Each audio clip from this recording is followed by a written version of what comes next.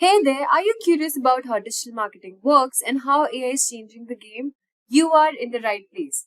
Digital marketing is one of the most in-demand skills today, with businesses of all sizes looking for professionals who can help them grow online.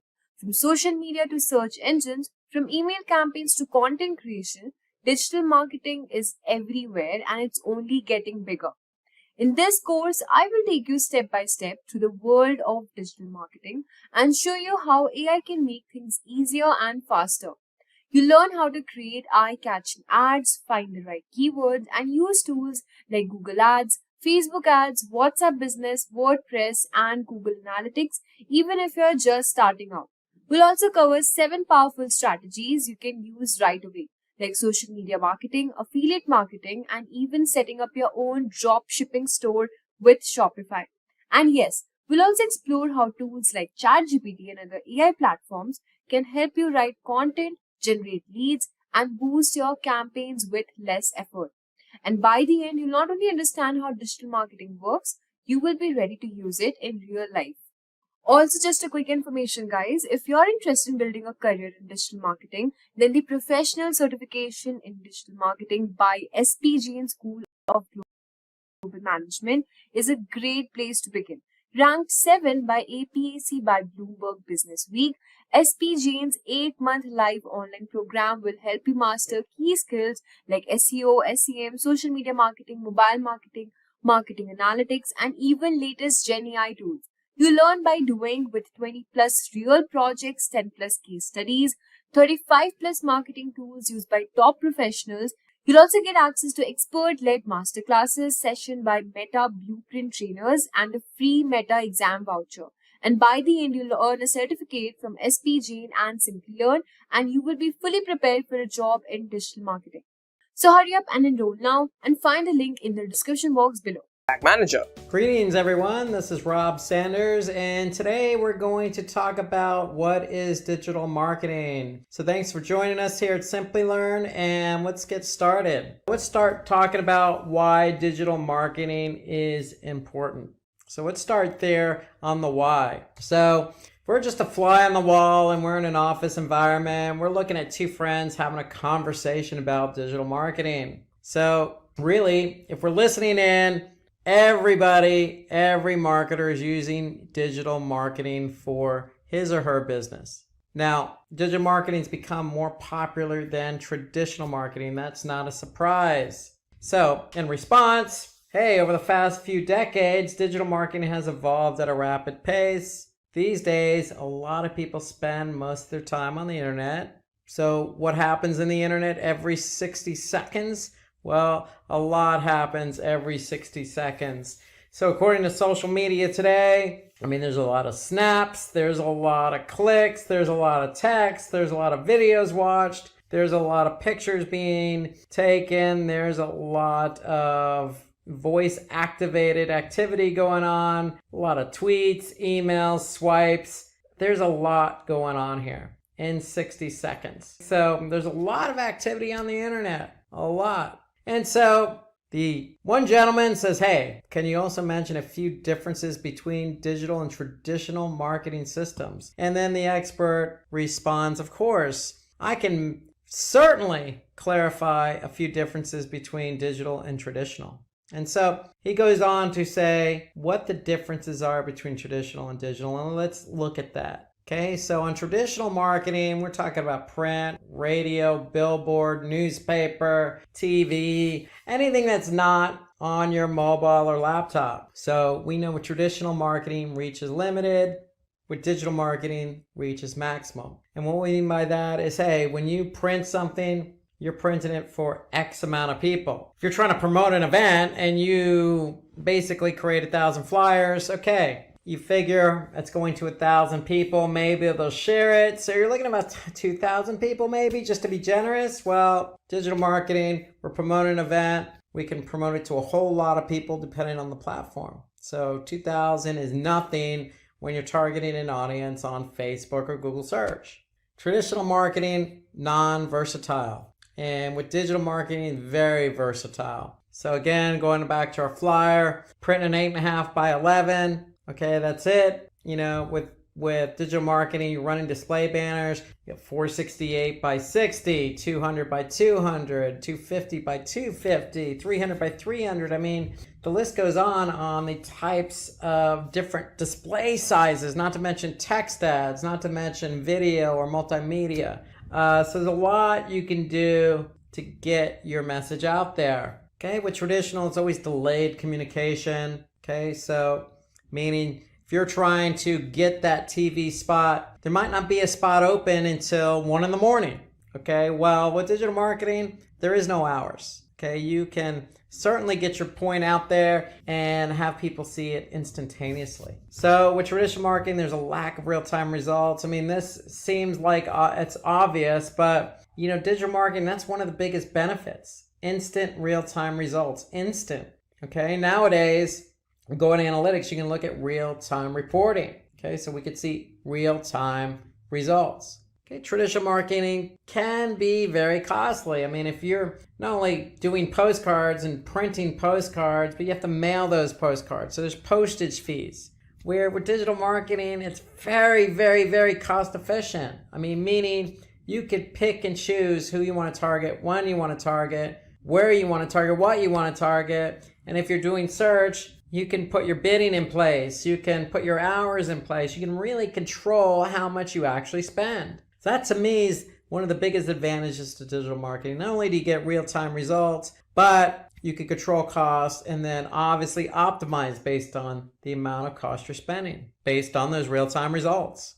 With traditional marketing, it's difficult to reach a target audience. With digital marketing, it's easy to reach a target audience. I mean, I don't want to bash traditional marketing too much. I mean, if you're going to put a TV ad in place, you're going to do it on a TV show that tends to gear more towards your target audience, but that doesn't guarantee anything. Here we can simply go to Facebook or Twitter or LinkedIn and just pick and choose specifically who we want to target, when we want to target them. So it just becomes a lot easier to reach a targeted audience on a digital marketing platform. And then with traditional marketing, poor campaign measurement. With digital, you have easy to measure and optimize campaigns. And what we really mean by that is because you get instant time results, because you can control costs, because you can reach your target audience more easily, all those are a result of, you can measure and optimize. Based on what our audience is seeing and how much they're spending to see it,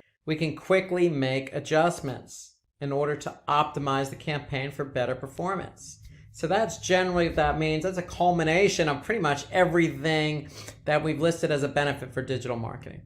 Okay, so now why digital marketing has been answered with all the benefits that it carries. Let's talk about the what is digital marketing. So that, you want to do digital marketing. So how do we go about that? What is it exactly? Well, let's just define it. Digital marketing is just the act of promoting a company's product or an individual's product or service with the help of a device or technology. And so obviously when we talk about device, we're talking about maybe a laptop, we're talking about a mobile device. And when we talk about technology, it could be an app, it could be, a cloud-based platform.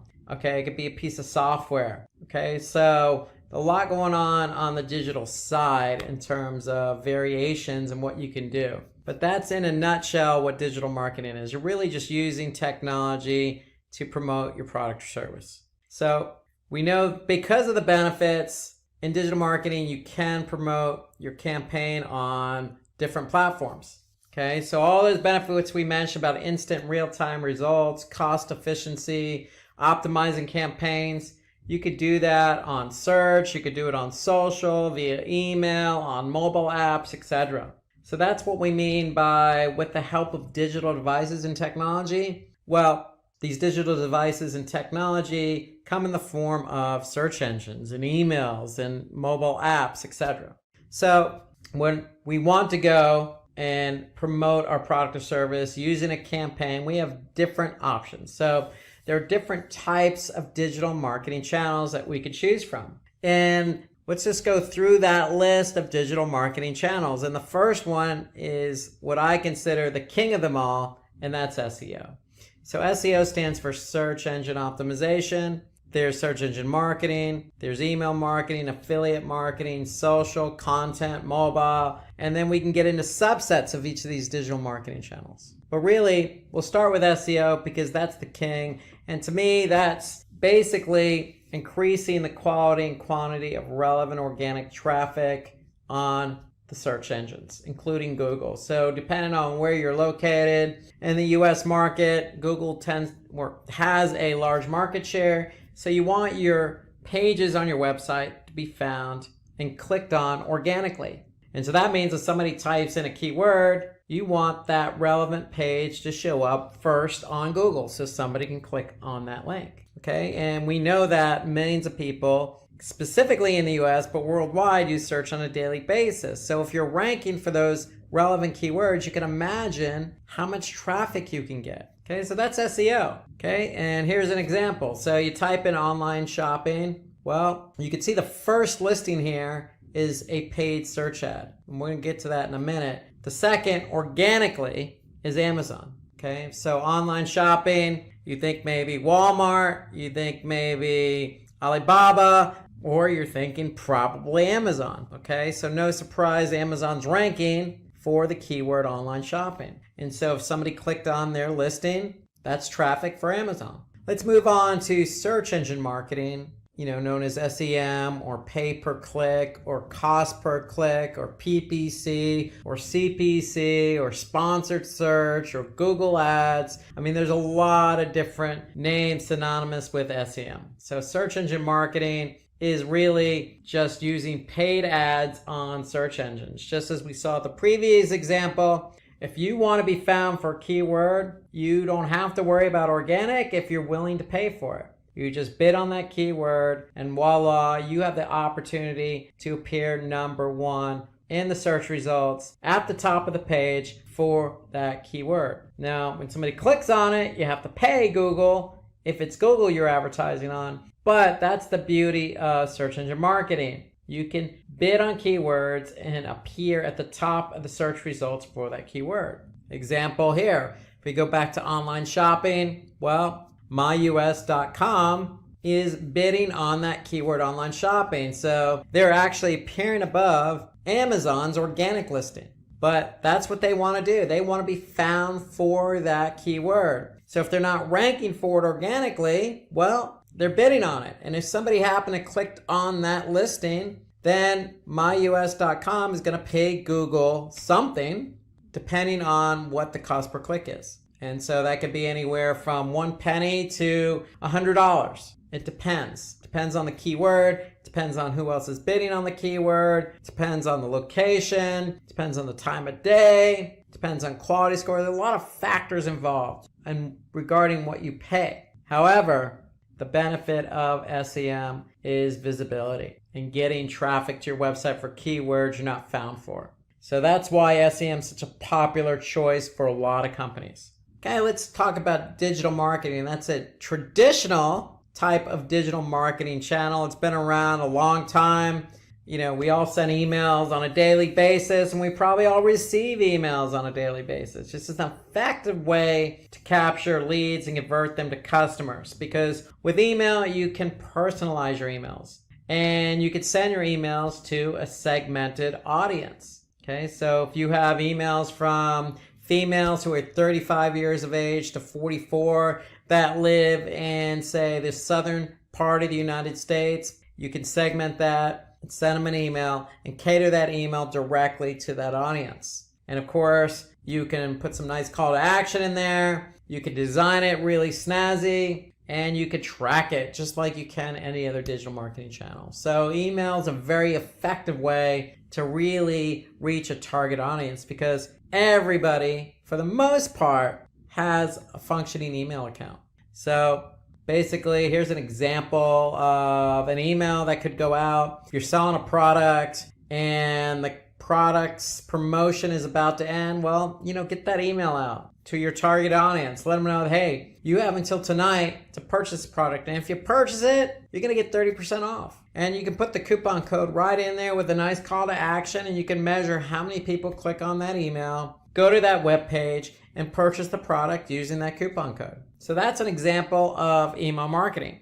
Okay, we have affiliate marketing. So affiliate marketing is an effective way for digital marketers to basically create a sales force of people. So basically what you're doing is you're getting merchants to promote your products and services. And you're using usually a third-party broker like Commission Junction or CJ.com as an example to introduce you, the person selling the product, the merchant, with the affiliate. So that affiliate could likely be a merchant, him or himself. And they can basically be a good partner of yours by publishing your product or service on their website so that they can sell in order to get commissions. So it's all based on a commission. So you basically are going to use a third-party affiliate like CJ, get all these affiliates to work for you. They're going to promote your product or service. If they do sell your product or service, you're going to pay them a commission. That's more or less how it works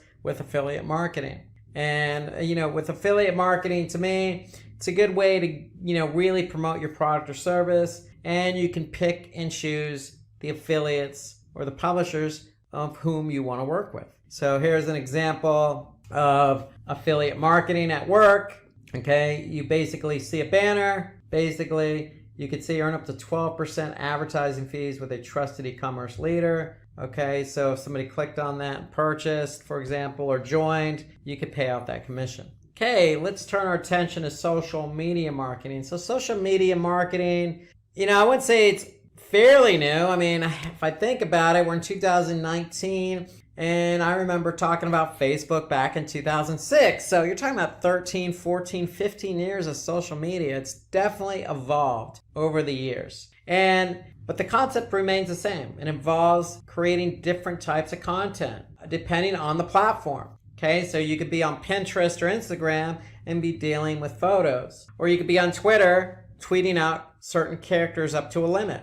Okay, so it really depends on the social media platform that really drives the type of content you're going to promote. But we know social media can be effective because people use social media. I mean, Facebook is one of the more popular platforms. And if you want to get your product or service out there, you could certainly pay to have an ad on Facebook, or you could just post your content organically. Okay, that's the beauty of social. Most of your social platforms like LinkedIn and Twitter and Facebook and Pinterest and Instagram, they all have a paid form of advertising that you can use to promote your product or service. Or you can go the organic route and post content organically in hopes of driving traffic back to your website. So with social, you do have two options here, but social is interesting because there are a lot of different social media platforms out there. It really depends on your product or service. Okay, so an example of social media marketing, especially on Facebook. With Facebook, you got mobile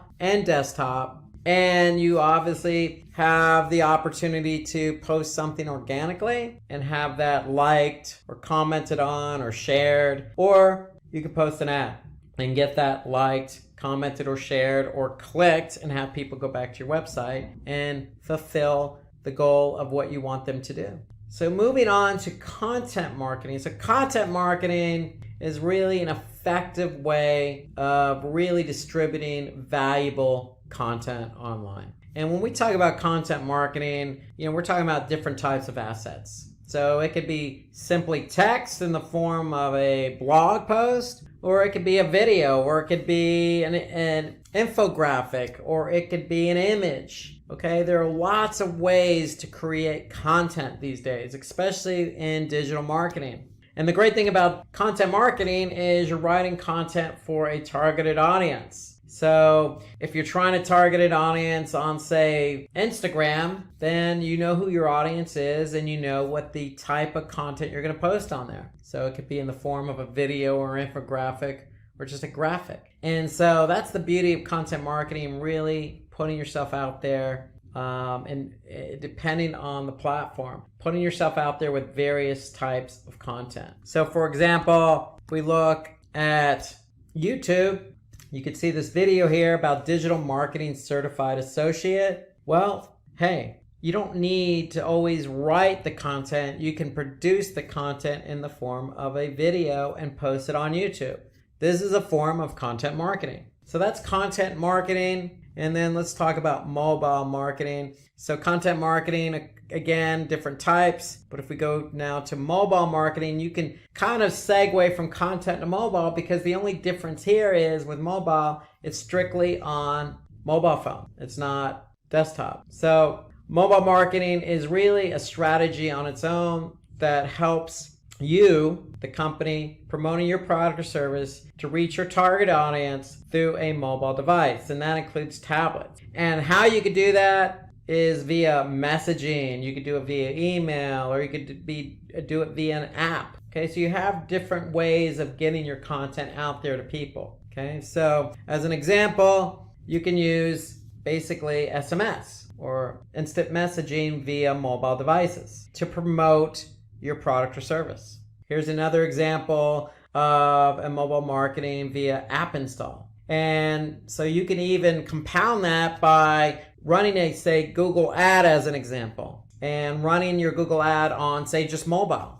You could do a bit adjustment just for mobile, and the goal could be app installs. Okay, so, and you can even do a mobile or app extension. So there's lots of ways to really promote your app or your product or your service via mobile marketing. Okay, let's talk about the customer life cycle. So we know why we want to do digital marketing. We know what the digital marketing channels are, because we just talked about them, from SEO to social to affiliate to mobile to content to SEM. Okay, you have a lot of different digital marketing channels at your disposal. So now, how do we go ahead and approach our customers? So that's what we're going to talk about first. So we're going to talk about different stages of the customer life cycle. Okay, and the first one is the awareness stage. So we need to get our customers aware of what we're selling or what we're promoting.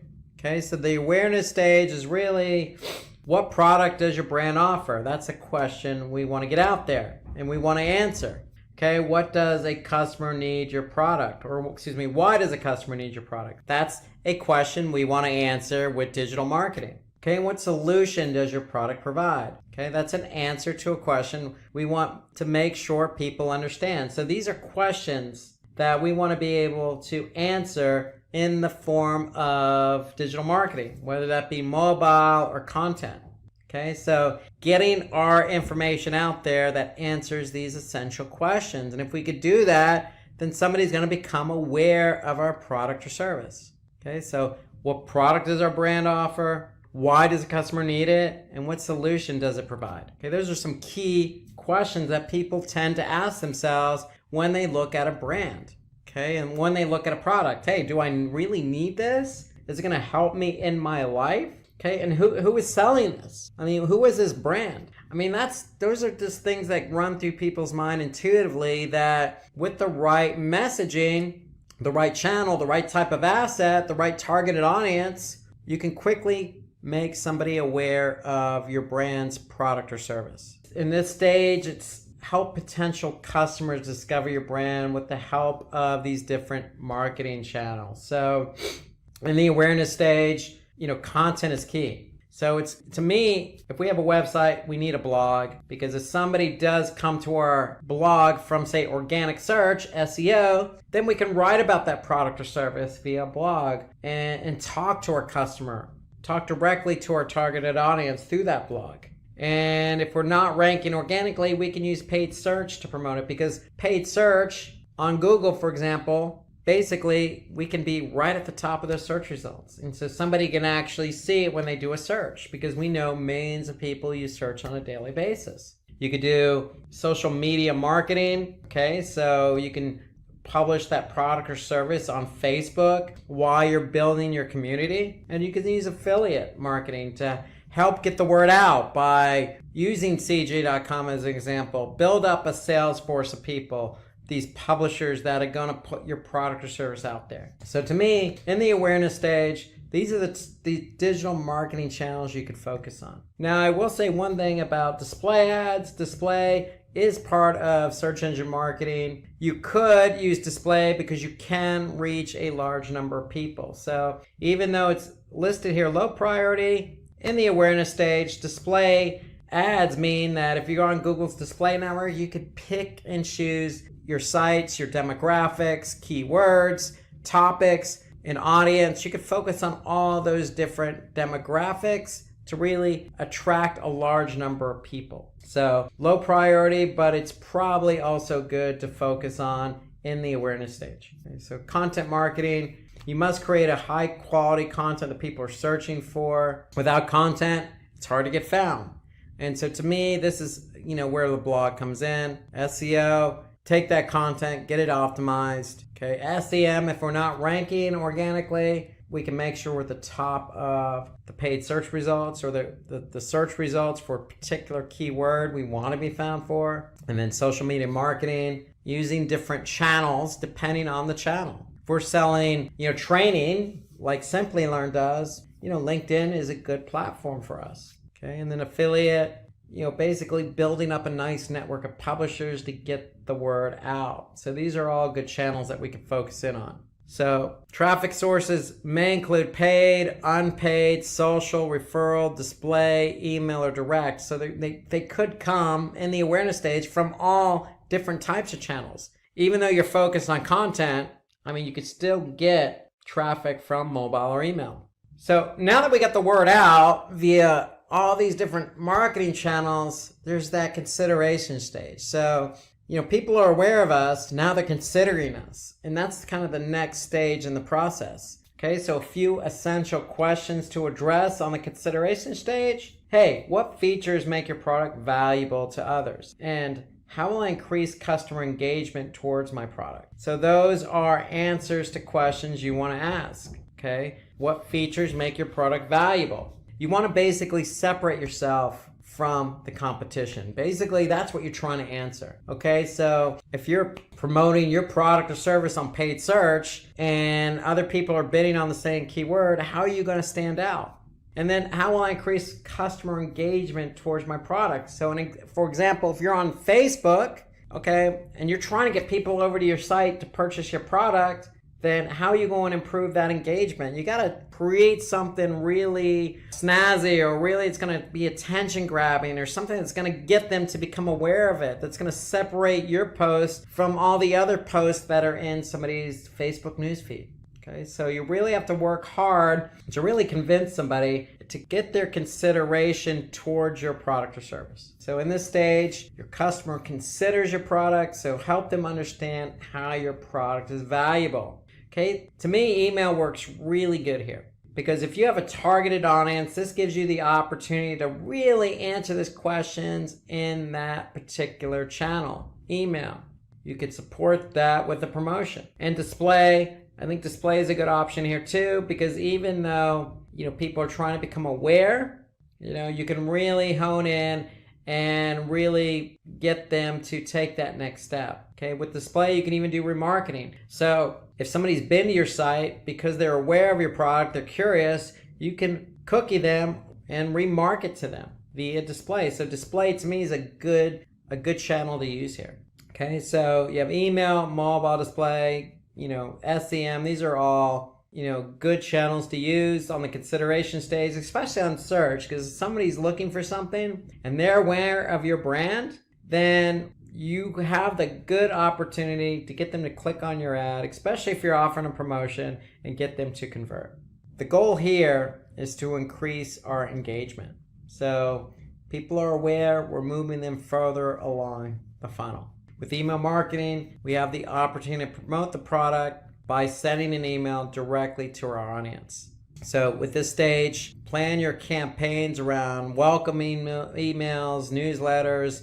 We can talk about product descriptions, add ratings and reviews in the email. We really just want to encourage people to purchase the product.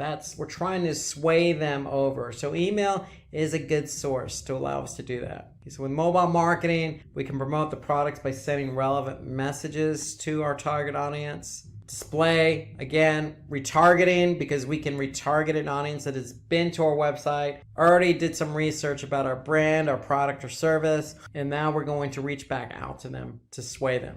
So remember, we want to encourage customers to buy a product by creating detailed articles about the product. That always helps, and that's content. Okay, we want to opt for a customer testimonial. Okay, that helps sway people, and add some guest blogging.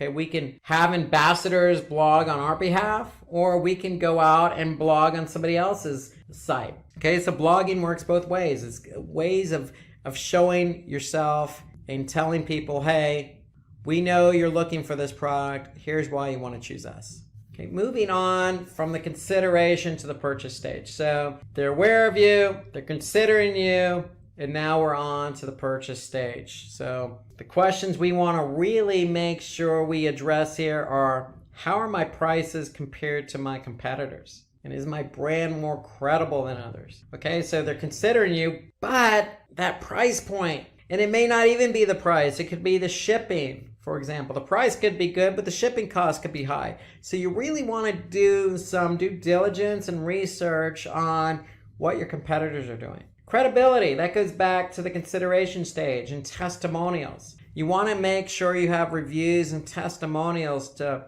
really elevate what you're trying to tell customers, and that is, hey, I have a good brand, I have a good product, I have a good service. Come buy my stuff, come buy my product and service. But you really need to support that claim. You just can't go out and say it. And so supporting that comes in the form of what other people say.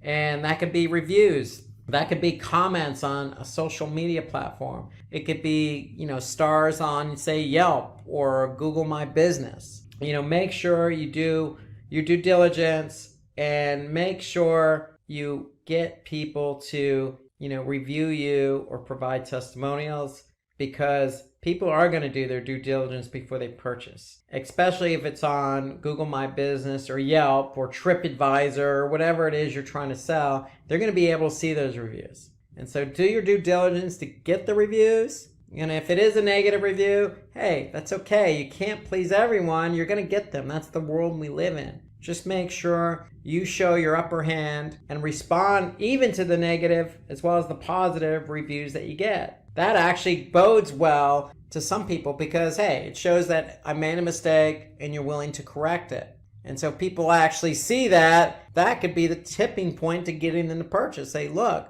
hey, this brand really cares, because they're really responding to people. They're not ignoring negativity. Okay, just those small things that can get people to change their mind. Now with the purchase stage, according to eConsultancy, 83% of the online audience require encouragement to complete a purchase. Encouragement, what does that mean? Well, it could mean providing a promo, giving them that extra incentive. If you don't offer promo, consider it, especially on the email. In the example we looked at earlier, sending out an email means that if the promo is going to end at midnight, send that email out and tell people they have until midnight. And if they purchase today, you'll even increase it to 20%. And email is a good channel for that.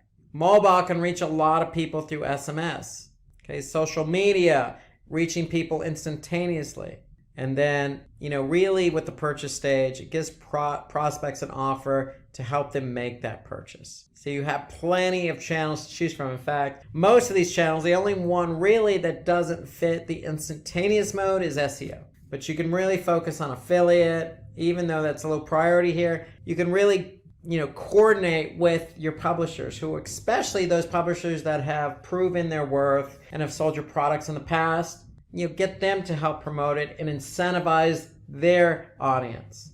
So let's move on from the purchase to the post-purchase stage. So this is after somebody purchases. Okay, so some essential questions we want to be able to address here. So what additional product could my customer buy? Now that they're my customer, what else could I sell them? What, without being too pushy, if they buy a coat, a hat work or a pair of gloves or, a blouse. You want to be able to not push a product on a customer, but think about how you can complement that purchaser's or customer's product. And then how to improve the customer buying experience. So again, this goes back to what we just said about reviews. Get somebody to offer a review. And if they don't give you a full compliment of 5 stars, they only give you 3.5 stars, then you know what? That's great feedback, because then you can learn from that. And then the other question is, will the customer refer us to others? And if so, why? So that's definitely something you want to be able to address in the post-purchase stage. So let's take a look here. So with post-purchasing stage, to me, email's at the top of this list, because if somebody purchases something, you could send a nice thank you email, because if they purchase, they're giving you their email in return, because you're likely going to be sending them the receipt via email. So email to me is a nice channel. You can send in a nice message. Even, social media. You can thank your community for supporting you on this recent campaign that you ran.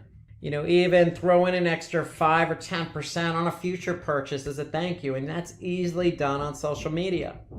You could even post a blog, promoting, the success of a product and then offering a promotion. Okay, so there's a lot of things you could be doing here on the post-purchasing stage. So to me, even looking at content again, you could even, put a survey together.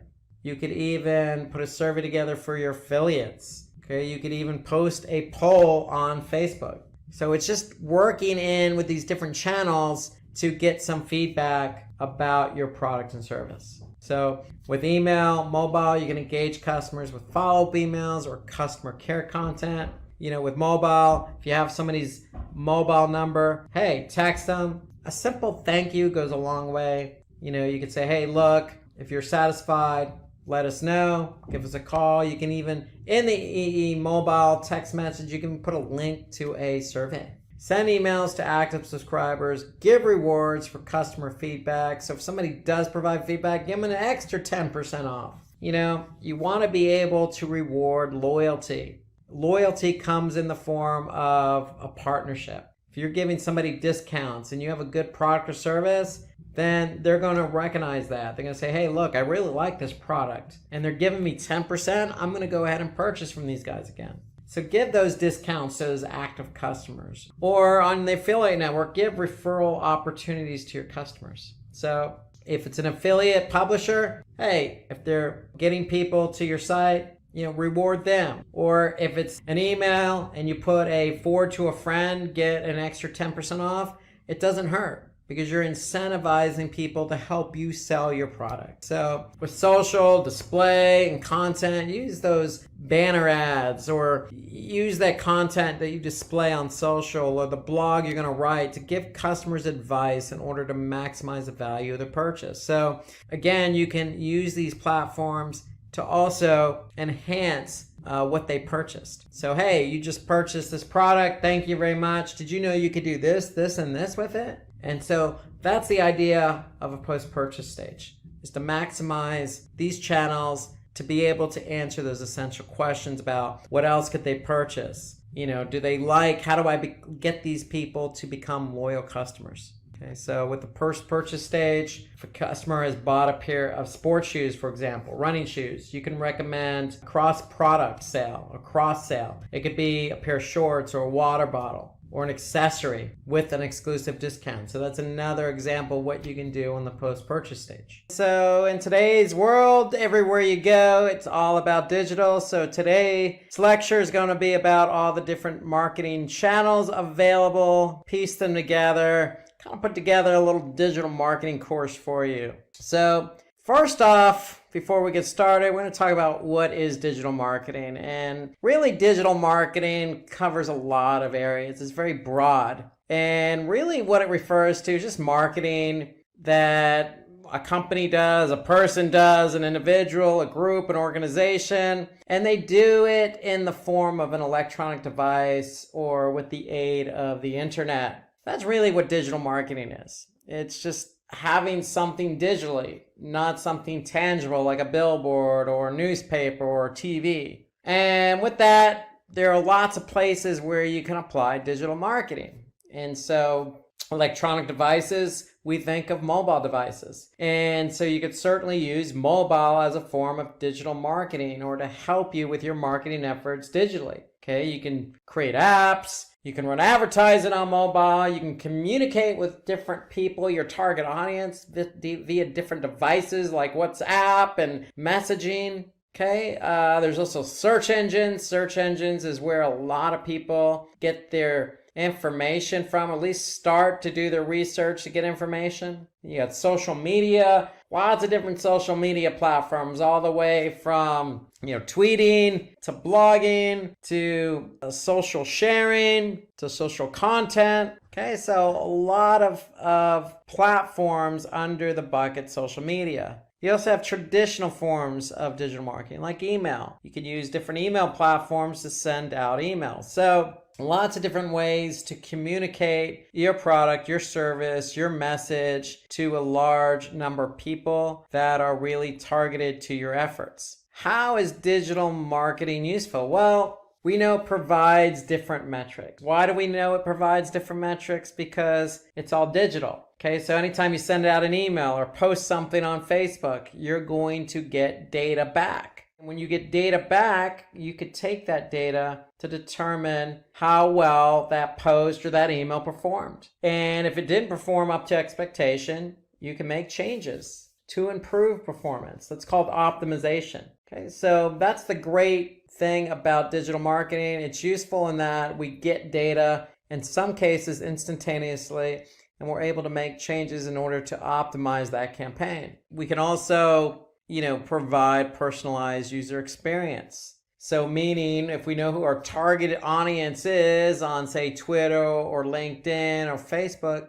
we can really cater our messaging to that group. Probably most importantly is that digital marketing compared to traditional forms of marketing allow us to really reach a global audience very easily at a very low cost. That's the key. So if I want to target people in India or Nepal or Pakistan, I can certainly do that. And I can do that with the snap of a campaign, and I can get data back. And based on the data, I can tailor that experience even better. Really, it just allows us to really hone in on a particular audience anywhere in the world very quickly. So these are just three of the main reasons why digital marketing is useful. Some other experiences or uses for digital marketing, again, it provides a cost-effective alternative to traditional marketing. So, for those that are familiar with purchasing advertising on, say, TV or radio, you have to pick a spot. You have to pick a program and then pick a time slot associated with that program. So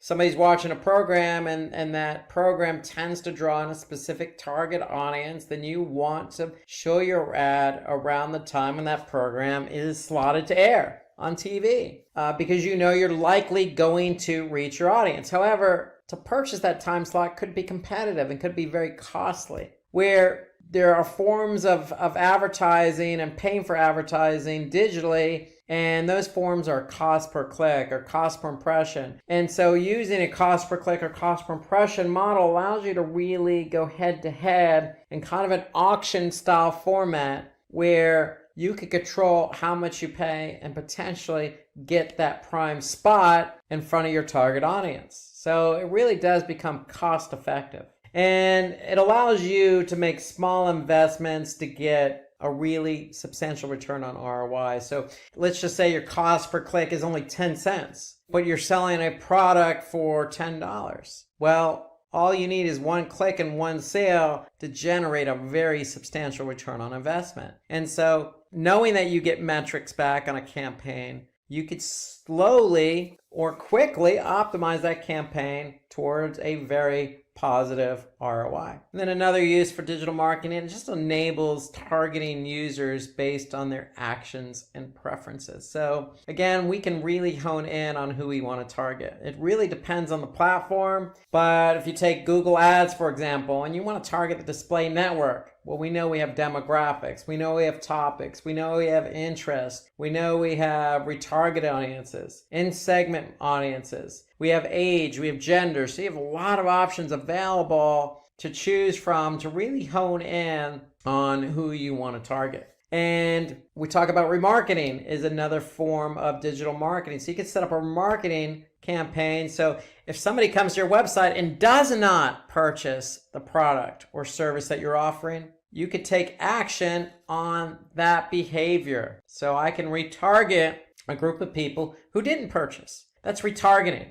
Or you could do it via remarketing. And basically, that's the beauty of digital marketing. It allows you to really target users based on their actions. Some other uses for digital marketing, it helps build brand awareness and reputation of your business. So when we say brand awareness, if you're just launching a company and nobody knows who you are, if we use Google Ads as our preferred method of digital marketing and establishing campaigns, we can choose that display network. That display network on Google Ads reaches a large amount of people. So you can really get your name out there and really target your intended audience and allow that targeted intended audience to really understand who you are, because they're going to see your ad in the form of a banner or in the form of a video or in the form of text. And so that's the beauty of digital marketing. You can really reach a lot of people and a lot of people who might be interested in your product or service. And then digital marketing provides a platform for you to be interactive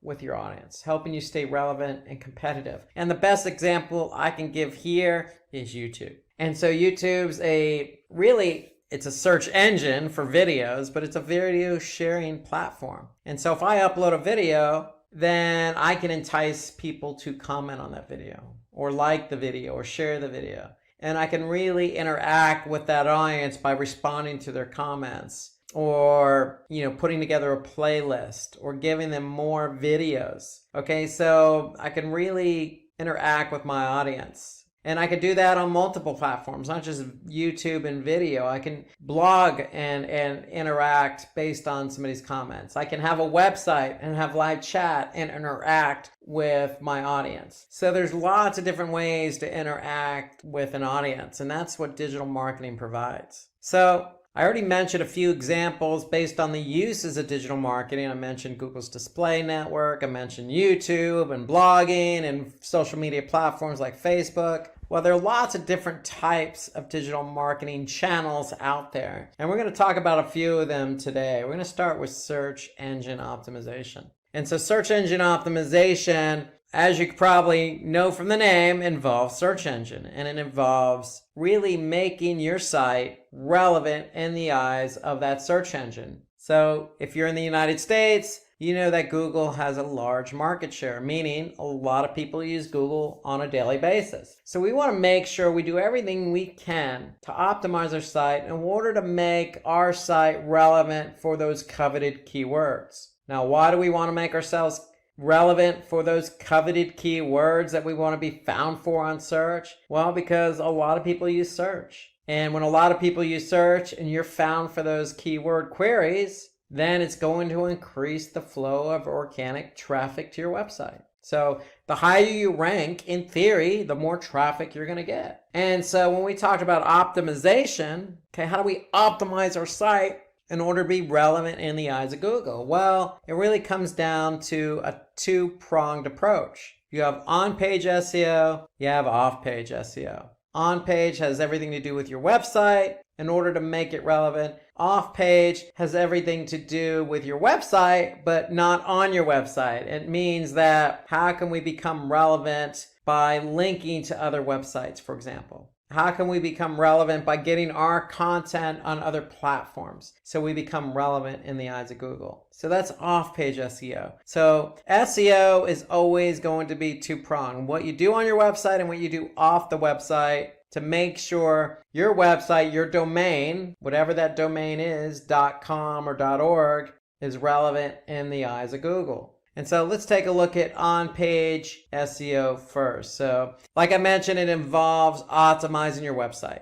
And when we say optimizing your website, there's a lot of things you can do on your website to make it relevant in the eyes of Google. And we can look at the content, okay? We can look at the source code.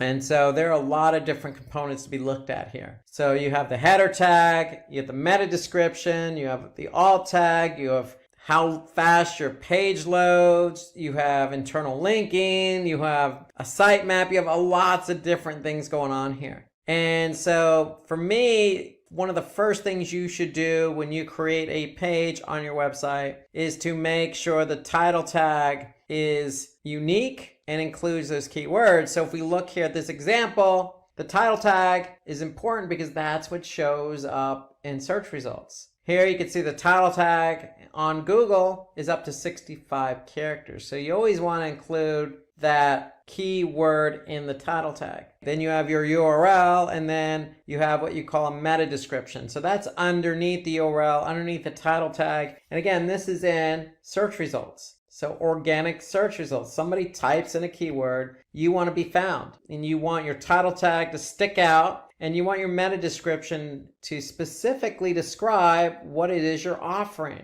Okay, so again, if somebody's looking for stock imagery, then you want to make sure that you know that person who's looking for stock imagery can come to your website, and they can, in this case, search for millions of royalty-free stock images, photos, videos, and music. And so you want your description to really get that person to click on your listing in organic search. That's the whole point. So that's the point of a title tag and a meta description, is you really want to be found for what somebody's searching for, and you want to be able to show them that you have what they're looking for. You have something here underneath your organic search results called site links. And site links are just links to pages on your website. And so unfortunately, this is not necessarily in your control. This is in the control of Google. So if Google wants to offer up site links underneath your title tag and meta description, they will add them. And it's based really on the amount of content you have. And that goes with site search. So you can see also there's site search there underneath the meta description. All of that is contingent upon your website. Do you have a lot of content?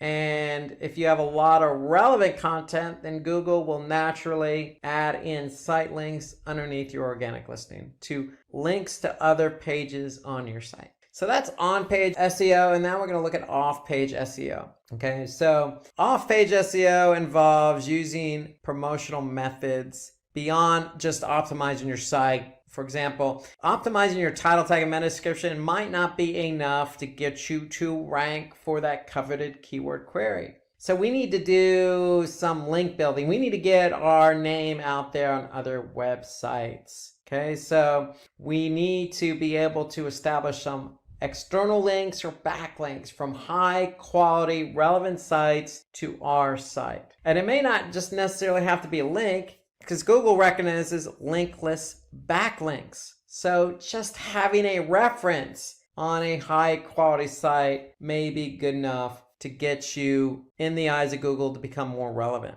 Okay, so that's off-page SEO in definition. So really what we want to do is we want to establish a way to get links from other websites to our own, or references on other websites to our website. We want to build those links to help us gain in ranking. So there's lots of ways to do that. You have social media. Again, you have social content sites like Reddit, Medium, Quora. You have blogging. Okay, there's lots of ways to establish yourself out there on the internet. You just need to make sure they're quality sites, and you need to make sure they're relevant. And so when you do get a link on an external site pointing back to yours, you want to make sure it's a follow. So you want to make sure that Google knows to follow that link from that site to yours. So if you're out there establishing content on a third-party website or another website and they're going to link back to you, just make sure that it's a follow. Do follow, not a no follow. Okay, and I'm going to show you an example of what that looks like here. So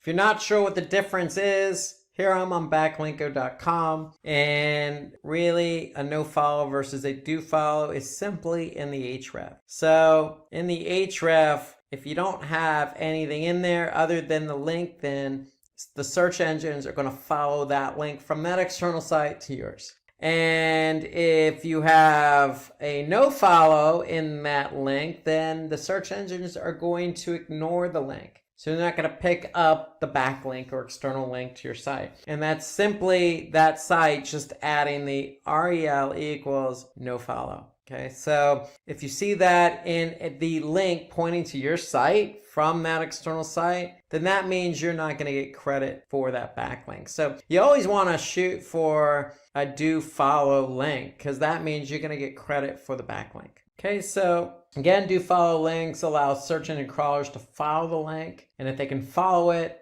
you're going to get what they call link juice, and that's going to establish some reputation to your domain. A no-follow link basically doesn't allow the search engines to follow that link. So it doesn't pass on the link juice. Now, again, search engines like Google are smart enough to pick up the association between a website that talks about your website and your website. So meaning, if you don't have a link and if you have a no-follow link on that site, don't fret because Google has come a long way. They're not necessarily focused on links, though it does help. So, for example, if you are on a very prominent site and there's no link, then you still may get credit because Google does recognize linkless backlinks. And that's what they call a linkless backlink, is just having a reference on that site. But you always want to try and get that follow, not the do not follow. Okay, so here you can see an example of off-page SEO. Okay, like TripAdvisor would be a good example. A link that redirects from TripAdvisor to, the Oprah magazine as an example. So the Oprah magazine is going to get a backlink from TripAdvisor to the site. So if Google crawls TripAdvisor, then they're going to be able to see this link. And if it's a follow link, they're going to give the Oprah magazine, that domain, credit from TripAdvisor. So for SEO, because there's a two-pronged approach involved, you have on-page and off-page. There's a lot of tools here, a lot of tools. So let's take a look at some of these tools. We're going to look at Google Keyword Planner. We're going to look at Moz, Ahrefs. We'll look at some tools that will help you with both on-page and off-page SEO. So let's start with Google's Keyword Planner. So why are we using Google's Keyword Planner? Because we want to find keywords. Okay, so we can't do on-page SEO. We can't optimize our title tag and meta description without a good keyword that we want to be found for. So what we want to do is we want to go into Google Ads. Now that's a pay-per-click platform. Okay, so if you want to be found via paid search, you're going to use Google Ads. But from an organic search perspective, we can use Google's Keyword Planner. So we need a Google Ads account. If we have a Google Ads account, then all we need to do is go to Tools, then we need to go to Keyword Planner. And the Keyword Planner is a good tool because it allows us to find those coveted keywords. So we can discover new keywords, and that's exactly what we're going to do.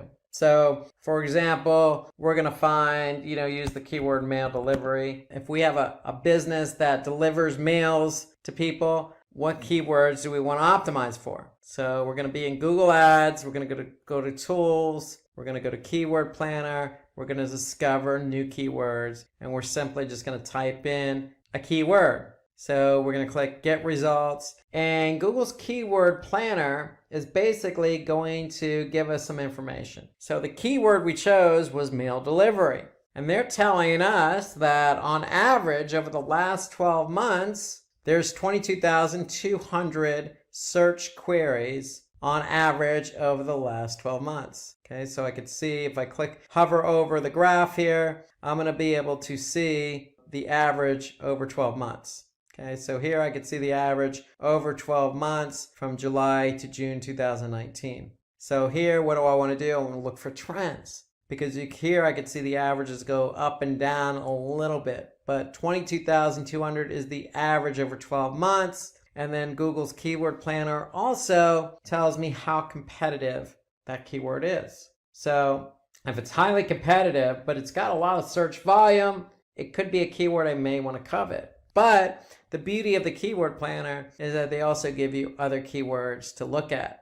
Okay, so mail delivery service is 49,500. Okay, so here you got some other ones. Best food delivery service, 9,900. Again, some of these are very competitive, but some of them aren't.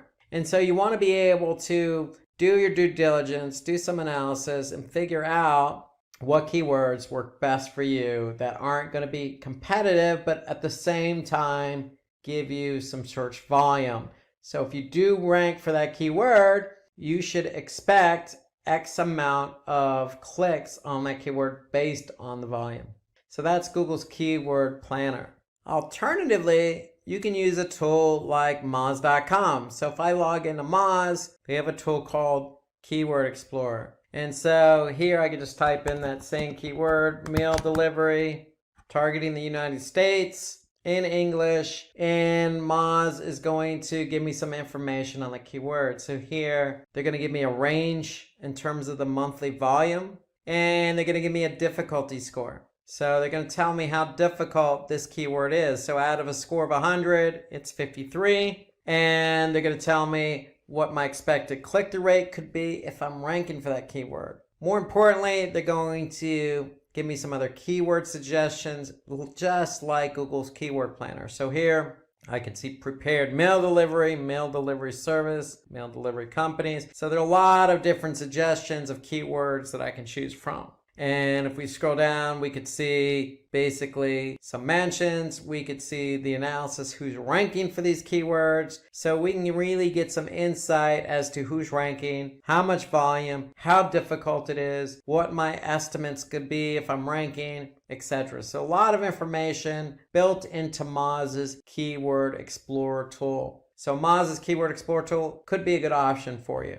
if you don't have access to Google Ads and Google's Keyword Planner. So if you're working on SEO for a website and you're curious about what the off-page SEO situation looks like, well, you can use a tool like Ahrefs. It's a free tool. You can go here, and if you're working on a specific domain and you're focused on off-page, you can simply type in that domain here, and then you can check the backlinks for that domain. Okay, so I'm going to go ahead and type in my domain, and now I'm going to get a sense of what my backlink profile is for my domain. So here I can see the number of backlinks, the total backlinks, and notice 85% of them are do follow links. So Google is able to recognize those links. And then I could see referring domains. So I have 124 different domains pointing to my website. And so here I can get a snapshot of the top 100 backlinks pointing to my website. And so this just gives me a snapshot of what's going on with my off-page SEO performance. Again, it's a free tool. It's good to use because it gives you an idea of what your off-page SEO situation looks like. Okay, another tool you could use is Pingdom. Okay, you can set up a free trial here. It's good for 14 days, and it allows you to, look at page speed. It allows you to monitor the site itself in terms of, visitors, maintenance, etc. So you can use Pingdom as well. However, it's only a 14-day free trial, but it does give you some good insights into SEO. Now, page load time is one of those on-page SEO factors. And so if you're doing on-page SEO for a domain, you certainly want to go into Google Analytics and you want to measure the page load performance of the pages on your website. And so here, if I go to Google Analytics, and then I go to behavior, and I go to site speed, and I go to speed suggestions, here I can see the pages, how many pages I've received over a period of time, and then the average page load time. Now, if you see the average page load time is slow, and in my opinion, anything over 2 to 3 seconds is going to be slow, you need to be able to take action. And so the great thing about Google Analytics, the page load time reporting, is it actually gives you some suggestions. So page speed suggestions. So all you need to do is click on the link here. In this case, this particular link or URL on my website has 7 suggestions. If I click on that, then Page Speed Insights is going to open up. And what's going to happen is Google Analytics / Page Speed Insights is going to analyze this page and give me some feedback on how the page is performing, not only on desktop, but on mobile as well. And so here I can see, if I analyze this page, I can see some of the opportunities to improve the page load time on desktop and again on mobile here. So here you can see a lot of the opportunities and a lot of the issues I have that I can address. Now, if you're going to manage SEO for a website, then you're going to need an SEO platform. So again, Moz is a good example because we showed you the Keyword Explorer, but they also have many other tools available built right into the platform. For example, rankings. Okay, you can get crawl information. So when the bots crawl the site, what kind of errors are coming up. Here I can get some page optimization. So I can choose a keyword and I can choose a page, and Moz is going to be able to give me feedback to see what more I could do to improve my on-page SEO performance. Okay, we mentioned Keyword Explorer in terms of looking for keywords. Okay, you also have something called Link Explorer as well. So if I go back and choose Link Explorer from my list here, then I'm going to go to a Link Explorer and I can type in any domain. Again, just like on the Ahrefs, except Moz goes a little bit deeper here. Okay, so they're telling me how many linking domains and what my keywords are ranking. Okay, and then I have some other reports that I can leverage for off-page SEO. I can look at spam scores for certain websites that are linking to me, because you can disavow yourself from being associated with those sites. Here you got a link intersect tool, so you can compare one domain against another to what links are pointing to that other website. So a lot of different reports and tools available to you for off-page SEO under Moz's Link Explorer. So Moz has a lot of different tools available. And again, my recommendation, if you don't use Moz, there's SEMrush, there's BrightEdge. There's a lot of SEO platforms out there to use, but if you're going to focus on SEO, you are going to need an SEO platform. Now, if you have any more questions on SEO, feel free to go to Simplilearn's YouTube account. You'll be able to find a video there for SEO tutorial for beginners. Take a look at the video. It goes really in depth about everything we just covered about on-page and off-page SEO. So take a look at the video.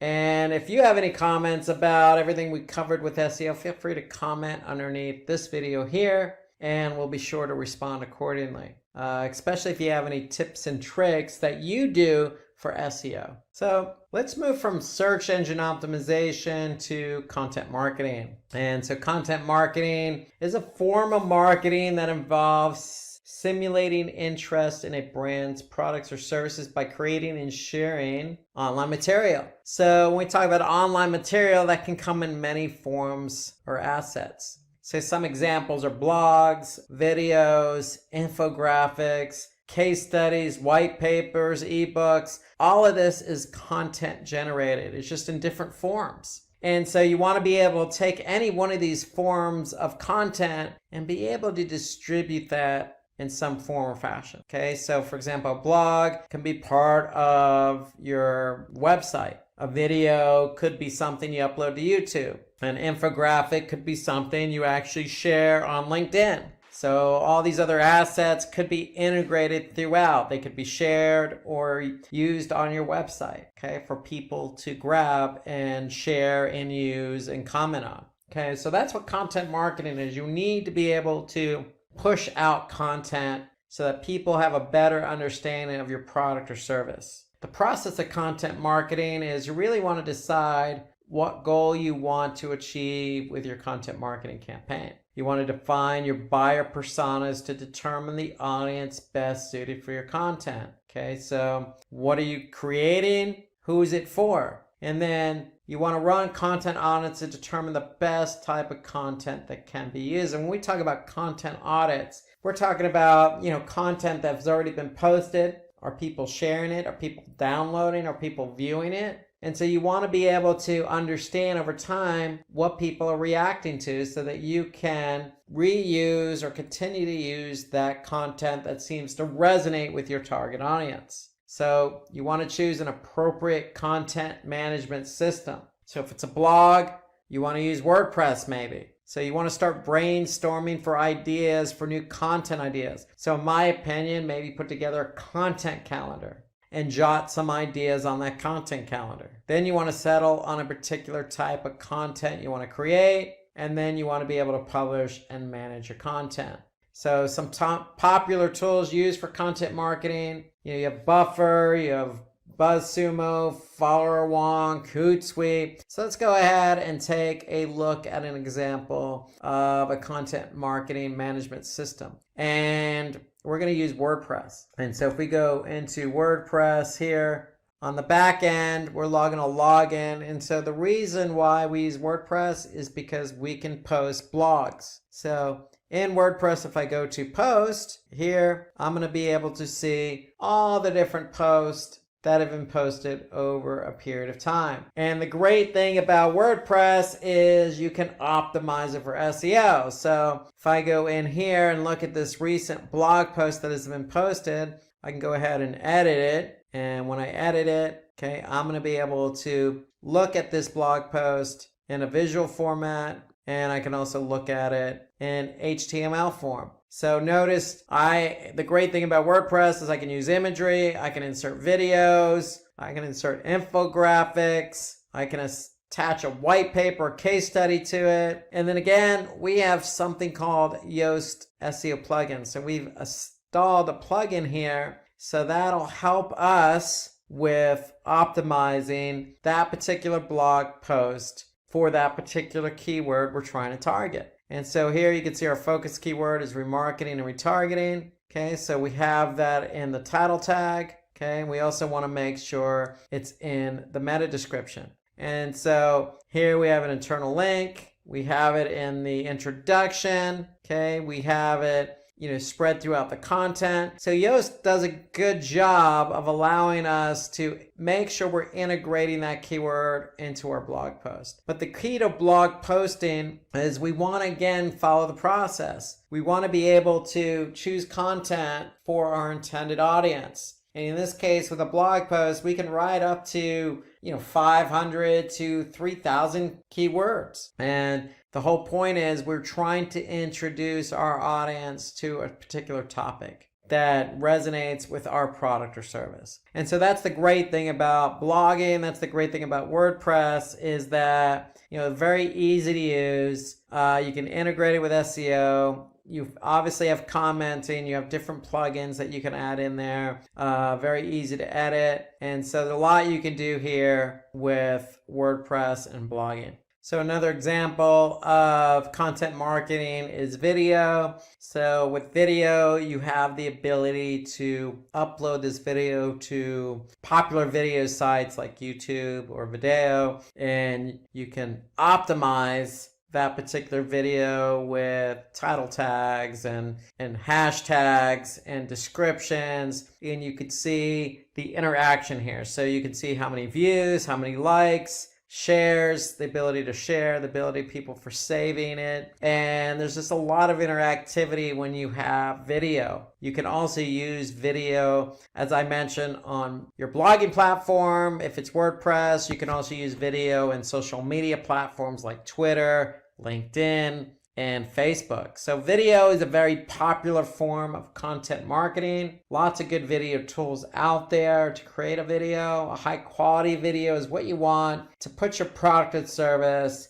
in the best forefront. Okay, so that people can react, they can share, they can comment, they can follow, they can like. Okay, so that's what you want to do is think about video, because video is very versatile and powerful in terms of getting your message out there. So let's move from content marketing to social media marketing. And social media marketing really involves creating content, if it's that blog, if it's that video that you created for content marketing, and really using different platforms to increase your visibility, whether that be traffic, whether it be engagement, whether it be brand awareness, or any other marketing goals that you have. That's what social media is good for, because social media will take that content, take what you're trying to get out there, and really allow you to hone your marketing goals against that. Okay, so if it's Facebook and you got some videos that you want to post up there. Okay, what's your goal? Is your goal to then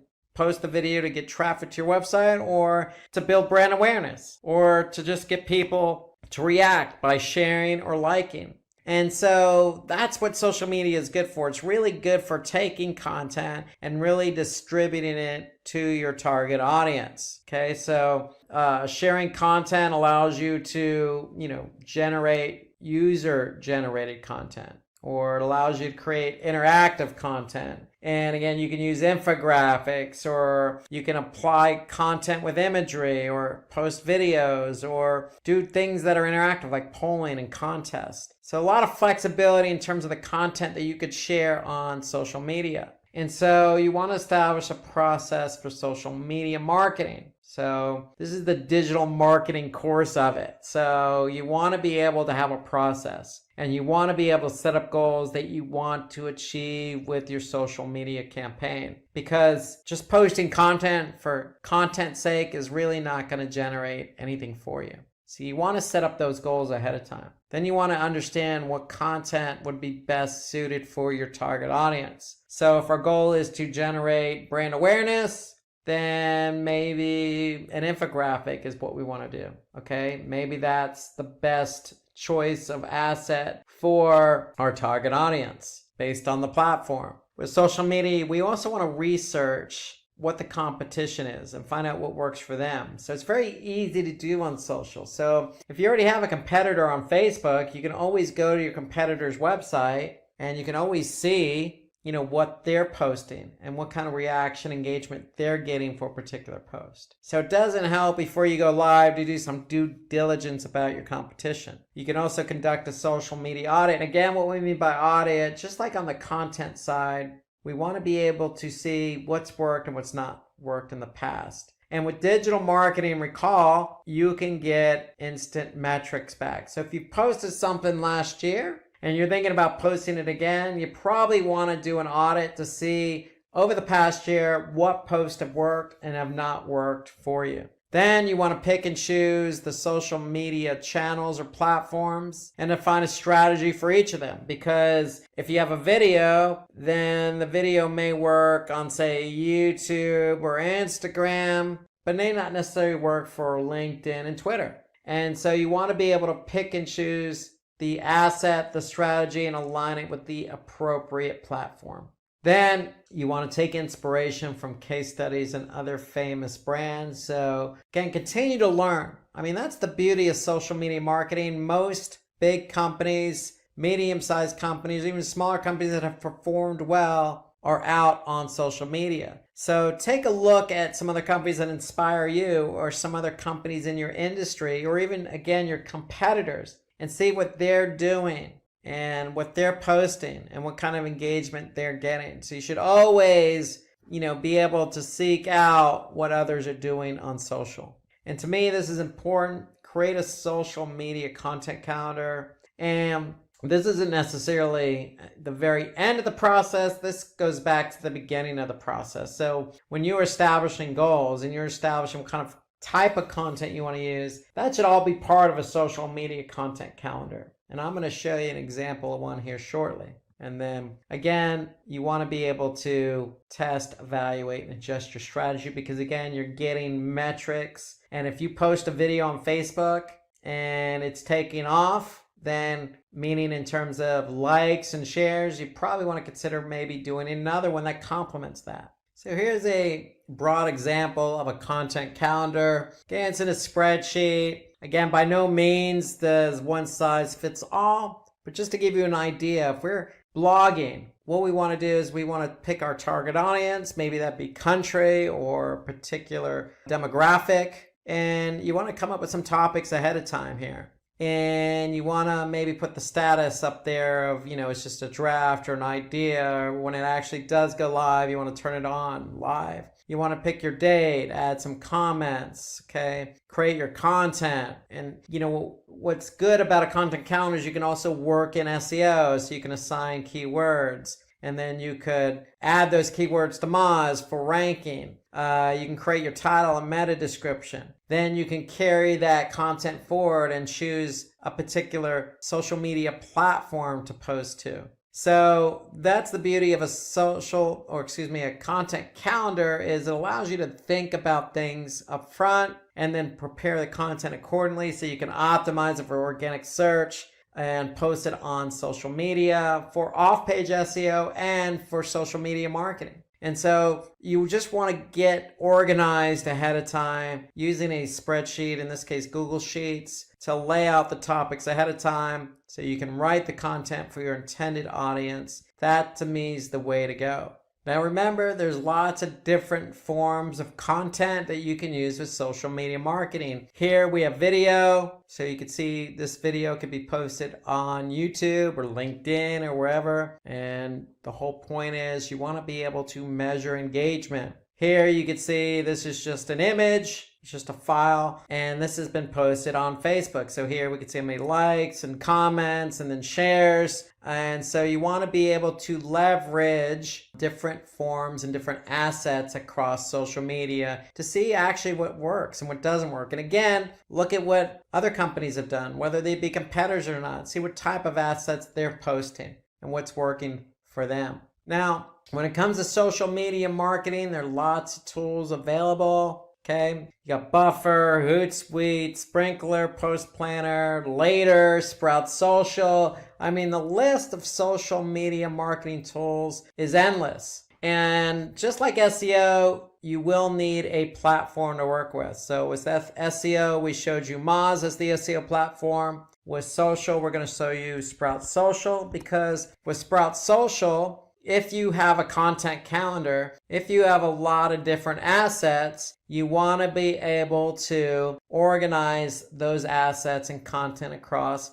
multiple channels. And the great thing about using a social media calendar is, yes, you can publish and organize your post accordingly. You also have, most social media platform tools have listening. So you can listen in on keywords and audiences, different brands and industries and conversations that are being had about a specific topic. Okay, and again, most social media platforms, if not all, have reporting. And so this is important because you can actually see, how your post or different assets are performing in terms of engagement. And so to me, that's important. If you're going to focus on social media as a platform, as a channel, you want to have a social media platform tool that will help you organize your content, publish it accordingly, listen in, and get that report to help you figure out what's engaging and what's not engaging.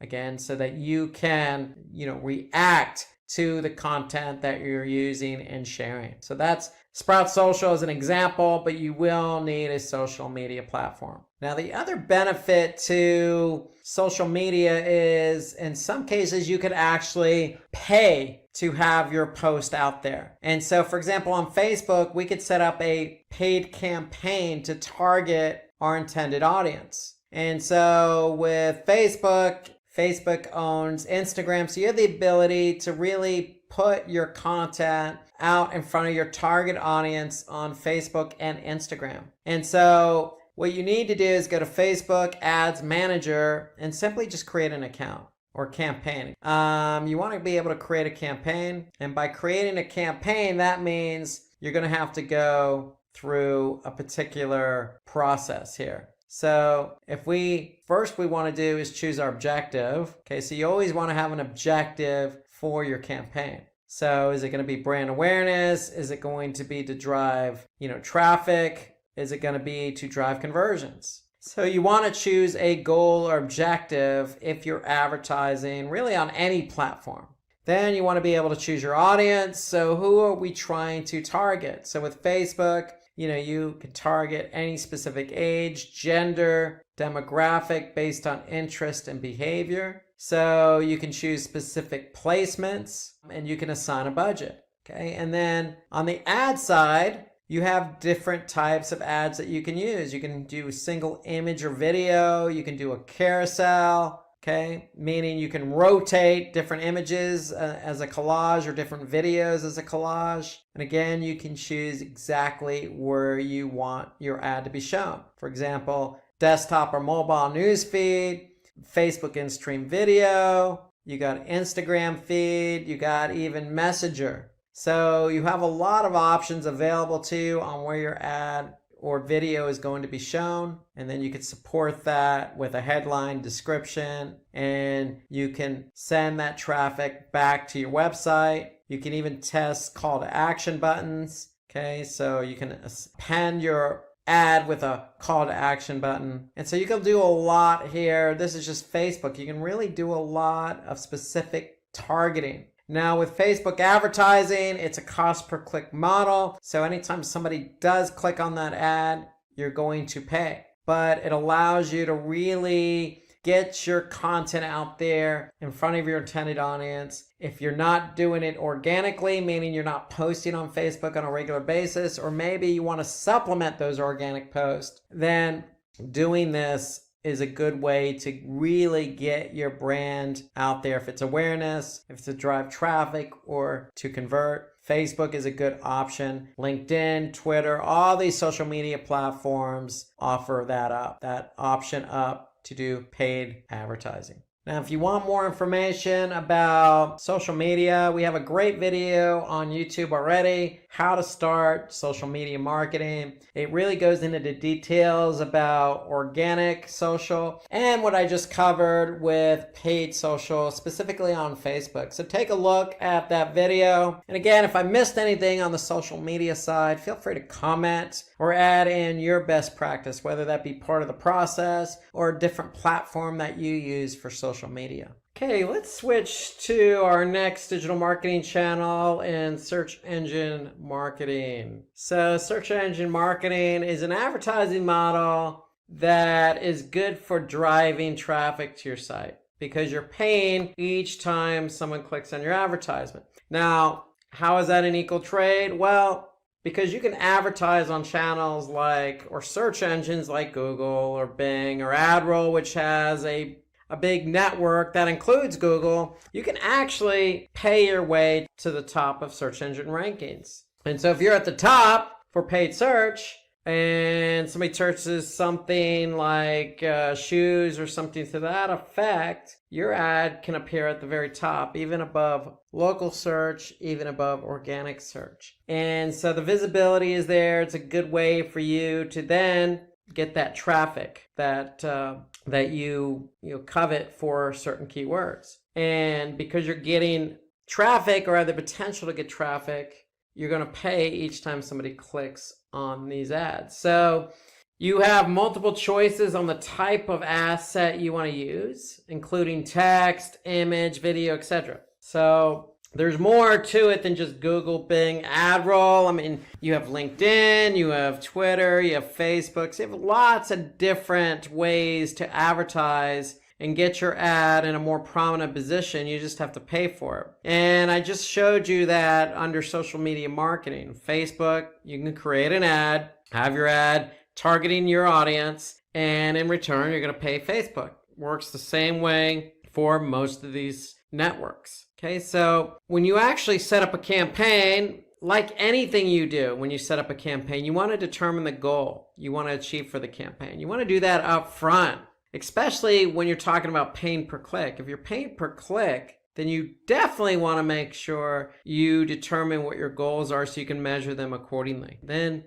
you want to choose, in this case, a relevant list of keywords. You could do it for your brand, meaning you could choose your own brand keywords. You could choose keywords related to what your brand is trying to offer, whether that be a service or product. And once you choose a relevant list of keywords, you can finalize those keywords and then bid on them. So once you start bidding on them, then what you're going to do is align those keywords with a headline. So it's all done within the framework of any platform you're advertising on. Really, the key here that I want to really emphasize is when you establish a campaign or set up a campaign, you need to establish what the goal is. Because when you actually choose your keywords and write your ads and launch the campaign and start paying Google or Bing or whomever, it is you're advertising with, you want to be able to measure those goals. So that's really the important part here, because regardless of where you advertise, you're going to be able to monitor campaign results.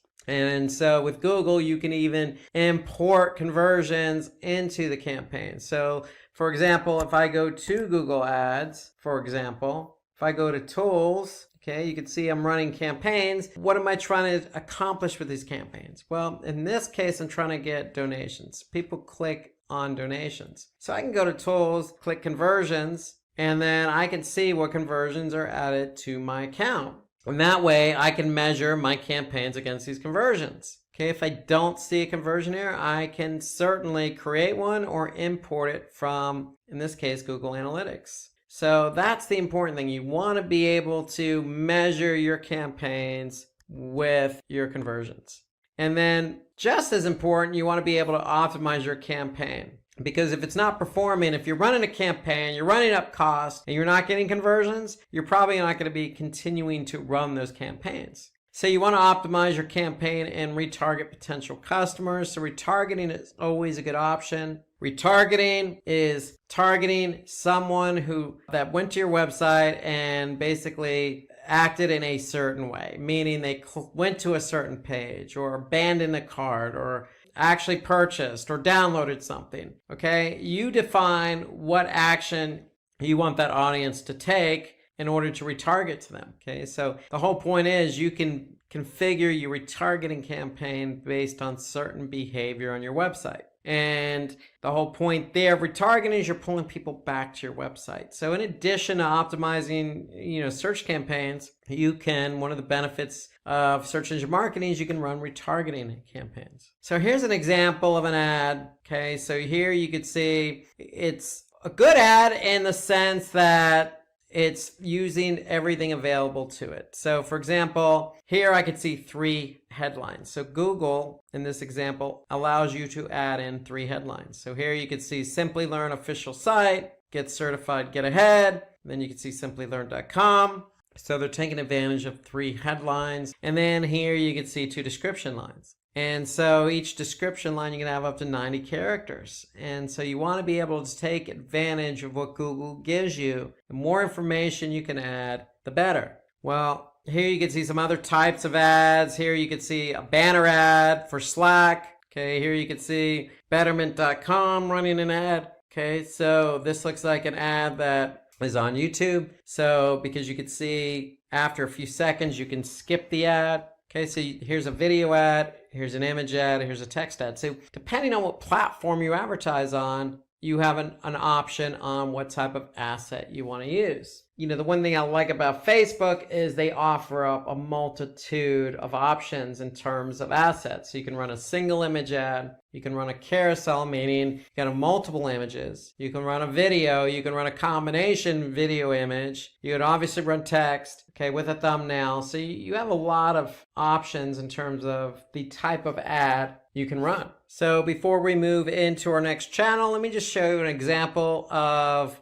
how an ad actually looks on a particular website. So here you can see I'm on BuzzFeedNews.com. Okay, here you can see Volkswagen Golf is running an advertisement in Spanish on this particular site. So they're either using Google or some other platform and having that platform, if it's Google, post their ad on this particular site. So here you can see it's a banner ad. And if we're in Google Ads and you're setting up a text ad, let me just run through you what that text ad looks like. Remember, you want to always take advantage of what's offered to you because especially text ads, you have very few characters, and with very few characters, it's hard to get your message across. So with Google, you have your final URL, which is where people are going to go to after they click on your ad, but you have not one, not 2, but 3 headlines that you can take advantage of. So if we're talking about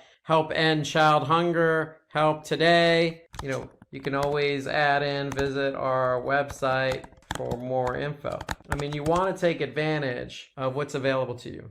Now, again, here you can see in this example, I'm only allotted 30 characters. And so if you go over, then your ad's not going to get approved. So you really have to be cognizant of the character counts and getting your point across, because writing text ads is not the easiest thing to do when you're limited to characters. Now, with Google, you have what they call display paths. So after the domain, you can add in a couple of keywords in there. And then you have description line 1 and description line 2. So again, take advantage of what's available. If you're not sure what copy to write, grab some from the website and paste it in there. You want your ads to be healthy and to have as much information as possible. And then the one thing I will say about Google Ads is they also have extensions. So extensions are exactly that. They're extensions to your text ad. So here you can see I have 4 extensions. These are actually site links. So Google Ads offers up something called ad extensions. So it could be call outs, site links, it could be location extensions, app extensions. They have a number of different extensions that they can append to your ad. So take advantage of that as well. Remember, the whole point of ads is to make a compelling case for your product or service so that somebody can click on the ad and go to your website and then perform the action you want them to perform. Now, if you have any more questions about Google Ads, feel free to check out our in-depth video about Google Ads. It covers everything A to Z on Google Ads. We also have videos on our Simplilearn YouTube playlist for Facebook, Twitter, social media marketing. So if you're curious to know a little bit more about search engine marketing, check out any one of these videos that we have listed on our YouTube channel. Okay, so let's move over to affiliate marketing now. And so with affiliate marketing, really it's interesting and unique in that affiliate marketing involves paying out commissions. And who are you paying commissions to? Well, you're paying commissions to website owners or publishers or people who have websites with lots of content or people who have websites that attract a lot of users. And so the whole point is you want to be able to find those websites to advertise your product or service. Okay, these people who are selling your product or service on your behalf are going to get commissioned or incentivized based on whatever action you put out there. So it could be registrations, just getting your affiliates to help you with getting people registered, or signing up for your email, or for a lot of you, conversions. You're trying to sell a product, so you want help in selling that product. Or it could be subscriptions, okay, signing up to something. Okay, so you determine what it is you want to incentivize your affiliates for. You also determine how much you're going to incentivize them. And that's the great thing about affiliate marketing. It's no different than having a sales team to support you. What are the steps for affiliate marketing? Well, you need to find a platform. There are lots of different affiliate platforms out there. Commission Junction or CJ.com comes to mind, because these platforms are going to help you find these affiliates or partners. Okay, so they're the broker in all this. And so once you set up your platform, you're going to establish rules, guidelines, post images and banners and assets for those affiliates to use on their websites. And more importantly, again, you're going to establish the commission. So the commission doesn't have to be the same for all affiliates. It could simply be, your top affiliates get a higher commission as opposed to just some other affiliates who get a starting commission. You establish everything on the platform, the affiliate platform that you choose. Now, affiliates apply to advertise on your behalf. So they're going to say, hey, I'm interested in selling your product or service. So you're going to use that platform, if it's Commission Junction, to approve or disapprove the affiliate's request to advertise on your behalf. And really what you want to try and do is leverage the platform as best as you can. A lot of these affiliates are out to make money, and some of them are really good. You need to be able to choose the affiliate that is going to represent your brand, product, or service the best. So it's simple. Customer clicks on an ad or link, okay, on that affiliate website, and they go to your website and they perform an action. So that could be a purchase, a registration, a subscription, a download, an email sign up. You determine that.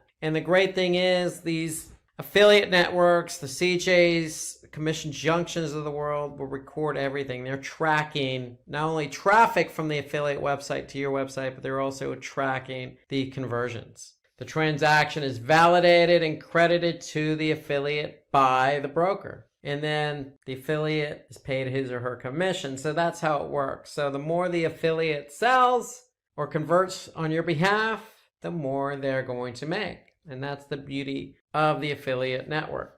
So here's an example of affiliate marketing. Okay, here you could see an advertisement here. Okay, so you could see profit from our experience. Earn up to 12% advertising fees with a trusted e-commerce list leader. So somebody clicks on that link, joins, and then this person is going to get a commission based on somebody joining for free. Again, I mentioned Commission Junction. There are also some other affiliate marketing tools out there. Amazon Associates, AWin, Trade Doubler, Max Bounty. I mean, there's a lot out there. CJ.com is the one I've used in the past, but give some of these other platforms a chance. Okay, it doesn't hurt to even be on multiple platforms. You have nothing to lose. Okay, when you're on a platform, basically the platform again is acting as the middle person. They're introducing you to affiliates. And so every time you actually pay an affiliate a commission, they're going to get their cut of it. So they're going to get a small percentage as well. So just keep that in mind, but give it a try. Try one or two of these affiliates. If you find you're getting quality affiliates that are selling your product or service, great. If you don't, then, feel free to change, affiliate networks. It's that simple. But the key here is find the affiliates you think are going to best represent your brand, product, or service, because those affiliates are likely going to be the ones to convert for you. And if you're a small business starting out and you need some help, affiliate marketing is the way to go. Okay, let's move over to native advertising. Okay, so native advertising. So native advertisement means that your ad is showing up next to content that basically naturally fits. So these are advertisements that are featured on a platform alongside the content, okay, that isn't paid for. Okay, so for example, here you could see a paid post. Okay, this is by Spotify.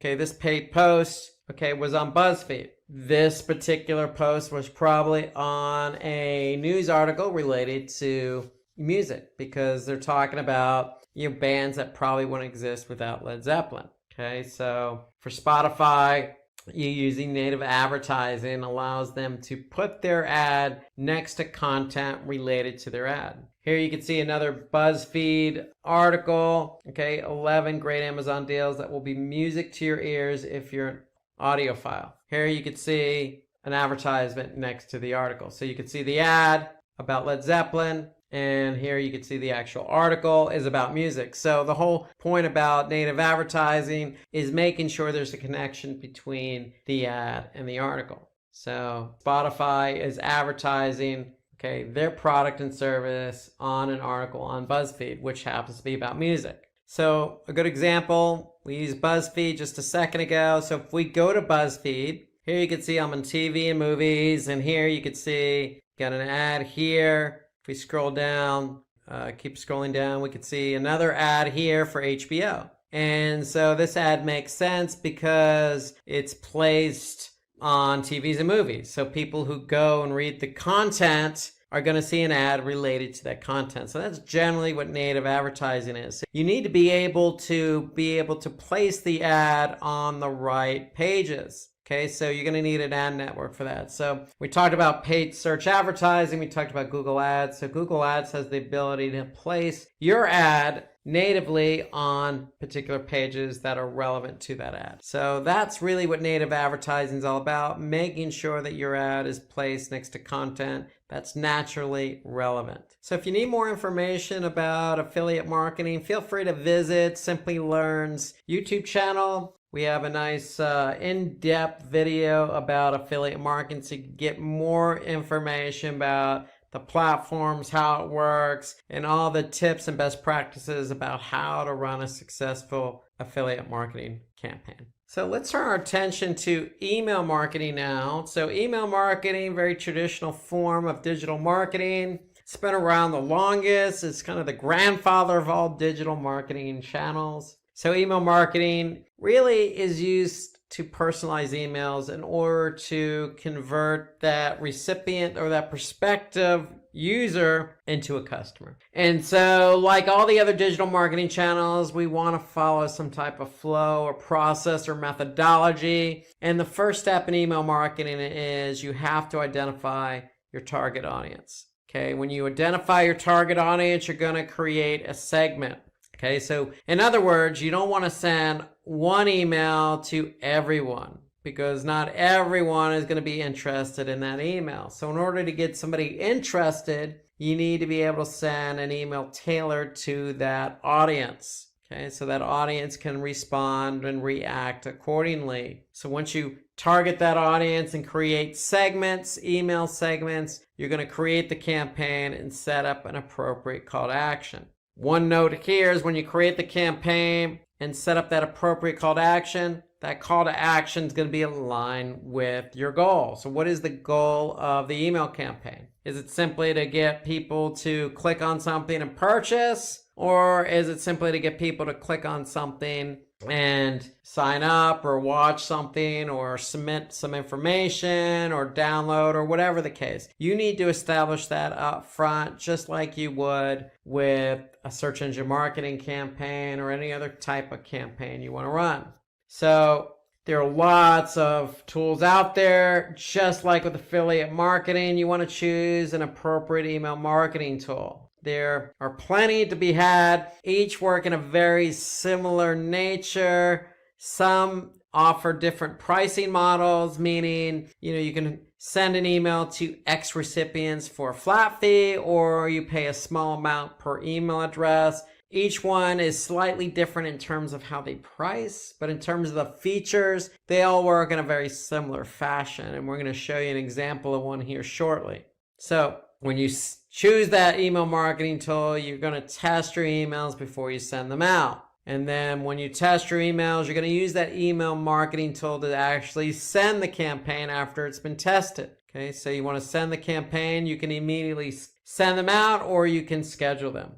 Now, a best practice with an email is when you actually send one out, you're sending an email out to your target audience, you want to create probably 2 emails per segmented audience. Why? Because you want to add an attractive subject line and copy to the email. But if you send 2 emails to the same target audience, then you want to test the subject lines. You want to be able to see what subject line is going to entice somebody to open the email. Okay, that's the beauty of email marketing, is you can do that. Okay, so you can set up a design based on your target audience, but it's always the subject line that people see first. So you want to write an attractive subject line and copy that's going to entice somebody to open the email. So why not send 2 emails to each target audience? That way you can see what email subject line works best. So that's the whole idea about performing A/B tests to test out different ideas. It doesn't necessarily have to be a subject line.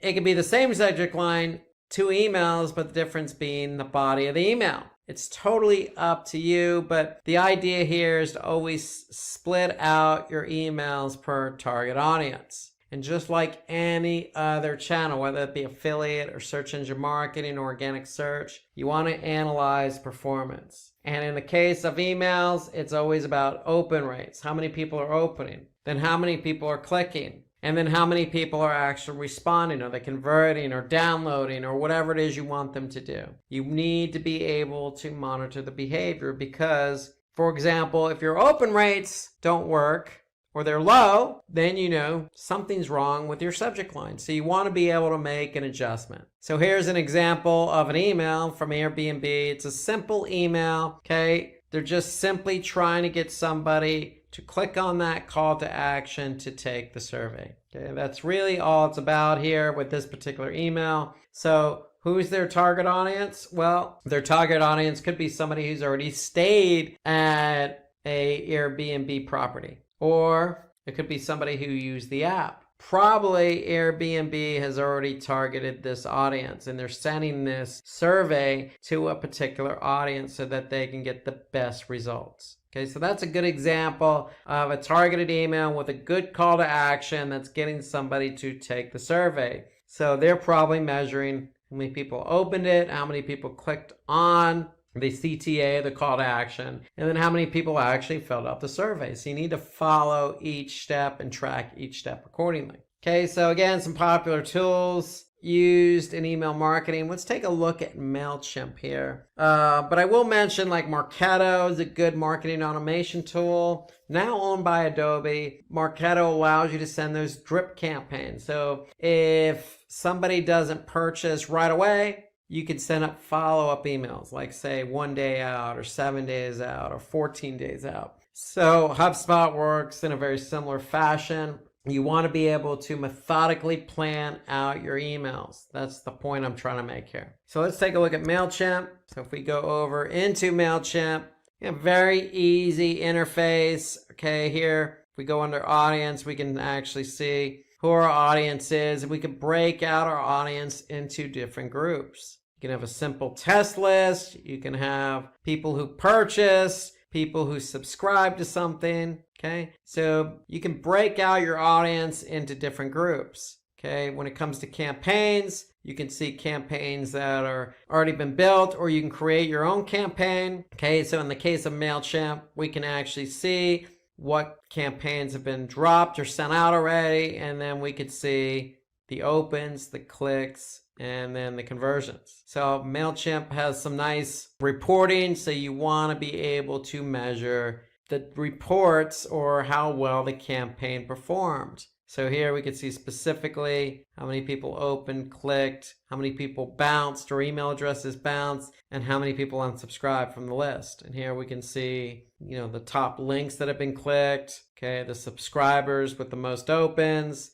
Did anybody perform any social media activity? Okay, what locations opened the email? Okay, so you can actually see a lot of good information here right in MailChimp, and you want to be able to react to the emails you send out. So if an email is not performing, okay, you want to learn from that so you don't make the same mistake again. The great thing I like about MailChimp too, they have a lot of nice templates to use. So if you're trying to create a template, here you got some templates that you can leverage. So that's MailChimp kind of in a nutshell. MailChimp, you could pay up front, buy credits, and with those credits, you could send out emails to a number of people. Okay, so that's how MailChimp works. They do have a free trial, so you can set up an account using the free trial. Now, if you need any more information about MailChimp or email marketing in general, take a look at the email marketing webinar we have set up on our Simplilearn YouTube account. Now let's finish up with online PR or press releases. So we talked about SEO and social and search and affiliate and email marketing and content native advertising. Let's talk about online PR here, because with online PR, it really does involve working with digital publications or blogs or other content related websites. For example, content related websites could be digital newspaper sites like the New York Times. Okay, the whole point of online PR is you want to try and get some publicity on those websites. Publicity means awareness for the brand, it means traffic to the website, and eventually some loyalty, future customers, and conversion. Channels that can be used to maximize your online PR efforts. For example, you can connect with reporters on social media to develop a relationship. So you can just follow some reporters, see if they're covering specific industries or verticals, and if they are similar to what you're offering, then it's probably a good idea to reach out to them. You can use engaging user reviews to help humanize your brand, or you can respond to comments that help generate productive conversations. So those are all certain things you can do to generate awareness and buzz for your brand. So really the one thing I want to point out about online PR is basically you can also hire a PR firm and they can do some of the heavy lifting for you. Or like I said, you can reach out to different reporters or different influencers even to help push your product or brand. Now, if you're trying to go at it alone on the online PR, what you could do if you don't reach out to reporters or influencers, or you're active in trying to build your brand through conversation, you can always use a third-party service like PR.com. So PR.com allows you to, basically create your own profile, submit content to your own profile, or even submit press releases. If you submit press releases, then other news agencies are going to pick up on those press releases. So it's a good way to get your press releases out there. Likes of Yahoo and Google might pick up those press releases and give you some, much needed visibility. You can also use other tools like, PR Newswire, for example. So it works in a very similar way. Again, it's a press release distribution network. So you can go ahead and sign up for an account, get that press release out there, and they do the distribution for you. Or you can also use aggregation sites. So there are lots of different aggregate sites out there. And so what aggregate websites do is they help disseminate and distribute your content. So here you could see some of the new aggregator websites of 2019. You got Feedly, Panda, TechMeme, Metacritic, eScience News, The Morning News. So you have a lot of options available to get your content out there. Okay, so what these sites do is basically pick up articles that fit their website, fit their theme, fit their target audience. So you do have options in the form of third-party tools as well. Okay, so if you don't hire a PR firm, which could be expensive, you can certainly go at it alone by signing up for any one of these particular products or services. Today, we're going to talk about digital marketing tools. So fasten your seatbelts and let's get started. So what we're going to do is we're going to take a look at some of the best digital marketing tools for not only 2019, but ones that have performed well in the past, that are popular, and ones that we foresee as being the go-to tools for the future. So past, present, and future digital marketing tools is the way to look at this, with a good focus on a lot of different marketing channels here. So we're going to focus first on SEO, talk about some of the tools related to on-page and off-page. We're going to switch over to paid search, talk a little bit about paid search tools. We're going to talk about email marketing and some of the email marketing platforms and the tools within those platforms. The center of it all is web analytics. So Google Analytics is the tool we'll be taking a closer look at in today's webinar and all that it has to offer. Okay, affiliate marketing. We'll talk about some of the tools available to you for affiliate marketing. We'd be remiss if we didn't talk about social media and all that it has to offer and all the metrics and tools available, all the platforms available. So we'll hone in on a couple of examples there. And then we'll also talk about some competition tools available for you. So there's a whole suite of tools. The one caveat being, hey, if you have your favorite tool, continue using it. In fact, if there's a tool that we didn't mention in today's webinar, feel free to mention it in the comment box below this video. We'd love to hear what you're using to manage your particular digital marketing channel. Okay, and so the goal for today's webinar is, hey, we hope you get something out of this in terms of using new tools. There's some tools that I use, some tools that my colleagues use. Everybody uses different tools, so it'd be good to kind of see what else is out there. So if you have something to share, share it. By all means, what we're trying to do is share what we think are, best practices and some of the most popular or most used tools out there in the industry.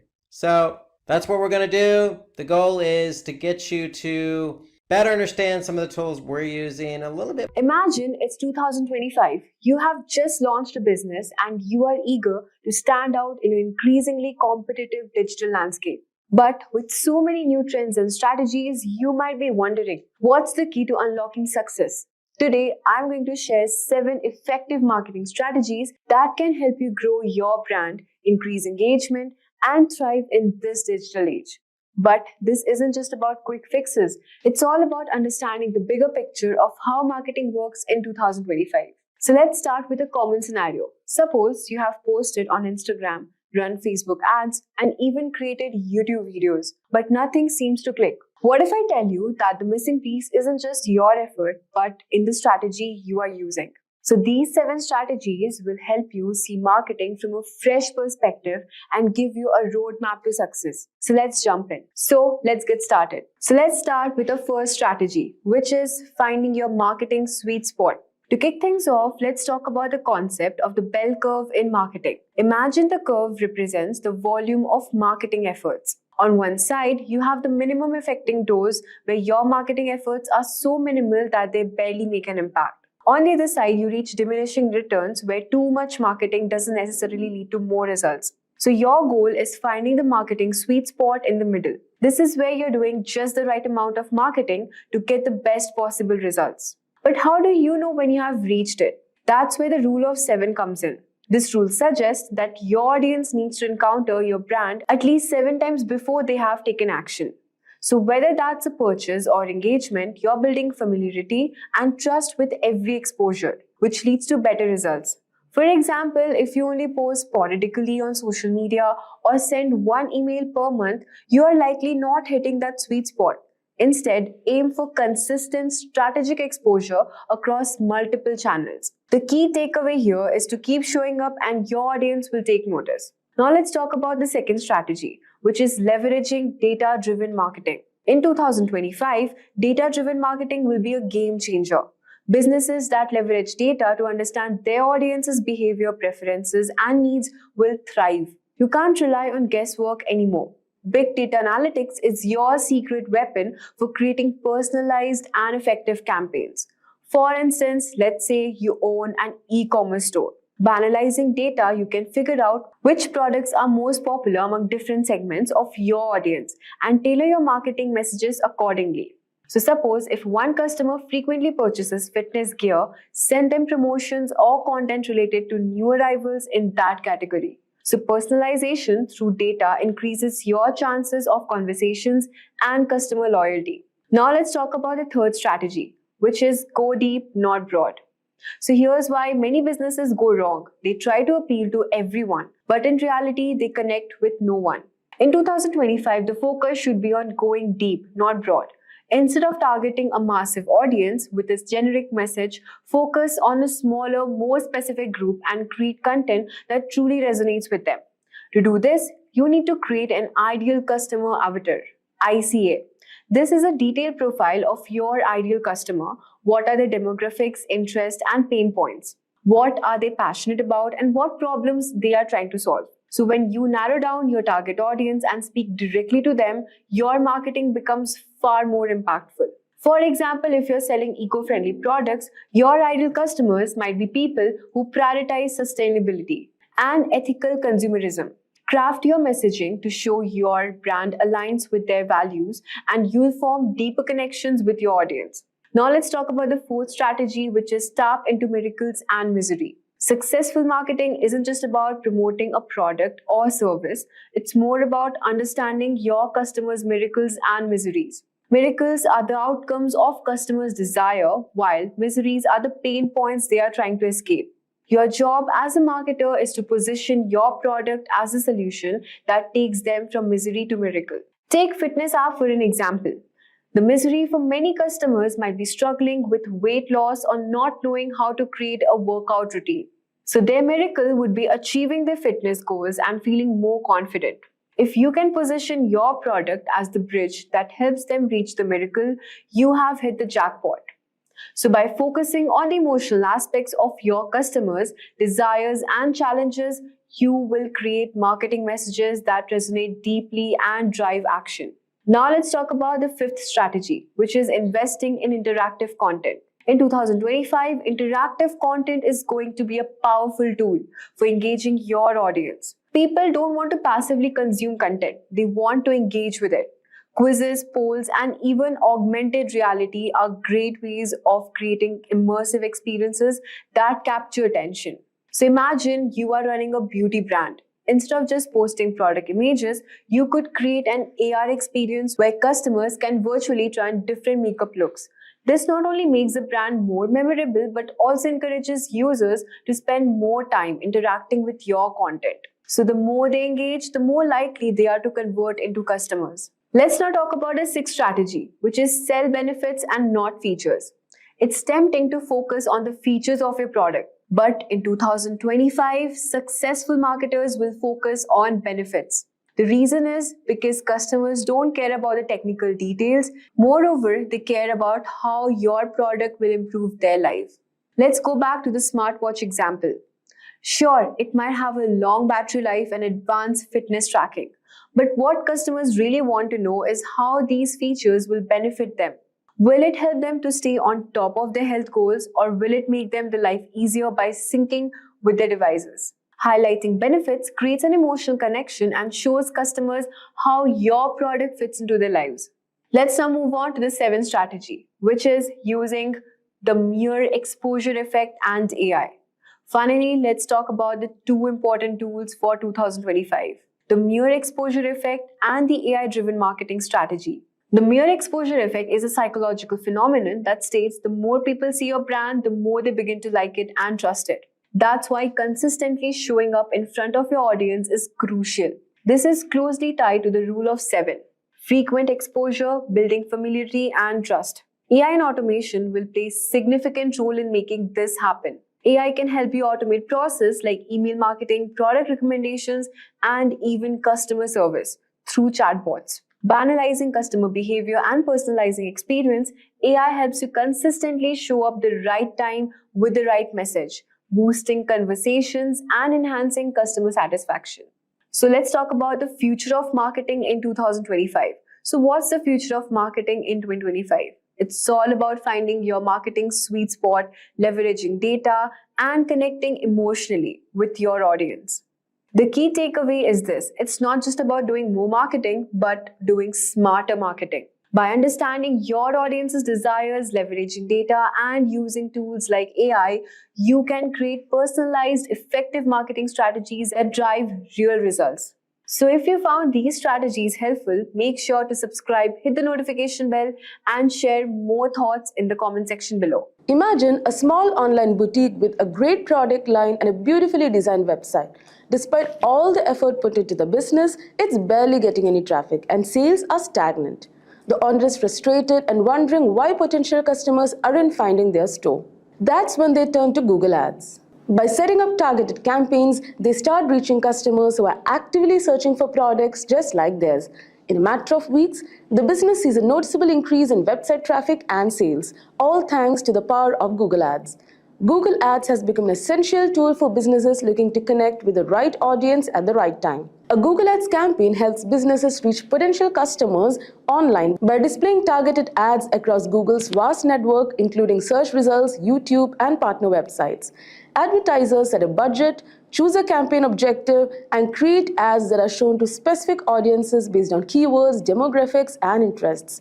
The campaign operates on a pay-per-click model, meaning you only pay when someone clicks on your ad, making it an effective way to attract interested customers and achieve your marketing goals. So in this video, we are going to walk you through everything you need to know to get started with Google Ads. We'll cover how to create a campaign from scratch, set your budget, and choose the right bidding strategy. We'll also dive into targeting options to ensure your ads reach the right audience. And we'll show you how to craft compelling ads that drive results. By the end of this video, you'll have the knowledge and confidence to launch your own successful Google Ads campaign. So let's get started. So to kick off our Google Ads campaign, we'll start by creating a new campaign. So once you're logged into your Google Ads account, begin by clicking the blue plus new campaign button. So here you're presented with a list of campaign objectives. Now, choosing the right objective is crucial because it guides Google Ads on how to optimize your campaign. So let's see one by one. The first objective is sales. So this is perfect for businesses looking to drive direct conversions, whether it's online purchases, phone orders, or in-person sales. So for instance, if you run an e-commerce store, this objective will help you target users who are ready to buy. So Google will prioritize showing your ads to people most likely to complete a transaction based on their behavior and intent. So this makes it ideal for businesses focused on generating immediate revenue. So you can use this when your primary goal is to turn clicks into sales. making it perfect for businesses with clear purchase paths like online stores or service providers. Now, next, we have the leads objective. So, this is designed for businesses that want to gather contact information from potential customers, such as through form submissions, phone calls, or signups. So, for example, imagine you are a real estate agent aiming to build a list of potential home buyers. So, by selecting the leads objective, Google Ads will optimize your campaign to reach users likely to fill out your contact form or call your office. Now, next is website traffic. Now, this is the objective you'll want to choose if your main goal is to drive more visitors to your website. So, this is particularly useful for increasing brand awareness or getting people to explore your products and services online. Like, for instance, if you're a blogger or a content creator, so this objective will help you attract visitors to your site to engage with your articles, videos, or any other content that you put up. So now next comes app promotion. So this is when you have created an app, like for example, an online gaming app or anything, and you want more installs or downloads. Now, next you have awareness and consideration. So it is designed for businesses that want to engage users and encourage them to think about their products or services. So this is especially effective in introducing something new to the market. And then you have local shop visits and promotions. And then you can also create a campaign without a goals guidance.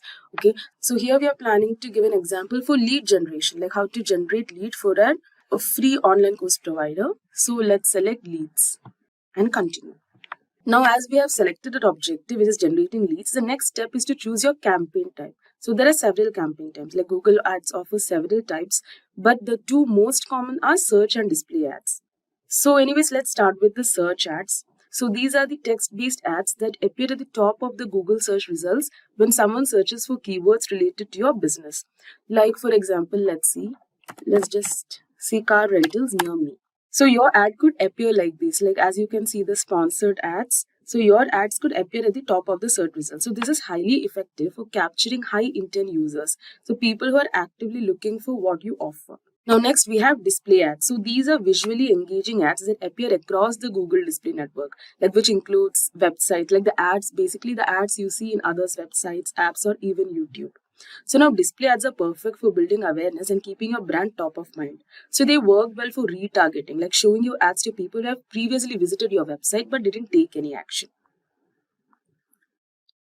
Now the next one is shopping ads. Now shopping ads are a powerful tool for e-commerce websites. So these ads showcase your products directly in the search results, complete with images, prices, and your story. Like for example, if we search leather jackets, just a second. Leather jacket, yeah. So your shopping ad could appear displaying a product image, price, and a link to purchase directly from your website, as you can see here. So this makes it easy for potential customers to see what you're offering and click through to buy. So shopping ads are ideal if you're looking to drive sales of physical products, providing a visual, direct path to purchase. Then we have video ads, which is another impactful way to reach your audience, especially on platform. Video ads, you can create engaging content that appear before, during, or other videos on YouTube. So it is basically the videos, like the ad videos that you see, like while watching your YouTube video. And then we have Performance Max campaign. So this type uses Google's machine learning to optimize your ads across all Google properties, like including search, display, YouTube, Gmail, etc. So Performance Max campaigns are perfect when you want to maximize your results without managing multiple campaign types separately. So Google's algorithms will automatically find the best combination of ad formats and placements to meet your objectives. So right now we'll select the search campaign type. And we'll be giving lead form submissions. And let's press continue. And let's just keep like lead search. So now that we have selected our campaign type, the next step is to set your budget and bidding strategy. So this is crucial as it determines how much you're willing to spend and how Google Ads will manage your bids. So now for bidding, since our objective in this demo is to generate leads, we'll choose conversions. So this strategy lets Google automatically set your bids to get the most conversions within your budget. So now you can set a target cost per action. So this budget is the amount you're comfortable spending per action. So like you can just give 0.3 rupees, per action. And let's press next. Now next, let's define our targeting options. So this step is about deciding who will see your ads, where they will see them, and when. So you can target users by location. As you can see, all countries and territories, India, or any other location, you have options. So for example, if your store is in Delhi, you might want to target only people within a 50-mile radius. Now, additionally, you can also refine your audience based on demographics such as age, gender, and household income. So this ensures your ads reach the most relevant customers. And you can also select the languages that your customers speak. Like you can give English, you can give Hindi. So you can select multiple languages that your target audiences speak. And also you can select the audience segments, like what your audience might be doing. So like for example, we are actually giving this example for lead generation for a free online course provider. So what we do is we can actually, like, our audience will be students, right? So we can give students. Yeah, you can give current university students, and this is also for working professionals. So you can give working education jobs, IT and technical. So you can select who your target audience are. So effective targeting is crucial for maximizing your ad spend. So take the time to consider who your ideal customers are. Now let's go to next. So now next is selecting keywords. So for search ads, keywords are the backbone of your campaign. So these are the words or phrases users type into Google when looking for products or services like yours. So choose keywords that are closely related to your business. So for example, we are actually looking for lead generation for this particular website, which is Simplilearn skill website that provides free online courses. So first you have to give the final URL, and then you have to enter your keywords. You can also type in the products or services like you advertise, like the course name and everything, and you can enter the keywords. Now you can take the help of Google's keyword planner for keyword ideas and see how often they are searched. So let's just go to keyword planner, discover new keywords. So now here you have to enter the products or services closely related to your business. So here I'll just type free online course, digital marketing. So you can give so many keywords, okay? And let's get results. So now these are the keywords that are suggested by the keyword planner. So what you can do is you can just select the keywords. Like you can select so many multiple keywords. You can copy it. You can paste it here. So this is a demo. That's why I've just taken 3 to 4 keywords. But in fact, you have to use more keywords. So now you have selected your keywords. Now it's time to create your ad. So your ad copy includes the headline, description, and display URL. So this is what users will see in the search results or across the display network. So basically in your ad. So making it engaging and relevant. So first you can give the URL of your website. So in the headline, you can grab the attention by highlighting your key offerings and including one of your main keywords. Like for example, you can give master digital marketing. You can give, like, you have to fill at least 3 headlines. So you can give free digital course, or you can give best digital, and you can even fill more headlines. Now you can use the description. So this is the description part. So you can use the description to expand on your offer. So like you can highlight unique selling points of yours, like expert instructors. For example, you can give expert instructors, or flexible learning, or like enroll today to boost your career, etc. So once you have done this, let's go to next. Now this shows your budget. So as you can see, we had given like 0.244 cost per conversion. So your weekly cost will be 58,100 rupees. So here you can see the budget. Now the final step is, before we launch, it's important to review all the details. Now Google Ads will show you a summary of your campaign settings, including your budget, targeting, keywords, and ad copy. So you can double check. So next is the review. So here you can double check everything to ensure it aligns with your objective.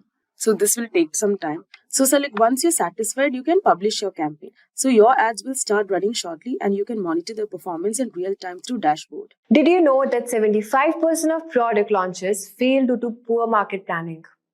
A great product is only the beginning. Without a solid go-to-market strategy, even the most innovative ideas can get lost in the crowd. The good news, with the right GTM strategy, you can ensure your product reaches the right audience, stands out from competitors, and drives your business forward. Today, AI and generative AI are transforming how businesses craft and execute GTM strategies. From automating customer insights to creating targeted marketing content, AI is helping businesses launch faster and smarter. These technologies enable you to gather market insights, predict trends, and automate large parts of marketing funnel, leaving your team free to focus on more strategic moves. Take Dropbox for example, competing with giants like Google Drive and OneDrive. They used a product-led growth strategy and a referral program to grow their user base without massive ad spend. Now imagine how faster they could have scaled with AI-powered analytics and generative AI for personalized messaging. AI is reshaping digital marketing and making GTM strategies more effective than ever. By the end of this video, you will understand key GTM strategies, how to define your market, and execute your plan like a pro. So let us first start by understanding what is a go-to-market strategy framework. In simple terms, it's a step-by-step process for bringing a product or service to market. It answers key questions like who we are selling to, how do we reach them, and how do we stand out from competitors. For example, let's say you're launching a new project management tool. Your GTM framework would help you identify your target market, maybe small business or startups. Figure out how to communicate the benefits of your tool and decide whether you'll focus on inbound marketing or outbound sales to get the word out. We will understand inbound marketing and outbound sales in the upcoming topic. The GTM framework aligns everyone on your team and gives you a clear plan to follow from start to finish. Now, first, we have to understand how to define your market. This is all about figuring out who you are selling to. A common mistake businesses make is trying to sell to everyone. But in reality, you need to narrow down your target market. Let's say you have developed a new fitness app. Instead of targeting all fitness enthusiasts, you could define your market as busy professionals who want quick, effective workouts. This helps you focus your marketing efforts and craft more tailored message.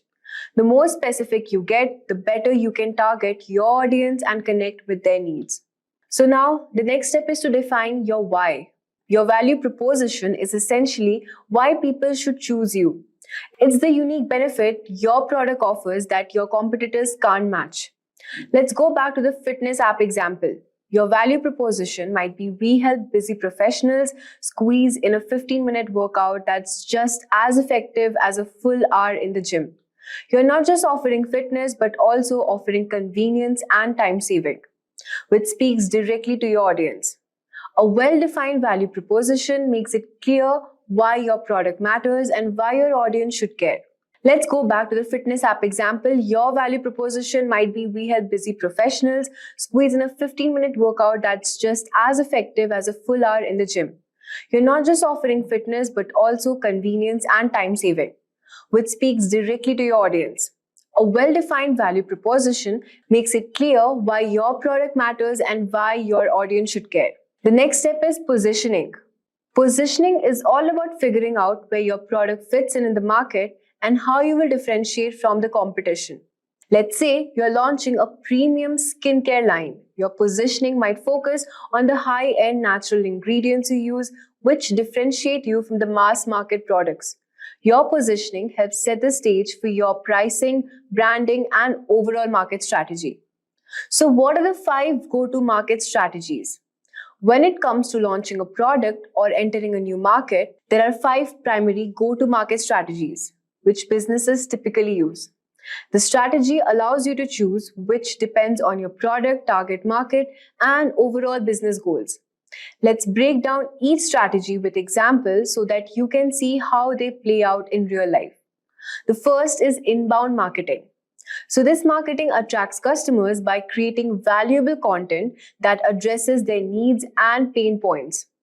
Over time, potential customers find your content organically through search engines or social media. For example, HubSpot mastered inbound marketing by providing free resources like blogs and webinars. Their content is optimized for search engines, leading small businesses to their site, where they eventually convert to customers. This marketing is best for companies which is investing in long-term content creation and SEO to attract organic leads. The second is outbound sales. Outbound sales involve directly reaching out to prospects through cold calls, emails, and demos. This approach is more direct and aggressive, targeting high-value clients.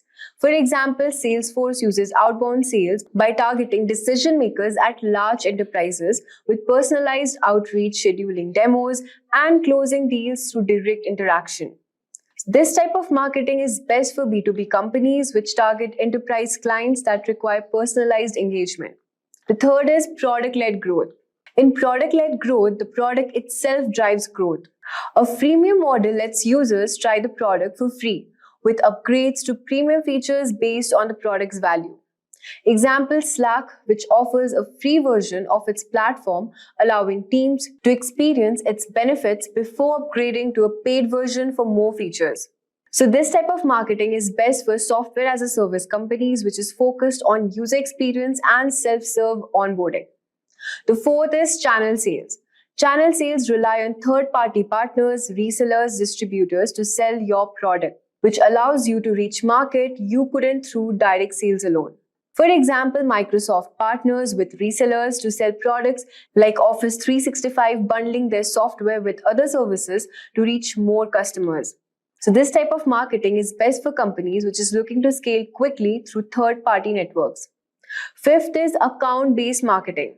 Account-based marketing focuses on targeting high-value accounts with personalized marketing and sales efforts. It is a tailored approach designed to build deep relationship with key clients. Example, Snowflake targets large enterprises like finance and healthcare companies, crafting personalized content and outreach to address their specific needs. This type of marketing is best for B2B companies, which targets large enterprises where personalization is key to closing deals. Now that we have discussed the top 5 marketing strategies, let's now talk about important step, which is understanding the competition. Knowing your competition is crucial to understand the successful go-to-market strategy. You need to ask who else is solving the same problem and how they're doing it. Once you understand your competition, you can figure out how to differentiate yourself. For example, if you are selling a new project management tool, you might find that the competitors offer more features, but they are too complicated for small businesses. So your strategy could be offering more simpler, user-friendly tool specifically designed for startups and small businesses. The next step is messaging. Your messaging is how you communicate your value to your audience. It's important to keep your message clear and consistent across all the channels. Think of messaging as the story you tell about your product. What makes your product special? How will it improve your customer's life? This messaging needs to come across in your website, email, ads, and even in sale conversations. For example, if your value proposition is about saving time, your messaging might say, get fit in just 15 minutes a day. No gym required. This directly speaks to your audience pain point of not having enough time for long workouts. Next step is execution. Now it's time to put everything into action. You have defined your market, crafted your messaging, and figured out how to stand out from the competition. Your execution could involve inbound marketing like content, social media, and SEO. Outbound sales through cold outreach or email campaigns. Partnerships with other businesses that reach your target audience. For example, if you're using inbound marketing, you might create helpful blog posts or videos that address your audience's pain points and lead them to your product. If you're using outbound, you'll want a highly targeted email campaign that resonates with potential customers. If you are looking to boost your website's traffic or dominate search engine rankings, then today's video is just for you. We are diving deep into keyword research, a crucial part of any successful SEO strategy. By the end of this tutorial, you'll know exactly how to find the right keywords to help your content reach its full potential. So let's get started. To kick off things first, let's understand what keyword research is. Now, keyword research is all about discovering the exact phrases and terms your potential audience is typing into search engines. Now, by identifying these keywords, you can create content that directly addresses what people want to know, buy, or learn about. This not only drives more visitors to your site, but also helps you connect with those who are most likely to engage with your content. In essence, keyword research is the backbone of a strong SEO strategy, guiding you in crafting content that resonates with your audience. Now that we know what keyword research is, let's dive into why it's so important. Picture this: you are hosting a party. Would you invite random people who might not even be interested? Or would you carefully choose guests who are excited to attend? So, keyword research helps you do the latter by attracting the right guests to your website. When you know the exact keywords your audience is searching for, you can tailor your content to meet their needs. This increases your chances of not only driving more traffic, but also engaging visitors who are genuinely interested in what you have to offer. The better you understand your audience search behavior, the more effective your content will be. Remember, it's not just about quantity. Getting the right kind of traffic is key to conversions and overall success. Moving on, let's talk about the different types of keywords you'll encounter in your research. This is important because not all keywords are created equal, and understanding the distinctions can greatly impact your strategy. So, short tail keywords are broad and usually consist of one or two words like SEO or marketing. Now, these keywords have high search volumes, which means lots of people are searching for them. However, they're also highly competitive, making it tough to rank for them unless you have a very authoritative website. Next comes long tail keywords. Now, long tail keywords, on the other hand, are more specific phrases like how to do keyword research for SEO. Now, while they have lower search volumes, they tend to be less competitive and more targeted, attracting visitors who are further along in their buyer's journey. For instance, someone searches for best budget laptops for students is likely closer to make a purchase than someone just searching for laptops.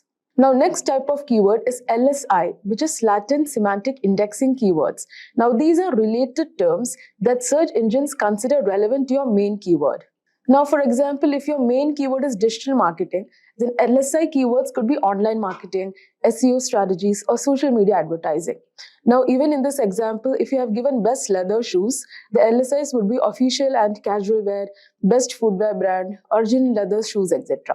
So, using LSI keywords helps you create more contextually relevant content with search engines' favor. Now, by balancing these types of keywords, you can create content that appeals to both broad and niche audiences, giving your website a better chance to rank well across different searches. So, alright, now that we have covered the types of keywords, let's explore some of the tools that can help you find them. So, keyword research tools are like treasure maps. They guide you to the keywords that can drive the most traffic to your website. Number one is Google Keyword Planner.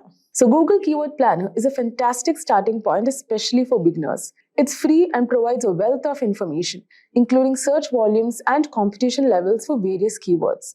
You can also discover new keyword ideas based on what people are already searching for. Next is Ahrefs.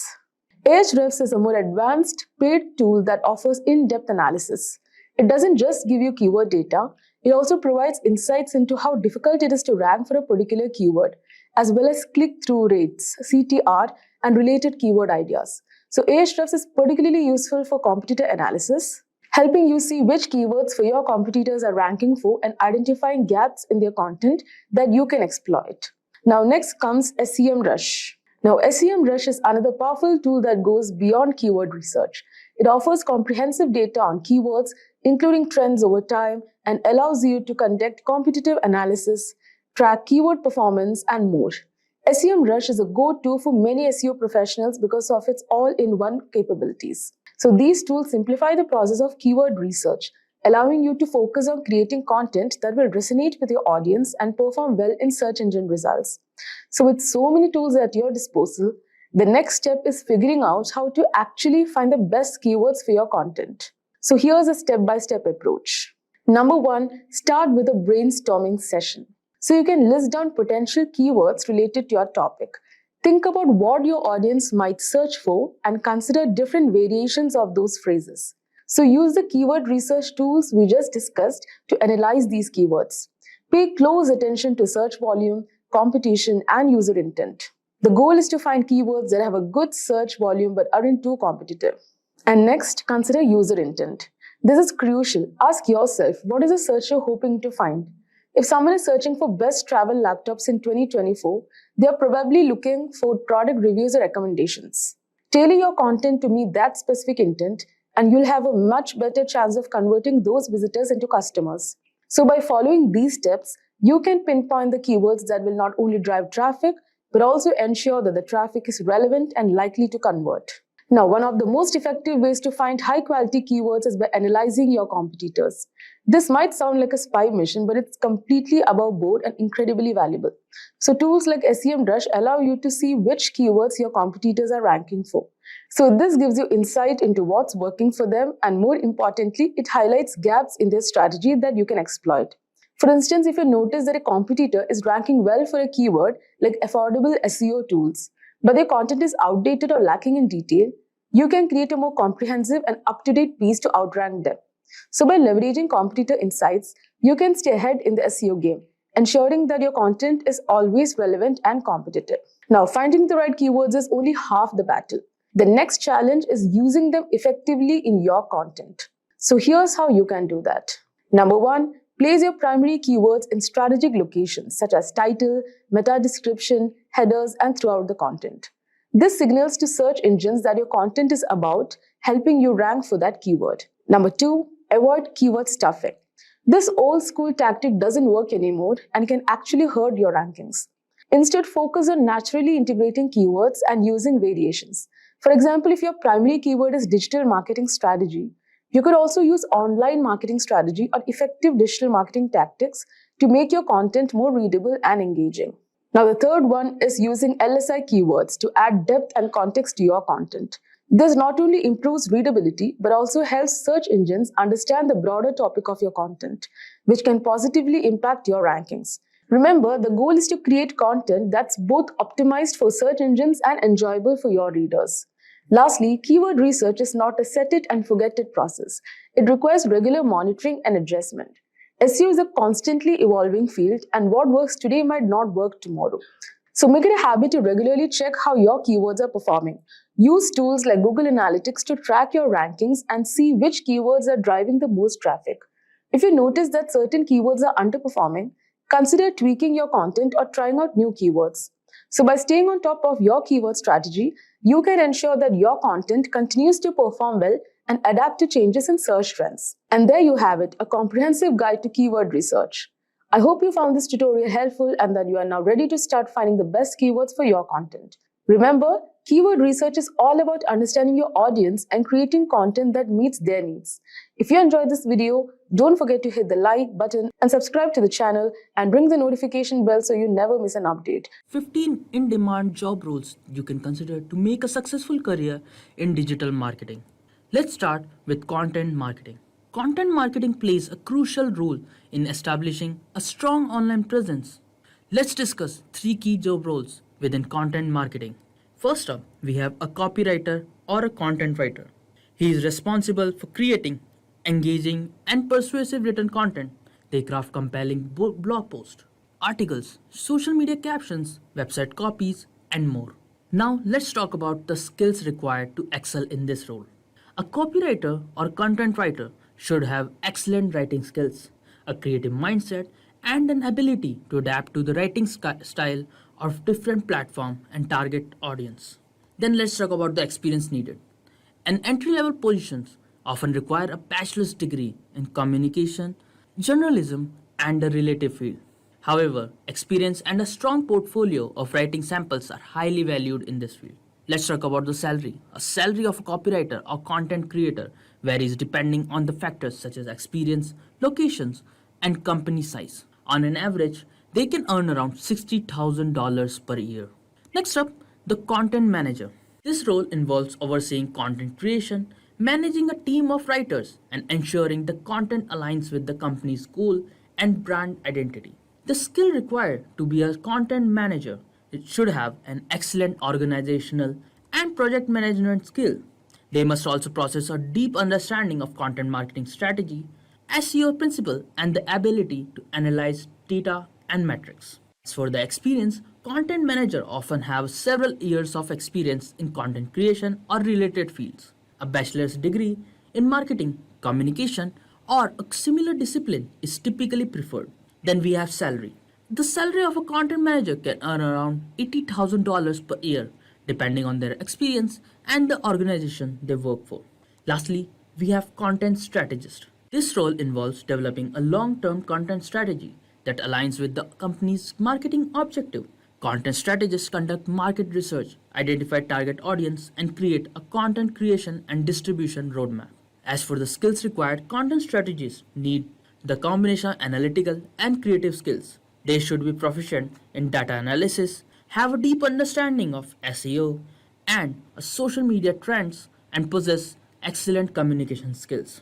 Content strategists typically have several years of experience in content marketing or a related field. A bachelor's or master's degree in marketing, communication, or a similar discipline is often required. A content strategist can earn around $70,000 per year, depending on their expertise and the organization that work for. Now, let's check out some of the intrinsic digital marketing rules. First up, we have digital marketing intern. They play a crucial role in assisting with various digital marketing campaigns. They support the teams in content creation, social media management, data analysis, and campaign optimization. Digital marketing intern should understand the marketing principles, social media platforms, and analytical tools. Strong communication and organizational skills are also important. This is an entry level position, and while a bachelor's degree in marketing or related field is appreciated, it can be flexible requirement. Internship or previous experience in marketing can be advantageous. The salary for a digital marketing intern varies widely depending on the location and the organization they work for. On an average, an intern can earn around $45,000 per year. Then we have digital marketing manager. He is responsible for developing and executing comprehensive digital marketing strategies to drive brand awareness, increase online visibility, and generate leads. A digital marketing manager should possess a broad range of skills, including a strong understanding of various digital marketing channels, data analysis, project management, and leadership skills. A digital marketing manager typically has several years of experience in digital marketing, often in specialized roles such as social media or content marketing. A bachelor's degree in marketing or a related field is commonly required. The salary of a digital marketing manager varies based on experience, location, and the size of the company. On an average, they can earn around $90,000 per year. Now let's talk about social media marketing. It has become an essential component of digital marketing. Let's talk about 4 significant job roles within social media marketing. First up, social media intern. They assist in managing social media accounts, creating and scheduling content, monitoring engagement, and analyzing social media metrics. Social media interns should have a solid understanding of various social media platforms, content creation, and basic data analysis. Strong communication and organizational skills are also essential. This is an entry level position, and while a degree in marketing or related field is beneficial, it can be optional. Previous experience or internship in social media management can be advantageous. The salary of social media intern varies depending on location and the organization they work for. On an average, an intern can earn around $40,000 per year. Next, let's talk about social media manager. They are responsible for developing and implementing social media strategies, managing social media campaigns, and engaging with the audience to build brand loyalty. Social media managers can be well versed in social media platforms, content creation, analytical tools, and have excellent communication and customer service skills. A social media manager typically has several years of experience in marketing or related field. A bachelor's degree in marketing, communication, or a similar discipline is often preferred. A social media marketing manager can earn around $60,000 annually depending on their experience and the organization they work for. And then we have social media specialist. They focus on executing social media strategies, creating engaging content, and managing advertising campaigns. The social media specialist should have strong understanding of social media platform, content creation, advertising techniques, and data analysis. Excellent communication and creativity is also crucial. Social media specialists typically have a few years of experience in social media marketing or a related field. A bachelor's degree in marketing or a similar discipline is often preferred. The salary of social media specialist can earn around $50,000 per year. depending on their experience and the organization they work for. At last, we have the brand managers. They're responsible for developing and implementing brand strategies across various marketing channels, including social media. They work closely with the marketing team to maintain a consistent and brand identity to drive brand growth. Brand managers need a deep understanding of branding principles, marketing strategies, consumer behavior, and excellent project management skills. Strong communication and creativity are also vital. Brand managers typically have several years of experience in marketing or a related field, while a bachelor's or a master's degree in marketing or communication or a similar discipline is often required. The salary for a brand manager can earn around $100,000 annually depending on their experience and the organization they work for. Now, let's explore dynamic field of email marketing.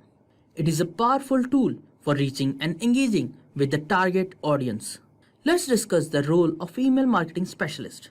An email marketing specialist is responsible for developing and executing email marketing campaigns, managing subscriber lists, creating engaging email content, and analyzing campaign performance.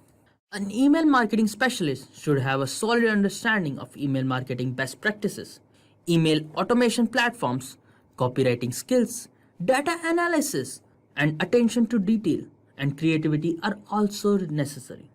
An email marketing specialist often have an experience in marketing or related field, focusing on email marketing. A bachelor's degree in marketing or a similar discipline is often preferred.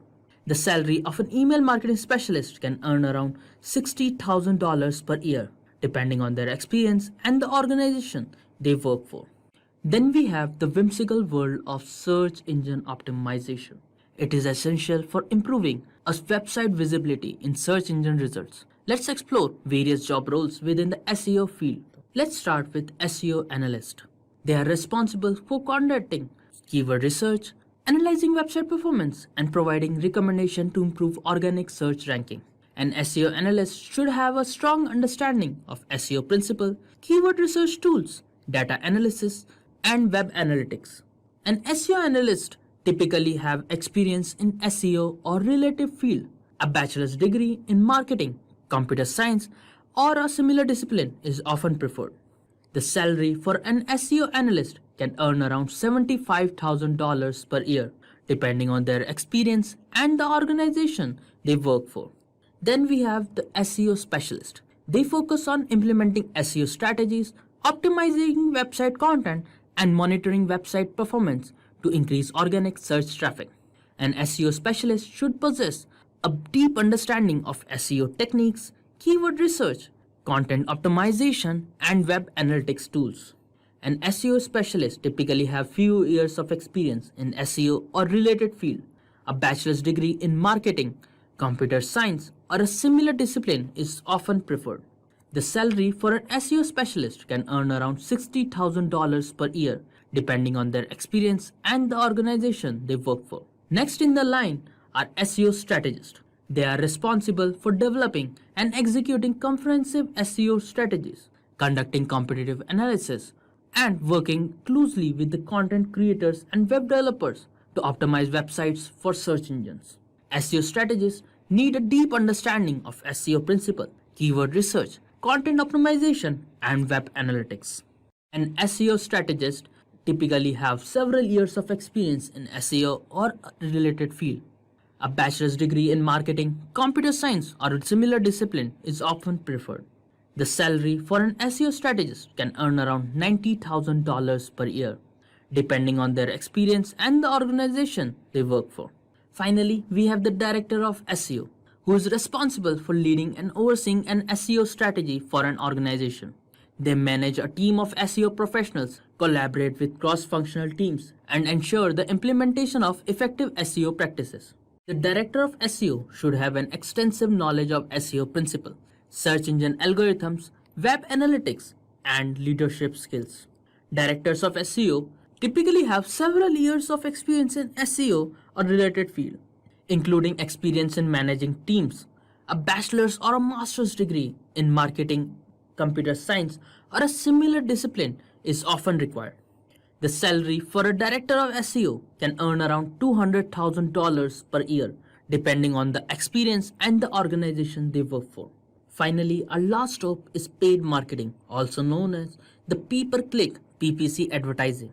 It is a method of driving targeted traffic to a website through paid advertising campaigns. Let's look at the role of PPC specialist. A PPC specialist is responsible for creating and managing paid advertising campaigns on platforms like Google Ads and social media advertising network. They optimize campaigns, monitor performance, and ensure a high return on an ad spend. PPC specialists should have a strong understanding of paid advertising platforms, keyword research, ad copywriting, and data analysis.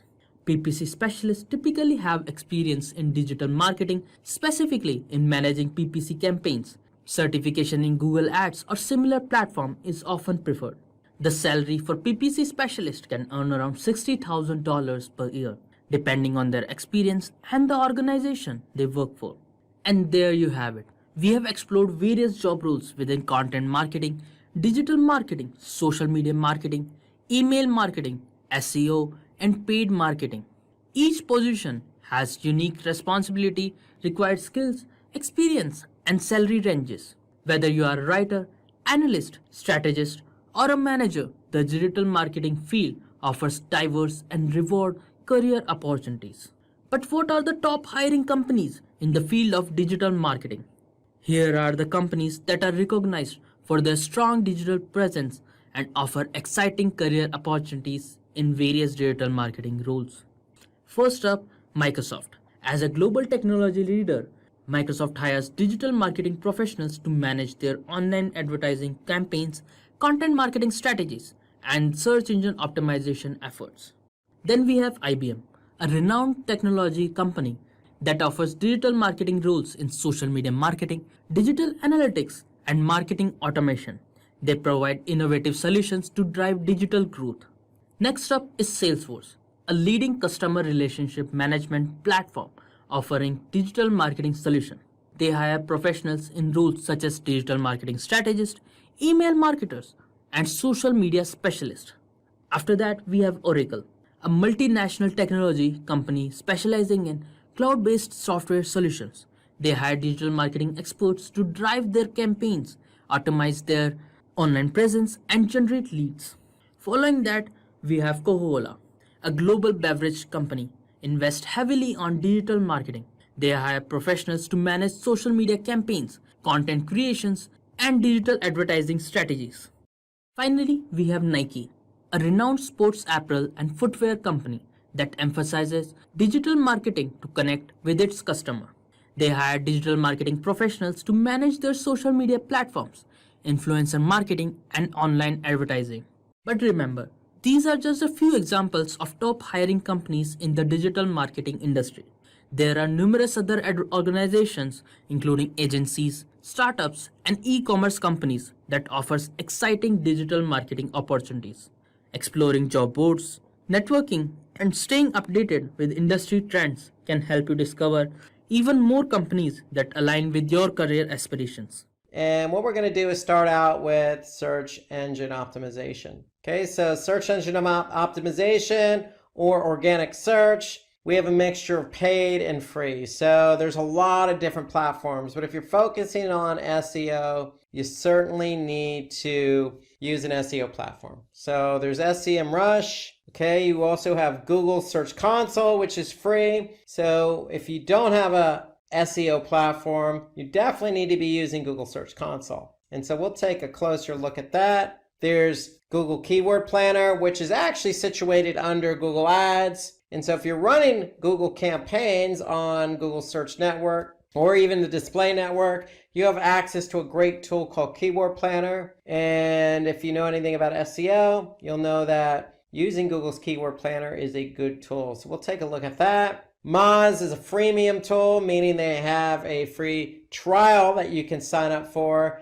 to test drive it, but it's another SEO platform and it does cost money. Got a great tool in Screaming Frog. That's a paid version. Again, not too expensive. We'll talk a little bit more about that. And then we have, a tool in Ahrefs that help us with all aspects of SEO, primarily focusing on off-page. So these are just some examples that we're going to hone in on, but this is just a small subset of what really is available out there in the market. So let's go ahead and dive a little bit deeper and understand why we use some of these tools. Well, the first reason when we talk about SEO is to find relevant keywords. Not only do we want to find relevant keywords, we want to find relevant keywords with high volume and low competition.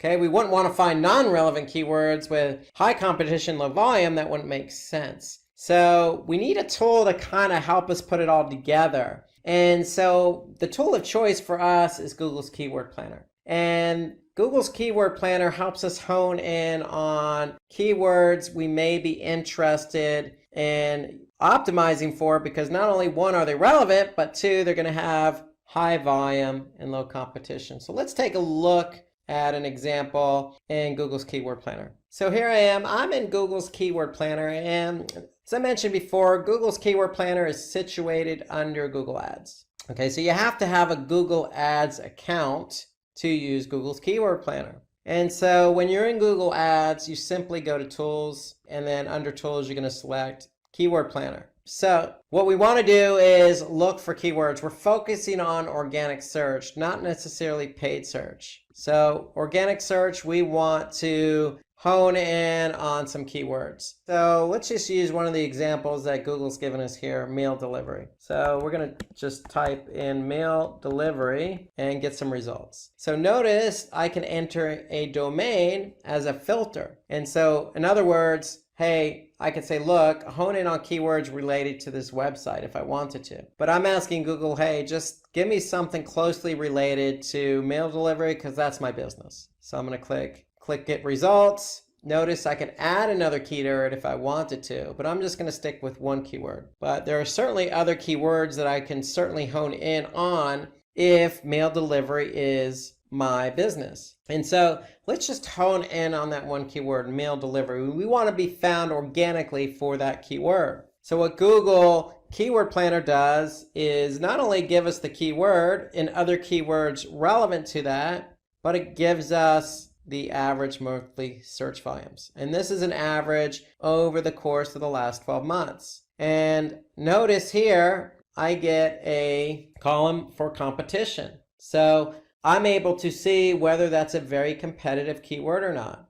And then just to give you an extra edge when you're choosing keywords, you can get a sense of what the keyword may cost if you wanted to bid on that for paid search. So for meal delivery, I can see it's anywhere between $7.46 and at the top of the page, high range, $16.61. So that should alert me to the fact that, hey, if I'm going to try and optimize for this keyword, I know it's competitive because not only Google is telling me it's competitive by telling me high competition, but I know that the cost per click seems a little bit high. And what is a little bit high? Well, I could see some other keywords here that, $1 to $3. Okay, I could see some other ones that are even lower than the $7 they're suggesting. So that's an indication that the keyword is highly competitive. So the idea here using Google's Keyword Planner is, one, we want to get an idea of what other keywords are out there that are relevant. So it helps stimulate some ideas for relevancy. Two,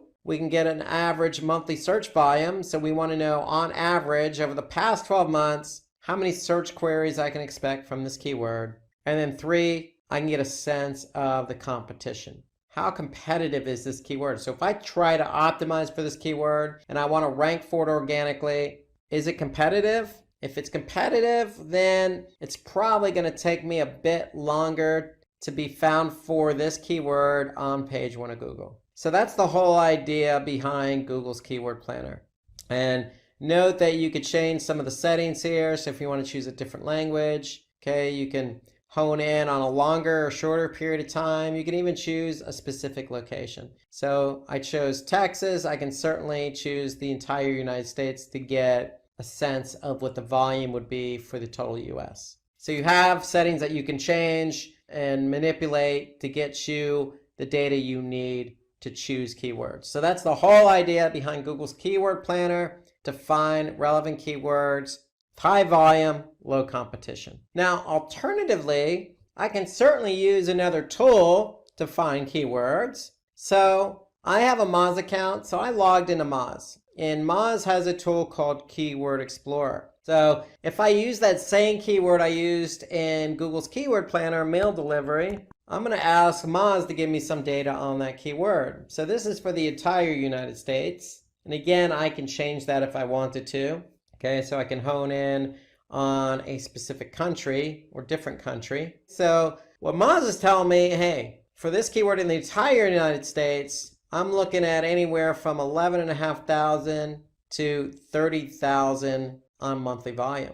Now what Moz does is they give you a difficulty score. So a difficulty score is a score between 1 and 100.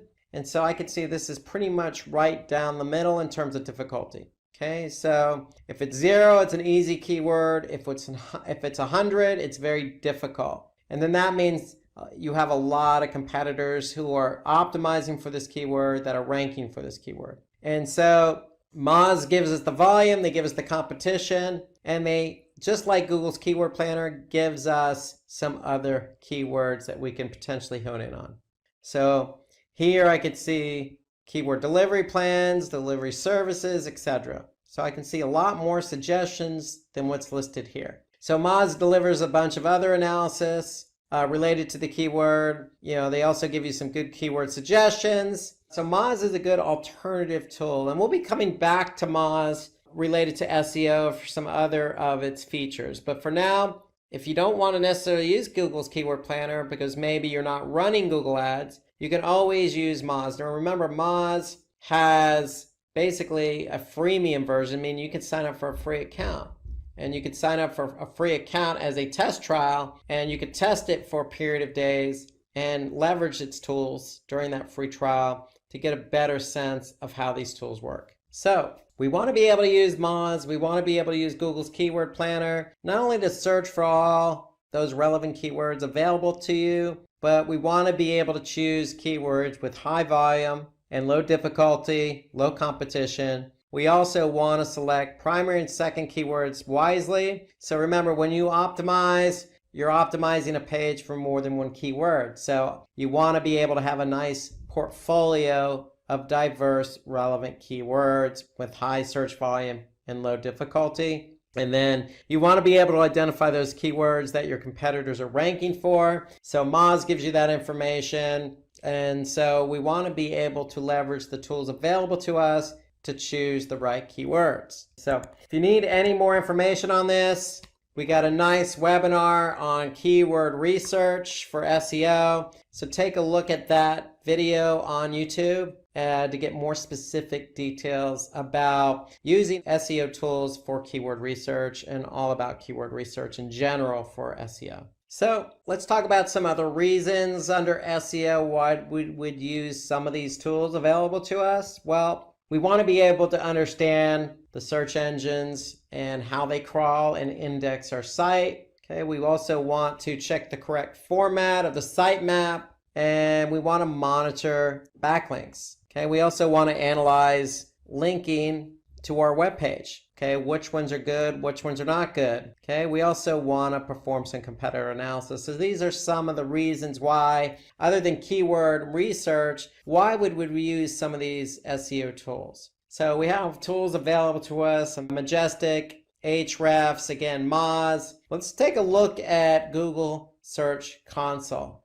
And I want to hone in on Google Search Console because it is free and it's a must. If you're going to work on SEO, you need to be working in Google Search Console. And so the whole key behind Google Search Console is you have a website and you need to get that site verified. Once it's verified, once Google can recognize that you are associated with this website, then you're going to be able to see some important information. So here I'm looking at a website, and what am I looking at? I'm looking at something called coverage under index. So what does coverage mean? Well, going back to what we just said, we want to be able to understand how Google's crawling and indexing our pages. And so what Google does is through this platform, Search Console, is they're letting us know once they go to our website and start crawling it and they pull these pages back to their server, they're letting us know if we actually have any issues. So here I could see I have some issues with 112 pages. And some of those issues are listed down here. So there could be a crawl issue, a 404, redirect. Okay, so you could see there's some 5 unique issues across 112 pages. So here I could see submitted URL marked no index. There's 100 of those pages. We have some redirect errors. There's 7 pages that fall victim to this error. And so we can really hone in on what the error is and address the error. Okay, so if Google's telling us, hey, this is an issue, and you want that page indexed by Google, then we should probably address the error.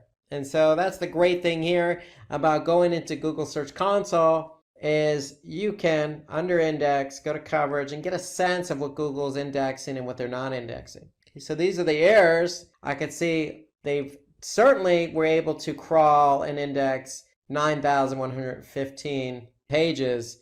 They were able to crawl, okay, and they excluded 54,000 plus pages. And then we also have some pages with some warnings. So this is kind of an overview of what Google sees when they crawl our site. So when they say crawl, they're coming to our site, they're following links on the site, and every link they follow, they're either going to index that page or they're going to report to you an error or an issue that they found. If we want these pages indexed, we need to address the issues, the errors. And so that's the beauty of this report here is Google is telling us firsthand what the issues are. So we also want to take a look at the sitemap.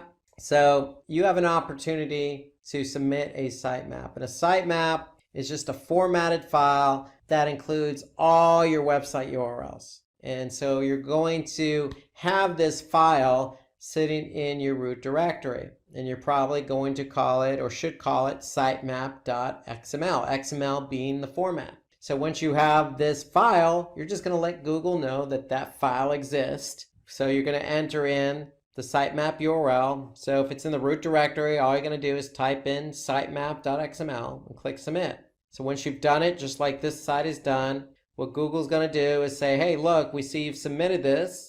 And we last read it a couple days ago, and we could see that we discovered 1,419 URLs. So I can go back under coverage, and I can see some of the issues that they found. But if I go back under sitemaps, I can see that these are the URLs they discovered via the sitemap. And so the whole point of a sitemap is we want to be able to get and push the URLs to Google, not have Google come to our site and discover them. So this is a quicker, faster, more efficient way to communicate with Google all the URLs that you have on your site that you want Google to index. And so that's the beauty of Search Console. Now, while we're in Search Console, we might as well take a look at some of the other features it has. And so one of the most important features under Search Console is this mobile usability report. Okay, so Google is a staunch believer in mobile first. So nowadays, most people start and finish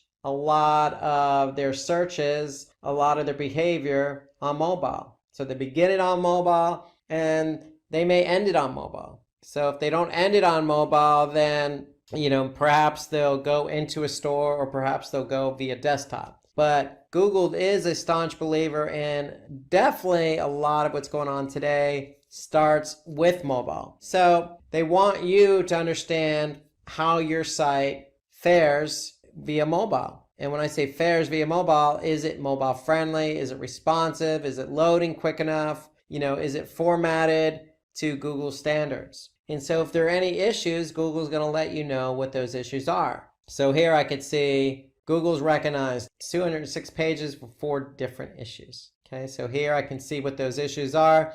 Just like the coverage issues, we can see specifically what they are. And so here I could see for 206 pages, text too small to read, click elements too close together, the viewport not set to device width, and then content wider than the screen. So there's 10 pages that fit under this error. And if I actually click on it, the error, I can see what those 10 pages are. And so when we're done, we can actually, when we address the issues, we can actually have Google validate whether the fix has been made. So you can definitely use this as a means of communicating directly with Google, telling Google, look, I see what the issues are, I'm going to fix them, and then I want you to validate them. Okay, so this is important because if you can communicate with Google and let them know, hey, we do recognize the errors, we are fixing the errors, please validate them, it's going to draw Google's attention. Google's going to validate them and get these pages indexed quicker. So if you ignore the issues and the errors, especially for mobile,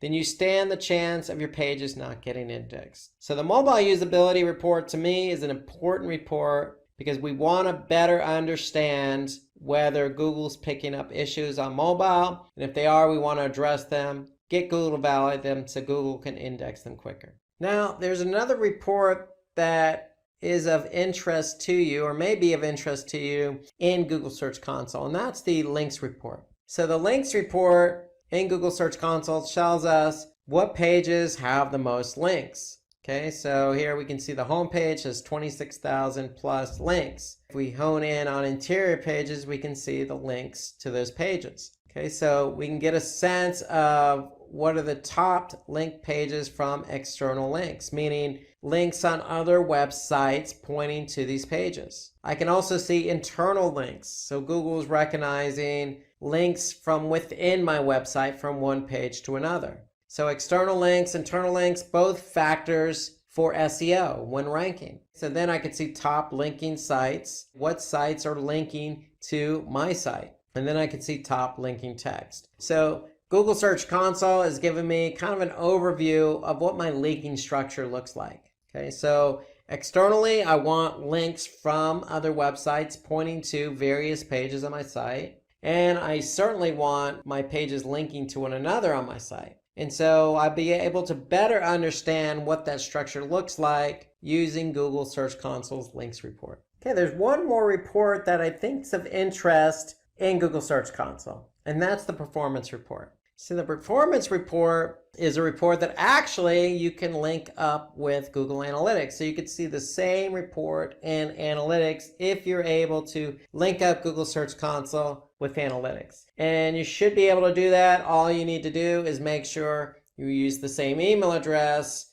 that you use for Analytics and Search Console. So it needs to be the same email address. You could certainly link up the two and have this data imported into Google Analytics. So what is this data that we're talking about? Well, it's called performance. So what we can actually see is the queries, the actual queries people are typing in to Google. So when they're typing them into Google, we can actually see how many impressions the keyword queries received and how many clicks the keyword queries received. And then I can see click-through rate and average position. Okay, so here I can see for this particular keyword on the first line, I could see over the course of the last 3 months, it received 209,297 impressions. So what does that mean? That means this keyword was used at least or typed in as a query at least that many times. And that's how many times my listing appeared in the Google search results pages based on this particular query. And so as a result of somebody typing in this query 209,000 plus times, this site received 120,000 plus clicks. So to get a sense of the click-through rate, all you would need to do, and Google can obviously do this for you, is you would simply just divide the 209,297 into the 120,397. Okay, so that's really going to give you, your click-through rate, and the click-through rate in this case is 57%. So over half of the clicks occur when this listing appears for this keyword. Okay, so we can get a sense of the click-through rate for each one. Okay, and you could simply just use the filtering here. Now, we can also see average position. Okay, so we could see a little bit more than that too. We can go from queries to pages. We can go from pages to countries. So we can get a sense of how many impressions and clicks I'm receiving by country. And importantly, we can see by device. So here I can see a majority of the people who conduct a search related to my website primarily do it on desktop. Now, I mentioned the beauty of the Google Search Console Performance Report is that you can link it up to Google Analytics. And when you do that, all you need to do then is go to Acquisition, Google Search Console, and then from there you could choose landing pages, countries, devices, or queries. So I can see the same data that I see in Search Console, but this time I'm looking at it in Google Analytics. And so here I can see what my search queries are, my clicks, my impressions, my click-through rate by search query, and then the average position. So that's the great thing about that performance report, is that when I link up Google Search Console with Analytics, I'm able to see that data in Analytics. So that's an added bonus, so to speak. Now, let's talk about some other reasons why we're going to use these SEO tools available to us. And so we already listed a number of different reasons, ranging from sitemaps to keyword research. But we also want to hone in on, what domains are driving links to our site. So I showed you an example in Search Console. We also want to, maybe identify and disavow poor backlinks. So Search Console is a great tool for that, because if we don't want to be associated with a particular website, we can certainly disavow that link. We could track a number of follow and no follow links. We could track our website's rankings. We can measure click-through rates and impressions, just as we did with Search Console. We could track keyword ranking for desktop, mobile, cross locations, just as we just did with the Search Console Performance Report. We can identify top performing, gaining, and losing keywords. Again, the performance report. So we could certainly look at the Google Search Console report, but if you have a platform like Moz, you can certainly also look at a lot of that data available. So for example, rankings. So if you have a Moz account, we can certainly go into rankings, and we can see for the keywords that we've chosen that we want to optimize for, we could certainly see where they rank. The great thing about Moz is it's a great tool, not only for rankings and on-page optimization, but for off-page optimization as well. So if I go ahead and take a look at a domain, for example, I'm just going to type in this domain.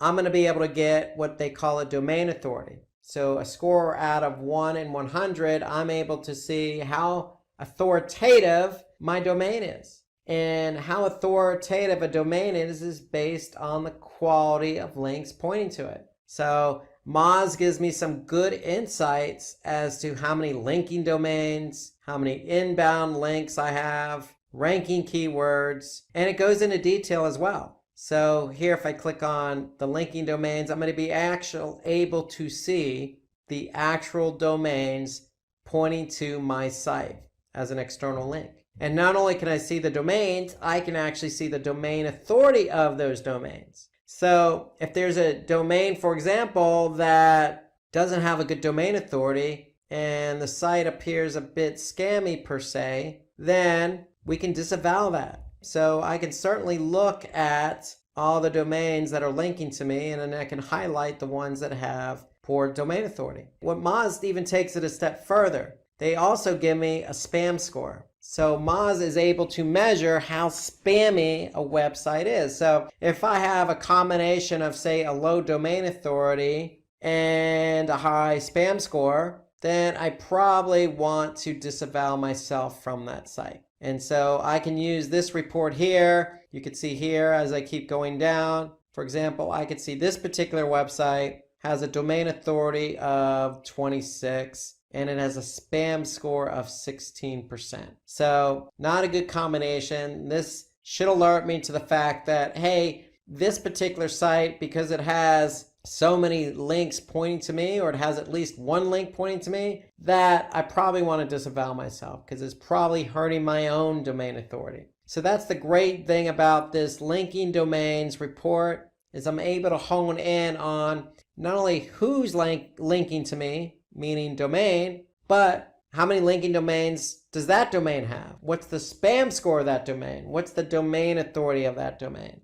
And then I can get into a little bit more detail and actually see, all the links pointing to that domain. So it really goes into detail about backlinks, domain authority, spam, etc. Everything you need to use in order to measure off-page SEO. So that's the great thing about Moz is they have not only on-page SEO tools, but off-page SEO tools. And Moz is a freemium, so to speak. So here you can see if you just go to moz.com/free-SEO-tools, you'll be able to use some of these tools available to you, not just for SEO, but also for local SEO as well. So here, you like some of these tools, you can start your free 30-day trial. So I use and lean on Moz a lot for all that it has to offer, from choosing keywords to rankings report, to checking issues on my website, to even checking who's linking to me. So this fits in the mold with everything I need to do for SEO. So in addition to that keyword research video,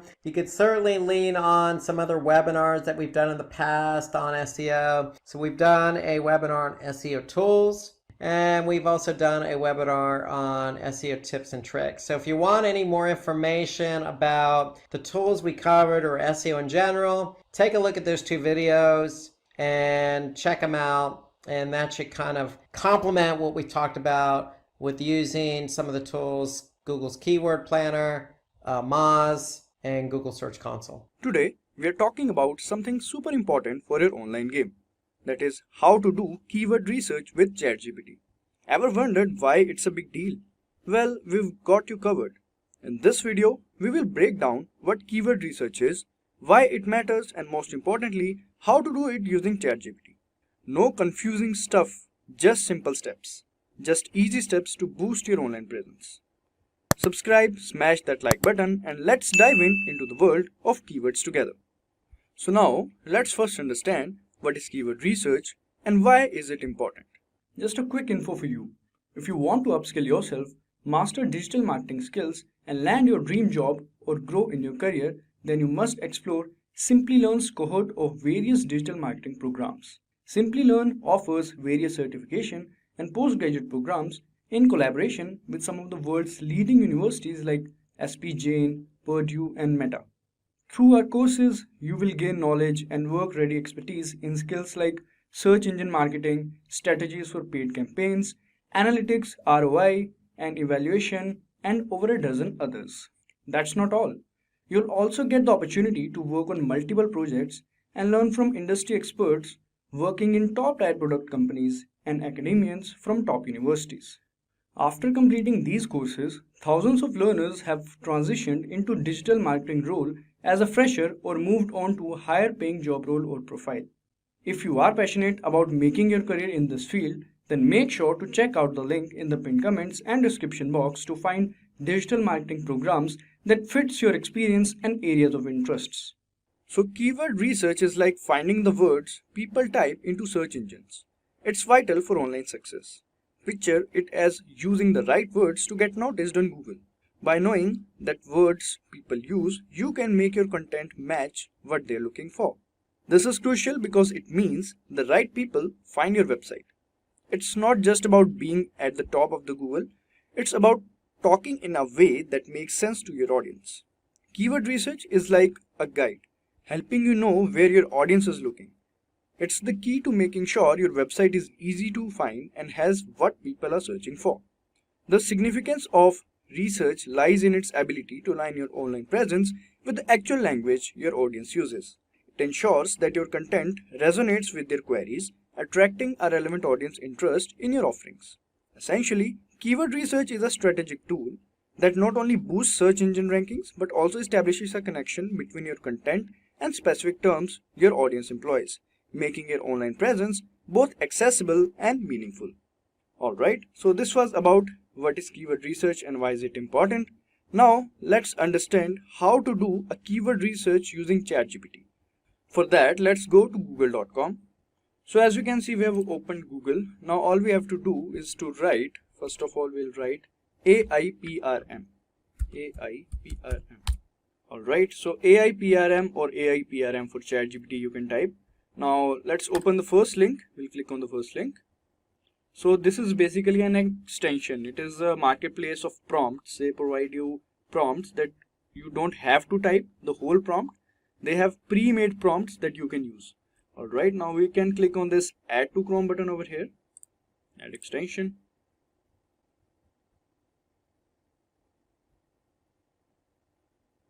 Alright, so as you can see, this is a whole new outlook of this ChatGPT.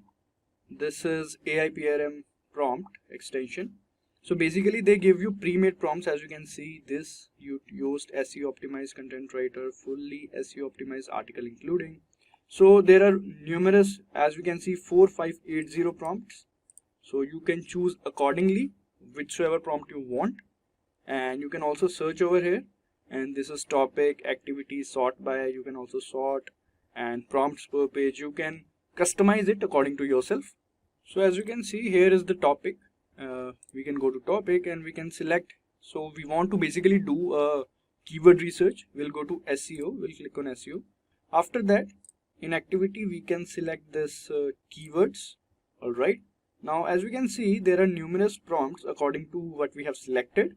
That YouTube SEO, keyword generator, SEO, optimize your Google business profile, etc. So we can select as per our choice. So what I have figured out which is best is this one, keyword analysis. I repeat, keyword analysis.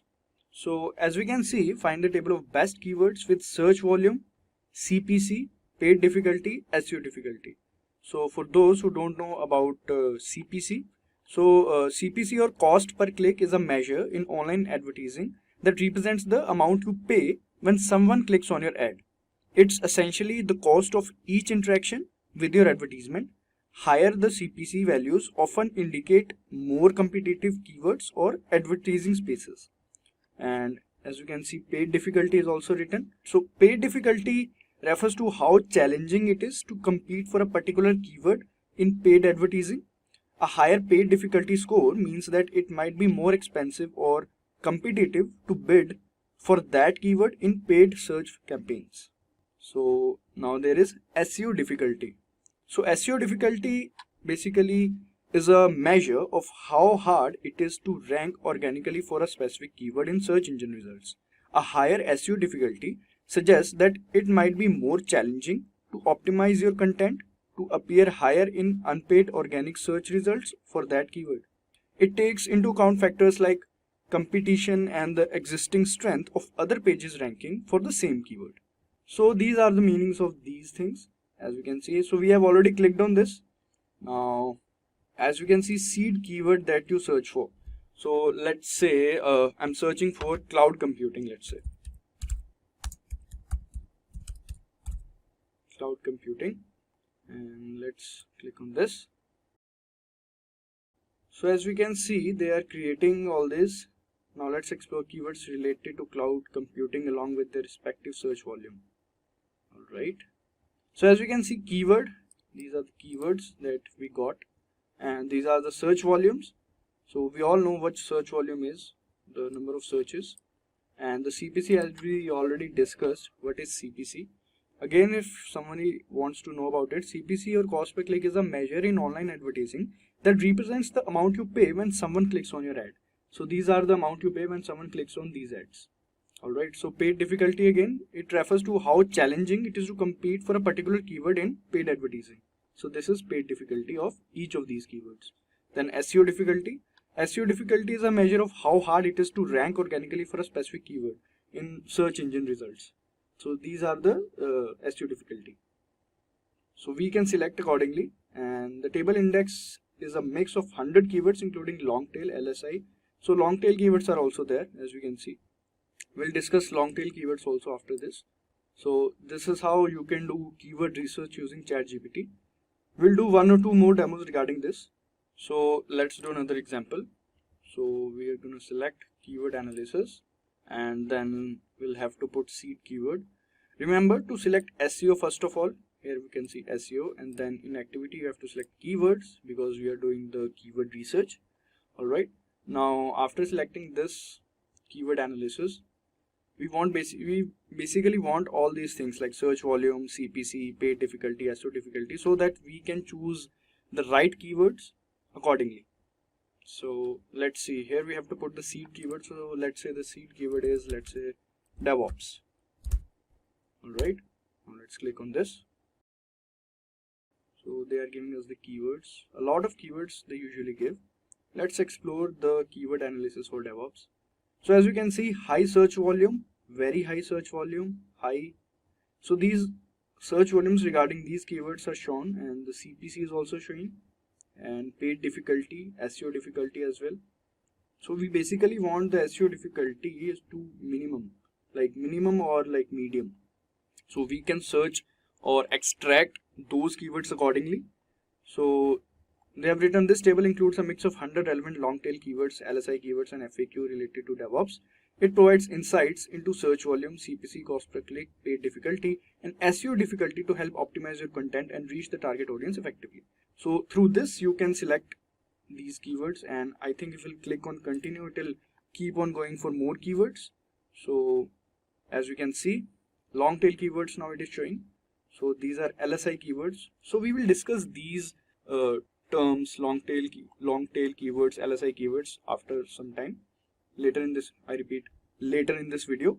So this is how you can simply do a keyword research using ChatGPT. Again, this keyword research is completely free. You don't have to pay a single buck regarding this.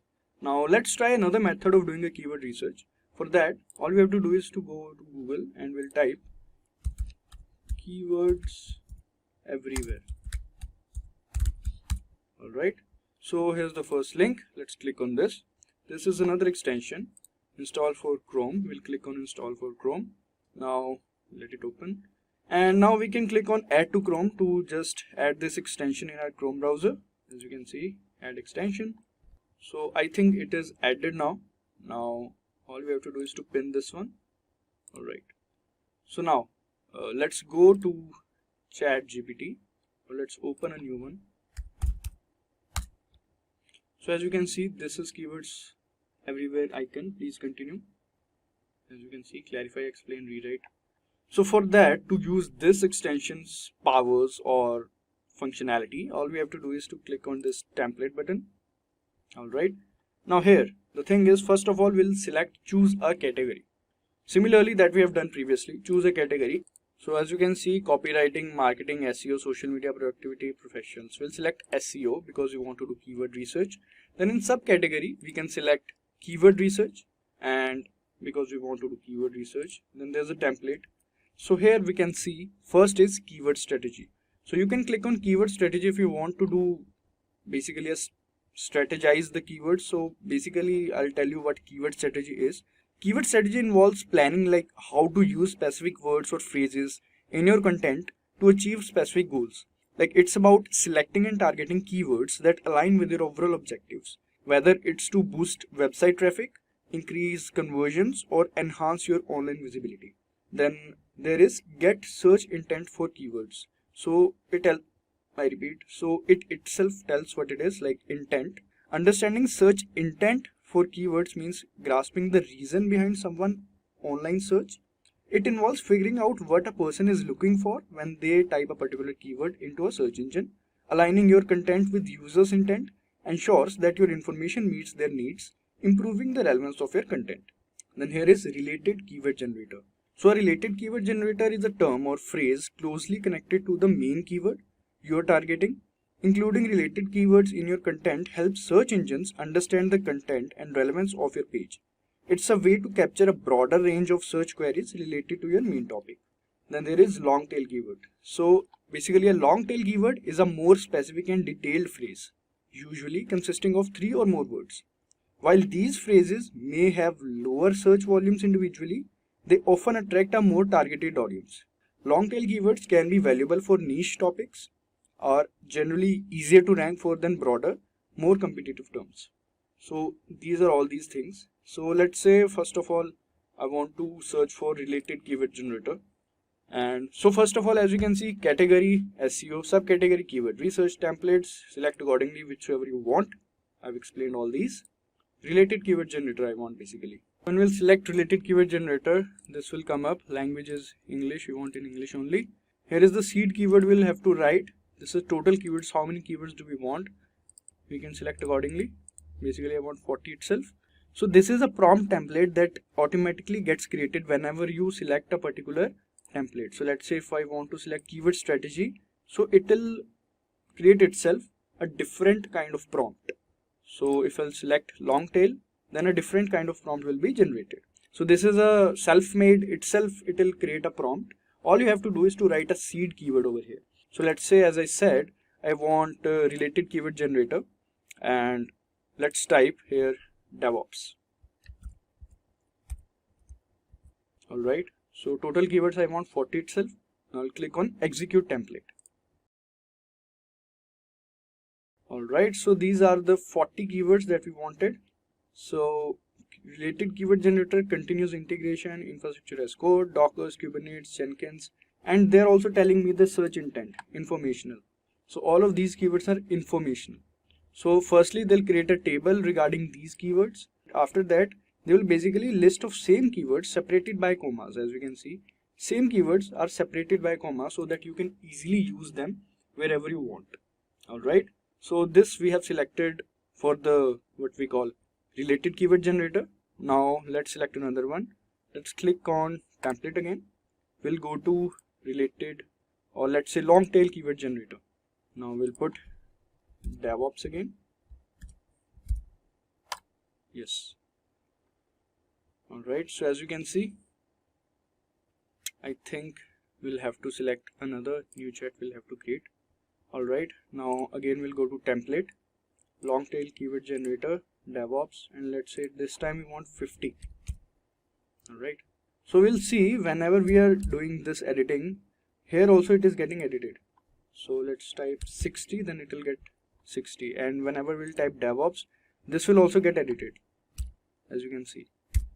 So this is a prompt. Now we'll click on execute template. Let's see how it goes. So these are basically a long tail keywords, as you can see, not a single keyword. DevOps best practices, Kubernetes deployment, Jenkins automation, site reliability engineer, etc. Basically the search intent of all these keywords is like informational. This one we can see commercial, transactional, deployment. So they also show the search intent, and these all are the keywords separated with commas. There are 60 total keywords. Now let's do another one. We'll go to template and we'll type, let's say this time we'll type mobile itself. Now let's see the keyword strategy for mobile. We have typed mobile as a seed keyword. Now execute template. So as you can see, category, keyword, search intent, title, and they're also telling us the title about, as you can see. Let it complete this one, then we'll show this. So it has generated the table, as you can see. Please note that this table includes 24 entries to maintain clarity and conciseness. If you need additional keywords or adjustments, feel free to let me know. We can click on this continue to create more, but let's first just see. As we can see, first of all, types. Here there is device types, category, mobile phone, search intent, navigational, and we can see title is also there. If we'll click on this, as you can see, title, search intent, title, essential guide to choosing the perfect mobile. Let's open this. Essential guide to choosing the perfect mobile phone. Description also is there for your content, so you don't have to do anything regarding this. As you can see, explore our comprehensive guide on selecting an ideal mobile. So description they also provide. A complete description is there. So basically you can just copy paste it and just copy this and just put it into an Excel sheet to just have a look at it clearly.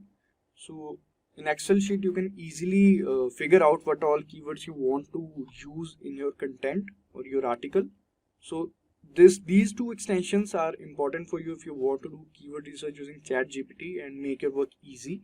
These two extensions are completely free, so feel free to use them. One is AI PRM, another one is Keywords Everywhere. Welcome to the Simplilearn YouTube channel. In today's video, we are going to talk about Google Ads. We'll discuss about what is Google Ads, how do you use it, what are the pros, what are the cons, and I'll give you some tips and tricks along the way. Now, I am Mark Kempman, I'm your digital navigator for this video, and as usual, if you like the video, just click the like button below and subscribe to our channel as well. But before we start, let me share something else with you.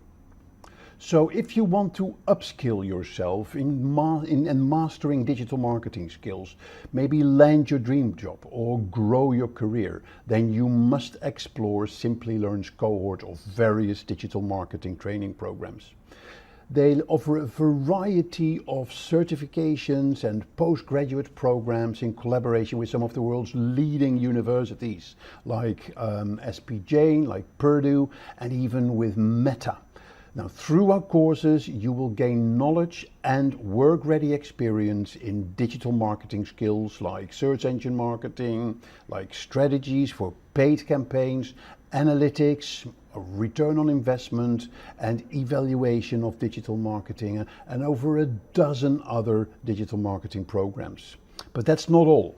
You will also get the opportunity to work on multiple projects and learn from industry experts working in top-tier product companies and lecturers from top universities.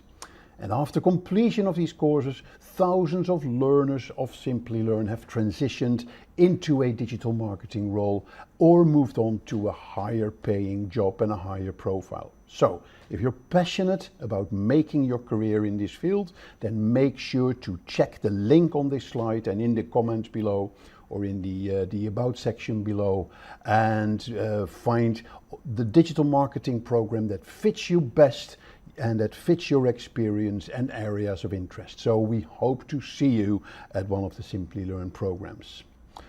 Now, let's move on. Let's get started with our topic of today, Google Ads. And here you see what we will be discussing.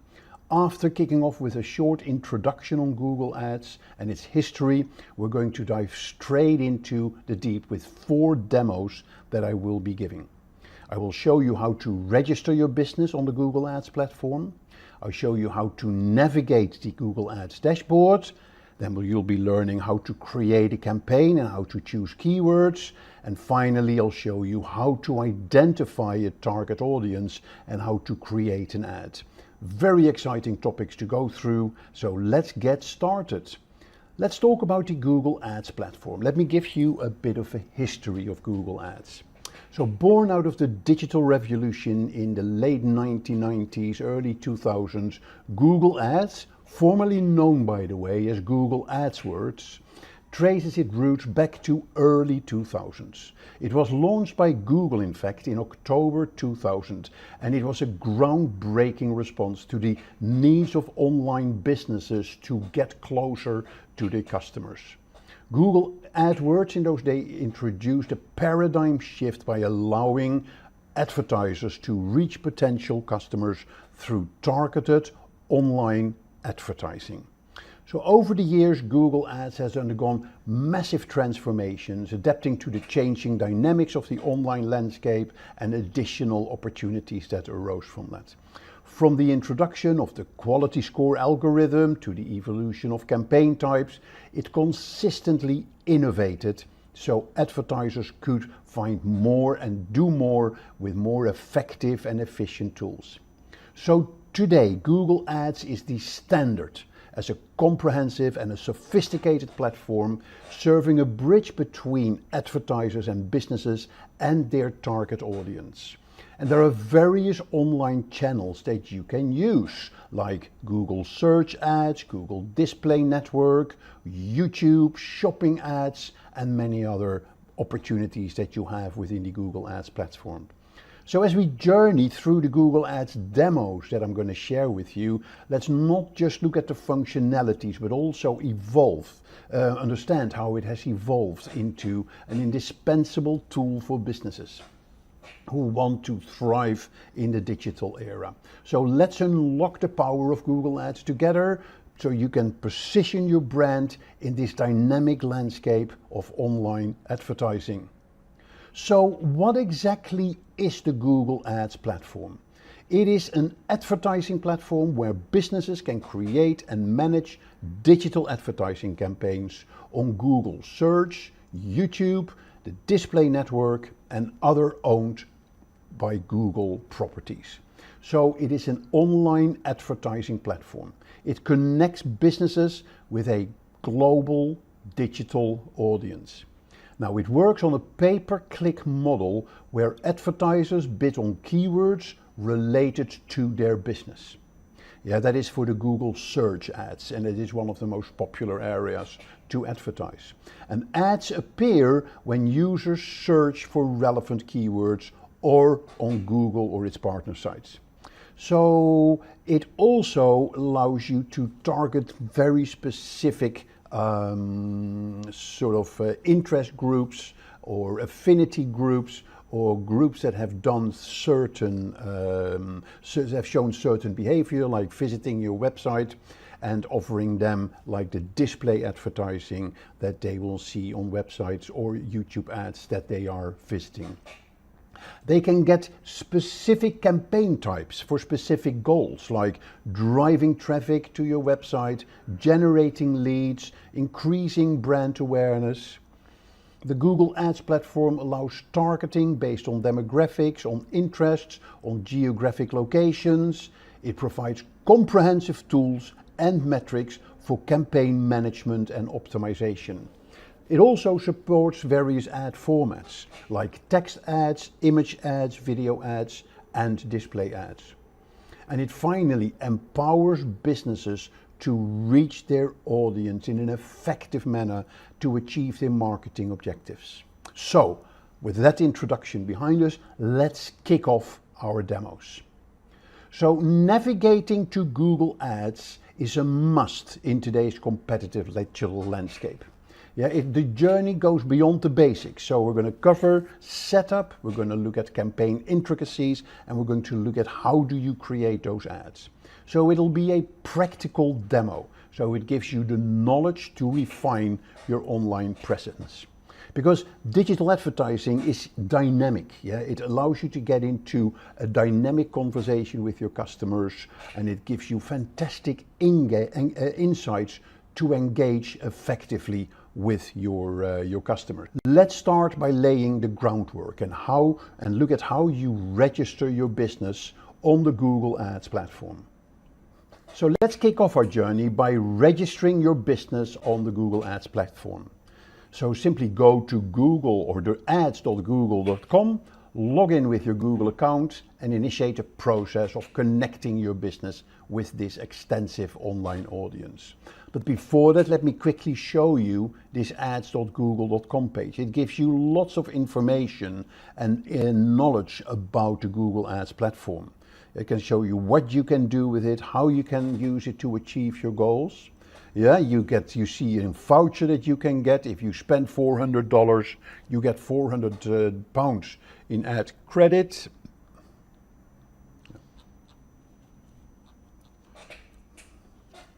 So let's kick off your journey by registering your business on the Google Ads platform.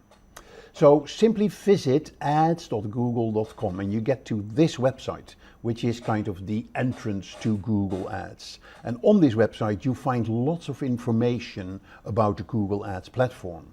You even see here on the top right that they give you a voucher for £400 in the UK, where you can, if you spend £400 on advertising. So you'll see they do that across the world. So you should be able to get those ad vouchers as well. So it gives you lots of suggestions on the goals that you can achieve, the power of Google advertising for your business, and it gives you some case studies as well. And what I really like about the Google Ads program, that you can actually get free of charge personalized support.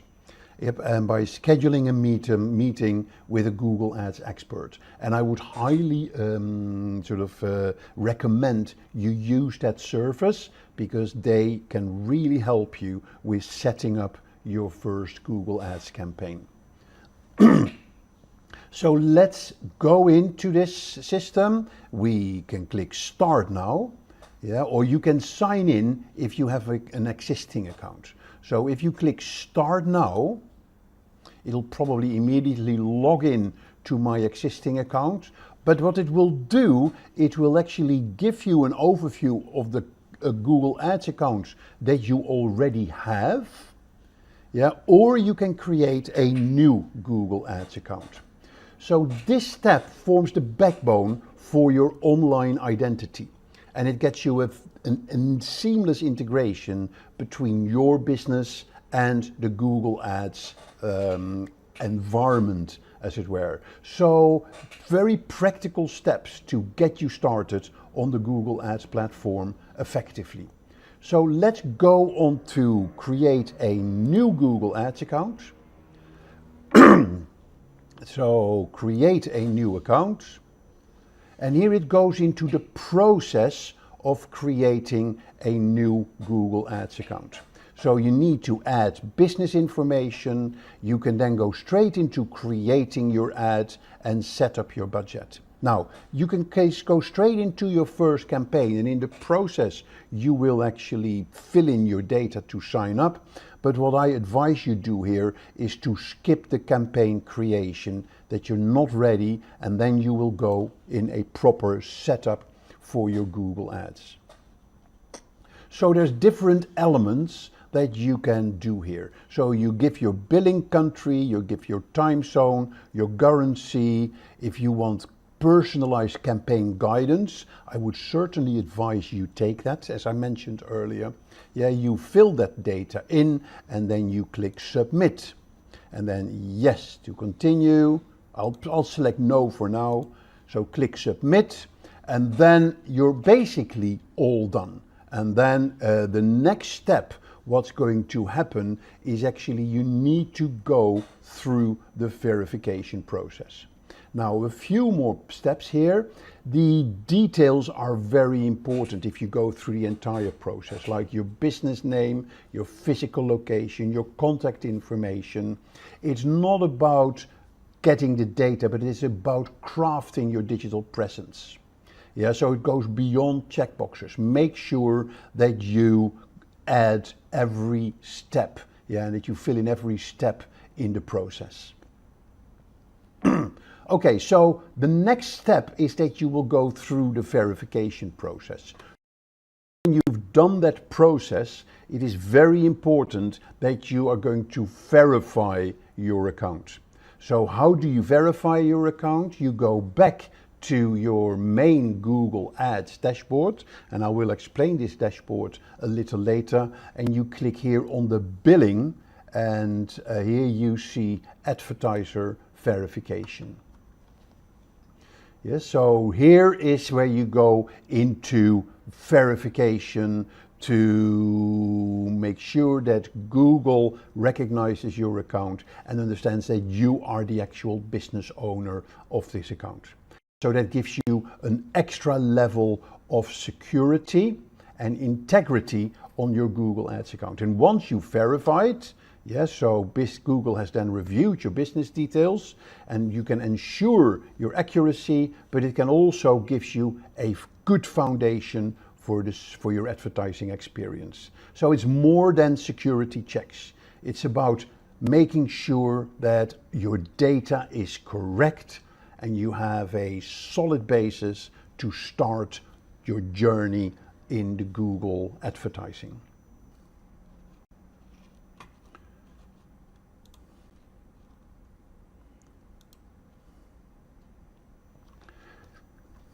Entering the Ads dashboard.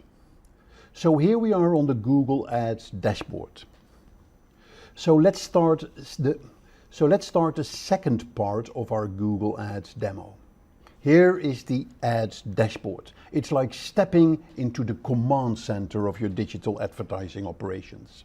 This centralized hub offers a panoramic view of your campaigns, the performance metrics, and a toolkit for efficient ad creation and ad management. It's the nerve center, as we say, where you have a comprehensive overview and control of your entire advertising landscape. Think of it as your strategic headquarters. It gives you the insights and the tools needed to navigate the entire Google Ads advertising platform. So what it gives you tabs for campaigns, for goals, for tools, for billing, to the admin of your account, and it also gives you the overview, recommendations on how to and where to improve your ads. It gives you insights and reports. It gives you an overview of your campaigns, your advertising assets, your audiences, your keywords, and the change history. And it is each step, as it were, serves as a gateway to specific functionalities for monitoring and optimizing your advertising activities. So getting experienced in using this dashboard is key for effective campaign management. Yes, so you really need to start practicing this. It is not complicated. You don't need to use every functionality, but in these demos, I will show you the path you need to take to go through the different menu settings. So the overview gives you a deeper insight into your campaigns and your campaign metrics. Yeah, it gives you the number of clicks you had on your campaign. It gives you the number of impressions, the average cost per click, how much you've spent on a campaign. You can download the report. You can set the dates. These are very important metrics that can help you in improving your campaigns. Here you see your recently created campaigns, and lots of other details that you are get. Vital signs of your campaigns, guiding you to make informed decisions for your campaign progress. And again, it's very important that you understand these metrics. So it helps you to make sure that your advertising efforts are not just active, but that they are effectively aligned with your overall business goals. Okay, now a very important part is the toolbox that you get in here. Yeah, so in the toolbox you get information to plan your campaigns, like a keyword planner, a performance planner, a reach planner. There is your shared library where you get access to your audience manager, your exclusion lists, your brand lists. Yeah, the content, the Google tag that you can get here, we'll talk about that later.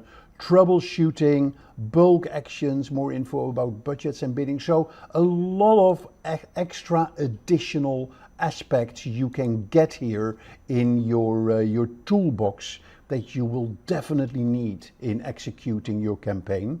And a number of these tools we will discuss in our demo. It's very important that you master the tools that you have here, because they will make the execution of your campaigns and planning them a lot easier if you use these tools. So each tool serves a unique purpose in enhancing the effectiveness of your campaigns. So let's start the second part of our Google Ads demo. Here is the Ads dashboard. It's like stepping into the command center of your digital advertising operations. This centralized hub offers a panoramic view of your campaigns, the performance metrics, and a toolkit for efficient ad creation and ad management. It's the nerve center, as we say, where you have a comprehensive overview and control of your entire advertising landscape. Think of it as your strategic headquarters. It gives you the insights and the tools needed to navigate the entire Google Ads advertising platform. So what it gives you tabs for campaigns, for goals, for tools, for billing, to the admin of your account. And it also gives you the overview, recommendations on how to and where to improve your ads. It gives you insights and reports. It gives you an overview of your campaigns, your advertising assets, your audiences, your keywords, and the change history. And it is each step, as it were, serves as a gateway to specific functionalities for monitoring and optimizing your advertising activities. So getting experienced in using this dashboard is key for effective campaign management.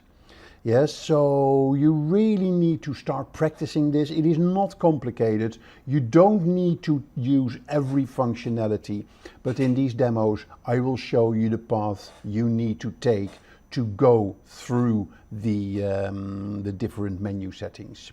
So the overview gives you a deeper insight into your campaigns and your campaign metrics. Yeah, it gives you the number of clicks you had on your campaign. It gives you the number of impressions, the average cost per click, how much you've spent on a campaign. You can download the report. You can set the dates. These are very important metrics that can help you in improving your campaigns. Here you see your recently created campaigns, yeah, and lots of other details that you are get. Vital signs of your campaigns guiding you to make informed decisions for your campaign progress. And again, it's very important that you understand these metrics. So it helps you to make sure that your advertising efforts are not just active, but that they are effectively aligned with your overall business goals. Okay, now a very important part is the toolbox that you get in here. Yeah, so in the toolbox, you get information to plan your campaigns, like a keyword planner, a performance planner, a reach planner. There is your shared library where you get access to your audience manager, your exclusion lists, your brand lists. Yeah, the content, the Google tag that you can get here, we'll talk about that later. Troubleshooting, bulk actions, more info about budgets and bidding. So a lot of extra additional aspects you can get here in your toolbox that you will definitely need in executing your campaign. And a number of these tools we will discuss in our demo. It's very important that you master the tools that you have here, because they will make the execution of your campaigns and planning them a lot easier if you use these tools. In setting up your campaign, it's also very important to look at the structure of your Google Ads. And the standard structure of a Google Ads campaign is in threefold. There is the campaign level, there is the ad group, and within the ad group sits the ads. And the ads, they inherit the setting of the ad group, and the ad group, they inherit the setting of the campaigns. On campaign level, you talk about the objectives of your campaign, you look at the bidding strategy that you have for your campaign, in the price that the budget that you want to assign. In the ad groups, you can look at your keywords and you can specify your ads as well. So very important that you think about that structure, and that will really help you into organizing your campaign in a structured manner. Okay, having gone through this dashboard, now let's jump into the Google Ads basics and create a campaign and picking the right keywords. So to create a campaign, you just go to the campaigns tab and you click here the plus to start, or I can click here on the campaigns tab. I'm getting an overview of my campaigns.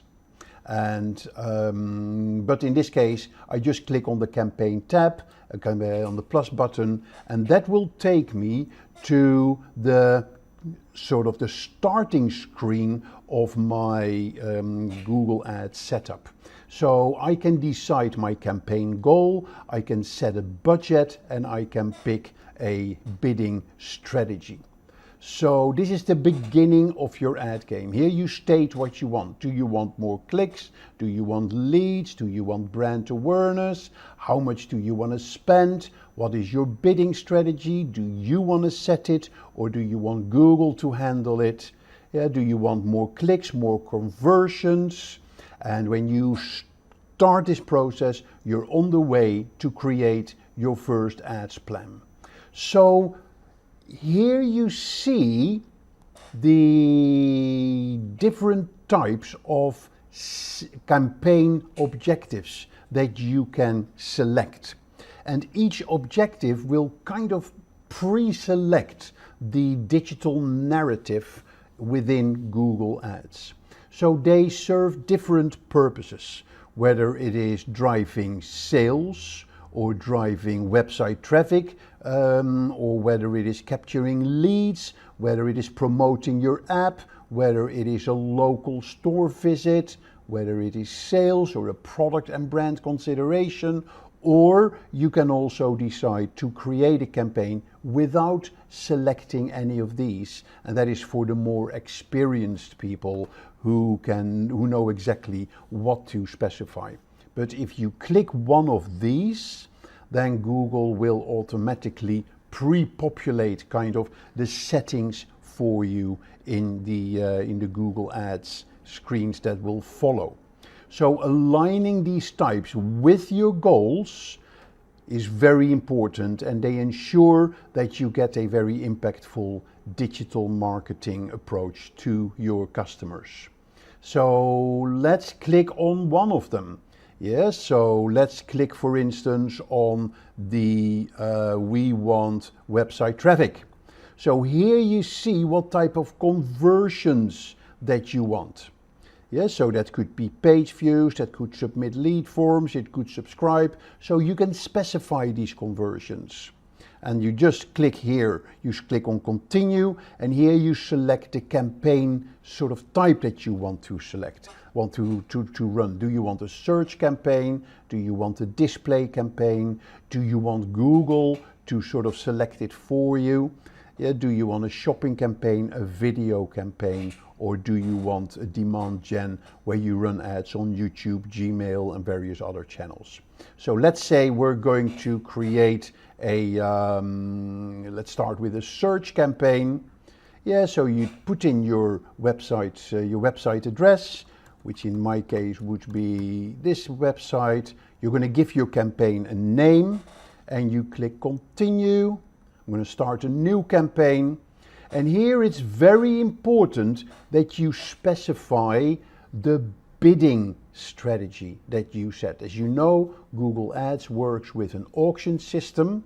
You put in a bid for what you will pay when people click on your ads, and then Google in the auction, when people have actually put in one of your keywords, Google will then use different methods for making sure that the best bid, in combination of various other factors, wins, as it were, and shows up at the top of the advertising listings on Google Ads.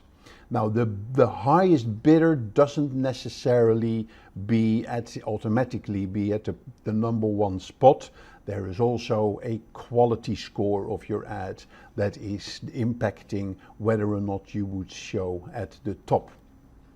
So your financial core rests on the budget and the bidding strategy. So determine your daily budget, align it with your advertising objectives, and it's very important how you want to set this. Do you want to run it for conversions? Do you want to run it for clicks? Yep, so you can set a maximum cost per click, or you can let Google set that automatically for you. Yep, and when you're happy with how you set it, you click next, and then you specify where you want to show your ads. Yep, so here you see you can specify for the Google search campaign, you can specify the search network. You can also show search ads on the display network. You can look at the network, the locations, the languages. You can specify specific audiences, or you can also do some keyword matching for your search campaigns. There's various location options. They work very powerful. Yes, so you can specify by language. You can select audience segments. So for instance, I would just do an advertisement on a specific sector.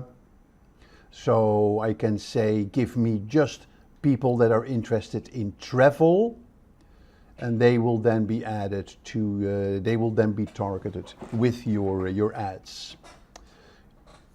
Yep, and then here you're going to specify the type of keyword match that you want.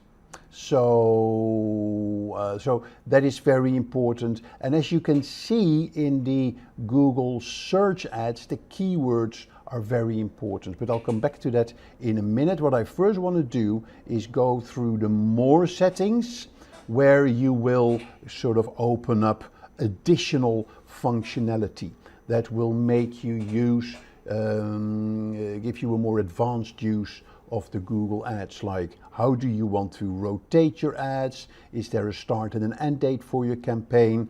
Do you have a specific ad schedule? Do you have campaign URL options? That is where you want to track your campaigns, or are there specific brand restrictions that you do not want to associate with your ads and the placement of your ads? So particularly on the ad schedule, my recommendation would be to select all day when you start your ad. Let Google decide what is the best timings for your ads that gives the best response. What you will see when you set up your ads, that you set up multiple ads, and Google will mix and match the ads and will select the best combination of the ads that will give you the best performance, and will also select the best timings. So the first couple of days that your advertising campaign is running, Google will be in what we say learning mode, and it will do all the tests, it will run the various options of your ads, and it will sort of slowly calibrate your ad campaign to the best format, the best settings, and the best structure. So this type of control, is not about just reaching your right audience, but it also does it at the most opportune moments, the best times. So it maximizes the effectiveness of your ads. So very important part of this is your keywords, as I just mentioned. So for search campaigns, here is where you can specify your keywords. So what you can do, you can get suggestions from Google by entering your website address, and then Google will sort of select the best keywords for you, and you can use those for your search ads, which means that every time somebody types in any of these keywords, your ad will show to those people, depending on your bidding strategy. Or you can add your own keywords based on your keyword research. And the tool that I showed you earlier, the Google Keyword Planner, is a fantastic tool that can help you in building those keyword lists for you. Now, I'm not going to go into the details here of keyword research. That may be the topic for a future campaign. So it's very important that you align your keywords with your business and that the keywords resonate with your target audience, and make sure that you use the Google Keyword Planner to find the right keywords, or any other tools that are available in the market. The keywords is fundamental for your search campaign. It's not about what you say in your ad, but it is also how do those keywords resonate with your audience. Good. That concludes the basic setup of your ads on a campaign level and on an ad group level.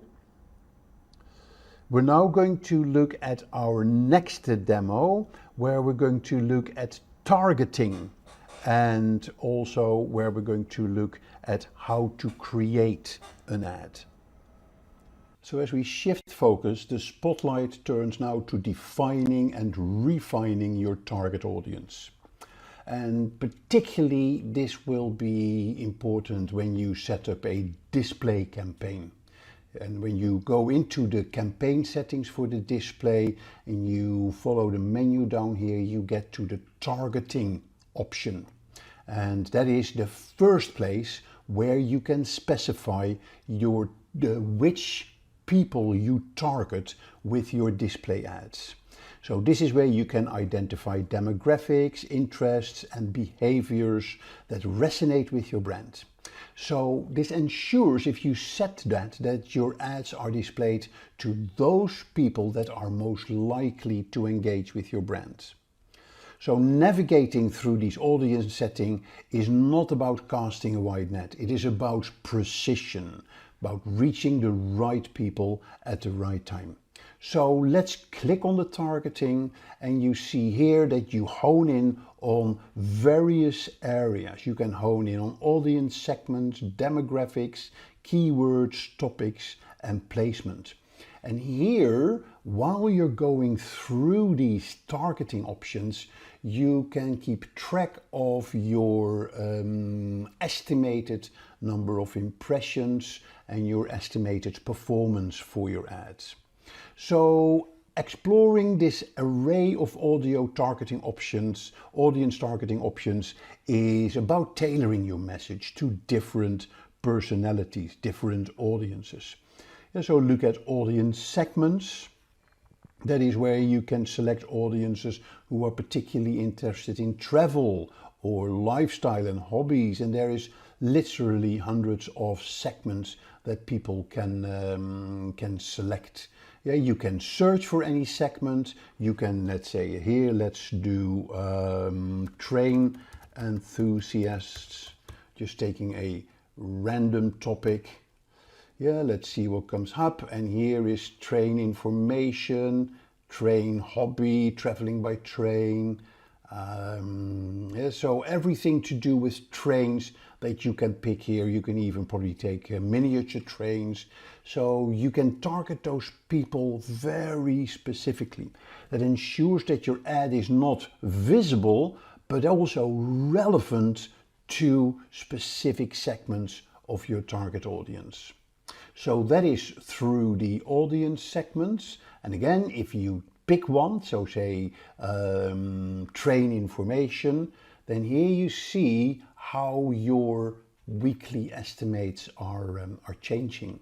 Yeah, so you can go by selecting, you put them in your target, and then you see how your advertising campaign is likely to perform.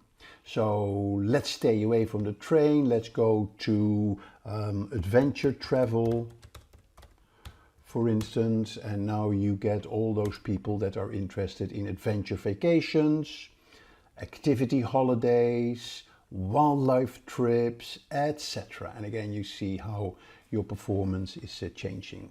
So that is the audience segments. We then can go to the next level, that is demographics. We're targeting male, let's say, between 25 and 44 years, with a slightly higher household income, let's say the top 21, so we're going for the top tier. And again, your estimates are being adjusted. And then you can go to the next one. You can add targeting, so you can target keywords. So this is, for instance, I am targeting those people that have a specific interest in Kilimanjaro, for instance, and Kilimanjaro. Yep, and I can add that as a keyword if I want, and Morocco. And you see how my weekly estimates are becoming more and more specific. I can add keyword ideas from my website as well. So let's say that is done. And then we can go to the final targeting, which was by topics. Yeah, or you can even target by placements. So if we want adventure magazines, yeah, so adventure magazines, you can then select those magazines or those online publications where your ads will show. So you can by default, ask Google to select this for you. But if you're very experienced in your industry, you know specific magazines where you want to place your ad, then very likely you will find them in the list here. It takes a little while to go through this list of thousands, if not hundreds of thousands of online publications. But then you can really target very specific by magazine. While it is doing this, Let's go to the optimized targeting, which is on, which means Google will actually help you get more viewable impressions. Yeah, find people beyond your targeting signals. So that is what Google will help you to fine-tune your targeting and give you even better results for your campaign. Yeah, so we targeted the adventure channels, Adventure Magazine. So here are 253 websites. There are YouTube channels that you can target, YouTube videos, apps and app categories where your ad can show. So this is a very good section where you can make your ads reach the right people. So that is one area where you can feature, where you can be very specific in the targeting of your ad. That is within the display campaign settings. You can also target people based on behavior. And one very important behavior is what they have done on your website in the past.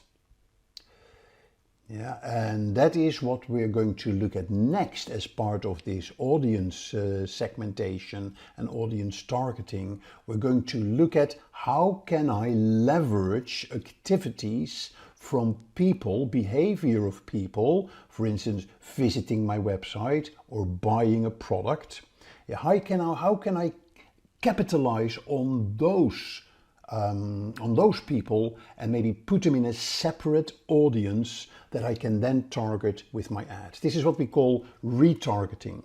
And I can target people with an ad once they visited my website for a particular product page, for instance. And I'm sure you've experienced that yourself, that you were visiting an ad and that you were visiting a product on a website and then you put a product in the basket, but you decide not to buy that product, and then the next time you go on Facebook or on YouTube, you actually see a product for that ad. So that is the next section that we will be looking at. A new feature in Google Ads are conversion goals. Conversion goals help you organize your conversion actions so that you can move more easily towards achieving your advertising objectives. So actions that you want your customers to take, or conversion actions, are grouped together based on related categories to form these conversion goals. So how do you get there? You go here to goals, you click on conversions, and here you have a summary of your conversion goals. For example, the purchase conversion or the subscribe conversion goal would automatically contain all conversion actions from people to subscribe to a particular form. And this simplifies your conversion management and it improves your campaign performance. So very powerful new aspect within Google Ads to manage your conversions in one central place.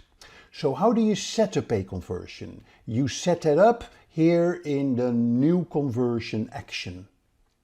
So you can set up a conversion action for your website, for your apps or for phone calls, or you can import data from Google or from Salesforce or other tools. But the most important one again is getting conversion tracking set up for your website. So when you click on that, you can then put in your website domain. You can click scan. And it will then scan the website if it's already set up to measure conversions, which basically means have you already set up conversion tags on your website? So Google Ads can track those web pages. So it has been set up, so you can actually create specific conversion actions. You can do that from website events. You can also create conversion actions manually by using specific code. So if you use transaction specific values, transaction ideas, so then you can use this option. But the easiest one is to use the create conversion action from website event. So you can actually accept suggestion for setting up a conversion goal. You can also add a conversion goal. So you can select a category, for instance, a subscribe. The event type could be a page load on this website. And then you just click add. The URL is required for that would be the about us. Yeah, and then I click add, and then the conversion goal has been created. I click save and continue.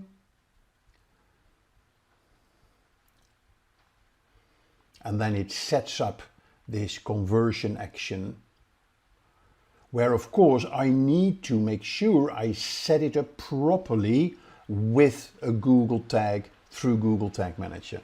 Now this section is not about teaching you how to use Google Tag Manager. We have a separate video for that, but I just want to make you aware of the process of how to do that. You can also email the instructions to your webmaster. Yep, so let's say if we want to email the instruction, then we'll just put in the email address and then it's sent. Or you can also set it up yourself. And then what you do is you get a piece of code that you basically need to copy and that you need to paste in the Google Tag Manager. So you can use the Google Tag Manager, that's where you use this particular piece of code. You can also install manually, and here is the piece of code that you need to install on every page of the website. So then Google can see that that is a tag for those specific conversion goals that Google can then start tracking. Good, you can test the installation as well, but I'll just want to make you aware where you go to set that up. Okay, so those are the conversion goals in Google. The last topic of this demo is ad placements and the ad networks, and the actual creation of ads. This is very important. It is like choosing the stage for your performance and exploring the various options, including the Google Search Network, the Display Network, and YouTube, is vital to align your ads with your advertising objectives. So the different ad options that you have, they start with the Google Search Network. The Google Search Network places your ads in search engine results. That gives you visibility for your ads when users actively search for related content. The next area is the Display Network that showcases your ad across a multitude of websites and apps, thereby having a big reach of your ads. YouTube, as a video platform, offers a very extensive advertising platform with lots of advertising opportunities and different versions of ads. And tailoring your approach to each platform will amplify the effectiveness of your ad strategy to make sure that you get maximum impact on your ads. Now let's go to the fun part of Google Ads, and that is the actual creation of your ads. So we'll head over to the ads, we go to the campaigns, click a campaign. Here is the campaign. We're going to first create a search ads, which is, let's say, for website traffic. We go to continue, and here is the search ad that we're going to create. We'll add our website, and we'll click continue, and we'll start a new campaign. And where we're going to is the keywords and the ads. So we have already set up the keywords. We're going now straight to the actual ads. And this is a very important section where you are able to set up your Google search ads. They are based on a combination of headlines up to 15 and descriptions up to 4, and a number of extensions like site links or call outs and different other extensions. Okay, you can set that all up, and then Google will mix and match those different elements of your ads to come up with the ad with the best performance. And what's really nice here is they show you a preview of what the ad will look like with the different headlines and the different descriptions. And here you see your campaign optimization score with the weekly estimates of how many conversions and what your weekly cost is. Here you see your ad strength, and here you see at the moment it is poor because I need to make the description more unique. So you can get ideas, and you'll see that this area will become more and more advanced and more driven by artificial intelligence in the future, to make sure that you get the best ads possible for your market. So again, this is a short demo. I'm not going to go into every little detail.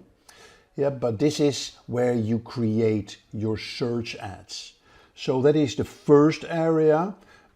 The second area where you create your ads is, of course, for the display campaigns.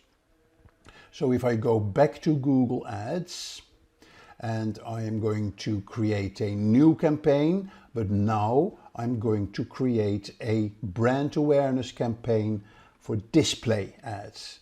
Again, here I say riyadfarasha.com. I can click continue. I'm going to go start new. And here I can, of course, we've been through all these settings. Remember the campaign settings, the budget and the bidding and the targeting.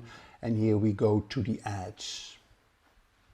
And here you can specify the URL, your business name. You can add up to 15 images. So where you upload an image, let's say we're going to use the image of this room. And you see here in different formats, and we're going to add these images as well. So we're going to click save. And then you can add a text, you could even add a video, you can add a headline. And here you will see what the ad will look like. Now make sure that you have switched off your ad blocker if you have set up an ad blocker. And because when you have an ad blocker, then the preview of the ad will not show. So I need to add the final URL. I need to add the HTTPS for this. So here is the final URL with the business name. And now in a bit, the ad should show up. You should have the business name, 2 images, 1 headline. So we'll add welcome to Riyadh Farasha, and a description, book your adventure holiday now. Okay, and then here you see how the ad would look like. Very simple, very straightforward, but it is all about, of course, the quality of the images, the headlines that you're using, the description that you're using.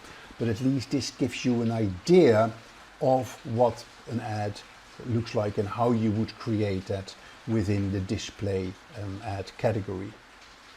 So here is a few tips. Yes, so ad copy is very important. Relevant visuals and formulate clear call to actions. They are the fundamental elements of your ads. Compelling ad copy is about clarity and enticement, and about having a concise message and be different. So the integration of the relevant visuals that enhances the overall appeal. Now, calls to action, I can't emphasize enough, and they guide users on the desired next steps, and that will drive conversions. So keep that in mind. And this all comes back to clearly defining your objectives. So outline your advertising goals, whether it's increasing website traffic, generating leads, or boosting sales. Well-defined objectives will guide your entire ads strategy. Also, do very thorough keyword research. Yeah, do a comprehensive keyword research to identify the relevant terms for your business. And try to familiarize yourself with the tools like Google Keyword Planner, so you can discover the high performance the keywords. Also think about your ad copy. Develop compelling ad copy that speaks directly to your target audience. Use your unique selling points, include relevant keywords, create a strong call to action. Landing pages, very important. Ensure that your landing pages, that your ads direct the users to optimized and seamless experience on your landing page. Content on your landing page should be aligned with your ad, and the page should be user-friendly and have a very clear call to action. In the search ad, make sure that you use ad extensions. Take advantage of those ad extensions. Provide additional information in your ads and increase ad visibility. So extension links like site links, call outs, structured snippets, they enhance your ad, providing users with more reasons to click. To conclude, remember that Google Ads isn't just a tool. It is not just a presence. It is a dynamic connection with a vast online audience. They say through Google Ads you can reach around 90+% of the internet audience. And by crafting well-organized campaigns and using the library of tools in the ads dashboard, that will be the perfect combination for success. Think about the keywords. It's not just an afterthought. It is the glue that holds your campaigns together. And understanding these intricacies of Google Ads, that can become your competitive difference in launching your ad campaign. So that basically concludes this video. We've covered the essentials on Google Ads, from campaign initiation to ad creation, with an emphasis on practicality. Now, armed with this knowledge, you are better positioned to orchestrate your own effective ad campaigns and make sure that you get the conversions that you want. So that concludes it for today. Thanks for joining this exploration. As you venture in this new world of Google Ads, your campaigns, make sure they are strategic, your keywords be impactful, and your digital presence be dynamic. So I wish you the best of luck in your advertising behaviors.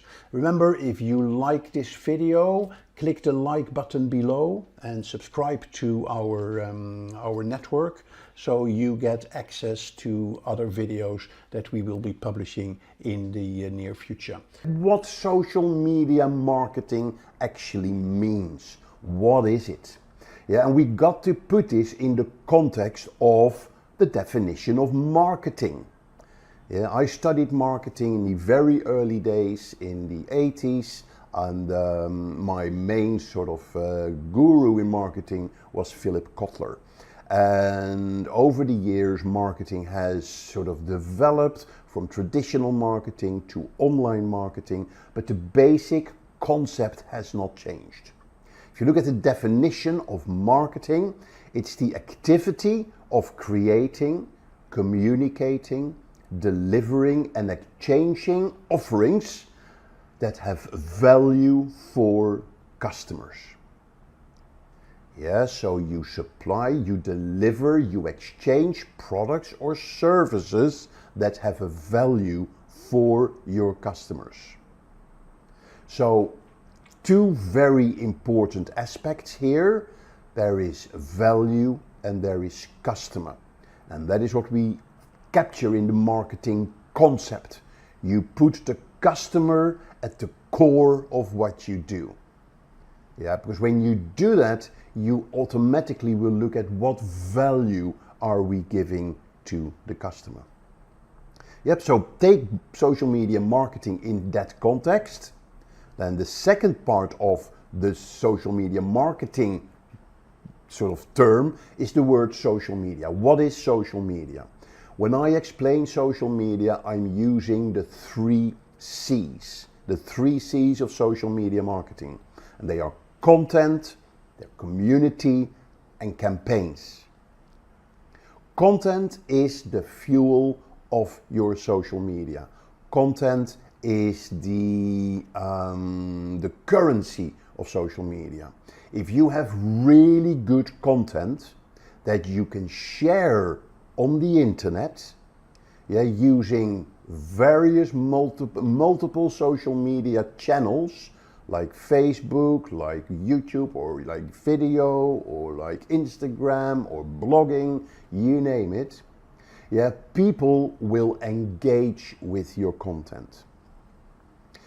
And then when people start engaging with your content, they may come back for more content that you supply, and they will then become part of your community. So community is a very important aspect of your social media definition. With really good content, you can create communities. And then you can push that process by running campaigns. And a campaign makes it relevant for businesses. Because when you run a campaign, you have a goal for your campaign, you have an objective, you have a start date, you have an end date. And that is what social media marketing is. It's all about running campaigns to develop your communities with really exciting content. And then you put it into the marketing context. You do that with the customer in the core of what you do. So if I then take that to a definition of social media marketing, is very basic. It says the use of social media to develop a company's brand, increase website traffic, and boost sales. That is what we call social media marketing. The most important aspect here is that you need to have an outcome. You need to have a result which is customer related. And that is where the sales element comes in. You do this to get the customer to do something, and in the end, that is buying your product or your service. So social media marketing is not the tactical combination of your social media networks to reach as many people. There needs to be a goal to it. And when we talk about marketing, it comes down to selling your product or service with a value. So that is the kind of the call to action, as it were, that comes out of your social media marketing. So keep that in mind. Everything you do with your social media marketing in the end comes down to reaching your goals or achieving your objectives of developing your company's brand, increasing website traffic, or growing your sales.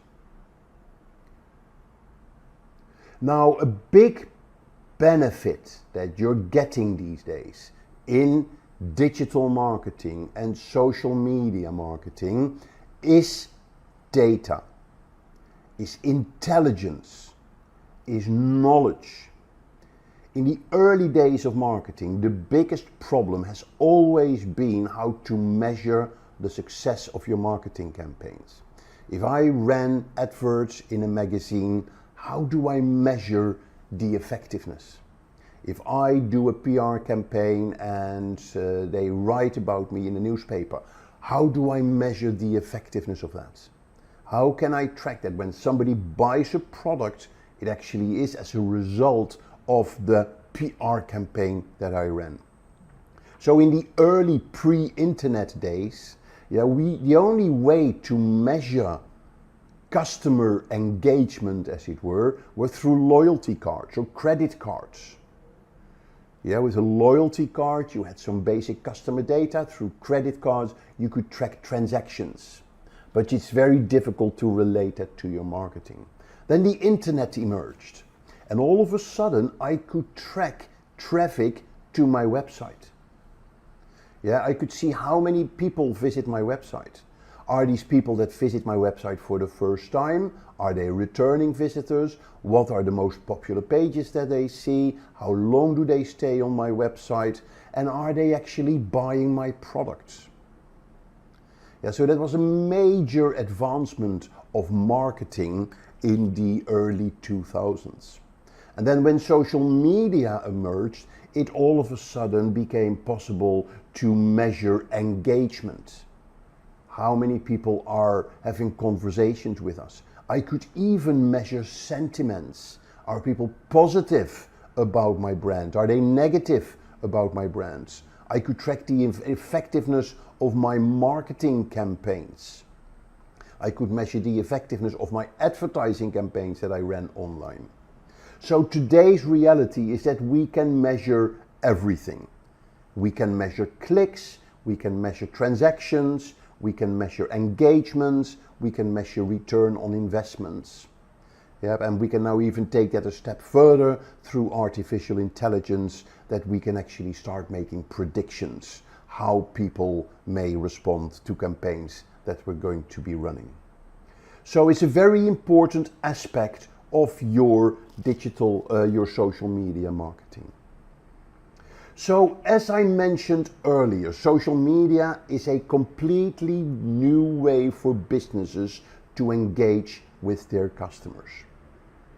Yeah, you can no longer go without it. It's a new channel to market.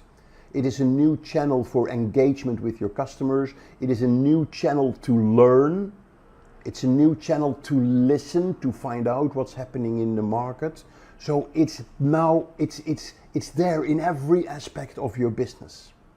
And not only for the marketing department, it's there for the sales department, it's there for logistics, it's there for the customer service department, it's there for the HR department. Using social media for your recruitment is a very important element of social media marketing. Yes, so keep that in mind, that social media marketing is not a fad. It is there and it's there to stay, and it touches every aspect of your business. Now, to summarize this, there are 3 areas where social media has changed the way businesses operate. First of all, there is the connection. Social media is a new way to connect with your stakeholders. Yeah, and stakeholders in this case can be customers, they can be prospects, influencers, your own employees, using social media for internal, and not only on a local scale, this happens nowadays on a global scale. The internet allows you to sell locally to a global audience if you want to. Yeah, so you can cover the world. You can target specific audiences wherever they are. So the connection aspect, the targeting aspect, yeah, the market where you want to sell your product is opened up through social media, and that is a big benefit for business. The second area where social media has changed businesses fundamentally is in the interaction side. It's not just about connecting with your stakeholders, you can also interact with them, and they can interact with you on their terms, on their preferred platform. And remember, in social media land, the customer is in the driving seat. If you're not interacting with them on their terms, you're going to miss the train. It's not about you don't liking Facebook or LinkedIn. Yeah, as long as your customers are on Facebook, you better be on Facebook, otherwise you're going to miss the boat. Yeah, because if you don't interact with them, they will move on to your competitors, who are very likely engaging with them. Yep, so it's the connection aspect, it's the interaction aspect, and then the third part is the customer data aspect. All of this, yeah, what we talked about can be done, and you can track every aspect of your social media marketing at a customer level. And it gives you the key performance indicators like conversion ratios, sales ratios, customer satisfaction ratios, and ultimately return on investment. And there are tools nowadays that let you manage and track all these areas in one conglomerated system. Yeah, HubSpot is, for instance, a tool that you can use for that. And they integrate all your marketing and customer data and campaigns in one system that you can use for that. Alright, so without further ado, let's start with the first strategy, which is select platform. Before diving into the diverse landscape of social media, it's crucial to carefully consider your business goals, target audience, and the content strategy. Choosing the right social media platforms can significantly impact your brand's online presence and overall success. Begin by utilizing single platform, and as you gain proficiency in managing campaigns, gradually expand to incorporate additional platforms. So first we can say Facebook. As the most popular social media platform, Facebook remains a smart choice for almost any business. It allows you to boost brand awareness, gain followers, generate leads, and engage with your audience. The next we have is Instagram.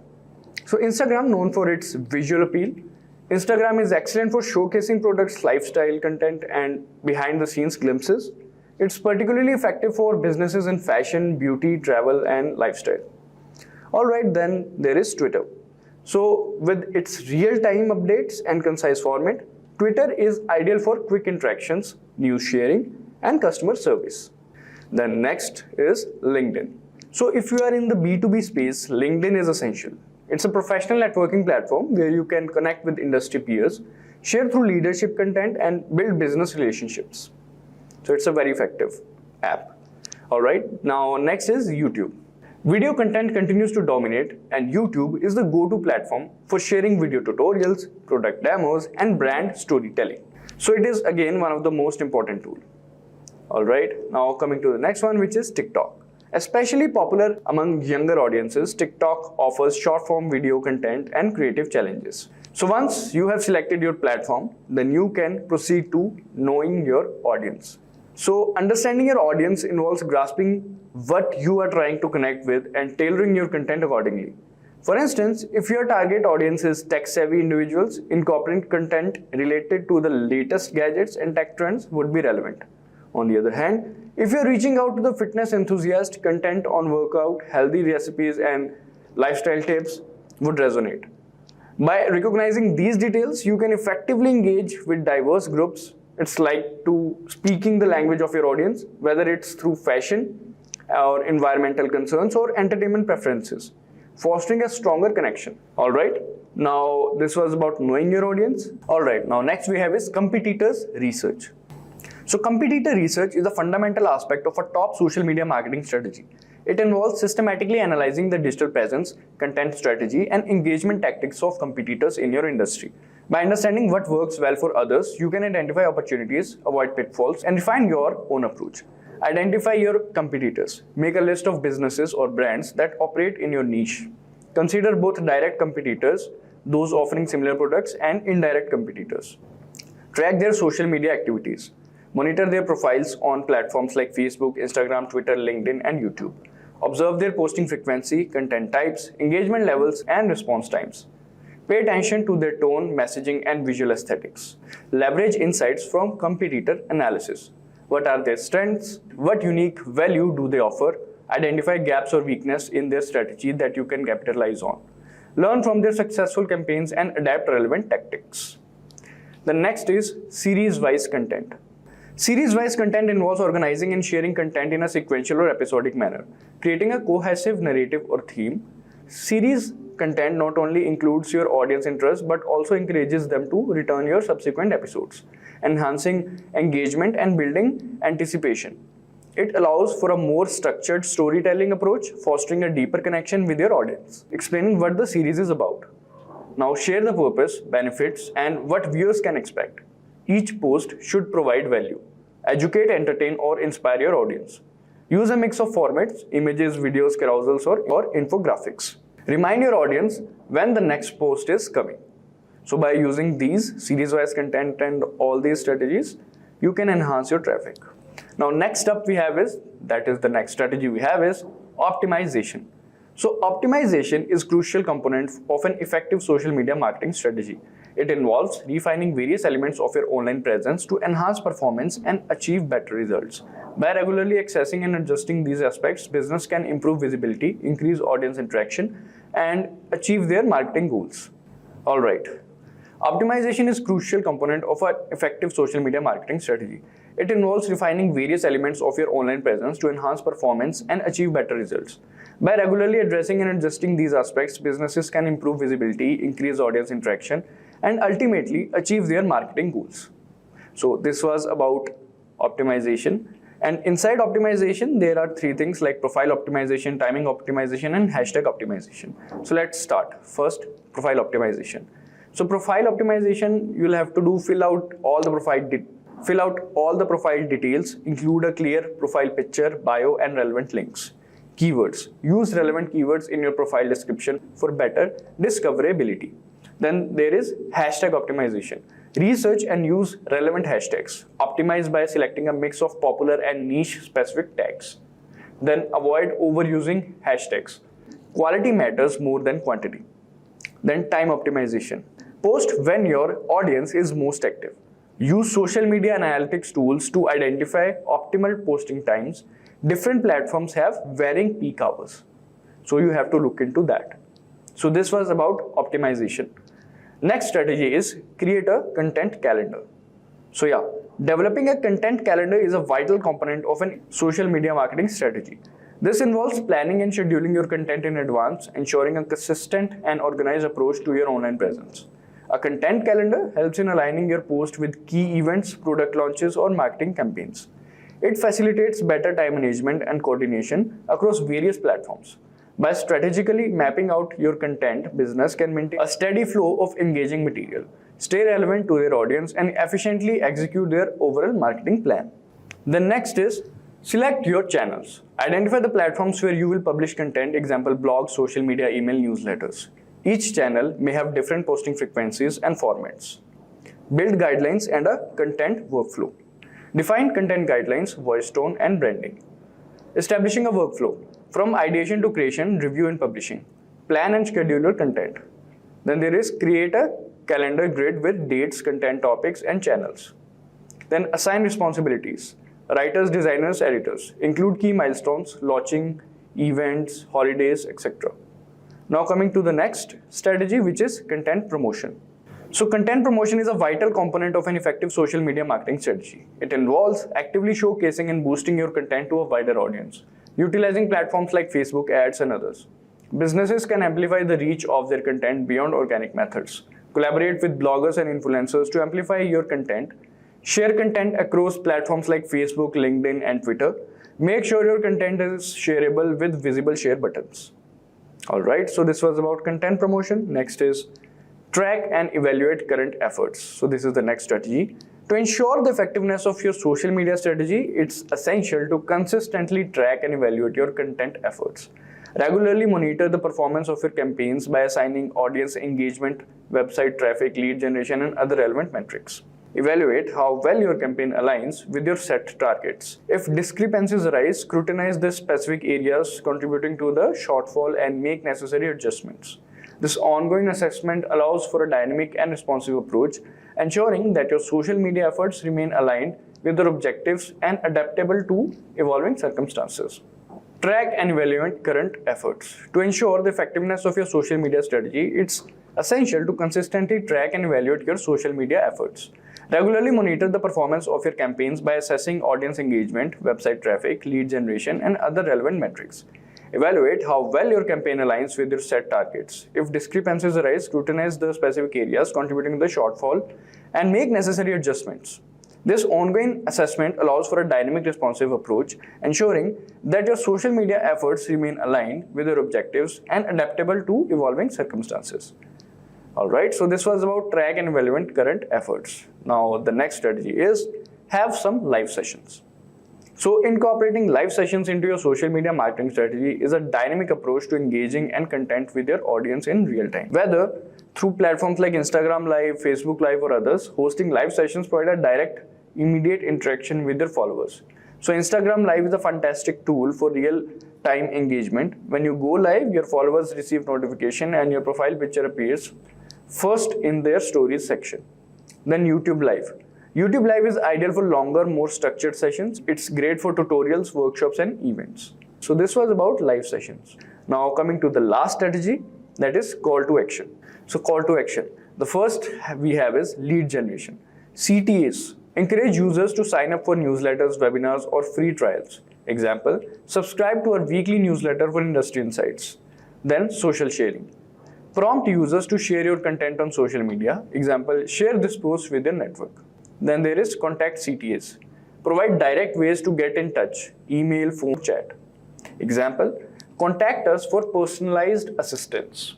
Crafting a top social media marketing strategy in 2024 involves understanding your audience, exploring diverse content types, and embracing dynamic approaches like live sessions and series content. Keep an eye on what your competitors are doing, and don't forget the power of promoting your content, especially through tools like Facebook ads.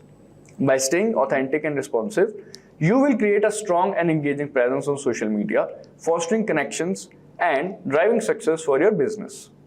So guys, let us discuss the social media marketing roadmap. The first thing is to identify a marketing problem. So guys, identifying market problem is a foundational step in devising an effective social media marketing strategy.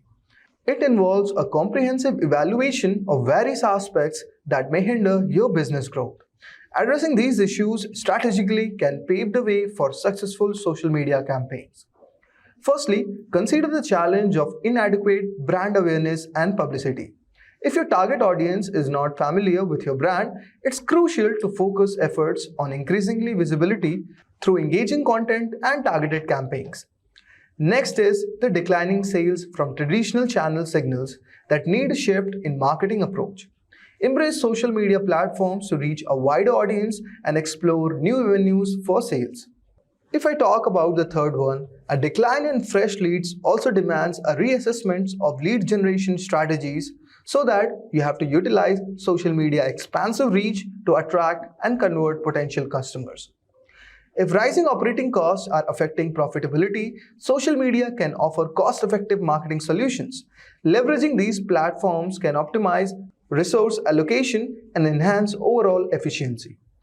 Customers' defection due to poor service also highlights the importance of using social media as a customer service tool. Address concerns promptly and showcase positive experiences to build loyalty. Lastly, if your content isn't generating desired engagement, refine your strategy. Analyze audience preferences, experiment with content formats, and encourage interaction to increase shares and engagement. By pinpointing these challenges, you can tailor your social media efforts to address specific needs, ensuring a more targeted and impactful marketing strategy. Now let us move on to our next one, which is setting up social media marketing objectives or goals. In the realm of social media marketing, setting clear goals, defining objectives, and establishing measurable metrics are crucial components of a strategic approach. Let's delve into each aspect. The first one that is coming into my mind is goals. Goals are broad and overachieving statements that articulate when you aim to achieve through your social media efforts. For example, increasing brand awareness online. This goal provides a general direction indicating a desire to enhance the visibility and recognition of your brand within the online space. It sets a tone for your social media strategy but lacks the specificity needed for direct measurement. Now let us move on to the next one, which is objectives. Objectives are specific, measurable, and time-bound milestone desired to achieve a broader goal. For example, increase the number of new fans on social media platforms by 20% within the next quarter, or boost post engagement by 15% over the next 6 months, or achieve a 25% growth in the web traffic from social media channels in the next year. These were the certain examples which showcases what are your objectives. Objectives break down the broader goal into actionable and measurable components. They provide a roadmap for achieving the overachieving goal of increased brand awareness, offering clear targets and timelines. The next and the most important one is metrics. Metrics are quantifiable parameters used to measure the performance and success of your social media efforts. For example, the number of new fans or followers, what is the post engagement rate, or growth percentage in the web traffic. Metrics are specific data points that help assess progress towards objectives. They provide tangible, numerical evidence of a social media performance. For the goal of increasing brand awareness, the chosen metrics should align with the defined objectives, such as tracking the increase in followers, engagement rates, and website traffic originating from social platforms. By aligning goals, objectives, and metrics, businesses create a structured framework that not only guides their social media activities but also enables a systematic evaluation of success or areas that may need adjustment. This disciplined approach enhances the effectiveness of social media marketing efforts and contributes to the overall success of the digital strategy. Now let us move on to our next one, which is very important. That is conducting social media audit and analysis. Once you have established your social media marketing destination, it's imperative to assess your current position. Akin to determine your standing point before embarking on a journey, this evaluation process often is concurrent with setting objectives, is analogous to recognizing that attempting to reach the moon is futile if your flying machine can even take off. So what are the areas where you can perform audit and analysis? So guys, let us discuss each one of them one by one. The first one is evaluating your current social media presence. Assess the strength, weaknesses, opportunities, and threats, which is SWOT, of your existing social media engagement. Understand the current state of your online presence to identify areas for improvement. Next is analyzing competitor strategies. Investigate social media tactics and performance of your competitors. Identify potential gaps or weaknesses in their approach so that you can capitalize on. The third one is understanding your audience and their journeys. Study your customers, exploring demographics, psychographics, online behaviors, and historical preferences. Map out customer journeys through stages like awareness, interest, consideration, purchase, retention, and advocacy. An essential aspect of this phase involves keyword research, a critical exercise to discern what your customers are actively searching for.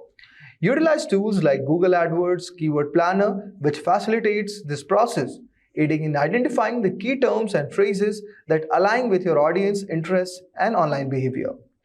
This is a comprehensive evaluation which not only informs your social media strategy but also positions you to leverage opportunities and address weaknesses effectively. The next one is develop a social brand story.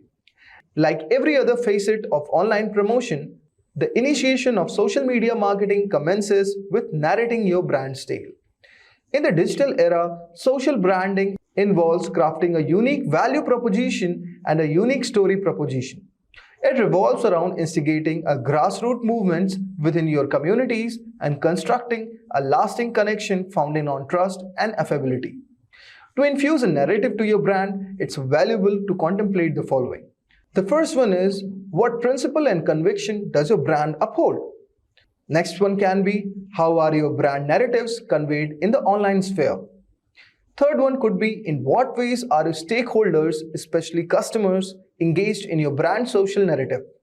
And finally, you can also add and think upon it that how is your brand expressed through visually appealing brand images, profile descriptions, and cover photos optimized for social media platforms. So this way, you're going to develop a social brand story. Let's move on to the next step, which is selecting social media marketing channels. Choose a right social media marketing platform. This is a phase that demands decisive choices. Although each social platforms hold its own appeal, attempting to master all can lead to spreading efforts thin and mastering none. Consider these factors when determining the suitable social channels for your brand. The first one is Facebook. If I talk about Facebook, guys, this is the largest social network that is also highly competitive. Facebook ads often yield to positive ROI compared to other online advertising avenues. The next one can be Twitter. Characterized by its concise 144 character limit, tweets are now featured on Google search engine result page. Then you can have Instagram and Tumblr. which are popular light social networks, especially among teens and youths. Emphasis on visual content and pop culture. The next and the most famous one is YouTube. This is the second largest search engine. However, video production is resource intensive. If we talk about Pinterest, known as the social candy due to its preference for visually appealing designs and images, over the two-thirds of Pinterest users are female. Making informed decisions about the platforms, aligning with your brand goals and target audience is very essential. Rather than trying to be present on every platform, focus on mastering the ones most relevant to your objectives and audience demographics. Now let's move on to the next one, which is social content creation and curation. After determining your social channel, the next step is crafting compelling social content.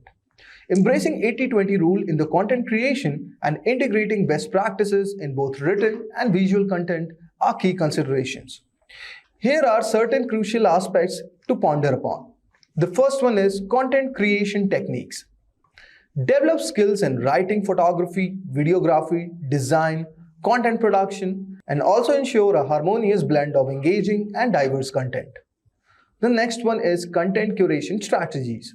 Employ effective methods to filter and curate relevant content suitable for sharing. Showcase a mix of original and curated content to keep your audience engaged. Third one is consistency and frequency. If I talk about consistency and frequency, it comes under the calendar development. Maintain a consistent and a regular schedule for your content production and distribution. For the same, you can choose a calendar development. Create content calendar outlining keywords, topics, and content types for distribution across various social channels. Plan and organize content to align with specific goals and strategies. By mastering the art of content creation and curation, you can effectively engage your audience and build a robust online presence. Establishing a content calendar helps maintain consistency, ensuring that your content aligns with your brand voices and also resonates with your target audience across different social media platforms. Let's move to the next one, which is evaluate and quantify the success. How you are going to measure and quantify your success. And what are the key metrics? The timeless saying is that you cannot manage what you don't measure, which holds particular relevance in the era of measurable marketing. In social media marketing, it's crucial to develop a comprehensive set of key performance indicators or KPIs to assess performance. These are certain key metrics which we have to discuss. And these encompass a variety of metrics. Let's discuss each one of them one by one. The first one is the brand awareness metrics. The reach, website visits, page views, fan growth, likes, and comment all come under this section. The next one is we have the conversion metrics. The sign up, on leads, memberships, trial purchases, and the actual purchases comes under this section. The next one is the engagement metrics. The comments, shares, retweets, downloads, and participations in contests come under this section. And finally, our social advertising metrics, which is cost per clicks, cost per acquisition, return on advertising spends, among others. By amalgamating these metrics, you can derive insights into your social media marketing into return on investment. The ability to quantify success through these indicators allows for informed decision making, enabling you to refine and optimize your social media strategy for better outcomes. Exploring social media marketing ROI can be very fruitful in evaluating and quantifying the success measures. So guys, in conclusion, effective social media marketing demands a strategic planning, consistent execution. From identifying challenges and setting clear goals to selecting platforms, creating engaging content, and measuring success through key performance indicators, each step is crucial. A thorough social media audit, aligning goals and audience understanding from the foundation. Selecting the right channels, mastering content creation, maintaining consistency are very pivotal. Measuring success through metrics allows for evaluating return on investment and refining strategies. In this dynamic landscape, adaptability, continuous improvement, and genuine audience engagement are essential for sustained success. By prioritizing authentic connection and staying attuned to trends, Businesses can leverage social media to enhance brand presence and also foster lasting customer relationships. Right, so let's go straight into the Meta Business Suite. There is this thing called the Meta Business Suite. You may have heard of it, and it is a big deal for businesses who are on Facebook and Instagram. It's not just some regular tool. It is the main hub for all your online stuff on Facebook and on Instagram. Now, why does this matter? Well, it brings all your Facebook and Instagram activities together in one dashboard. Yeah, that means that dealing with ads, with pages, teams, analytics and everything, and posting and planning your content all happens in one place. And the best part of this, it saves you tons of time and it keeps things simple. No more jumping between screens or jumping between applications. You can just focus on your business as you should be focused. Now, the Business Suite isn't just for you. It's good for your marketing team as well. So even if your team is spread out over multiple locations, it lets you work together. You can assign different responsibilities in the Meta Business Suite. It keeps everyone on the same page. It gives everybody access to the same content, the same ads, the same posts, and the same analytics data. So you can all work towards that same goal. But it's not about teamwork. There's a lot more in it. It's like having an advisor with you. It has tools that will give you how engaged your audience is with your ads, how you're doing on Facebook, how you're doing on Instagram, and it helps you turn your data into smart decisions. So, in simple terms, the Meta Business Suite is like the behind-the-scenes manager for your business in Instagram and Facebook. It is your go-to place for making things happen in a very smart way. Right, so what are you going to be talking about? We will be talking about what is the Meta Business Suite, and then I'm going to give you 4 demos. Demo 1 is setting up your Business Manager account. Demo 2 is navigating the Business Manager interface. Demo 3 is utilizing Facebook Insights for data-driven decisions. And Demo 4, I'll share with you some info about how to collaborate and how to manage your team on the Business Suite. Okay, so let's get going. The Meta Business Suite used to be known as the Facebook Business Manager. In fact, Facebook Business Manager is still available. And I'll come back to that in a minute, the differences between the Meta Business Suite and the Meta Business Manager. But as launched in 2014, it now is a all-encompassing tool for advertisers, marketers, business owners, agencies to manage the Facebook and Instagram business that they are running. So there's a lot of good stuff about the Meta Business Suite. There's some good advantages and some good benefits that you can get from this. It makes handling your Facebook and Instagram account very easy. There's lots of functionality that you find in the Meta Business Suite to manage your accounts of Facebook and Instagram. It also allows you to manage your team smoothly. You can assign responsibilities to team members, making the communication and getting things done on Facebook and Instagram a lot easier. There's extensive analytics and insights that gives you lots of information about how you're performing on Facebook and Instagram, helping you to improve your activities. There is tight security with detailed control over who can do what on Facebook and Instagram. There are tools like chat and inbox that you can have to manage your communication with your customers.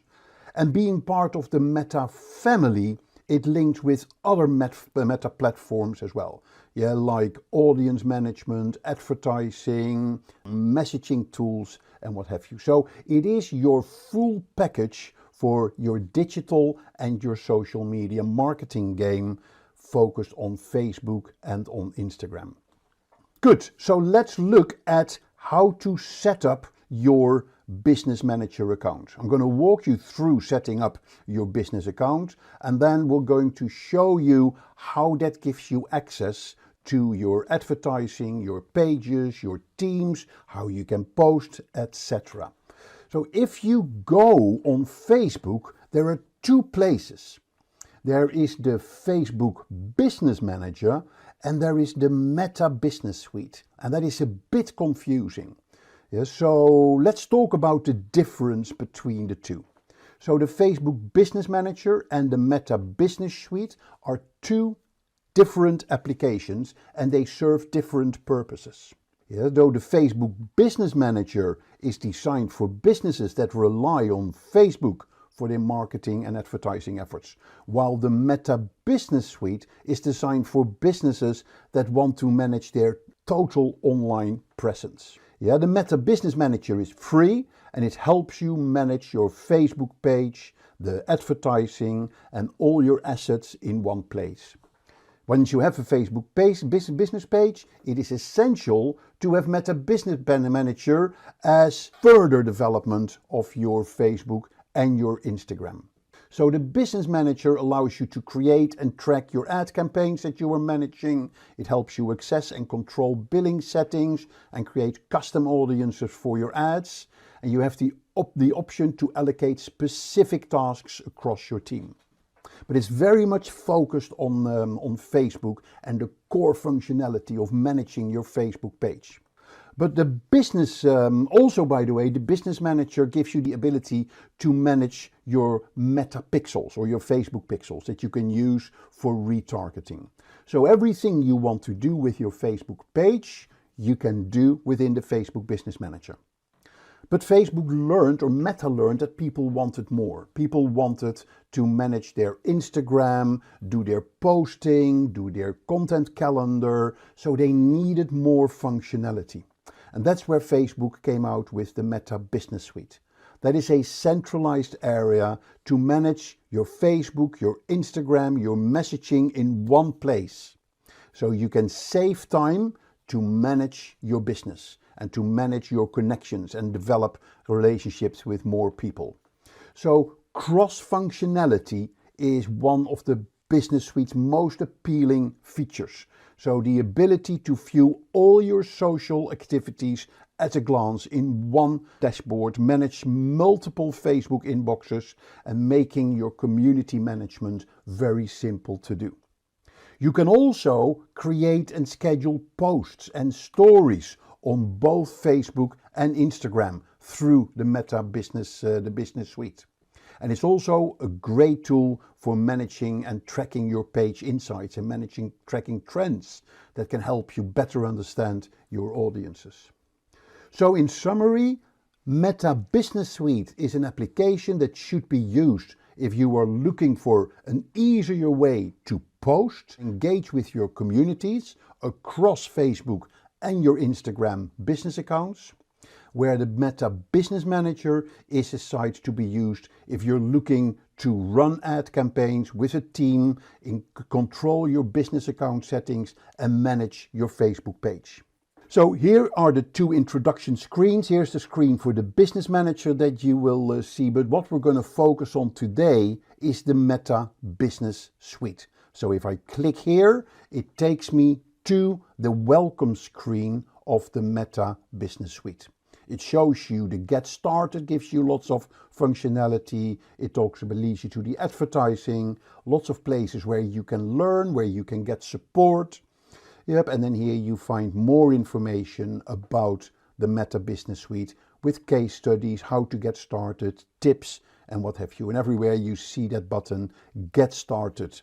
Yeah, so definitely before you start with using the Meta Business Suite, go through this website to familiarize yourself with all the ins and outs of the Facebook or the Meta Business Suite. And when you're ready to start using the Meta Business Suite, you just click on the Start Now button and that will take you to the dashboard of the Meta Business Suite. And this is your one-stop shop, as it were, that gives you access to all the functionality within the Meta Business Suite. So it's based on a page. Yeah, so here you have a page that I own, which is Riyadh Farasha, is a place in Marrakesh that I have a website for, and a Facebook page and an Instagram page. And here you see the management place for the Riyadh Farasha on Facebook and on Instagram. So here you see the menu of functionality. So you see notifications, planner, content, insights, the inbox, monetization, advertising, and a lot more tools that you have access to. You have also got access to the settings here. And then here you have your sort of your to-do list, manage your marketing content, how you can give you tips on how to explore more ways to grow your audience. And it's sort of the new center as well of new elements that and new items and new functionality that you can find in the business, the Meta Business Suite. Okay, so that is the screen that you will get when you already have an account. If you don't have an account, yeah, you go here on Riyadh in the screen here, what you will get, yeah, instead of seeing this screen, you will actually see this screen. Create a business account. Create a Meta business account. And there's a few things that you need to do here. First of all, you need to create your account. Second, you provide your business details. And third, you complete the verification. And once you've created or completed the verification, you're going to add your accounts, like your pages and your advertising accounts, and you're going to invite team members. And to close this, you're going to configure business settings and start verifying other features like your website, for instance. And then you are ready to start using your Facebook or your Meta Business Suite. So quickly, let's go through that. Yeah, so you're putting in your name, so that could be Mark's Riyadh. Yeah, you put in your contact info, that would be Mark Campman. And then very important, you're going to put in your email. And this email must be related to your Facebook page. Of course, yes. So that is where they will, Facebook or Meta will connect your email with your Facebook page. And you will also need the Facebook or the email addresses from other people that you want to assign for a functionality on your Meta Business Suite. Okay, so that is how you create your business account. So then you're going to click, let me just put in here my email, you click create.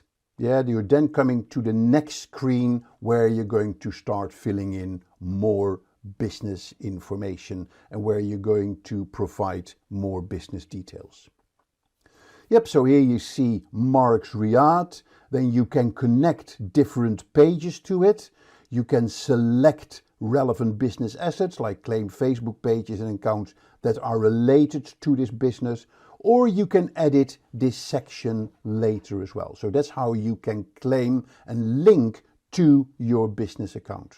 So let's say we're going to add another Facebook page to this. I'm going to skip this for now. I can do this later. You're then going to add other business people to your business account if you want to. Yep, and we'll come back to that later when we're going to specify what type of people you're going to add to your account and what functionality you're giving them. I'm going to skip this. Yep, and then you're going to review and confirm. Okay, and once you've completed this, you're happy with this, you confirm, and then Facebook will verify this. And you will basically get an email. It will confirm your, well, let's see what happens if I press. Yeah, so here you see how Facebook has set it up. Yeah, so now it's Mark's Riyadh business account. Here is the name, the account ID, and I can now add my business assets. I can invite people and I create an account. I can set up billing and payment for this account. I can set up the language settings. I can add partnerships, and I can add my business assets.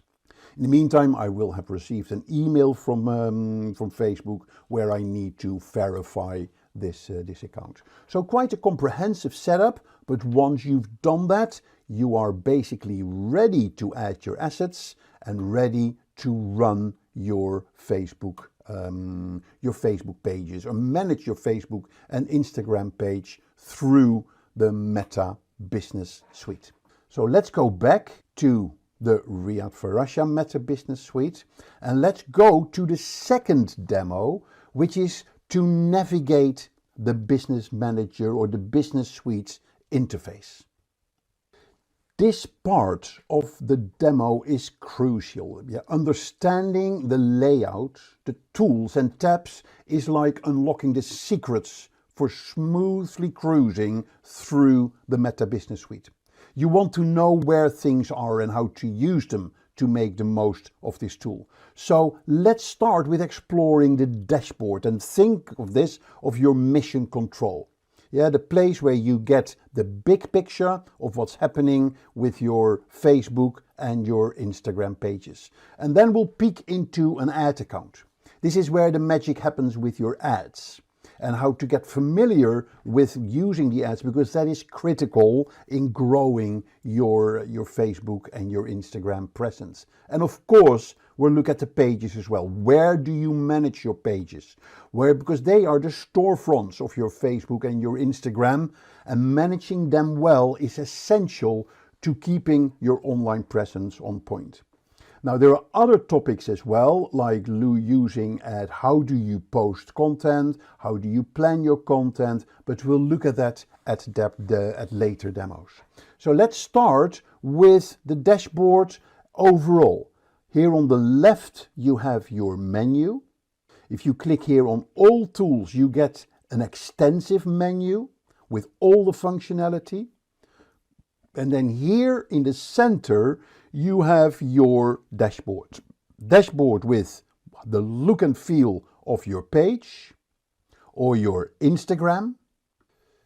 And it will also give you the to-do list. It gives you draft posts that are in the process, and it gives you details of your marketing content, your planner, your post reels and your stories, and it gives you tips on how to grow your presence on Facebook and on Instagram.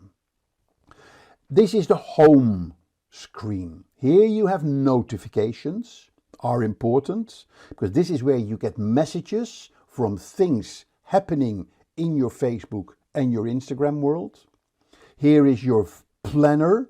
It's a really cool tool where you can plan your content. Okay, here you have your content, here you have your insights, here you have back to the menu. Let's go back to the inbox. Here is your email inbox. Here is info about monetizing your Facebook, Instagram content through advertising. And what else have we got? We're talking about advertising, and here are all your tools. As we saw that. The tools are about getting active in your Facebook and your Instagram. So there's a section about creating posts and stories and ads and go live. There is a section about engaging with your audience, a section about advertising. A very important part of your advertising are the audiences.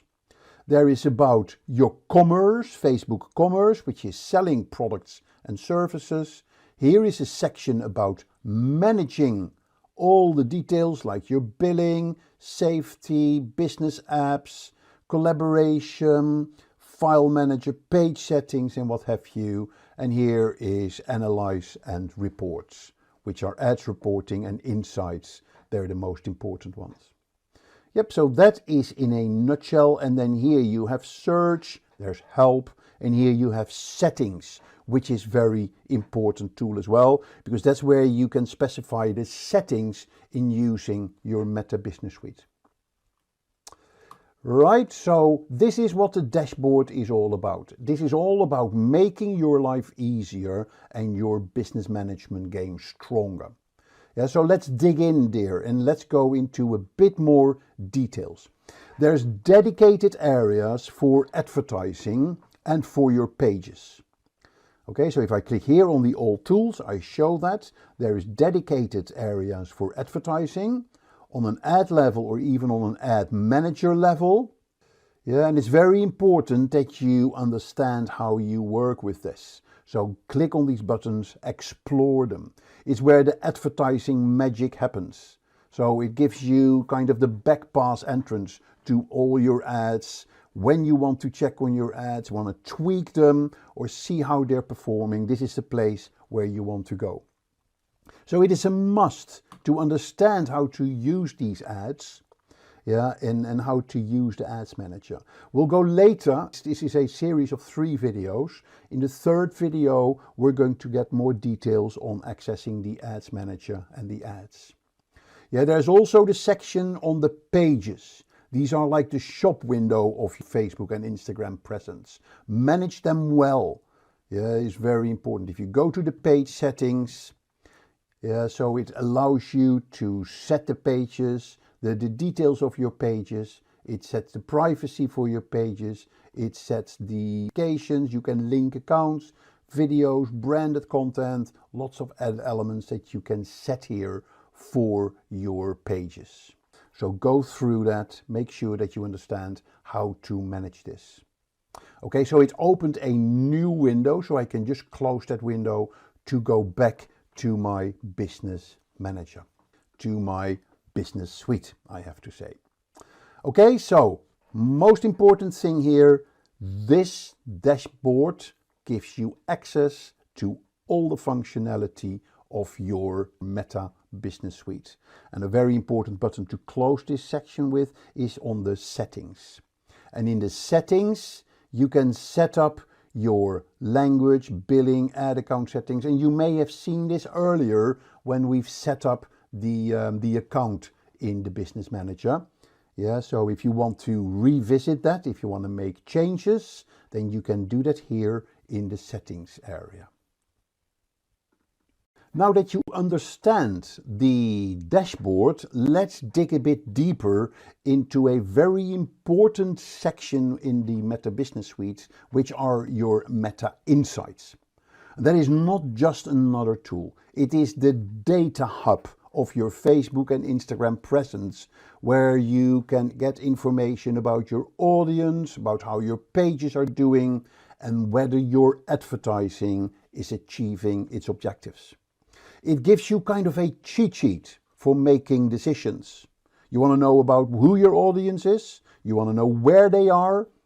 Insights gives you that data. You're curious about your Facebook page performance, check it out on the Insights. You want to know how your ads are performing, Meta Insights will give you the detail. So this is basically where you go to become a strategic thinker armed with real-time information about your Facebook and your Instagram presence. So let's have a look at this. Let's go to the Insights. Yeah, so heading over to the Meta page. So let's go to the All Tools. Yep, and there's 2 different ways of going there. You can access that through your page, or you can access it here through your Insights. And this is where you are going to get a gold mine of information about your presence on Facebook. Yeah, so, and it sorts it neatly into sections like page views, followers, engagement, and your content. You want to know how many views you got? Here you can see how many you got. You want to know how your ads are running? Here you can see how they are doing. You want to know your audience, you want to know more about your followers, about your Instagram followers. Here is where you can find all that information and all that knowledge. Now, these aren't not just numbers on a screen. These numbers, they tell you what is happening, and they can help you refining your Facebook strategy. It helps you to tweak your Instagram and your Facebook strategy, and it can help you in checking how your audience is responding. Yeah, it is really good information. So take, for instance, information about your audience. Yeah, it gives you the followers, it gives you on Facebook and Instagram. It also gives you detail about age and gender of your followers. It gives them where are they coming from. Yeah, the top cities or the top countries.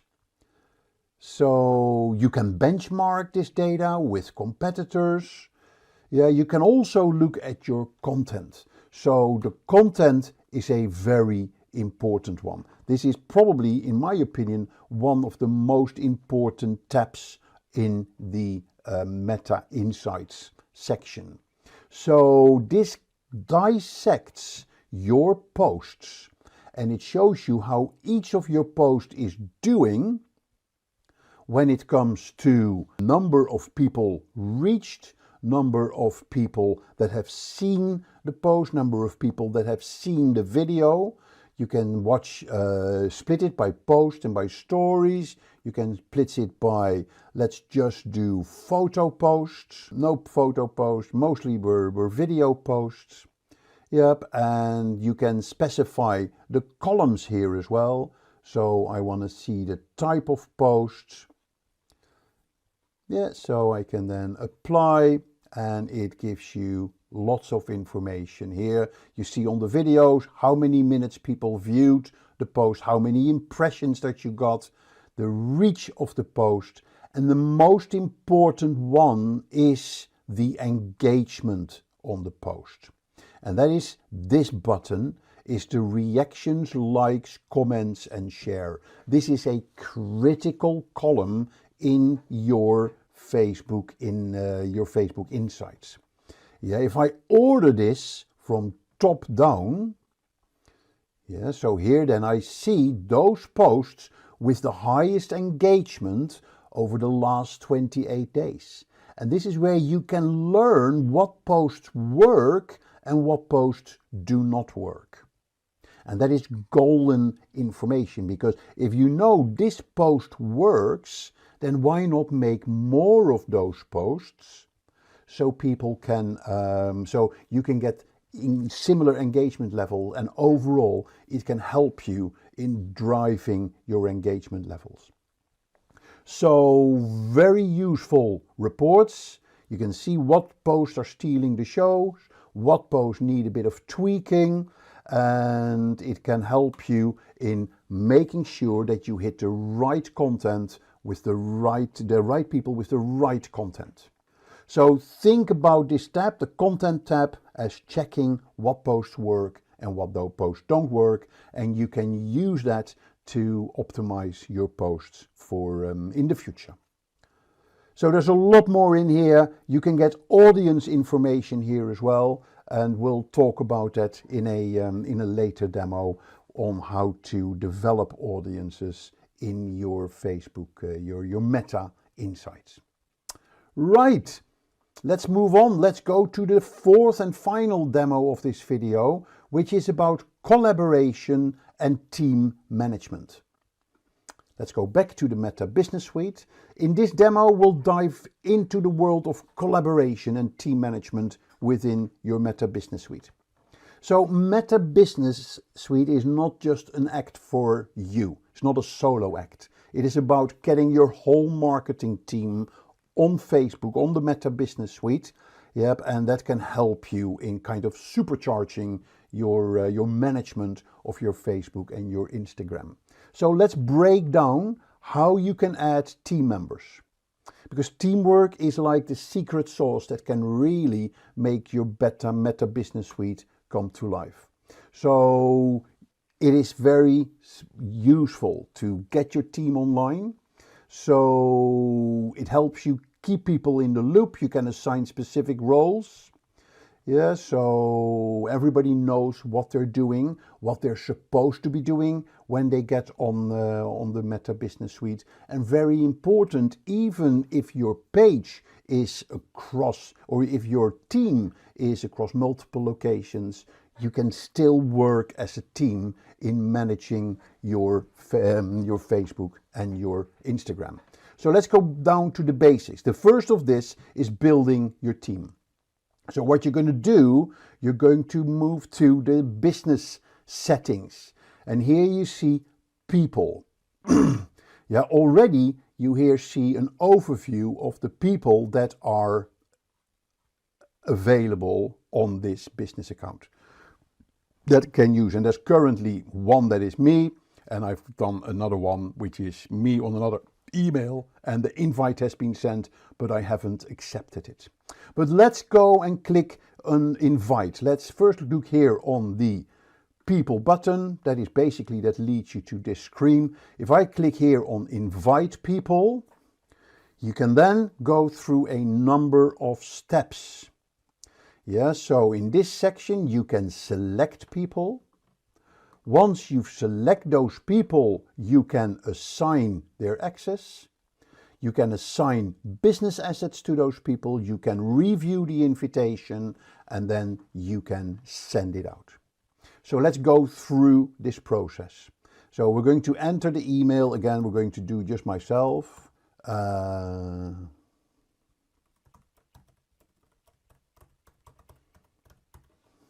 Yep, and I can get temporary access, or for the advanced option, I can remove, but I'm just doing it. Yeah, so this is actually quite useful, temporary access. For instance, if you want, like an agency, you want them to have a quick look at your Facebook insights, for instance, you can just give them temporary access for the day, and then you want to switch it off, yeah, on that particular time frame. We're not going to do that. I'm just going to click next. And then here you can specify the access that you want to give to this person. Yeah, so you can give the person partial access, or you can give the person full control. So partial access is they can only work on the tasks and the business assets assigned to them. Basic access, yeah, which was formerly the employee role, is the default access that everyone gets when they are added. Okay, so that is what you can set. You can integrate with apps and different integrations like the Facebook Pixel, that people can view them and manage them. I'm not going to do this in this case. Or you can give somebody full control, which is like an admin role. Yeah, so that would be the business admin role, and they can manage everything, including settings, people, tools, business asset. They can delete the business account. Yeah, so does not include the advanced options. So you need to be careful with this, but once you give somebody full control, yep, then they are basically an admin for that. So click shared, then there you can also look at the financial information like transactions, invoices, account spent, and payment method. So that could be for your finance manager, for instance. So I am just going to be full control. Yeah, so I'm happy with that. No, let's not do this. I am actually none. I'm just going to be a basic control, and I click next. I can then assign business assets. So there is the Facebook page, there is the ad account. I can assign products, I can assign the Instagram account, the commerce account, I can assign pixels, data sets. So lots of stuff that I can assign here. Okay, so the Facebook page and the Instagram account. That's what I want this person to be assigned. I can then review. Business assets not assigned. Assign business assets. I then here probably need to specify, I can manage the content. Yeah, so insights, ads. Oh, select the business asset. So the Riyadh for Russia page. Yep, I can then assign content, community activity, ads, insights, and leads. Okay, that's all I want to get, and then I'll click next. And then I'm going to send an invitation to mark@markcampman.com, and as soon as I accept the invitation, I will then show up on this list, as we saw here, yeah, and accept it, and I am then part of the team that manages the Facebook or the Meta Business Suite for this particular page. Right, so that's a wrap, an introduction to the Meta Business Suite. Let me summarize. The Meta Business Suite is a one-stop shop for managing your business presence on Facebook and on Instagram. It was formerly known as the Facebook Business Manager. Facebook Business Manager is still available. No new developments, but it's great if you just manage a Facebook page and want to manage your advertising. If you want to do more, if you want to manage everything on your Facebook and Instagram accounts, from your page, your advertising, your messaging, your content, you name it, then the Meta Business Place is there to streamline your communication and getting valuable insights through the Meta Insights. And that empowers your business to fully utilize all the functionalities that Facebook and Instagram have to offer you. And it enables you to make informed decisions on real data on how to optimize your Facebook and Instagram to be successful. And if you want to know more about this, there will be 2 more videos to come on the Meta Business Suite in this series of 3 videos.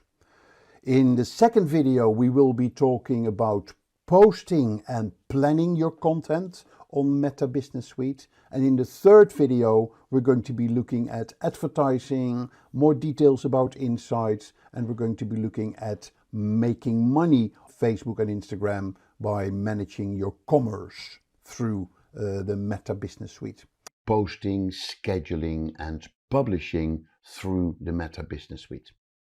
But before we go into that, as usual, I am Mark Kempman. I'm your digital navigator for this video. And if you like the video, then please subscribe to our channel by clicking below. Before delving into the details, let's talk about the pivotal role of the Meta Business Suite.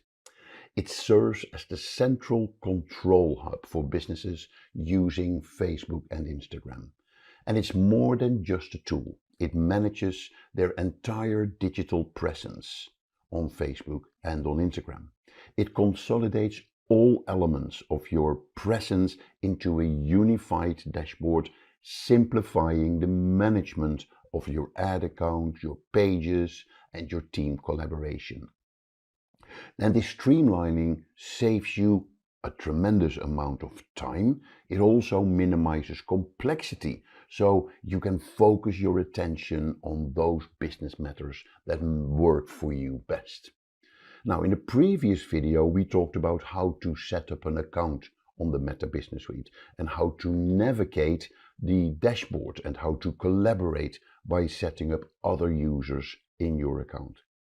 In today's video, we're going to look at another topic, and that is the topic of how to use the Meta Business Suite to create and plan your posts and your stories. So in the demo, we're going to cover the following topics. We're going to look at how do you create a post on Facebook and on Instagram? How do you plan your content and how do you use the content calendar? What are the notifications that you need to work on and that you can set up, and where do you set them up in the Meta Business Suite? We'll look at the inbox, the messages and comments, and how you can automate responses. And then finally, we'll dig a bit deeper into the stories. How can you create stories using the Meta Business Suite? There are many social media posting and planning tools like Hootsuite, like Soho Social, Buffer, Sprout Social. They all work really well and they allow you to schedule and manage posts on your social media channels, on Facebook, on X, on Instagram, and many other platforms. However, there are various reasons why you want to choose the Meta Business Suite for your posting over other platforms. First of all, Meta Business Suite is developed by Meta, ensuring a seamless integration with Facebook and Instagram, and making sure that you can leverage all the functionality in Facebook and Instagram within your posting in the Meta Business Suite.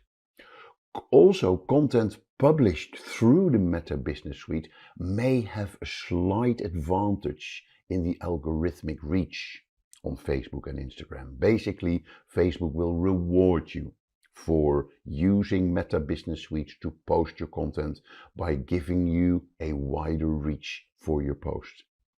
It also gives you access to new features and updates within Facebook and Instagram faster than other tools like Hootsuite. They offer better security measures and compliance with platform policies within the Meta Business Suite, and direct access to support is available within the Meta Business Suite as well. So that will expedite your issues resolution. So Facebook, the publishing facilities within the Meta Business Manager, they are designed specifically for Facebook and Instagram. So that makes it much friendlier, easier for you to use than some of the other platforms.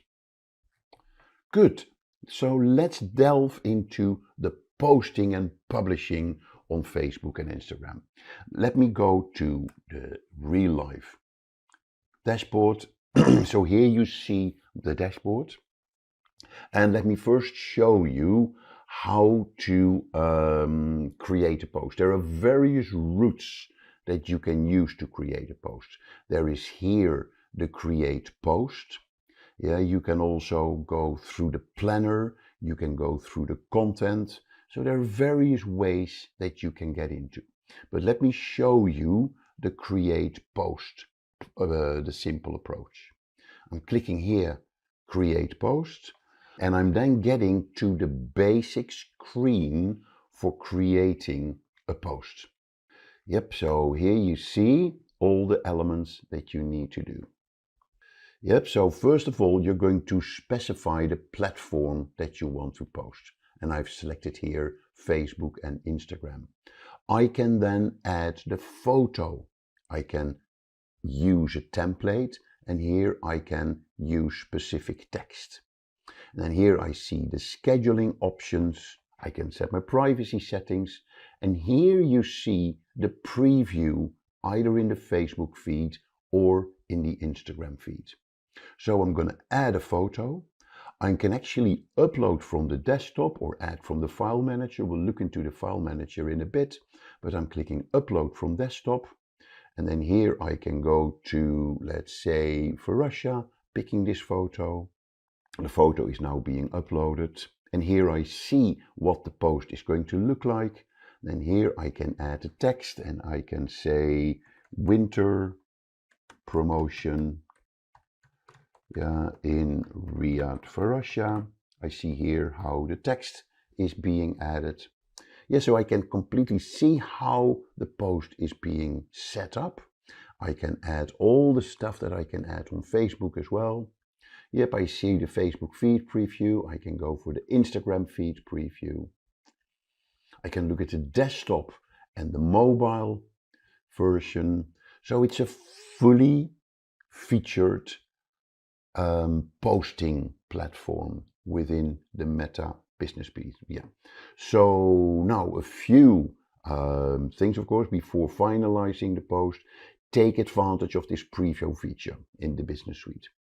So make sure that your visuals and your caption displays as intended and that there are no formatting issues. So making sure that the post looks exactly like you want it to look. And then when you're happy with the post, you click either publish or you can say finish later. So I can also schedule the post. So I'm clicking here, publish, and then the post will be published. This may take a moment, or you can set here your scheduling options. So you see now that the post is published. But I'm going to delete it in a minute because I don't want this post to go live. So if I want to create that post, I can also say the scheduling options.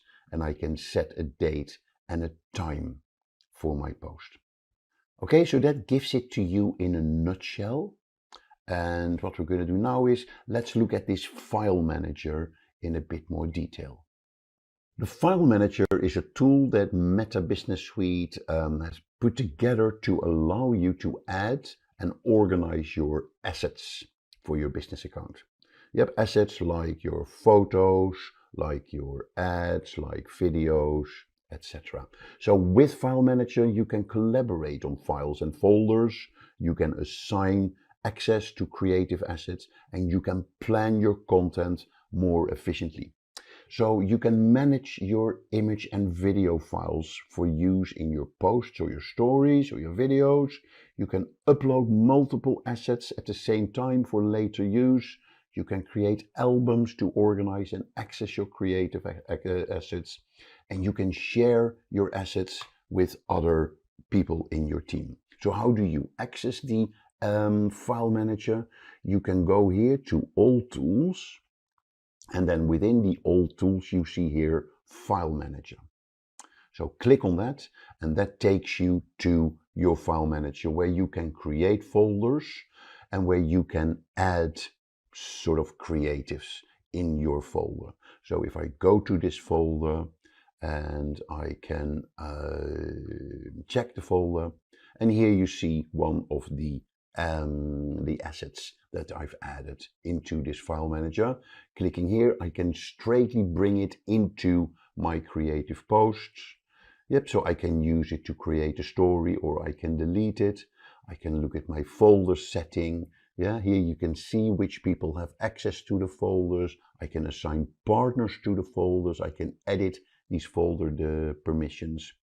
So very useful tool, and particularly if you have lots of assets for your products, then this can be a very helpful tool in managing those assets.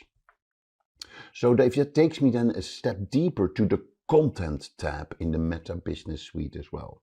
Drafts and scheduled posts, including your reels, your video posts, your stories, your photos, and your live video. Already see the impressions, the reach, the players, and very important, the reactions, the engagement that you had on the different posts. So very useful tool. Yeah, so you can, within this tool, you can manage your posts, you can create posts as well. And there's also access here to your A/B tests if you want to test posts on their effectiveness. You can also, within the content, and I like that, you can see your feed and your grid. Yeah, so here you see your Facebook feed. This one is that I've just published, although I've deleted it as well. But yeah, and here you see your Instagram feed. You can see your mentions and your tags, so it's almost like managing your feed as well. And here you see your collections within your file manager, like Facebook photos, playlists, and series that you can create. Very useful tool that you can use to manage your content together with the file manager. Right, so that concludes the posting element. Yeah, let's now go into the next level of managing your posts, and that is through the planner.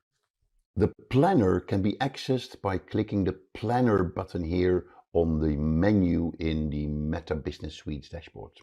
So if I click on the planner, yeah, you can access your your content dashboard.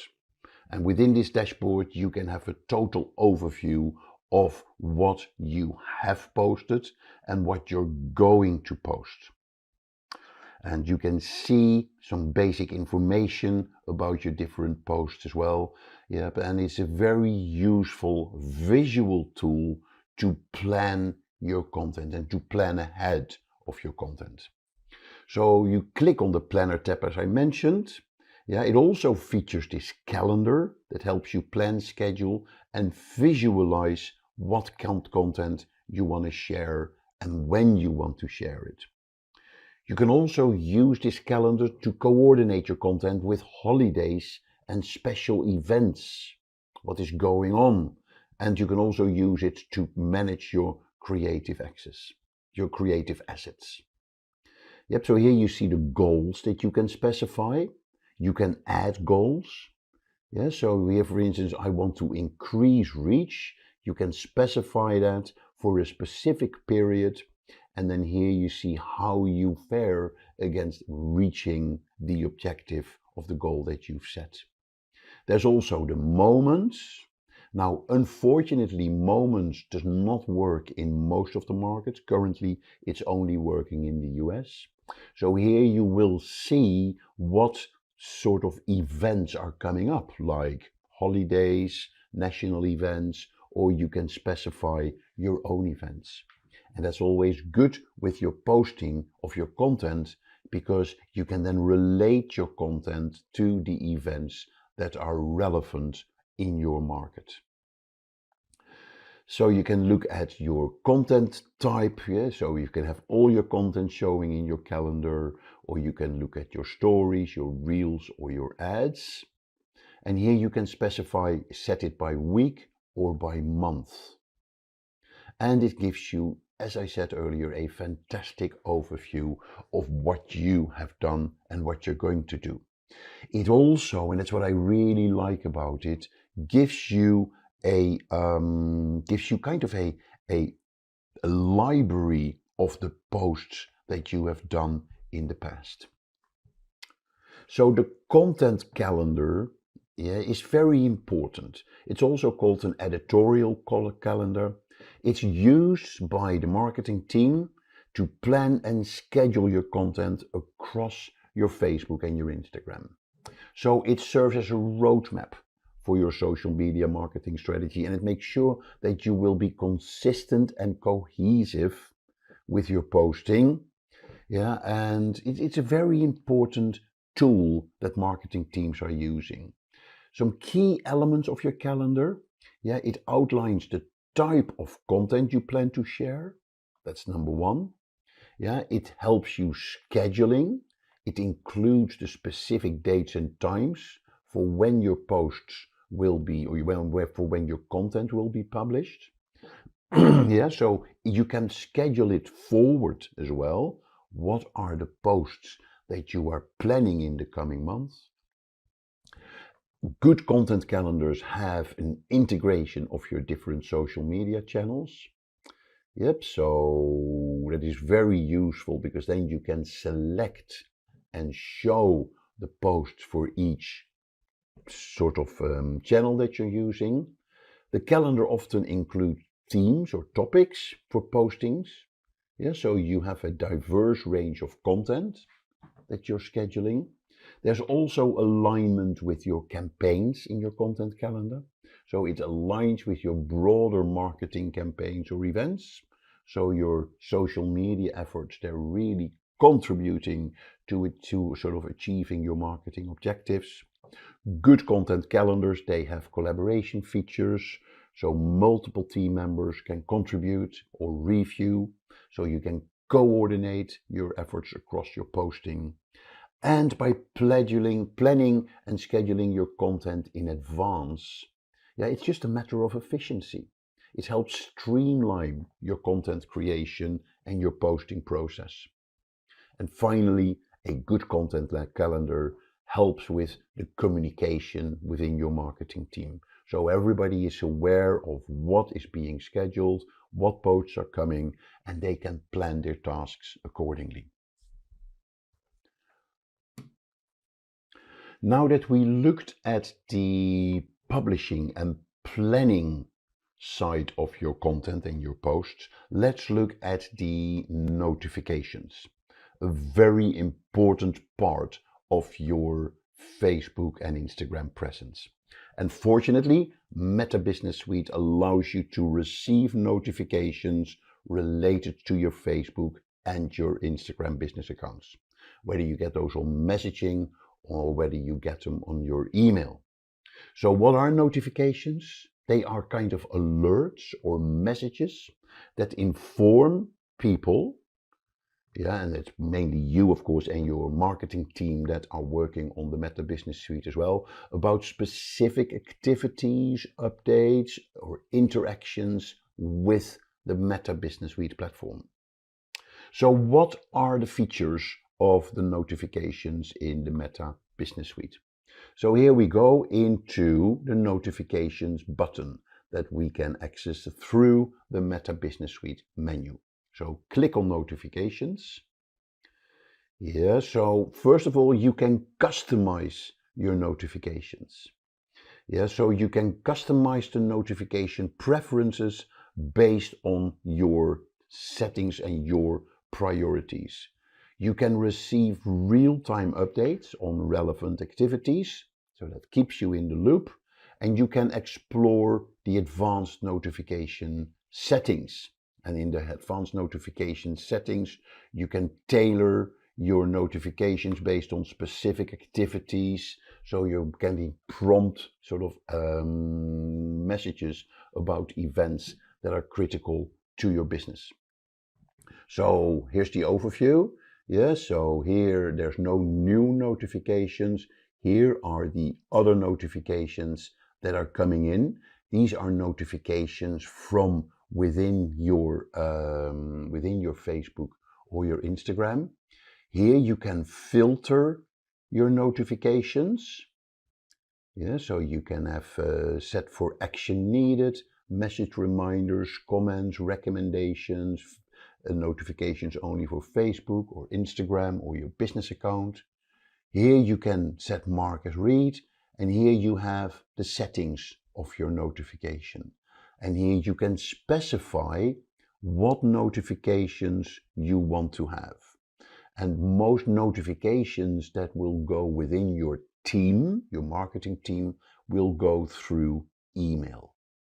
Yeah, so you can set notifications for Facebook, for your page, for messages, for comments, for announcements, for suggestions, other communications like tags, like shares. And here are, you can set your business email notifications for business permissions, roles, ad accounts, pixels, and more. Yeah, so that goes quite deep. So let me dig a bit deeper in the type of notifications you can get via your email. That could be activity alerts. Yeah, so they include alerts about activities on your business pages, like new likes, comments, or shares. They can be page insights, so users may receive notifications about insights and analytics related to the performance of the business page. There could be alerts on Messenger interactions. Yeah, so if you use the Messenger for customer communication, you may receive notifications about new customer messages. Could be alerts or notifications around ad campaign updates. So information about your ad performance, the budget charges or budget changes, or other ad campaign related events. There could be page management alerts, yeah, important actions or changes related to the management of your business page. There could be platform announcements from Meta. Yeah, they may use the notifications to communicate important platform announcements, updates, or changes. There could be notifications related to security. And finally, notifications around events and reminders. So a very useful tool to use. Important to make sure that you set the right preferences and make sure that you check it regularly, yeah, what the notifications are that you are getting in. Besides the notifications, another important area is your inbox. And within your inbox, you have your messages, you have your comments, and your automated responses. So you can access that by clicking on the inbox in your menu. Yeah, and Meta Business Suite, they offer several features related to this communication and engagement within your inbox. They enable your business to effectively manage your communication and your engagement on Facebook and on Instagram. So a centralized inbox is very handy that you can have that, because it streamlines your responses and it makes sure you respond timely and consistently with your audience. So if you look at the menu, your centralized hub as it were, this is where you can manage your entire inbox. You can look at just the messages, Messenger, Instagram, on WhatsApp, Facebook comments, Instagram comments. Yep, so here you see all the messages, whether it's unread, if it needs follow-up. You can label it. Here is the filters that you can specify. Here you see the people that communicate with you. Then here you see the community, or the sort of the communication that is being done. So really useful. If I go here to myself, what you see for the users as well that have enabled that, you can see their profile details as well. And you can set a label, could be like a new customer or a prospect. You can add labels. So that can be like a mini sort of CRM system to manage the communication with your prospects, for instance. So that is the inbox. So, and that is sort of the dashboard that you have for your inbox. So again, we'll look at your Messenger. So that's all the private messages that you received within your Facebook and Instagram business account. The comments, they focus on comments that you get within your Facebook or your Instagram business page. So this is where you can efficiently monitor and respond to comments. So that can really help you with developing your engagement with your audience. So what I really like about the inbox is that you can also set up automations. So you can set up automated responses to messages that you received within your inbox. So they can be customized and triggered based on specific keywords, based on greetings or specific questions that you get. And they are very useful to provide instant replies and manage your customer inquiries efficiently.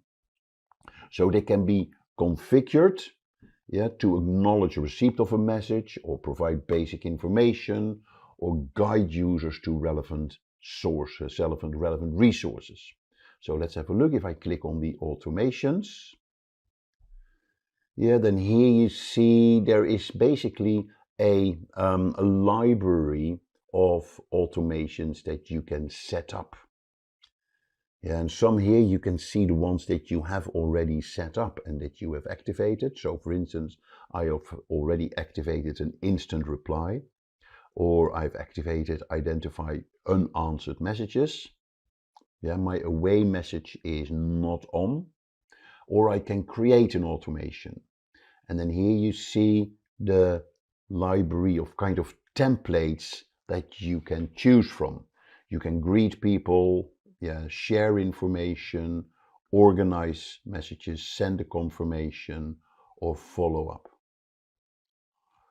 So you start with templates. So it is not a huge library of templates that you have, but at least it allows you to look at specific sort of common sort of scenarios that you can face, and you can set sort of automations for those.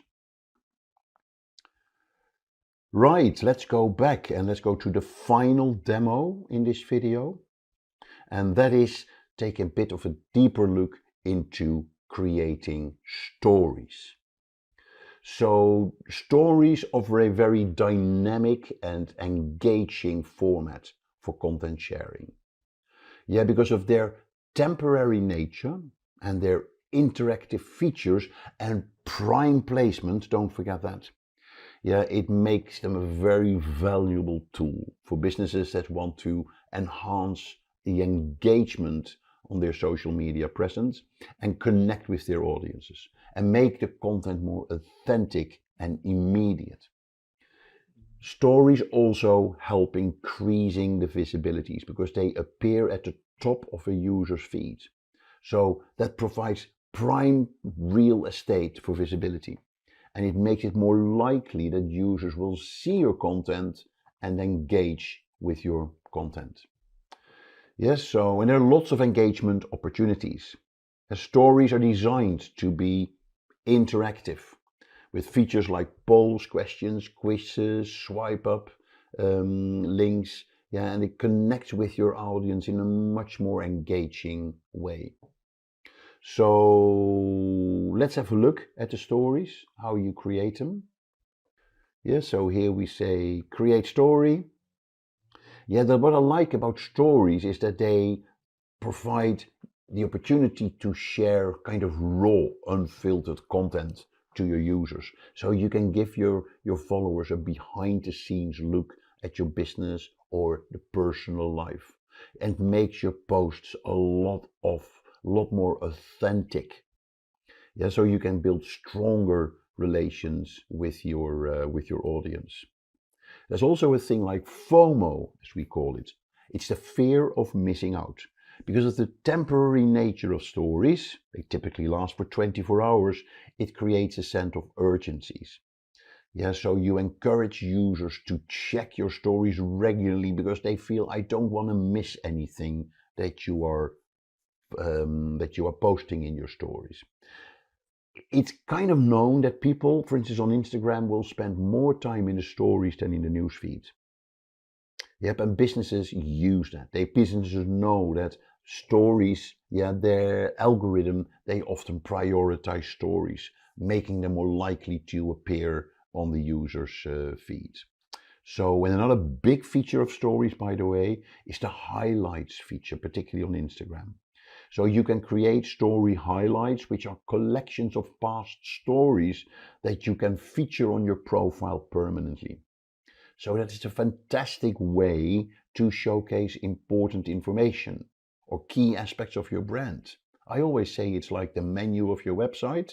Yeah, you can actually have that in the highlights on your Instagram. So, and finally, the power of stories is also that they offer advertising opportunities, both in Facebook and in Instagram. So businesses can use that to reach a broader audience and promote products or services. Of course, it's not as user-friendly as on the mobile, but at least you have some functionality on that you can have on the mobile as well. So add photo video, we're going to go with the same photo here, open. Yep, so here you see the photo and here you see how the story is being uploaded. Yep, so you can then add your text as well. So you can click edit. Yep, so here you can see I can crop, I can text, or I can add stickers. So let's add text. So the text will be, I'm going to put it here. Yeah, so winter promotion. Yeah, put that here. And then we have text is blue or text is red. Let's make it yellow. Here we go. Font I can choose. Yep, and then I can say, let's stick with that. And here I can say I'm going to add a sticker as well. Yes, so you have a whole library of stickers. It is, again, not as advanced as you have on the mobile, but at least you can do a bit on the, yeah, so then I can click apply. I can add my multiple media, of course. I can schedule it, I can share it straight away, or I can schedule it, and I can set my privacy settings as well. So really good functionality within the Meta Business Suite. So create the stories here, or create them on Facebook or Instagram itself on the mobile. But at least you have some functionality on that here as well to leverage the power of the stories.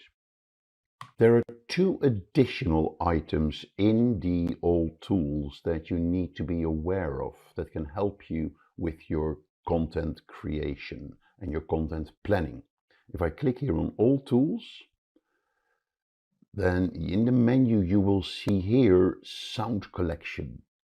Sound collection is a fantastic tool to enhance your video and audio content with free music or sound effects that you can use in your posts.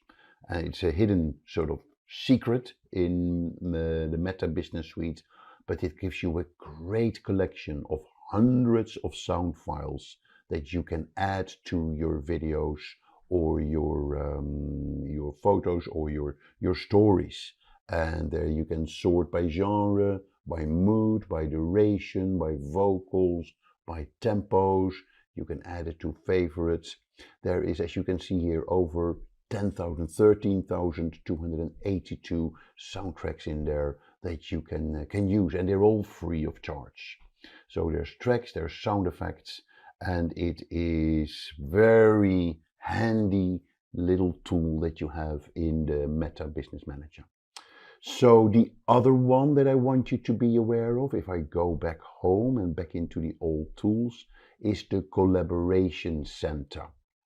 So here in the Manage, you see your Collaboration Center, and that is where you can sort of structure your partnerships with brands and with influencers. So you can sort of assign brands and partners that you want to collaborate with on your posts. And with the whole growth in the influencer marketing area, this is a very useful part that you can set up to manage those relationships. We're going to talk about the Meta Business Suite Commerce, the advertising, and the insights that you can get out of it. We're going to talk about what it is, how it works, how do you use it, what are the pros, what are the cons, and I'll give you some tips and tricks. And we will talk about what the future holds for the Meta Business Manager. Now, I'm Mark Kempman, I'm your digital navigator for this video. And as usual, if you like the video, then subscribe to our channel by clicking down below. But before delving into the details, let's talk about the pivotal role of the Meta Business Suite. This suite serves as the central control hub for businesses that use Facebook and Instagram. And it's more than just a tool. It manages your entire digital presence on Facebook and Instagram. No more need to use other tools. Yeah, you can now do it all within the Facebook and Instagram world. It's essential for efficiency. It consolidates all the elements of your Facebook and Instagram presence into one unified dashboard. It simplifies the account management of your ad accounts, your pages, and the team collaboration. So that it does not only save you time, but it also reduces the complexity, allowing you to focus on what really matters for you, and that is your business. So it's a collaborative workspace where you can enable your colleagues to work with you as well on your Facebook and your Instagram, and thereby it ensures that everybody is aligned, contributing collectively to achieving your business goals. So it's a suite of tools with lots of valuable insights like audience management, audience engagement metrics, like ad performance. Yeah, and it is a one-stop shop to manage everything you need to do in managing your Facebook and your Instagram. Now, we've been through various areas of it, like we looked at the dashboard, we looked at the posting, scheduling, managing your content. We found a treasure of tools and functionalities. And in today's session, we're going to look at three specific areas. We're going to dive into the Commerce Manager, and we're going to be talking about some very important changes that Meta has announced in 2023 about managing your shop. We're going to look at Facebook and Instagram ads. I'm going to show you the process of creating an ad and how to manage your audiences. And then we're going to conclude the video with a demo about the Facebook and Meta insights that you can get. Right, let's kick off demo 1, the Commerce Manager.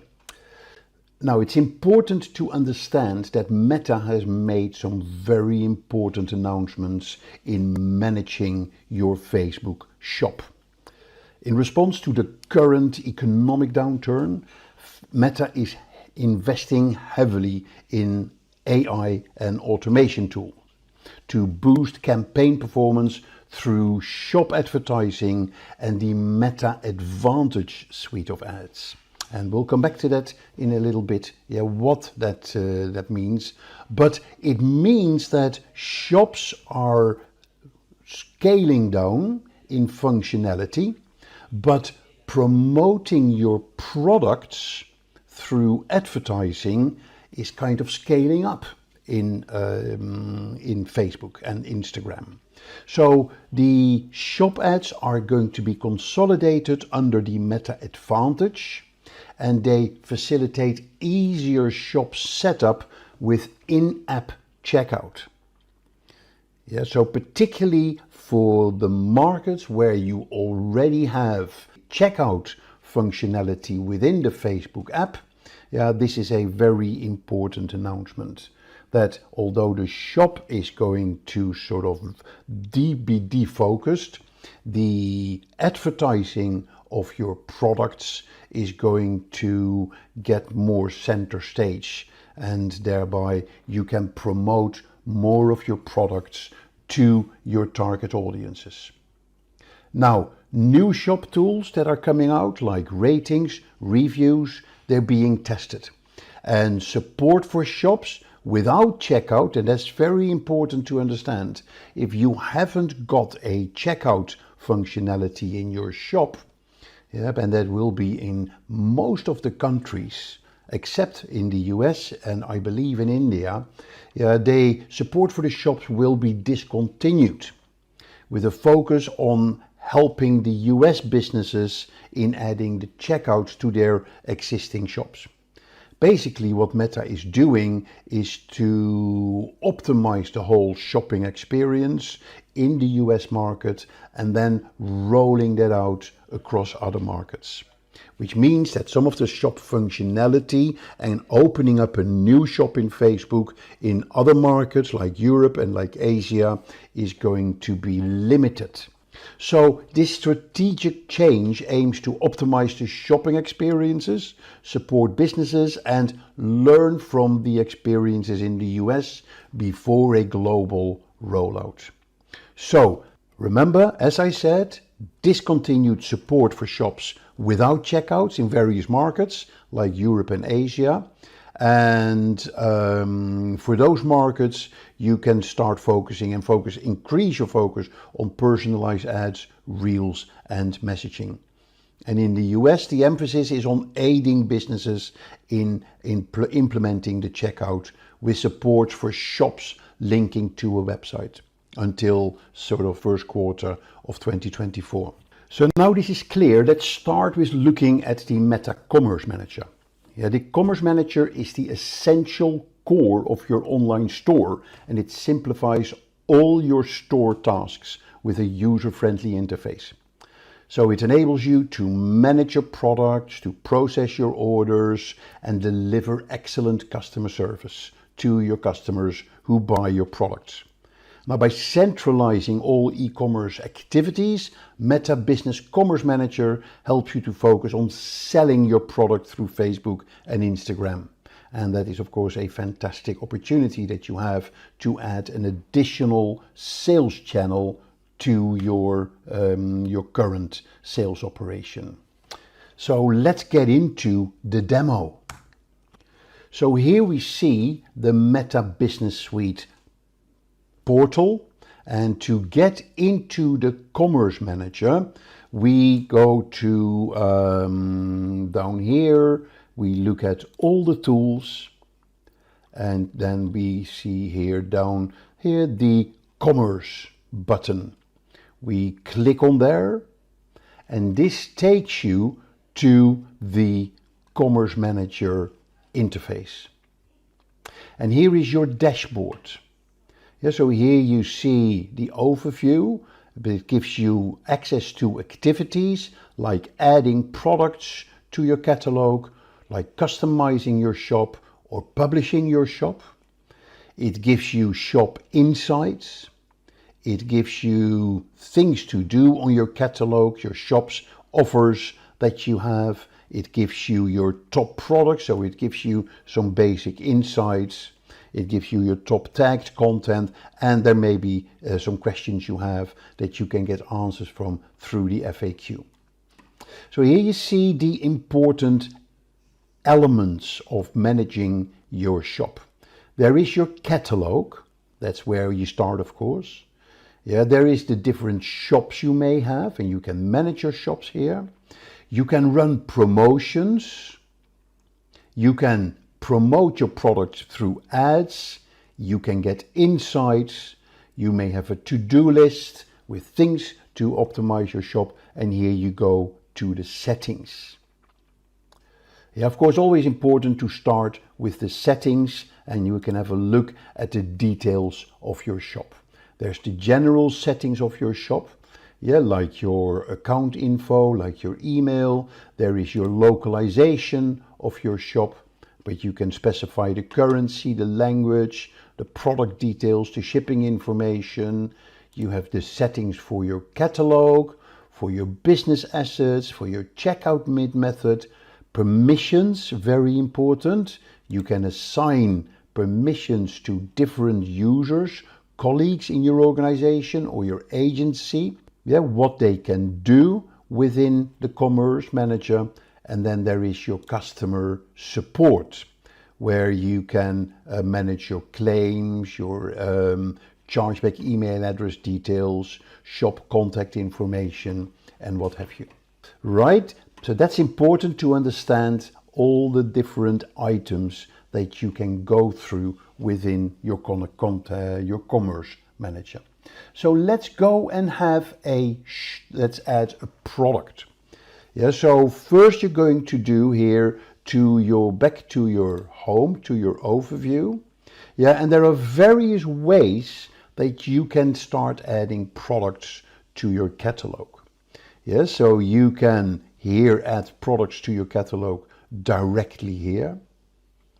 Yep, and then there is the catalog menu here, where you can set items, have product sets, the data sources, where are your products coming from, yeah, and then there's the events as well that you can specify. Okay, so let's go quickly here at one item is very important, that is the data sources. Basically, where are your products coming from? Yeah, now here you get from your current product catalog, you see here what the status is of your catalog. Yeah, and particularly when products come in from a commerce site like Shopify, there may be issues with various products that you need to have a look at. But here we can click on add an item or add an item here. Yes, so I'm just going to click here in general, add an item, and here you see the different ways that you can add a product. It can be done through a data feed, it can be done manually, or it can be done through a pixel. Yeah, that you can bring it in through a pixel from another website. So look at the manual. Yeah, so if I'm just going to click here on manual, then here you see the manual. Let's have a look. Here you see the manual process for adding a product. Yep, so you can just click a new item. Well, here is an item. You can add an image for your item. You can add a title, a description, a website link, the price for your product. You can add a sales price, a Facebook product category, condition of the product, availability, the status. Yeah, so lots of stuff that you can add here for your product. And once you've done that, yeah, you then just click upload items. So back in your dashboard, you can then click here on manage your catalog. And this is where you can see all the products in your catalog and the status and what the stock availability and the price. And of course, if you have hundreds of products, you may want to set some filters, yeah, check on attributes for your products. Yep, so that is how you can add products to your catalog and how you can manage your catalog as well. So another way to upload your items is through a data feed. And that's a very important one. Yeah, so you can actually just enter Google Sheets, yep, and you can download a template of the format for the Google Sheets that you want to upload with your product information. But you can also enter a URL from a server or a hosting website. And this URL is very important when you want to work with external e-commerce stores, like for instance Shopify. The process there is that you would download kind of a Facebook app within your Shopify account, and that sets the connection with between Shopify and the Facebook commerce, the Facebook shop. Or there may be other e-commerce platforms where they will actually give you a URL. And that's where you can add a URL, and that sets a link. And the good thing often about these solutions is that there will be a live link between your e-commerce platform and your Facebook shop. That means when there is changes in your product catalog in your e-commerce platform, it will automatically be uploaded in your Facebook commerce data source or your Facebook commerce catalog. Right, back to the overview. So let's look at how you can edit your shop. Now, remember the recent store changes. Yeah, so in most markets, you can no longer create a new shop, but you can edit an existing shop.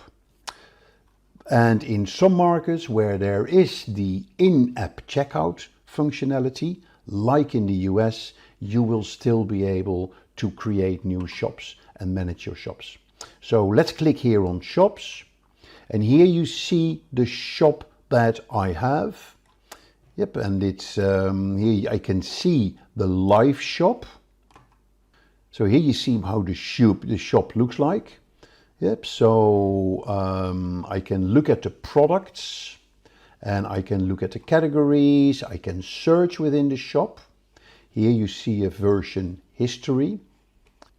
Yep, or I can close this and I can edit my shop. I can edit the layout of the shop and I can edit the settings of the shop. So here you see the home page. I can look at collections. I can optimize the layout. I can add banners for offers. I can add a carousel of products or collections to the carousel. And here I can have suggestions for you, yeah, or a dynamic product, and it serves the product that is relevant for the customer. Yep, but remember, this is going to scale down in the future.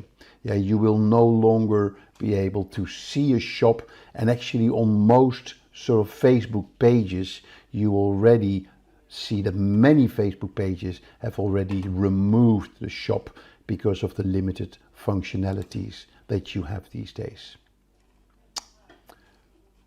Okay, so that is the shop that you can edit in the layout, and here in the settings you can edit the visibility, the inventory, the website content, the categories. Yep, and again, lots of stuff that you can manage here. The final thing we want to do in the Facebook commerce is to see how we can do a promotion. Yep, and if we go back to the Commerce Manager and the dashboard of the Commerce Manager, we can click here on Promotions, and here you see Offers. And this is where we can create offers, and we can see an overview of our active offers, our scheduled offers, and offers that expired. So let's have a look at the Create Offer functionality. Click on this, and here you can see your offer category. So I can have an amount of, I can do a sale, I can do a free shipping, I can do a buy product X and get product Y.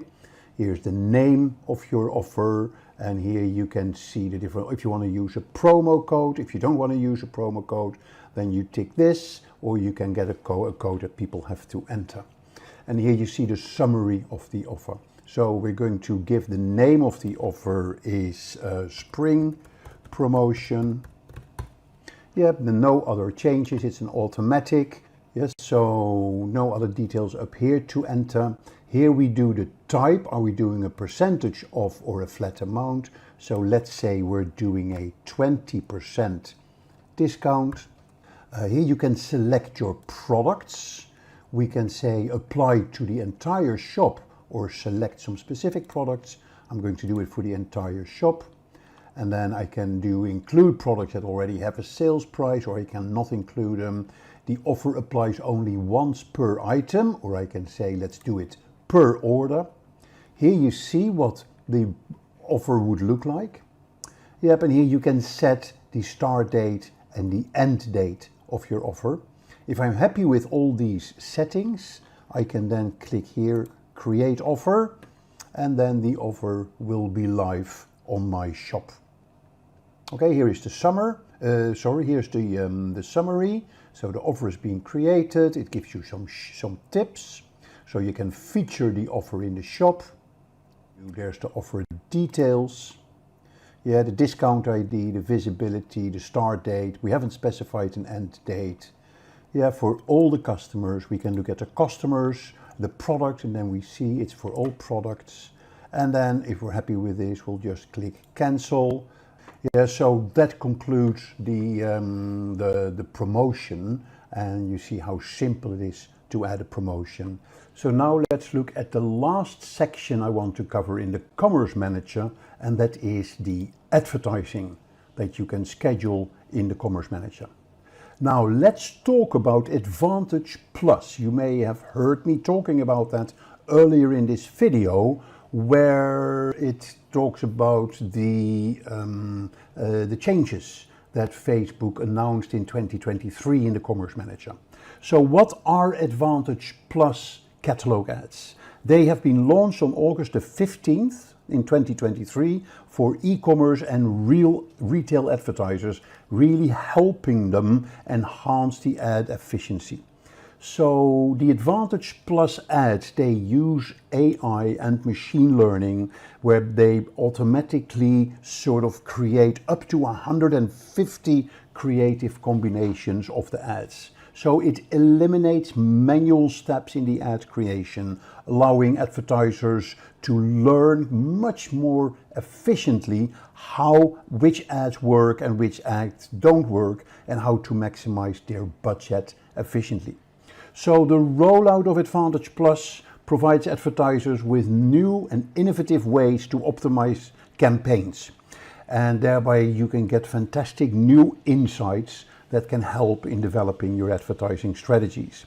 Small businesses will also be able to use Advantage Plus Creative and Advantage Plus Audience to create ads through their Facebook page. So it's not just through the Commerce Manager, but small businesses can take advantage of it as well. So it's about creating a personalized audience based on your page detail and automatically adjust over time to help you reach more and relevant customers for your ads. So here you can see what you can do. So if you want to get started with Advantage Catalog ads, so you can add your products, you can set up tracking through a pixel, and then you can create your ad. And if I click on create ad, you want to know which ad account you would like to advertise with, and then you select in this case, the Riyadh for Russia, and then that takes you to your advertising setup. And this basically is a subset of the Facebook or the Meta advertising platform that we will go through in a minute once we've concluded the Commerce Manager section. Yep, so that's what I wanted to say about the ads. And then finally, let's look at the insights. So here in the insights, you can get details, knowledge, information about your catalog, your performance, your audiences, your tagged content. You can get in details about awareness, and there is the helicopter overview of your shop performance as well. Well, we had very little activity in our shop because we have basically no real shop in this Facebook account. But here again, you will get all the details about your shop if you have a full operating shop within the Commerce Manager. Right, that concludes the Commerce Manager. So now let's look at the advertising on Instagram and Facebook that you can manage through the Meta Business Suite. And we'll go there by various ways you can go into the advertising. So Facebook or Meta is very keen to get you to advertise. So you see in your feed, you see posts that you can boost. Here on the basic menu, you go into advertising. Here, if you click on the all tools, you can go to ads, and these are all subsections of what you can do in the advertising. If you really want to go to the full advertising platform of Meta, you click here on Ads Manager.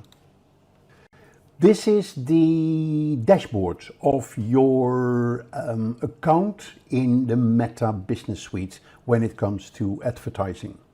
You can see if there are problems with your advertising account. There is the payment methods that you can set. You can even create a Facebook page from here. You can verify your email address. And here you have access to the Ads Manager menu as well. And this is where you can have an overview of your campaigns. There is your ads reporting. Very important section is the audiences that you can create within your Ads Manager and target various audiences with your ads. There is in billing and payments and your ad account setting, and here is an overview to all the tools in the Ad Manager. Business settings, the integration with the Commerce Center, and lots of other stuff when it comes to your ads in Facebook and Instagram. So let's go to the campaigns. What we want to do is to show you the powerful features in this demo of the Ads Manager when it comes to creating an ad in Facebook and in Instagram. In this video, to take you through the entire Ads Manager, that would be too long. We'll do a separate video on that. But here I just want to give you a quick highlight on how easy it is to create a new campaign. So here you see the current campaigns that I have. So now I'm not running any campaigns, they're all in draft mode, but here you see the typical structure for a pay-per-click advertising campaign. You have campaigns, under campaigns you have ad sets, and under ad sets you have ads. And the ads, they inherit the settings of the ad sets, and the ad sets inherit the settings of the campaign. So in the campaigns you would set your budget, in the ad sets you would set your targeting, and here are the specific ads. So it's all related to each other, but it's a multi-dimensional approach in updating and managing your advertising campaigns in Meta. So let's create a new campaign, and then you'll see how it develops. So we want first to look at the campaign objective. Yeah, so based on what the objective is for your campaign, Meta will come back to you with the ideal settings for that particular objective. So it could be lead generation, it could be engagement, it could be driving traffic, like sending people to a destination like your website or an app or your Instagram profile. Great for getting link clicks, landing page views, etc. So let's click on traffic, and here I'm going to continue. So now it's going to ask me a number of questions. Yes, so, and I just have to go through those questions when it comes to the campaign, when it comes to the ad set, and when it comes to the ad. Yeah, so we have the campaign name, we have the special ad categories if you want to do. Yeah, so there are special categories that Facebook or Meta wants to know about, whether it's related to credit, employment, social issues, elections, yeah, because there may be different requirements. This was sort of set up after the, I think it was the 2018 elections in the US and the Brexit poll on how advertising was kind of abused to reach audiences with kind of false information. So now when you do advertise for social issues and elections or politics, then there are very specific requirements. Yeah, but we say they're not applicable. Here we go to the campaign details. Yeah, I can edit this. The buying type is an auction, so the highest bidder with the best quality ad will get the best position for the ad. You can change this as well. You can do by auction or by reservation, but that is where you will have to pay more. Yep, and then here's the campaign objective that we've set at the beginning of the process, which is objective of traffic. Yeah, you can then set, do you want to do testing for your ad? Yep, and you will let Facebook create different versions of your ad, and then it will run the different versions and it will look at what ad will give the best performance. And do you want to make it an advanced campaign budget? Yes, so it will distribute your budget across currently delivering ad sets to get more results. Yeah, but I'm going to leave that off and I'm going to click to next. So that's my campaign settings. We're then going to the ad set. And in the ad set, you're going to look at your conversion location. Would that be your website or a landing page, an app on Messenger or your Instagram profile? So let's send traffic to my website. Yep, and then here you see your estimated daily results, how many people you will reach and how many link clicks. I'm going to set the performance goal. I want to maximize the number of clicks. Yeah, what would I want to do? Yeah, to spend, what do I want to spend basically? I can say I'm going to spend, let's say, $1 or £1 in this case per result goal. I can have more options here. I can say different bid strategies that I can have. Yeah, I can say what is the maximum spend or what is the cost per result call. What am I prepared to spend per kind of click, as it were. Yeah, I'm going to leave it at that. And here you have dynamic creative. Yeah, I can also leave this blank, by the way, because I have my budget setting further down below. So dynamic creative, I would just provide creative elements such as images and headlines, and then Meta will automatically generate the perfect ads for you. A very interesting process. I'm going to leave it off for now because I want to show you how an ad may look like and how you can develop that. So my daily budget, I'm setting it at £20 a day. Yep, here's the start date, and I can set an end date. Yeah, so I'm going to set the start date a bit further. Yeah, because I don't want it to start and send the target date. Don't need to send an end date.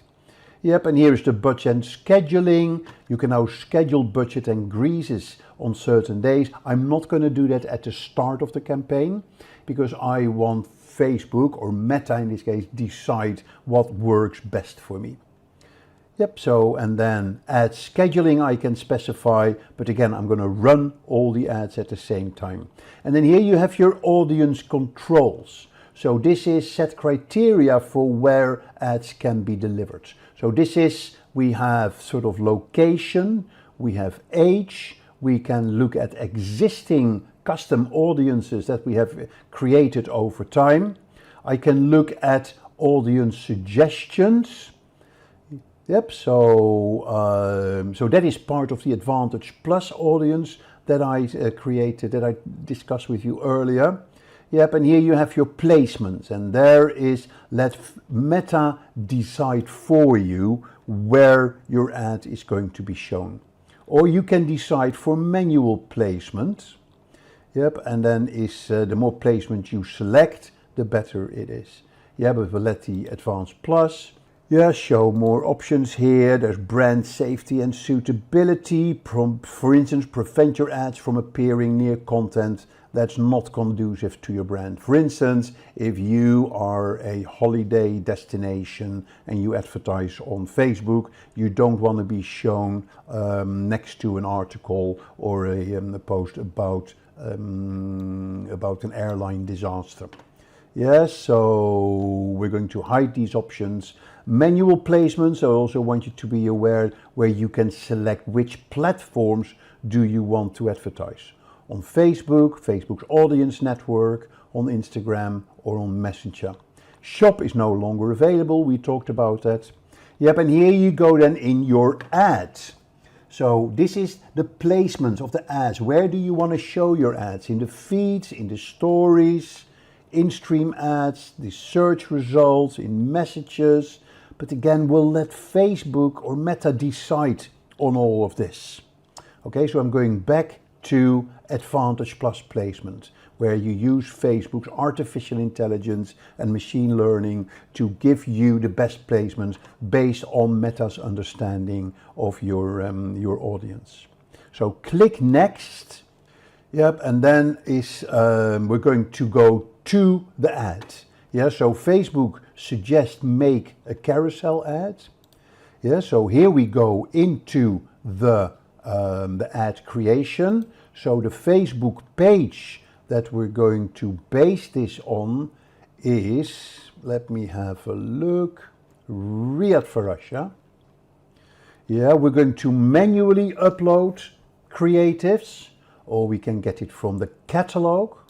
Yeah, and here you see your preview. These are the products for my catalog. Yeah, so I'm just going to leave it for this product for now. Yeah, so you're going to look at the format. I wanted a carousel. Now I have 2 products in my carousel, so they should probably come up now. Yeah, so here's the second product. No, yeah, so but that's how it would look like. Or you can do a collection. You can do multi-advertiser ads. So, and I can have the catalog for the ad creative, as I said. Could be a product set, have multiple products.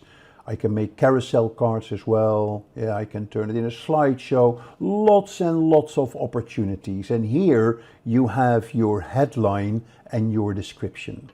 Yeah, so the headline is carpet. I can take that out. I can say spring promotion, sort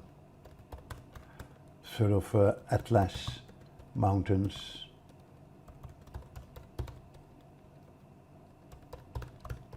Carpet. Yeah, so that should now be added here under the ad, and here you see a Shop Now button.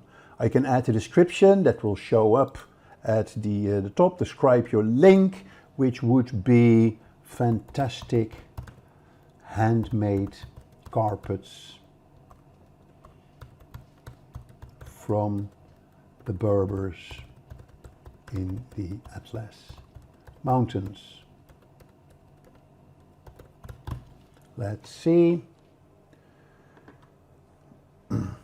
Yeah, on bigger ads you see that would show up here at the front. So yep, and then you are basically having your primary text. Let me have a look. I think that is actually the text that I wanted up here. Let me have a look at that. There it is. Yeah, so that is the text that I wanted there. And here the call to action, that would be shop now, but I have a whole range of call to actions. Yeah, so keep that as shop now. Then where do I drive people to? I drive them to my shop, and that is the website. Do I want to build a URL parameter so I can track my campaign in analytics? Yeah, I'm not going to set it up. I can choose an app if I want to. So lots of stuff that I can do here. I can set up the tracking through the React pixel. I can select the pixel. I'm not going to go into those details. And here is the URL parameter that I want to build for the tracking. But here is the basic version of my ad. Yep, and now it's a matter of pressing publish. And then the next thing that will happen, that Facebook will look at the ad, they will evaluate the ad, and once they approve the ad, yeah, then the campaign will go live. Yep, so here's the business location and currency. I'm just clicking next. That's the payment information. They still need my credit card details. I don't want to do that. Yeah, so I'm not going to give them the details. So I want to skip that. So I'm not going to publish this campaign for now, but at least it gives you an overview of how to create a campaign in the flow of campaign, ad set, and ads. There's a lot more to it, obviously, but at least this gives you a high-level overview. So if that is on the campaign setting, there are two more important areas. That is your audience creation. So you can create separate audiences that you can then add as an audience for your ad campaign. Yes, so if you click create, you can create a custom audiences, a lookalike audience, or what we say a saved audience. Yeah, if I click on saved audience, what you're going to do, you can specify the audience with the name, yeah, and by the location, but you can then do a detailed targeting based on demographics, interests, or behaviors. So I can just click here, let's say somebody who is excited about travel, yeah, so it could be frequent travelers, yeah, and there's a whole range of things that you can add here and in your audience, and you will see that it will sort of impact your audience size as well. So you can do by behavior, yeah, or by interest. So and there's a whole sort of, let's say I want to do California. Yeah, so I can California place, people who are either interested there. Yeah, so I can target by location as well if I want. So this is the really powerful aspect of pay-per-click campaigns on Meta and also on Google, yeah, on the targeting. So I'm going to cancel this. I can also create an audience, like we say, a custom audience. And this is these are audiences based on people who have done a specific behavior, like visiting your website. And this is what we call the retargeting.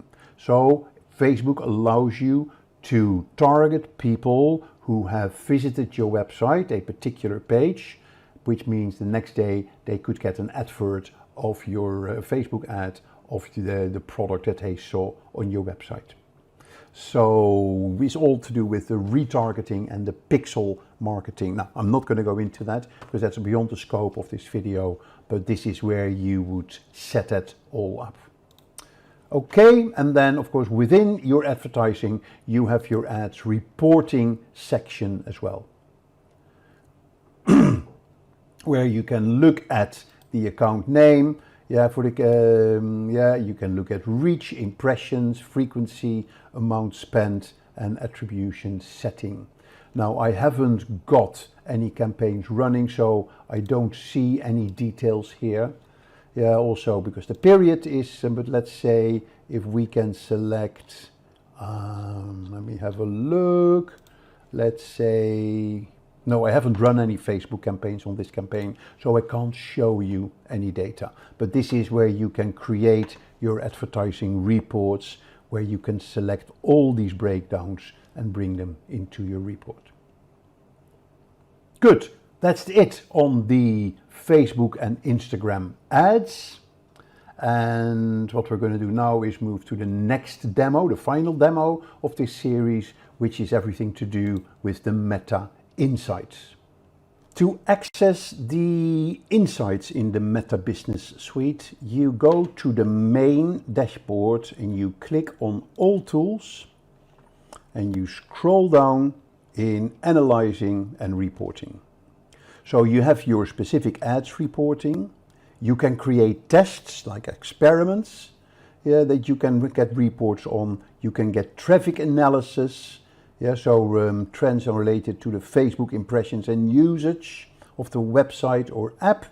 And you can go into the Insights section where you learn about your Facebook page and about trends and activities and engagement around your activities on Instagram and on Facebook.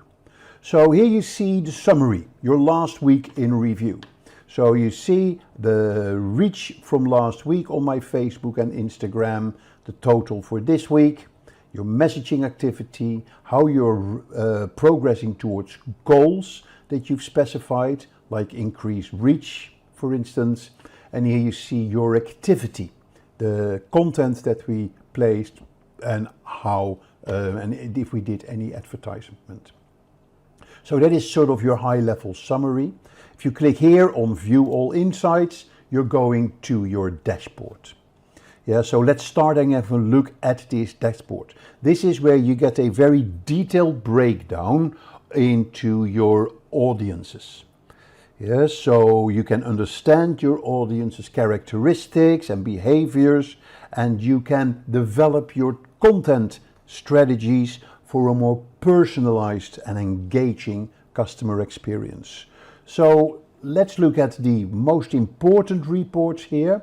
On your dashboard you get performance information on content interaction, on reach, on followers, link clicks and minutes viewed of your page. And you scroll down, you can see advertising, what you've done or what others have done, and your post frequency. This is where you can help you about what you should do to grow your reach. And obviously Facebook will say, hey, you need to start advertising and post more. So Boost for Reach takes you straight into the advertising, or Create Post takes you to your content and your post and scheduling section within the Meta Business Suite.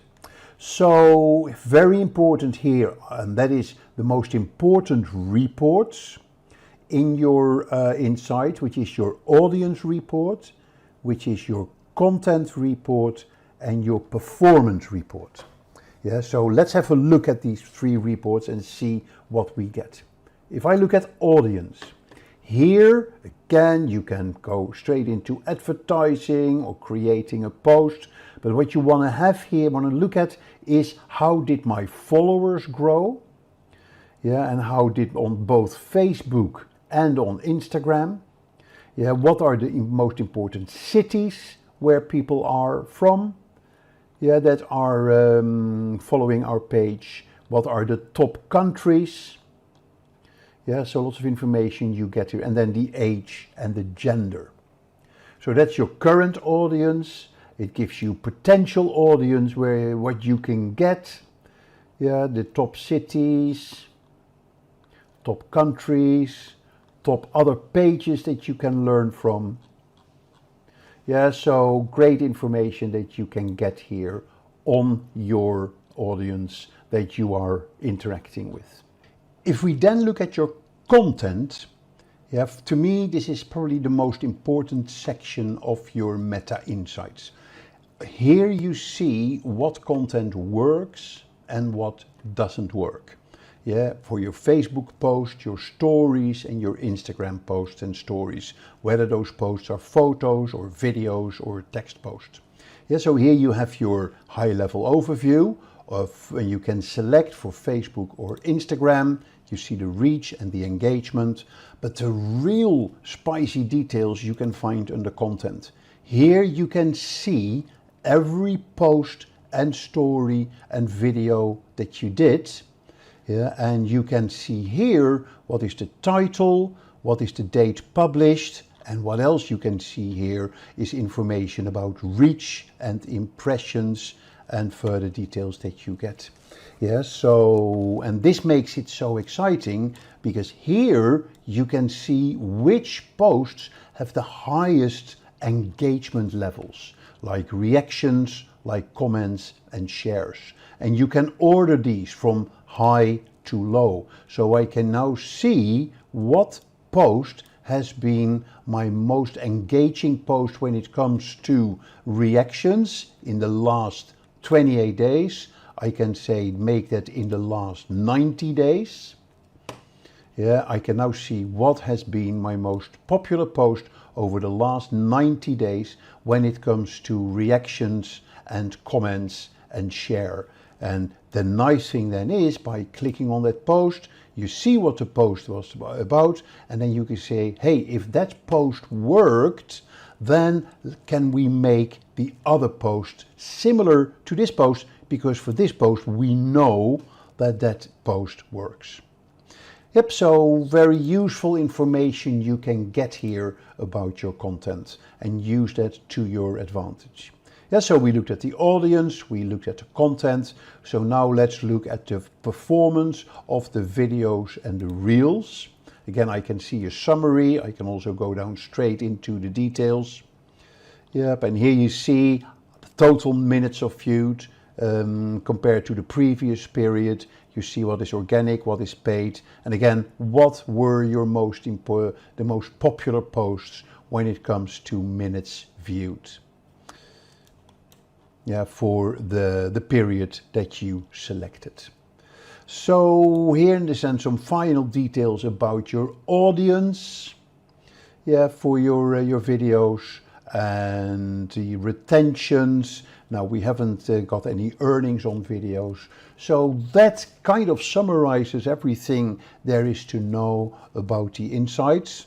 A fantastic pool of data that you can use to kind of look at trends.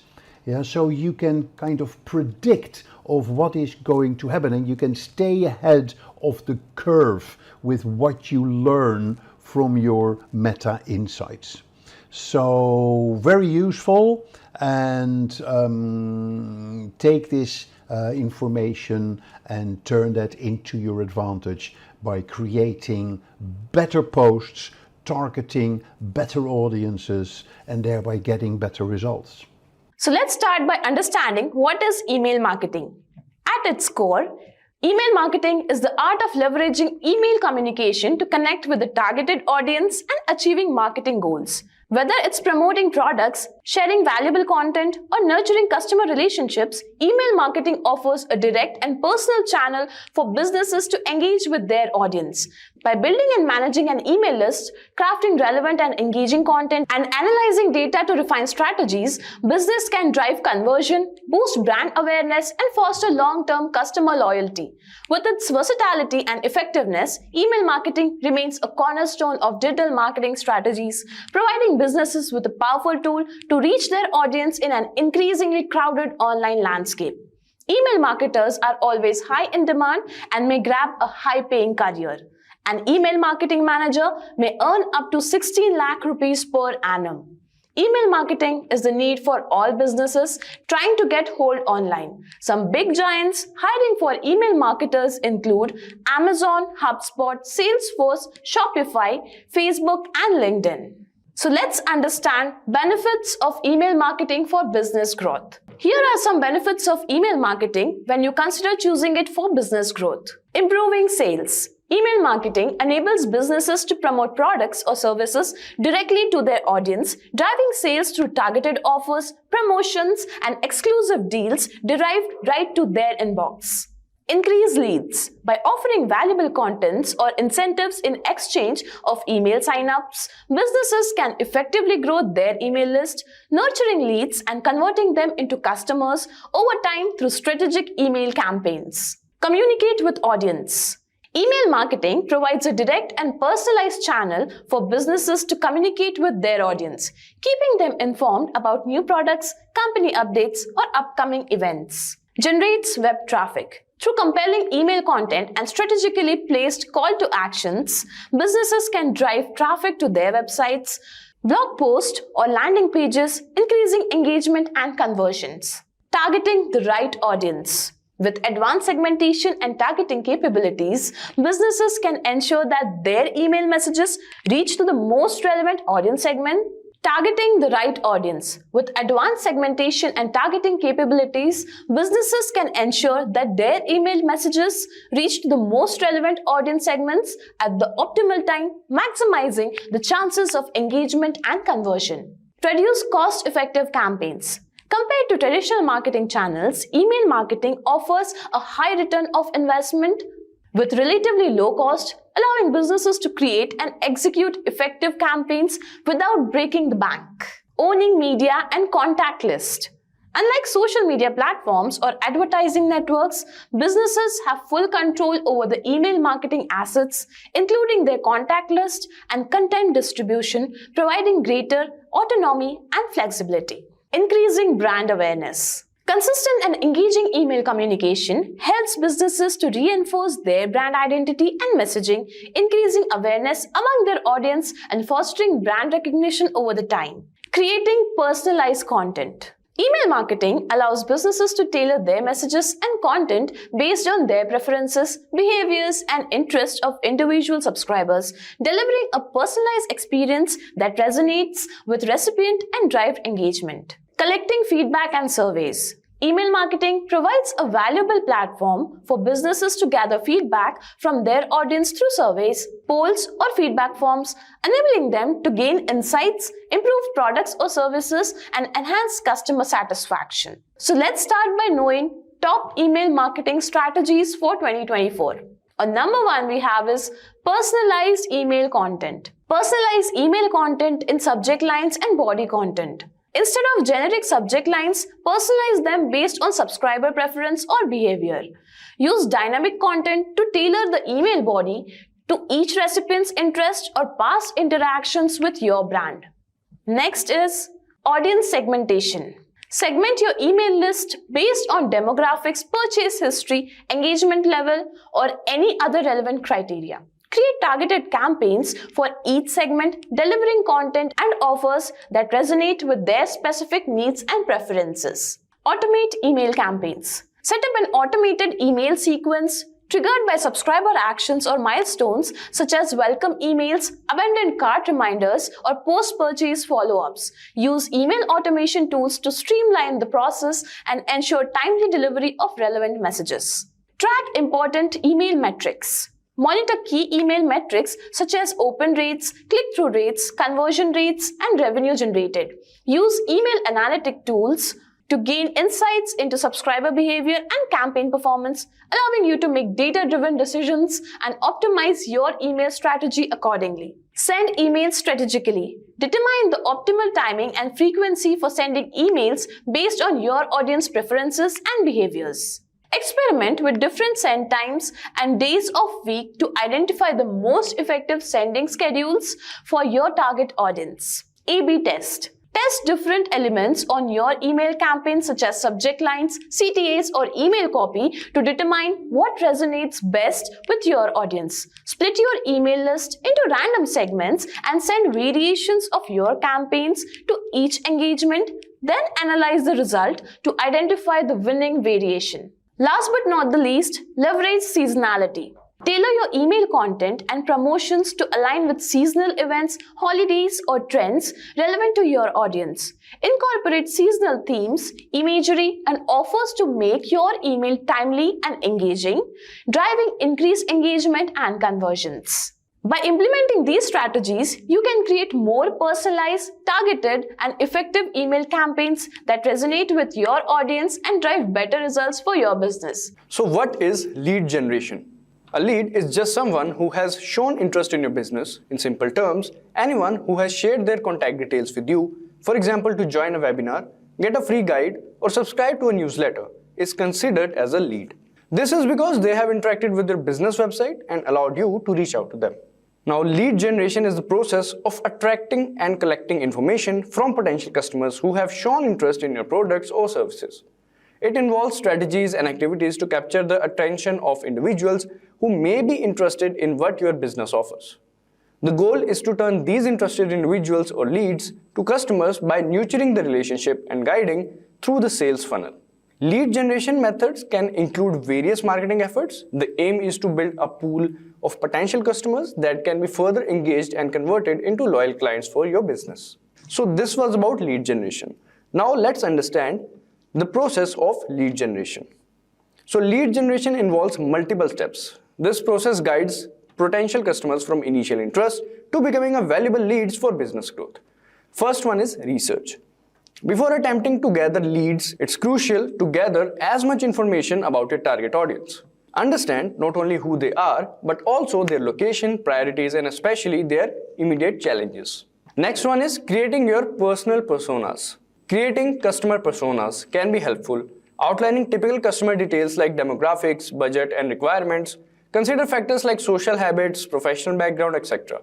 After identifying your target audience, pinpoint where they usually engage. Do they use Facebook actively, or are they more responsive to email communication?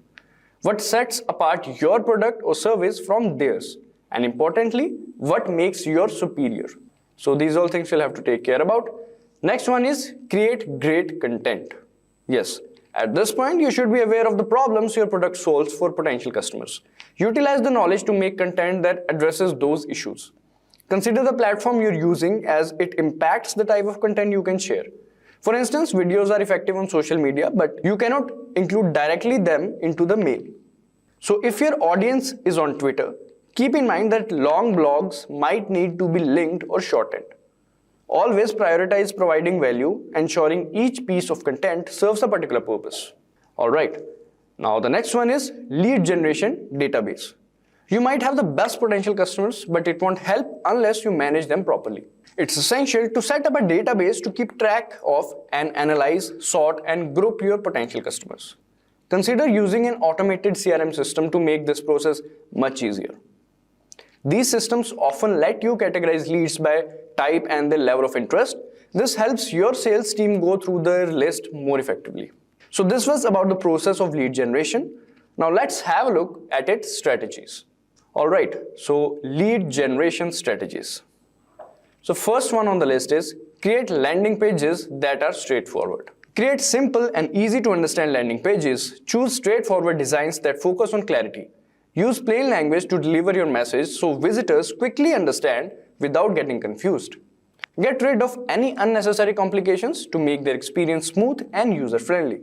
Pick a clean layout without extra things that might distract. Make sure to have a clear call to action to guide visitors effectively. Embracing simplicity creates a friendly online space, makes users more engaged and leaving a positive impression. The main aim is to make information easy to understand for everyone, no matter their level of knowledge. Alright, now the next one is craft more effective advertisement. So this is the second strategy. So make your ads better by creating interesting content that people can easily understand. Use simple words and attractive pictures to share your message. Talk about the most important good things your product or service offers. Don't make it too complicated or include too much information. Your ad should be clear and easy to get even if someone just looks at it quickly. Try different versions of your ad to see what people like best. Listen to what customers say and make changes if needed. A good ad makes its point quickly and stays in people's mind. Keep it clear and related to what people care about to make your ads work better. Alright, now coming to the next one, that is generate plenty of opportunities for opt-ins. Yes, create a lot of chances for people to sign up on your website.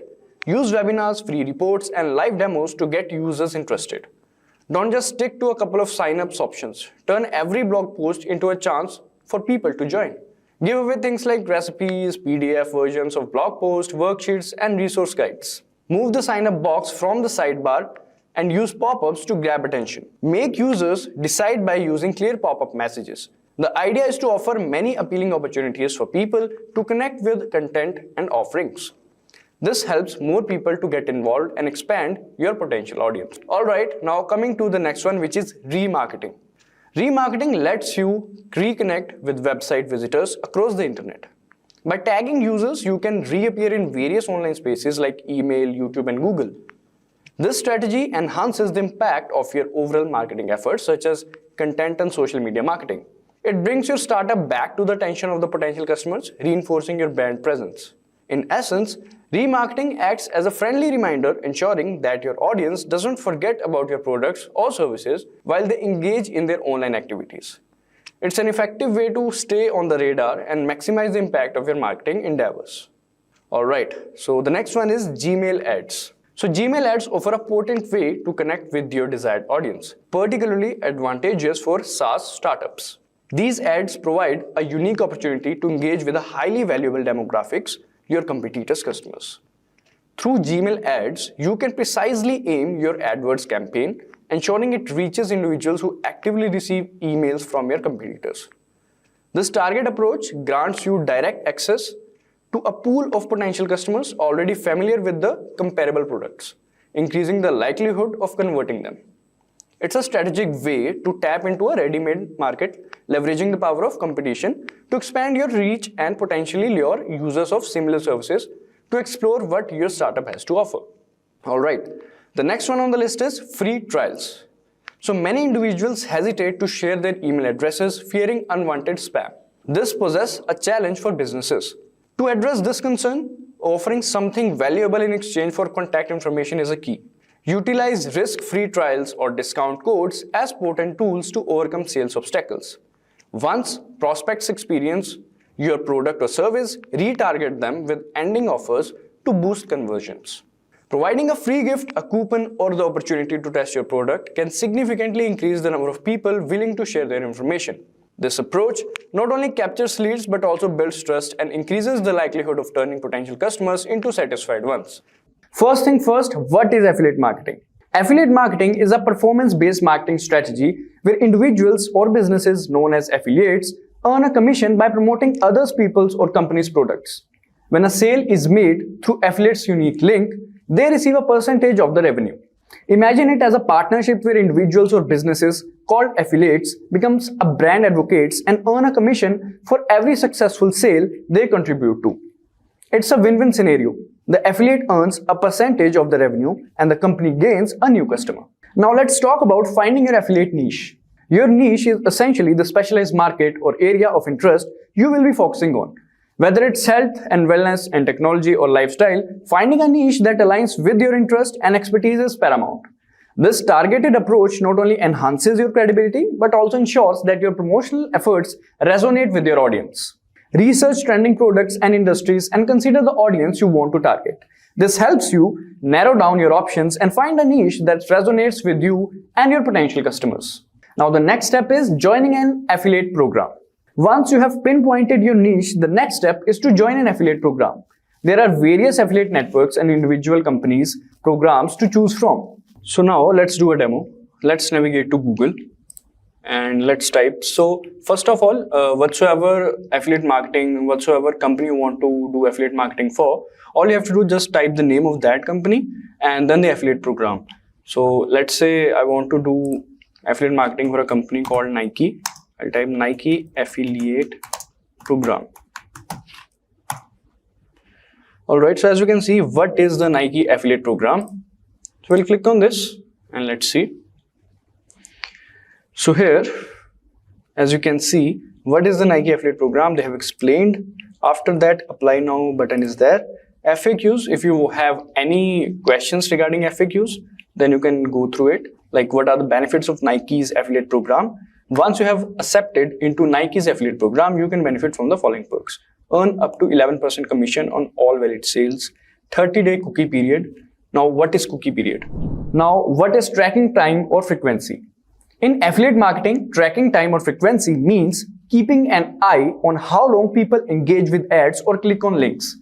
This helps marketers understand which times are most effective for their promotions. By studying these patterns, they can improve their strategies, focusing on when people are most active.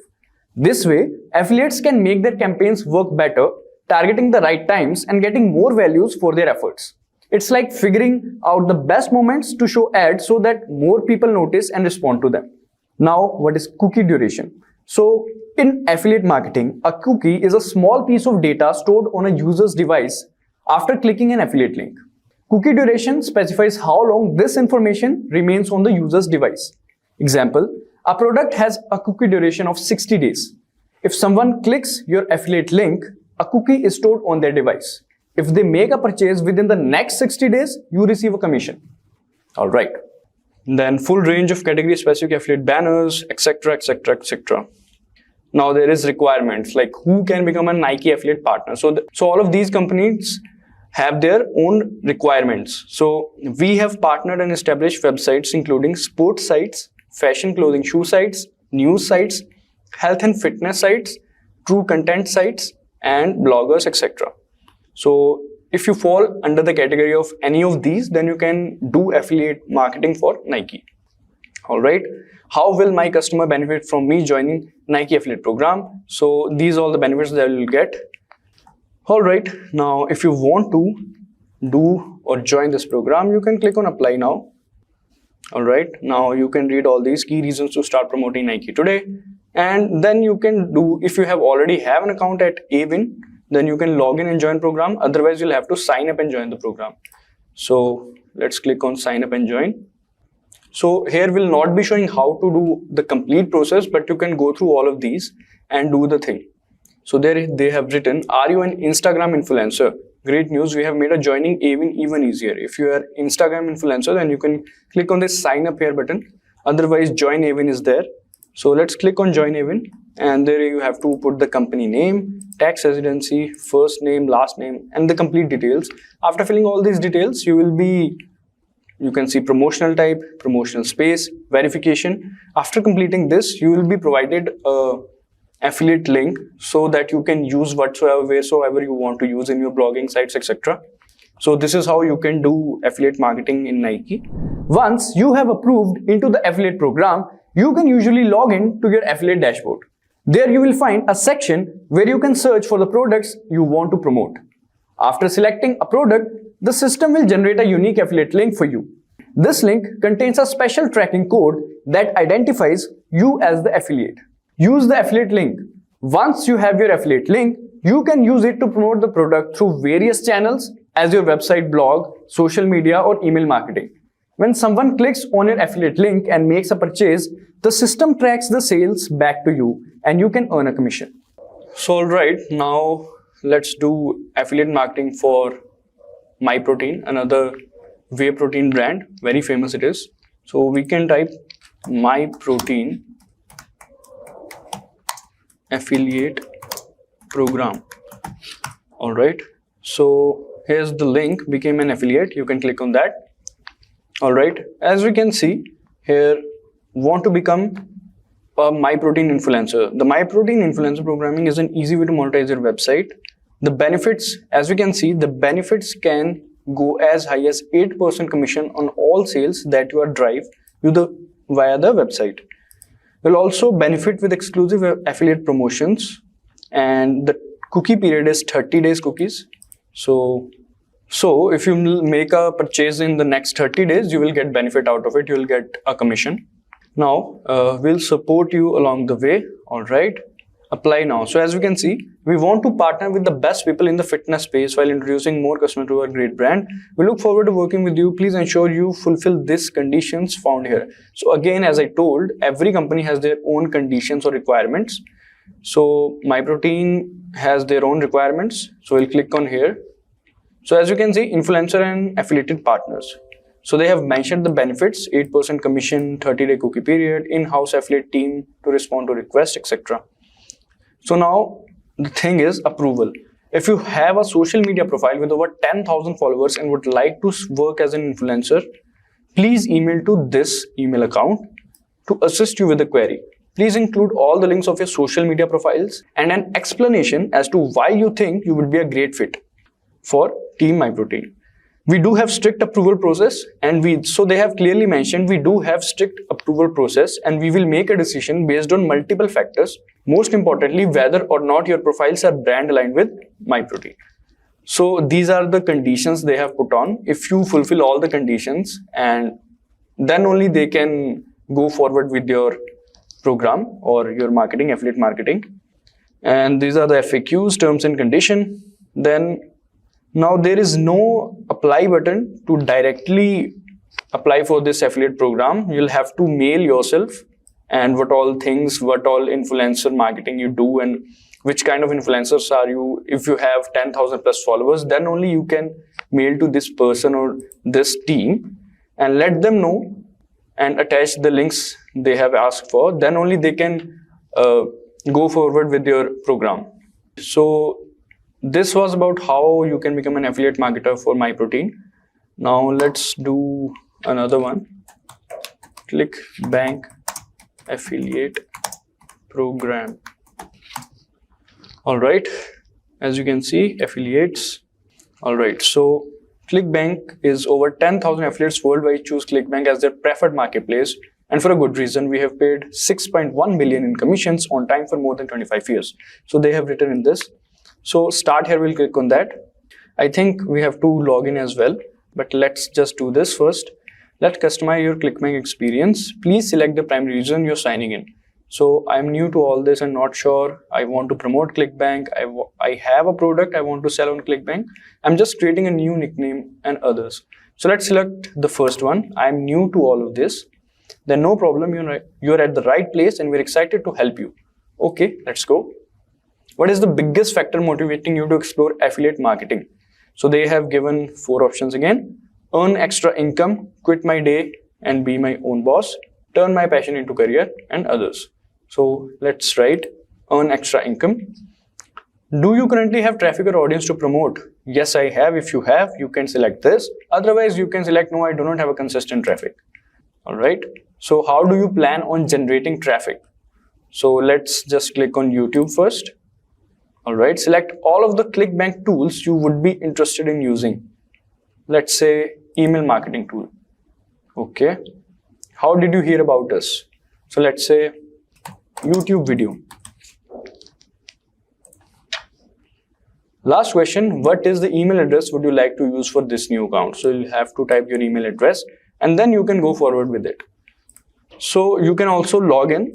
After logging in, they'll be telling you or guiding you through how to the complete sign-in process, and then you can proceed with that.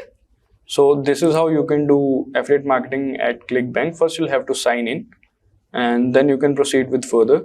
You can also, and make sure to read the requirements and the commission you'll get from each and every company or a product. Now let's talk about the platforms to promote affiliate links. So the platforms where you can effectively promote your affiliate products. Social media platforms like Instagram, Facebook, and Twitter are great for reaching a broad audience. Additionally, content platforms such as YouTube and blogging sites allow you to create valuable content and drive traffic to your affiliate links. Don't forget about forums like Quora, where you can engage with potential customers and provide helpful recommendations. So now let's navigate to Google and let's type Quora, Quora. Now we'll click on this. All right, continue with Google. All right, so here it is, Quora. So here you can also promote the affiliate links because there's a traffic over here as well. So all you have to do is to just select the category which you want to promote. Let's just say we are promoting a whey protein brand. You are promoting a whey protein brand. So we'll click on this and we can also type here best whey protein, etc.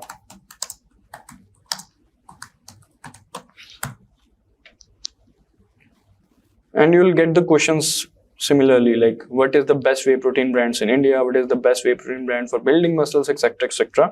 So you can answer these questions by clicking on this, and by answering these questions you can also attach a link and make sure that the information you share in Quora will be like proper information and you have used that product personally. Then only you can recommend, because then only your audience will be attached with you, because it's a relationship that you will build. Then only they'll trust you. So you can do that like that, like multiple questions are there, you can answer each and every questions and attach the affiliate link of that particular product. This is also a way, as you can see, if you'll click on questions, and these are the questions some people have used as well, I think, and they have mentioned. So this is a great way for promoting or doing the affiliate marketing. You can do like this as well. A lot of people do like this. Another way is through YouTube. Whether you're building a website, YouTube channel, or any other platform, it's crucial to acknowledge that you must reveal the use of affiliate links. The Federal Trade Commission, that is FTC, mandates transparency when earning income through endorsements, emphasizing the importance of openly disclosing such affiliations. So as I said, YouTube is a great way of promoting or doing affiliate marketing. So let's take the same example again, best whey protein. We'll be taking this example only. So as you can see, there are multiple influencers out there, and let's just select this video. So you can promote or like do affiliate marketing in videos, in your own videos, because a lot of traffic after Google comes to YouTube, and the traffic, you can navigate that traffic. Yeah, so you can navigate that traffic to your affiliate link. So as you can see, this guy has attached an affiliate link and also get up to 40% on this protein powder. So you can click on this and he can get a commission out of it. And make sure that the product you are promoting or doing the affiliate marketing is the right product, and then only you can build a relationship with your audiences. So as you can see, this guy has done that.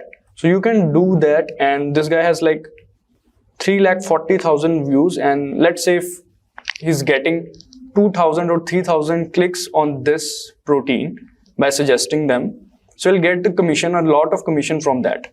So this is a nice way of promoting or doing the affiliate marketing, and this is a great way. In fact, this is the best way I would say to do the affiliate marketing, because it is quite easy. So he's basically navigating that views or that traffic to the affiliate link. So this is another best way to promote your or do the affiliate marketing. So in this video, we will cover what is the role of digital marketing agency, services offered by digital marketing agencies. After that, we will discuss how to set up a digital marketing agency with $0. So without further ado, let's start with the first topic, which is what is the role of digital marketing agency. So a digital marketing agency is like a friendly guide for businesses navigating the online world. Picture them as your trusty companions in promoting your products or services on the internet. Their job is to make your business shine by creating catchy ads, making sure your website pops up when people search for things, and keeping the social media vibes lively. They also analyze data to see what's working and what's not, so they can make changes to improve the results. Digital marketing agencies help business connect with customers in the digital world, where many people spend a lot of their time. They can also help with things like search engine optimization and email marketing and creating content like videos or blog posts. Overall, the agency's job is to help businesses get noticed and grow their customer base using the internet. Alright, so this was about what is the role of digital marketing agency. Now let's understand the services offered by digital marketing agencies. So a digital marketing agency provides a range of essential services to boost your online presence and connect with customers effectively. So let's start with the first one, which is web design or website design. So digital marketing agencies can help create a good looking and easy to use website for your business. Now at number 2 we have search engine optimization.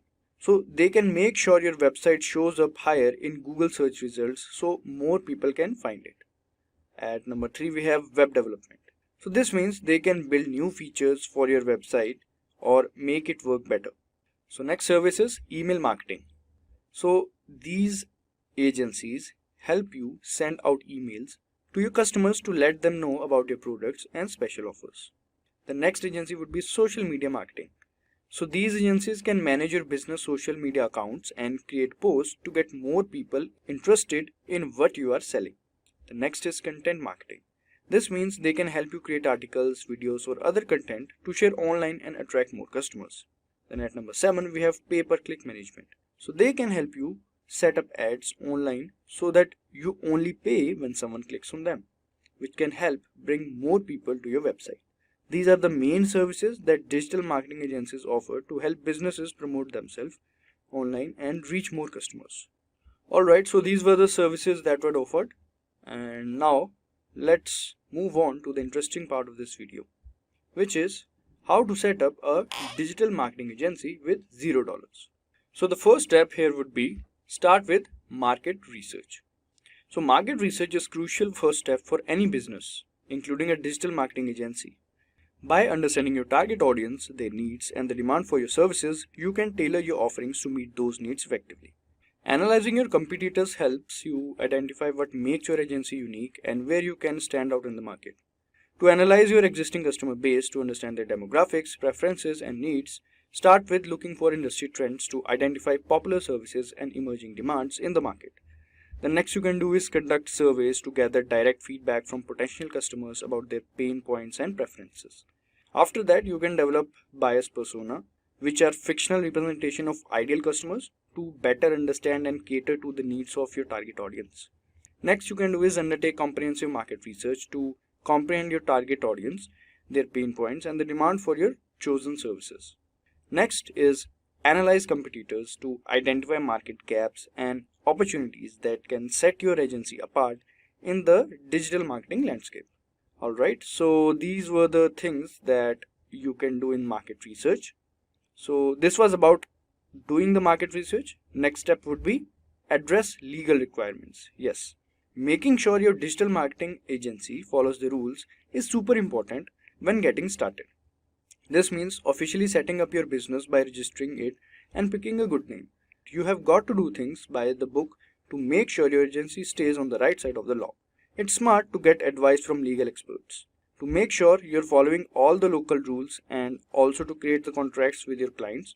Taking care of these legal things from the beginning helps build a strong foundation for your agency, makes clients trust you, and avoids problems down the road. Alright, so once you're done with this, then you can go forward and building a social media presence. So yeah, building a social media presence on platforms like Facebook and Instagram is really important for businesses. These platforms have lots of people using them every day, so it's a good way to reach potential customers. By postponing interesting and engaging content, business can get people interested in what they have to offer. They can also use paid advertising on these platforms to reach even more people. This can help generate leads, which means finding the potential customers who are interested in what the business is selling. By being active on Facebook and Instagram, a business can build community of people who like and follow them, which can lead to more sales and stronger connection with customers. So paying attention to these platforms and building a strong presence there can really help the business to grow. Alright, so once you have started building a social media presence, then you can start with finding a niche. When you're starting in digital marketing, it's a good idea to find a specific area that you're really good at. This would be things like social media marketing, making websites, or helping business to show up in higher Google searches. By focusing on one of these things, you can become an expert in that area and stand out from other digital marketers. For example, if you're really good at making websites, you can focus on that and become known for it. When businesses need a new website, they'll come to you because they know you are the best at it. The same goes for the other areas like social media marketing or helping businesses with their Google ads. Alright, so this was about finding a niche. Now next you can do is create a website. Alright, so first you can start by creating a website for your business. This is like having an online store or office where people can come and learn about what you do. It's a bit of having a shop on the internet. Next you can create a logo of your business. A logo is like a special picture that represents your business. You can use a free tool called Canva to make a logo that looks nice and shows what your business is about. After that, you can use a free website builder called Wix to actually make your website. Wix is like a tool that helps you put together all the parts of your website, like pictures, text, and buttons, without needing to know how to code. By doing these things, you can have a nice looking website with a logo that represents your business, and you can do it all for free. This can help your business look more professional and make it easier for people to find you online. So once you are done with creating the website, then you can attract leads with organic advertising. So attracting leads with organic advertising means promoting your business without paying for ads. Instead, you use things like social media, making helpful content, and improving your website so that it shows up higher in the Google searches. For example, on social media, you can post interesting things about business that people will want to share with their friends. With content marketing, you can create useful articles or videos that people will find they search for things related to your business. And with SEO, you can make sure your website is set up in a way that makes it more likely to show up when people search for things you offer. By using these methods, you can attract people to your business without having to spend money on ads. Alright, so this is how you can attract leads with organic advertising. Now, next step would be building networks. So building networks means going to events, seminars, and workshops where you can meet people who might want to use your service or who work in the same industry as you. By doing this, you can make friends with other businesses and learn about the newest trends in digital marketing. This can help you find new clients and also get tips from others in the same line of work. So building network is a good way to make connections and stay up to date with what's happening in the digital marketing world. Alright, so next step is content marketing. So content marketing is like telling a good story to people who might be interested in what you are selling. So instead of just saying buy this, you create helpful or interesting things like articles, videos, or pictures that help people want to see. This can make people trust you more and see you as an expert in what you do. It's like building a strong wall around your business to protect it and make it all stand out. When you do content marketing, you're not just trying to sell something right away, you're trying to make people interested in what you do by giving them something valuable. This can bring more people to your business without you having to chase after them. It's like making a magnet that pulls customers to you instead of having to push hard to get their attention. So content marketing is a smart way to show people that you know your stuff and to bring more customers to your business without being too pushy. Alright, now the next step is gather feedback. So gathering feedback is an important part of running a business. It means collecting comments, reviews from your customers to understand what they like and what could be improved. Good firms, Yelp and Google My Business are all places where customers can leave feedback about their experience with the business. Good Firms is a platform where business can be reviewed and rated by their customers, helping other people decide if they want to use that business too. Yelp is a website where people can find and review local businesses like restaurants or shops. Google My Business is a tool that lets business manage their online presence, including customer reviews.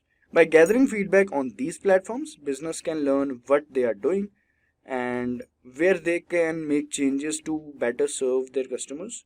It's a way for business to listen to their customers and improve their products or services based on what people are saying. These were the steps to make a digital marketing agency.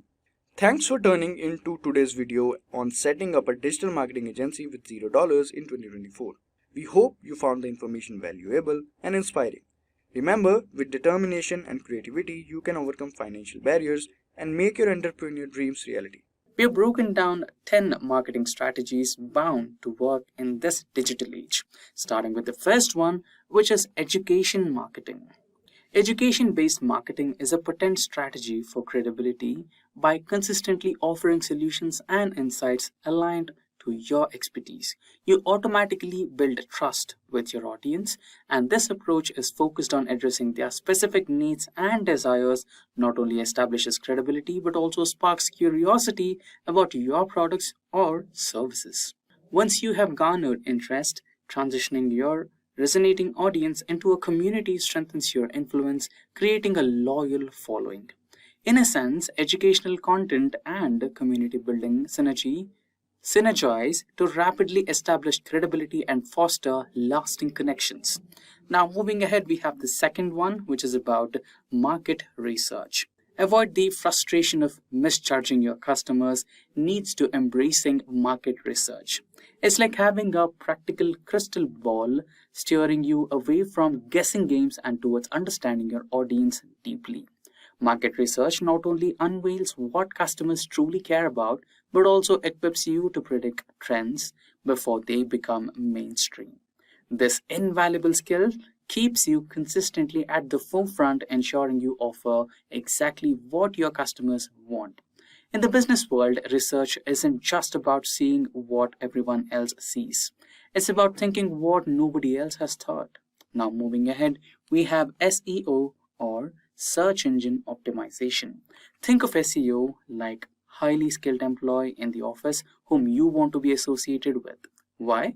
Because much like attention a skilled employee attracts, visibility in business is a valuable currency. In fact, it may be the most crucial one. The key lies in being the first name customers encounter, not the 10th. Moreover, high search engine rankings not only enhance visibility but also bring about a sense of credibility. It's a powerful statement that conveys trust me. After all, Google places you at the top of their search engine because everyone else recognizes your value. Remember, Google only loves you when everyone else does first. Now, the next one in the list is social media. In the digital age, the question arises, does your business truly exist if it's not on social media? This isn't just a philosophical query, it's a strategic imperative. Social media is the ultimate connector, allowing you to stay engaged with your customers and showcase your brand's personality and charisma. It's not just about technology, it's also about sociology and psychology, a profound insight for a powerful online presence. Moving ahead, we have email marketing. Email marketing is so far from dead. Just take a look at our overflowing inboxes. The "you've got a mail" days may be a nostalgic reminder, but the truth is, email marketing holds a unique power that many other channels lack. It enables the creation of valuable personal touches at scale, delivering a personalized experience that resonates with recipients. After all, who does not appreciate a personal touch? Now, next ahead is community. Forge lasting connections with your target customers through community marketing. The second strategy set to thrive. Create a exclusive space, be it on Facebook, be it on WhatsApp, Telegram, or a custom app, where those who resonate with your content can engage at a deeper level. From events and podcasts to group discussions and meetups, foster meaningful relationships not just with you, but with your business, products, services, and brand. This personalized approach ensures ongoing relationship nurturing with your dedicated community. Moving ahead, we have networking. Maximize your reach by joining at least 2 business networking organizations. When engaging, maintain a clear focus on marketing and lead generation for your business. Avoid getting sidetracked with internal organizational growth. Remember, your goal is leveraging their networks for businesses' benefits.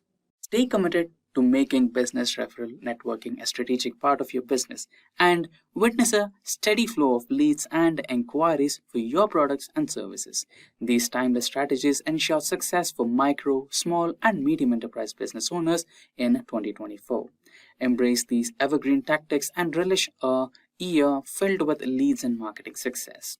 Now, next ahead, we have contests.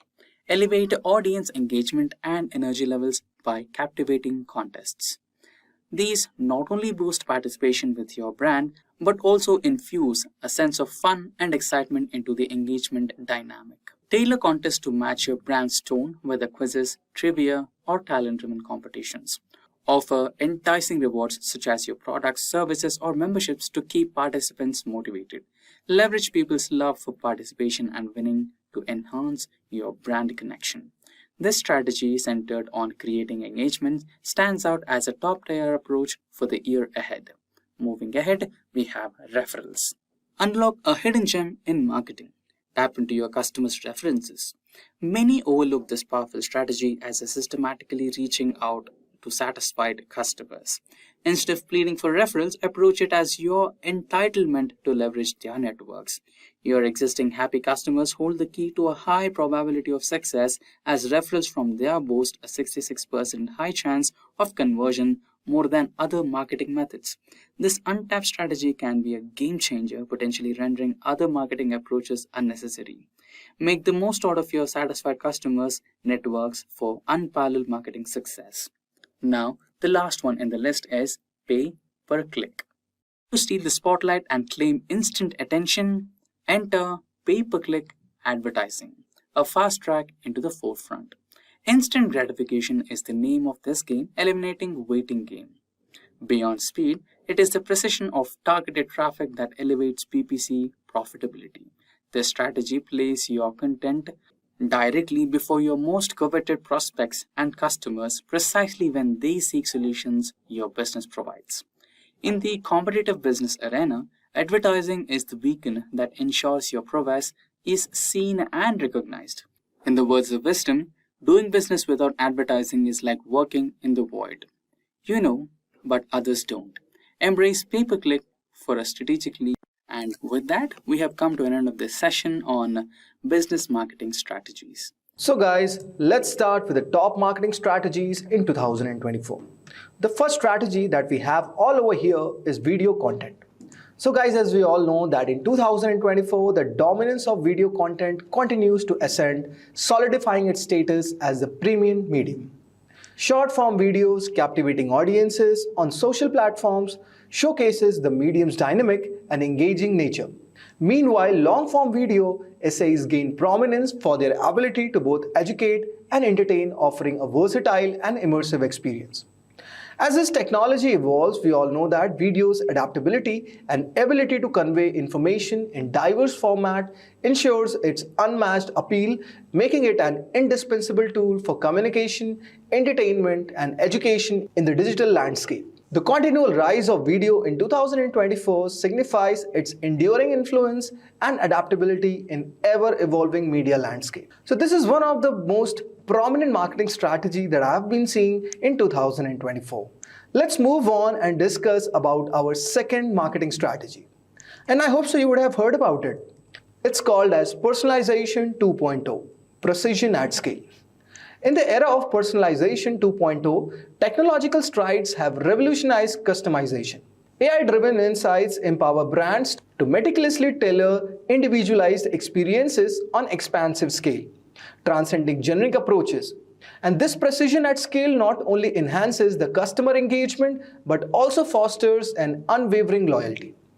Brand harnesses the power of data-driven intelligence to anticipate and fulfill unique preferences, creating a seamless and personalized journey for each customer. And as the technology evolves, we all know that Personalization 2.0 marks a transformative shift where brands leverage their audience on profound and individual level, setting new standards for customer-centric strategies in the digital age. Next we have all over here is voice search optimization. Cracking the vocal code can also benefit your business. We all know that the rise of voice-activated devices has reshaped the search paradigm, emphasizing the importance of voice search optimization in 2024. Crafting content that aligns seamlessly with conversational queries become paramount as users increasingly interact with technology through spoken language. To maintain visibility in this evolving landscape, businesses must optimize their online presence for voice search, deciphering the nuances of spoken queries. Strategic keyword selection, natural language integration, and focus on contextually relevant response have become essential elements in cracking the vocal code. As voice interaction becomes more and more prevalent, adapting to these shifts ensure brands stay at the forefront of accessible and user-friendly digital experiences. I hope so you would have got an idea that implementing voice search optimization can be a game changer for your business. Now, next we have AI-powered chatbots. We all know that in 2024, AI-powered chatbots are redefining customer interaction, which are emerging as an indispensable tools for businesses. And these intelligent bots are driven by artificial intelligence, which offer instantaneous and personalized support, addressing queries and also adaptively guiding their users. Their significance lies in continuous learning from each interaction, enabling them to evolve and enhance their responses over the time. The efficiency and accessibility of AI-driven chatbots are streamlining customer service, providing around-the-clock assistance, and improving the user experiences. As these bots become more sophisticated, they not only boost operational efficiency but also contribute to building lasting customer relationships, thus making a transformative shift in the landscape of customer engagement and support. And it's one of the most innovative strategies that I have seen businesses are implementing in 2024. Now let's move on and discuss about our next strategy, which is ephemeral content or the FOMO strategy.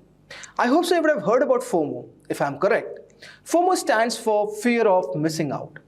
FOMO emerges as a compelling marketing strategy in 2024. Its transient nature, available only for a limited time, triggers a sense of urgency among the audiences. Stories and posts that vanish create an immediate and time-sensitive allure, fostering higher engagement as users fear missing out on exclusive or time-bound experiences. This dynamic approach not only captivates attention but also prompts immediate actions such as clicks, shares, and purchases.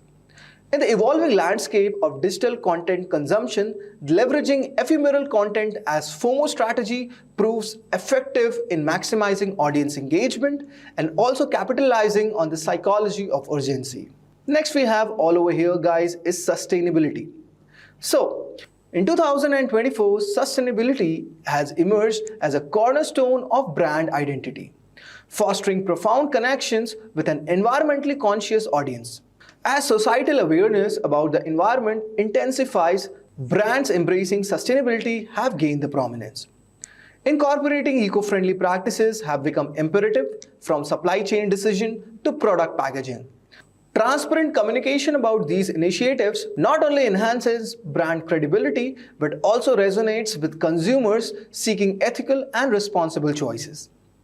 In this era of heightened environmental consciousness, brands prioritizing sustainability align with shifting consumer values, cultivating trust and loyalty. The integration of sustainable practices is no longer optional. It is an essential strategy for brands aiming to thrive in an eco-aware marketplace. Next we have all over here in our catalog, that is influencer marketing. We all know that a renaissance in influencer marketing unfolds in 2024 as marked by a shift toward authenticity and relevance. If I talk about nano and micro influencers with their genuine connections to niche audiences also claim the spotlight. Brands recognize the power of these small-scale influencers as their authenticity resonates deeply with the emphasis on pivots from macro celebrities to relatable figures, fostering more genuine connections. Macro and micro influencers' ability to convey authenticity and relatability positions them as a valuable partners in targeted marketing strategies, reflecting a nuanced approach to influencer collaborations that align seamlessly with diverse and discerning preferences of contemporary consumers. Next we have all over here one of the most popular one, and I prefer this as the most amazing tools which I've seen in the e-commerce platforms a lot. This is augmented reality. So we all know that augmented reality is set to redefine consumer experiences, enabling brands to create immersive encounters. Leveraging AR, brands can empower customers to visualize products within their personal environments before committing to a purchase. This transformative approach bridges the gap between online and offline shopping, enhancing consumer confidence by offering a tangible preview of how products fit into their lives. From trying on virtual clothing to placing furniture in living spaces, AR provides a dynamic and interactive dimension to the shopping process, unlocking a new era of personalized and engaging consumer interaction that go beyond traditional e-commerce boundary. AR has proven to be one of the most effective strategies in 2024. Now let's move on and discuss about our ninth strategy. And this is one of the most effective strategies which I have seen in 2024, which is hyper-localized campaigns. In 2024, there was a rise of hyper-localized campaigns which are transforming the marketing strategies through precise and geo-targeting. Brands recognize the importance of specific regions and cultures, fostering a more personalized and resonant connection with diverse audiences. By understanding local preferences, these campaigns go beyond generic approaches, speaking directly to the unique needs and interests of each community. The result is a heightened level of relatability as brands demonstrate a nuanced understanding of the local context. Embracing hyper-localization ensures that marketing efforts not only reach but genuinely connect with consumers, establishing a more meaningful presence in the intricacies of regional diversity. Now let's move on and discuss about our final strategy. And you have heard about this word a lot, and it is SEO or Search Engine Optimization. In 2024, SEO experiences have researched adapting to Google's evolving algorithms. Rich snippets and schema markup languages have emerged as pivotal elements, providing search engines with structured data to enhance result visibility and user understanding. Mobile friendliness remains paramount, giving increasing reliance on smartphones for online searches. As Google prioritizes user experience, websites optimized for mobile devices gain an edge in search ranking. This new era of SEO emphasizes not only keyword relevance but also the delivery of high-quality, context-rich content. Adapting to these factors becomes imperative for businesses striving to secure top positions in search engine results and remain visible in the ever-evolving digital landscape. Alright, so let's explore how these trends are reshaping the marketing landscape. So first on the list is podcast. So podcasts are gaining popularity over blogs, especially among younger audiences. They offer convenience, intimacy, and engagement that blogs may not provide. Additionally, podcasts allow brands to showcase their personality, expertise, and values in more authentic manner, connecting with their audience in a real and honest way. This shift towards podcasts reflects the changing preferences of consumers, particularly the younger generation, who participates in the conversational and immersive nature of this medium. Consequently, brands are discovering that podcasts provide an efficient platform for connecting with and involving their target audience in a more personal and significant manner. So this was about podcasts. Now coming to the next digital marketing trend on the list, which is emphasizing the importance of branding. So branding is more than just logos and slogans.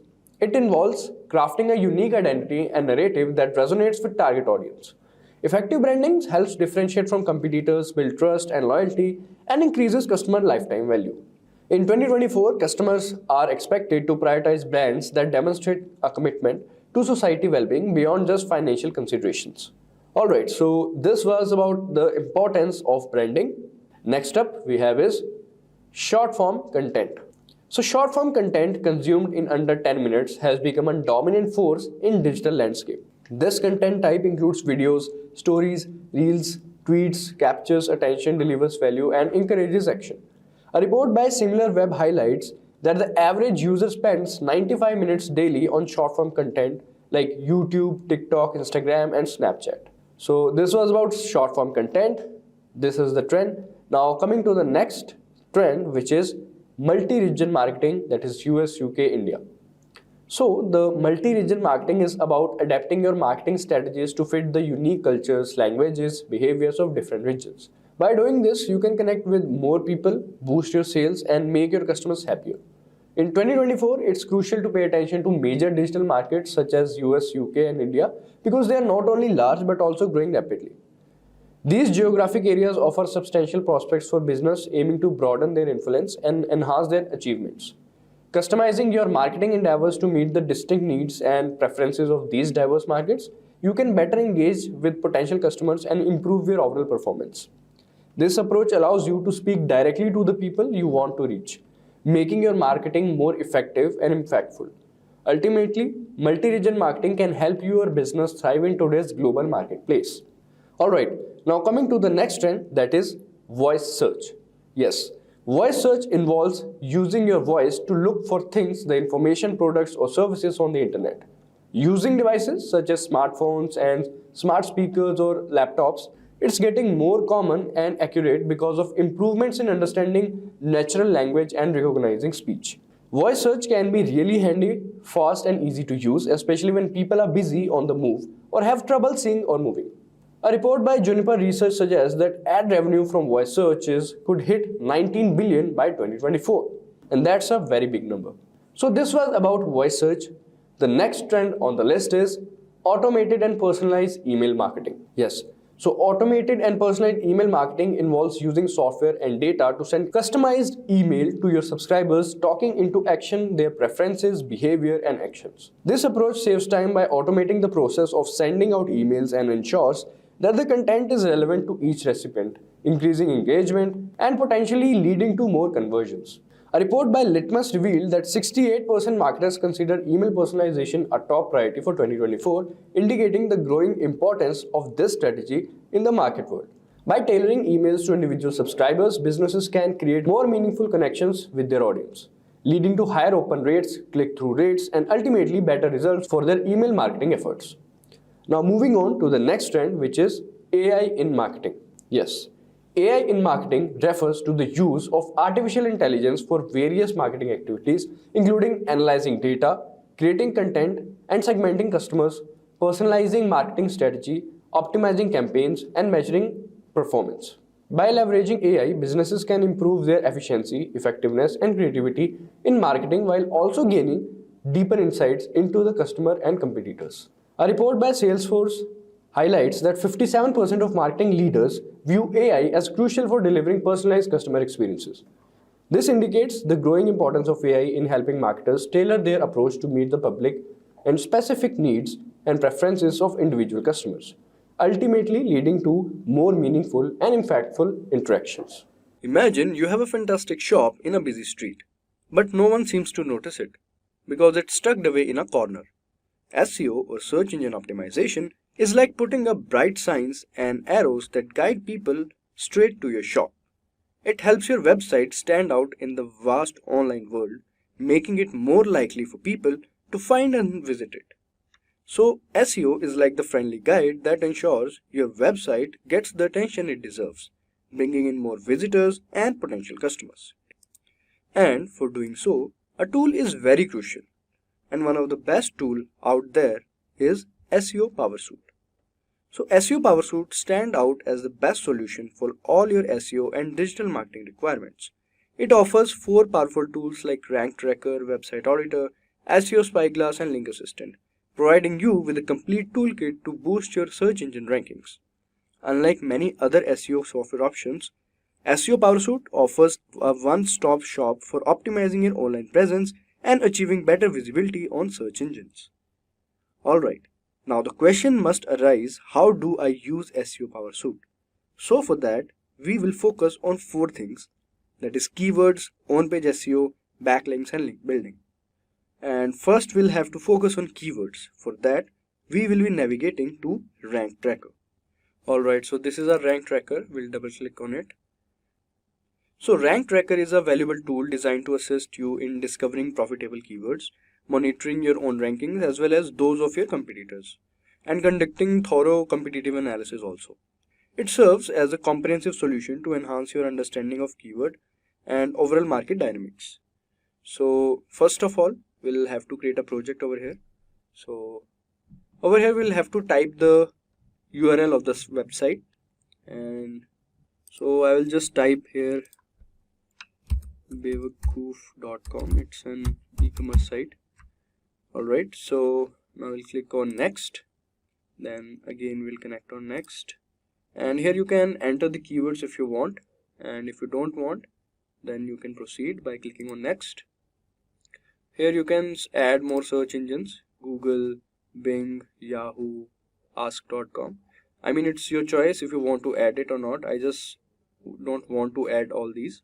Google and Yahoo are sufficient. Then we'll click on finish. Alright, so our project is getting ready. Alright, so it is loaded. So first of all, we'll start by understanding the menu bar. So the menu bar is like the control center of Rank Tracker, offering a set of drop-down menus that help you manage your projects and preferences. So let's understand first. So this is file. So this menu handles basic commands relating to your project, such as opening, closing, and saving files. It's your go-to for managing project files efficiently. Then there is preferences, as we can see. Here in preferences, you can set up global configuration for the application and customize settings specific to each project. It's like the headquarters of tailoring Rank Tracker to suit your needs. Then there is window. So window, this menu provides a list of supported hotkeys like keyboard shortcuts and allows you to quickly switch between different modules or sections within the application. It's all about making navigation and action more efficient. So you can also learn these shortcuts as well. Then there is help. So in the help menu, you can find information about your rank tracker, license, along with the links to online help resources. If you ever need guidance or have questions, this is where you can find the assistance. Alright, then here comes the project. As you can see, project. This menu is like a project management hub. It displays a drop-down list of all the projects currently open in Rank Tracker, allowing you to easily switch between them. So only one project is there, so it is showing that only. Now the next one is new. So the new option lets you create a fresh project, and then open is there. Use this option to load an existing project from your hard drive or cloud storage. Then save, we all know, save your open projects with this command, you can do that. Then close, this option allows you to exit. Then as you can see, check all. So check all rankings in all the open projects simultaneously with this command. It streamlines the process of gathering information across your various projects. Then you can also log in, like found in the SEO PowerSuite cloud login area. This is where you log in to access cloud related features. Alright, so this was about the menu bar. Now coming to the sidebar. So quickly let's understand this one. So first of all, there is the dashboard. As you can see, project dashboard. This is your project's central hub. It provides a visual summary of key statistics related to your organic traffic, ranking progress, and how well your competitors are doing. It serves as a quick gateway to all main project sections. Then there is rank tracking. In this module, you will find a list of keywords you're targeting. It shows their ranking history, traffic statistics, keyword efficiency, index KEI, keyword difficulty, and other essential data that you may need to update regularly. So it is like that. Alright, now as you can see, next is keyword research. So here it is. So here you can explore new keyword ideas using over 20 different tools, like it is in there. The module allows you to analyze and categorize new keywords into groups and move them to target keyword section. Alright, so as you can see, these are that 20 different tools, the tools that we are talking about. Then there is SERP analysis, that is SERP analysis. This is for in-depth keyword analysis.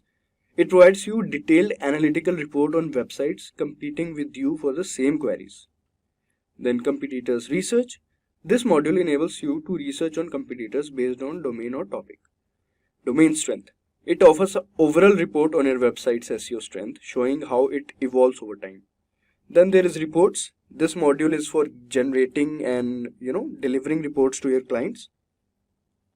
And I think that would be sufficient. So we have already created a project, and while creating a project, you can add seed keywords that describe your business, or use the ones the tool suggests. Then see where your website stands for, and it helps you understand how well your site is doing in search results.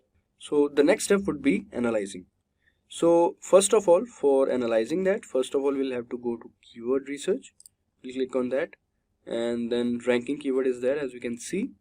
Alright, so now here you can type the name of the competitor and click search. So let's just say I want to type the name of the competitor, the sold store, let's say.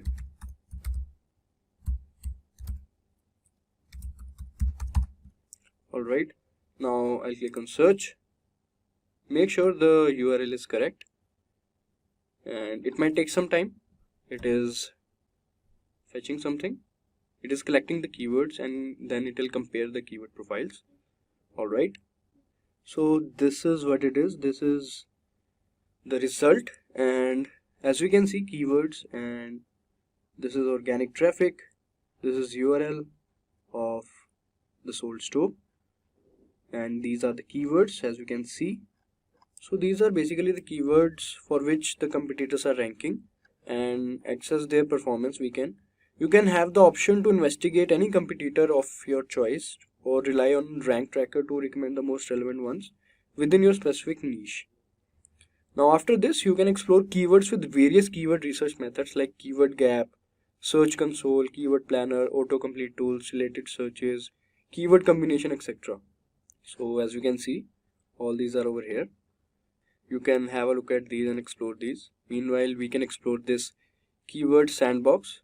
As you can see, keyword sandbox. With the help of this, we can filter our keywords, which is the next step. Alright, so this is keyword sandbox. Now we'll utilize the metrics provided in the module to identify and filter potentially lucrative keywords, eliminating those unlikely to generate relevant traffic for our website.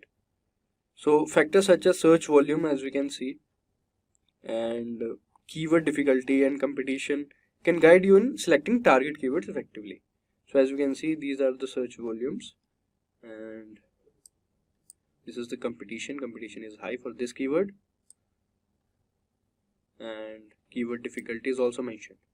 So you can filter out the keywords according to your choice. You can either select or stop, like track, like we can see. So it's your choice. You can filter out the keywords.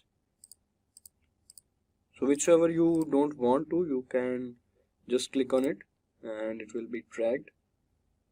Now your keywords will appear also in the tracked keywords. So like I've tracked this one and this one. So in tracked keywords, I can have a look at these. Alright, so this was about it. Next we will go to the website auditor. So website auditor ensures your website is optimized on the page and checks if it functions well technically and in terms of content optimization. So we'll open the website auditor and then we'll type the website, that is bewakoof.com. Right, we'll click on finish. Alright, so as you can see, to get a good ranking on search engines, it's important to optimize your site first of all in terms of both technology and content. We will be using website auditor for this job, but before that, let's have a look at what all things are there. So first of all, we'll explore similarly that we explored in the previous one. So this is the menu bar and I think we have explored this, and this is the sidebar. It is a bit different from that. So let's explore the sidebar. So site structure we have, as you can see, this section organizes all the elements of a website including its pages and resources. It provides like a visual map of the site along with an audit dashboard that accesses various SEO factors. So as you can see, page audit over here. Now the page audit will do the page level analysis. So this was the function of page audit. Then domain strength is there. So this feature offers comprehensive report on overall strength and performance of your website domain, showcasing its growth over time. After that, there is reports. This module allows users to generate and share reports with clients. It serves as a tool to communicate the findings and insights obtained from the analysis of the site structure and domain strength. So this was about the sidebar. Now we can start with a little demo.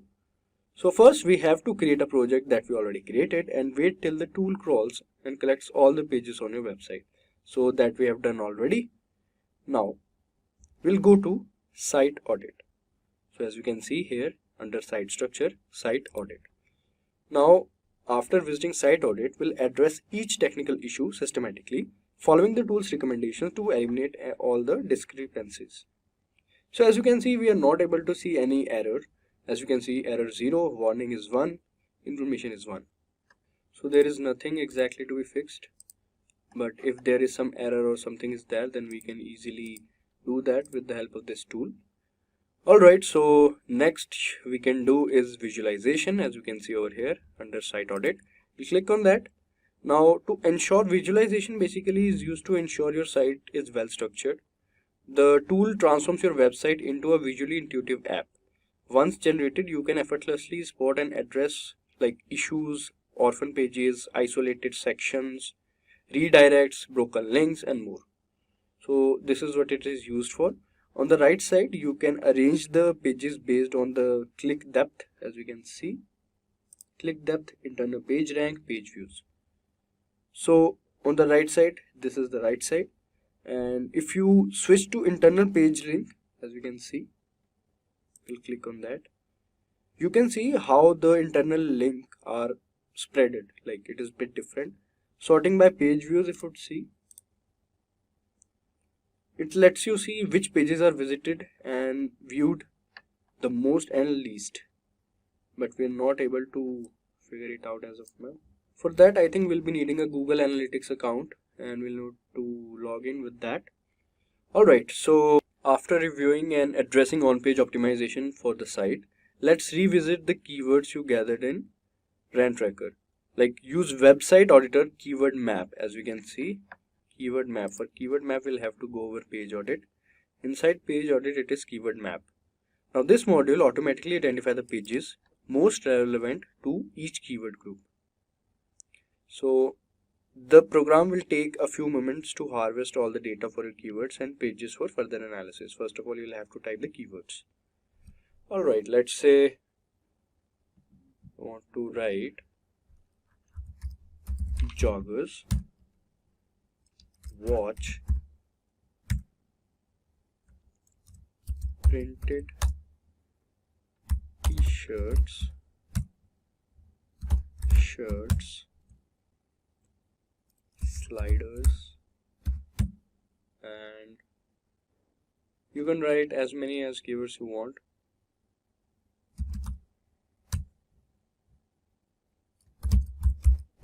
Jacket, hoodies, shorts. Alright, I think that is sufficient. Now you can also import from CSV. So basically in the rank tracker you can also download and import from CSV, or you can import directly from rank tracker also. Now we have wrote the keywords over here. Now we'll click on create map. Now the program will take few moments to harvest all data for the keywords, and the tool automatically identifies the pages most relevant to your keyword group or specific keyword. So this is showing only one. It should at least show 5, because website auditor will suggest the top 5 most fitting pages for each keyword or group. So we must add more keywords, I believe. We can add manually, or we can just have a look at rank tracker also. Like Hellfire Club shirt, we can see. We can add that.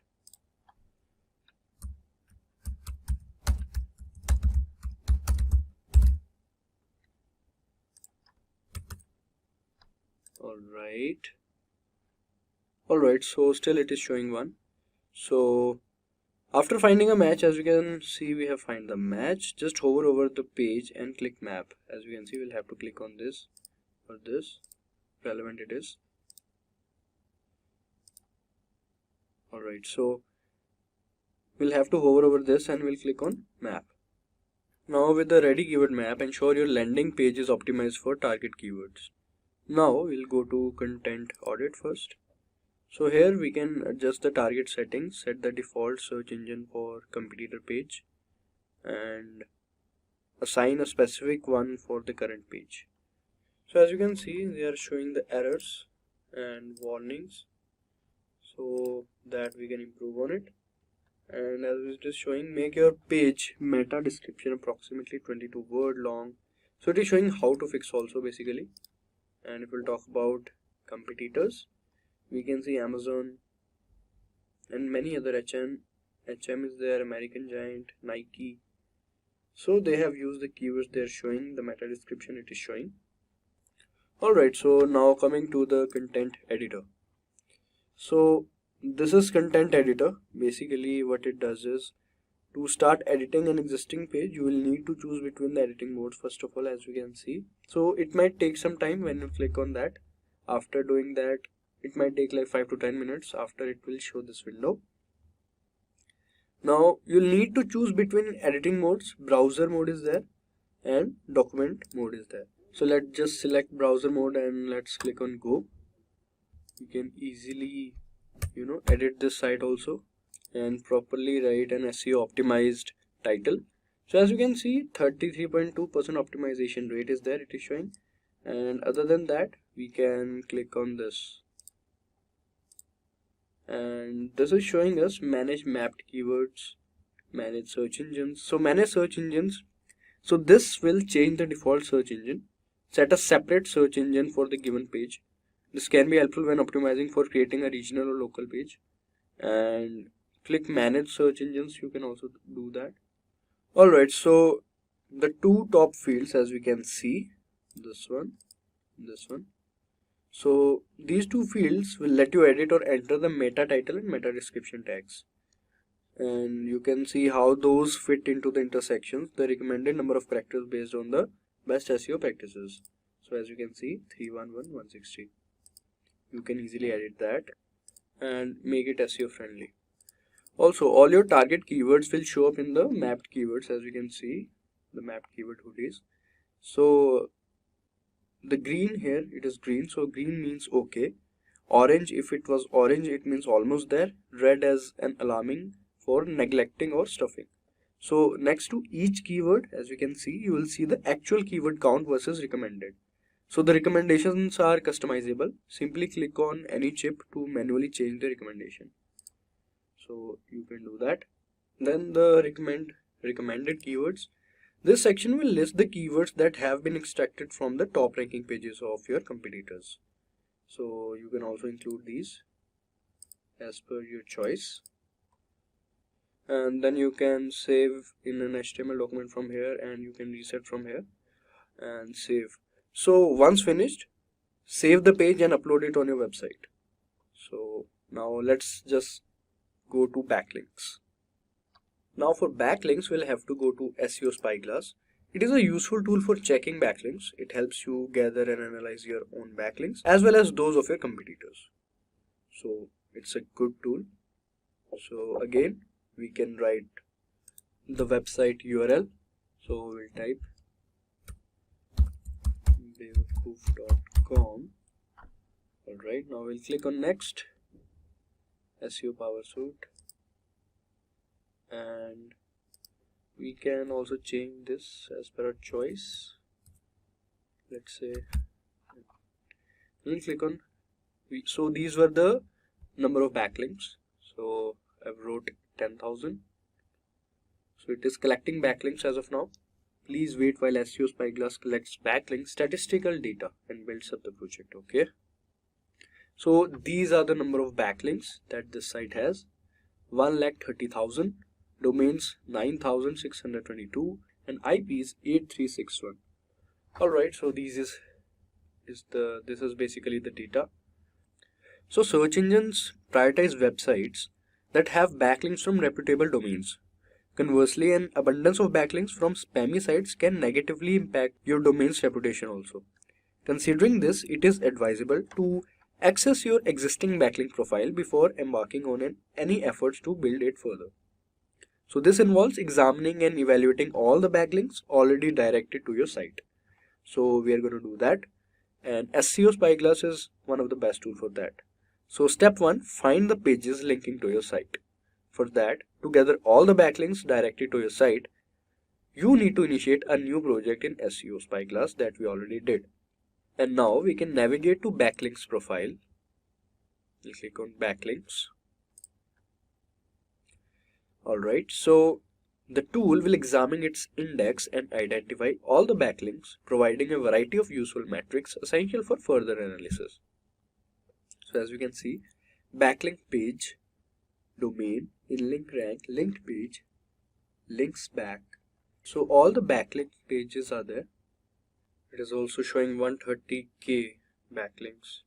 Alright, now coming to the linking domains.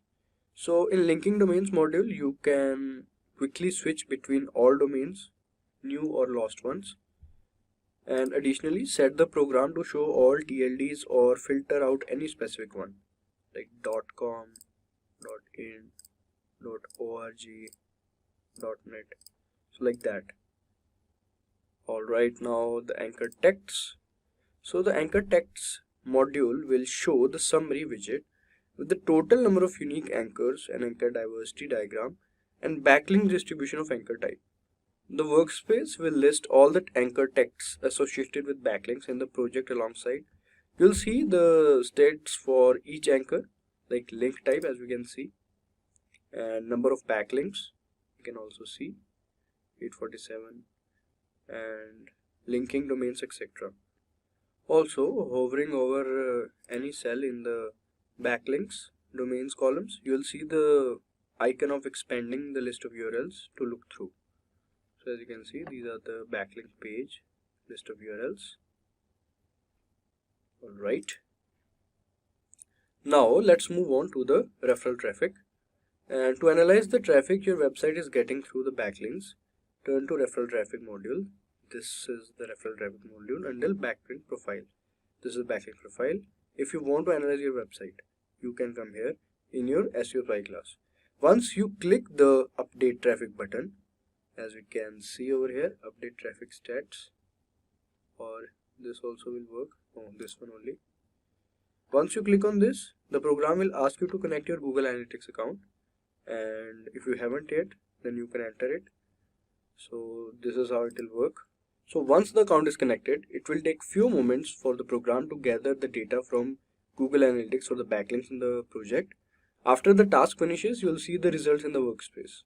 You can then switch between views, linking domains and backlink pages. So the linking domain view will show the overall number of referral sessions received from each domain and the overall bounce rate. The backlink pages view will show the more detailed data, referral sessions from each backlink page, and also the bounce rate for each linked page. Alright, now let's navigate to backlink profile and then we'll go to summary.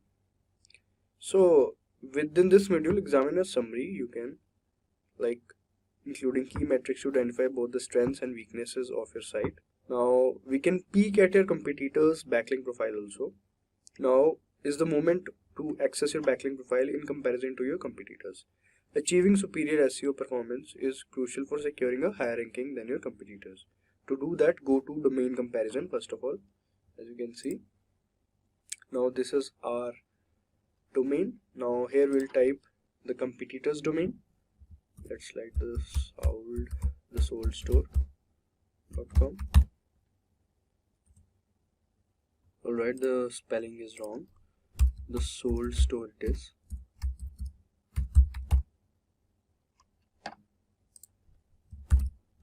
Alright, you can click.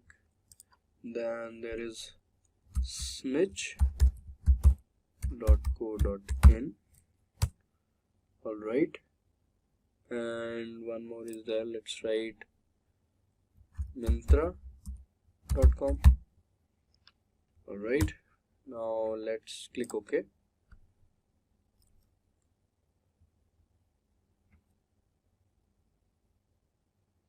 So once this process is finished, you will see a complete comparison of you and your competitors' domains. As you can see, bewakoof.com, the sold store, snitch.co.in, Mintra. Now you can easily compare on the basis of different metrics. There are various metrics over here, and as you can see, there is a number 91% in terms of text links, domain strength, 9.33 is of Mintra, and 7.99 of bewakoof.com.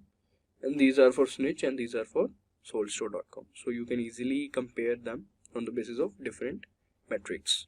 Alright, now coming to the next step, which is spot the dangerous links. Before progressing to actual link building phase, it's crucial to address one final task: identify and remove potential and harmful backlinks. So for that, we will go to backlink profile, then the penalty risk. So backlink profile this, then we'll go to penalty risk. Alright, so this is the penalty risk. It is showing 0%, which is a good thing. So basically, links with a penalty risk of 70 to 100% are high risk and should be checked right away, as they could lead to Google penalizing your website basically. Links with a risk of 30 to 70% are potentially harmful, so it is advisable to examine them more closely. Then links with a 0 to 30% penalty risk are considered safe and pose minimal or no risk in your link profile. All you have to do is to collect those harmful links and get rid of them. So as you can see, there are no penalty risks, but I need to tell you how to do that. So we'll go to backlink pages and we'll click on a particular link, as you can see. So this button, update penalty risk, so it will task updated backlink page data. So it will update the penalty risk. Alright, so this was about SEO Spyglass. Now let's do the link building with Link Assistant. So this Link Assistant simplifies your link building tasks. It assists in discovering numerous link building opportunities, managing outreach, and overseeing your link building campaign directly within the app. So first of all, we'll create a project and specify the site and backlink and target settings. Alright, so as we can see, we can first of all we'll type bewakoof.com, right? Now, so as we have provided the web address, select your desired target country. So target country over here, and the language also you can select from this. And other than this, the app's search engine will be tailored automatically according to your preferences. Additionally, you have the option to include negative keywords in the top block list. So what this is, the app will analyze the backlink profiles of potential prospects and eliminate those containing the specified negative keywords. So if you don't want some negative keywords, you can put it here in the topic block list and that will not be included. Alright, so this was it. Now let's create on, I repeat, now let's click on create. Alright, so this is the layout. Now, so first, by default, this will include the list of top 100 backlinks or the competitors of your domain with the highest link rank. And you can select any of the 6 predetermined methods, as we can see, 6 predetermined methods, or the configure a customized search, this one. Configure a customized search using the expert mode. This is the expert mode basically. So these options enable you to conduct a focused search based on specific type of link prospect you're seeking. If you lack seed keywords, you can utilize the get keyword suggestion feature. This function automatically identifies your top 20 ranking keywords that generate the highest traffic. Alright, so now step 2 would be, let's explore this one, guest posting top 100 blogs. We'll click on this. Alright, so by employing this search technique, you can identify the top 100 prospects ranked by organic traffic using specific search operators related to your seed keywords. To initiate the search, input the seed keywords. Here you will write down the seed keyword. So let's say I just want to write winter wear. Alright, and you can also do the search engine settings, but I think it is fine. And tags for future organization and management, but I don't think I'll be doing it. So after completing the search, first of all we'll have to click on find. So let's click on this. So these are the contact information. This is the page previews and this is the prospect preview, and additional details are also there. So you can select or unselect all the results to be moved to the prospects like this. Right, so then we'll click on move to projects. On hover, move any result to prospects, to backlist, or to the trash also. So let's just click on this. We can also click on remove prospect, but we are not going to do that. We'll just move to prospects. Alright, so these are the prospects that we have moved. Now that we have possess a recently compiled list of potential links, it is crucial to access their quality and prioritize the ones we intend to reach out to initially. We'll go to prospects. Alright, then we'll click on a URL and update. So here is the update and select contact info. So as we can see, contact info. We'll click on OK. Now that we have settled on the list of factors you would like to check, take respective data by clicking on the update button or any of the columns header. Tick the factors to be updated, like I'll click on contact information and press OK like that. Alright, can do for this one also.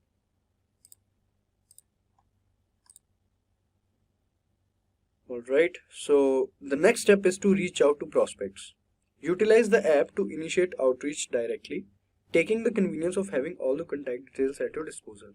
By connecting your email account to Link Assistant, you can centralize and organize your campaign's correspondence efficiently within the application. Begin reaching out from the app since you already have everyone's contact info.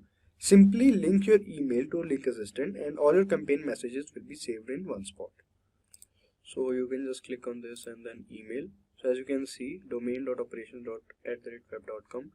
It has taken the information from contact info, and once you have linked your account or email, then it will update over here, and then you can simply send it, apply and OK. So as you can see, dear owner, this I came across your site and absolutely loved it. The thing is, I write my own topics very similar to those. So this is how you can reach and do link building.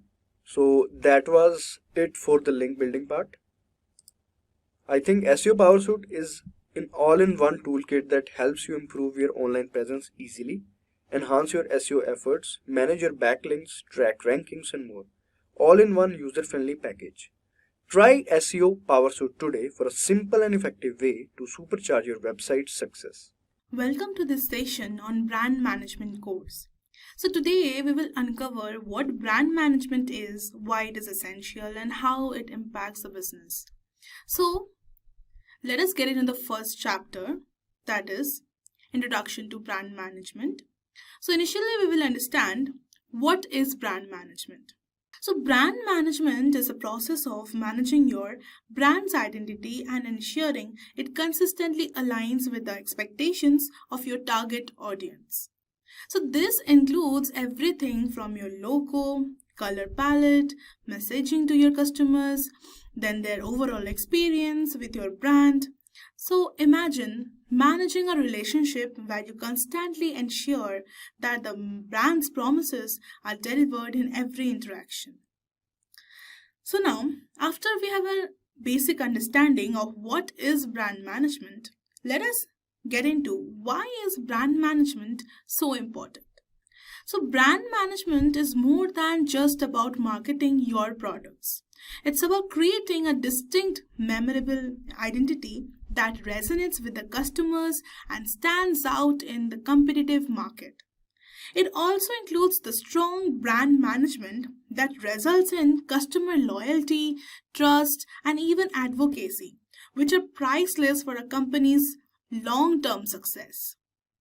In fact, the companies with a strong brands can charge a premium for their products because customers are willing to pay more for a trusted brand.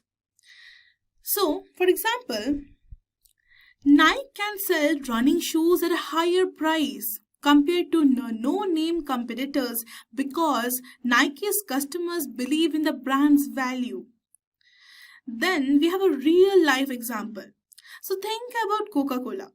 Their branding is so consistent that just seeing their logo or hearing their tagline, that is the taste, the feeling, immediately brings to mind a feeling of joy and happiness, regardless of the product. So that's the power of strong brand management. So let us get into the next chapter. So now that we understand what brand management is, let's take a closer look at the building blocks of a brand. So these are the foundational elements that help define your brand's identity and set you apart from the competitors. So let's now begin with the key brand elements. The first key brand element is logo. So your brand's logo is often the first point of contact with your audience. So think of Nike's swoosh or McDonald's golden arches. So these symbols are instantly recognizable and carry the entire essence of the brand. So let's now move to the second one we have is brand name. It's simple, memorable, and linked directly to the company's vision of offering everything you need. A name like Amazon evokes a sense of vastness and variety. So move to the third one we have is tagline. So tagline that resonates with emotions and establishes a connection with the audience is a perfect tagline. For example, McDonald's, I am loving it, is a perfect example of a next level tagline.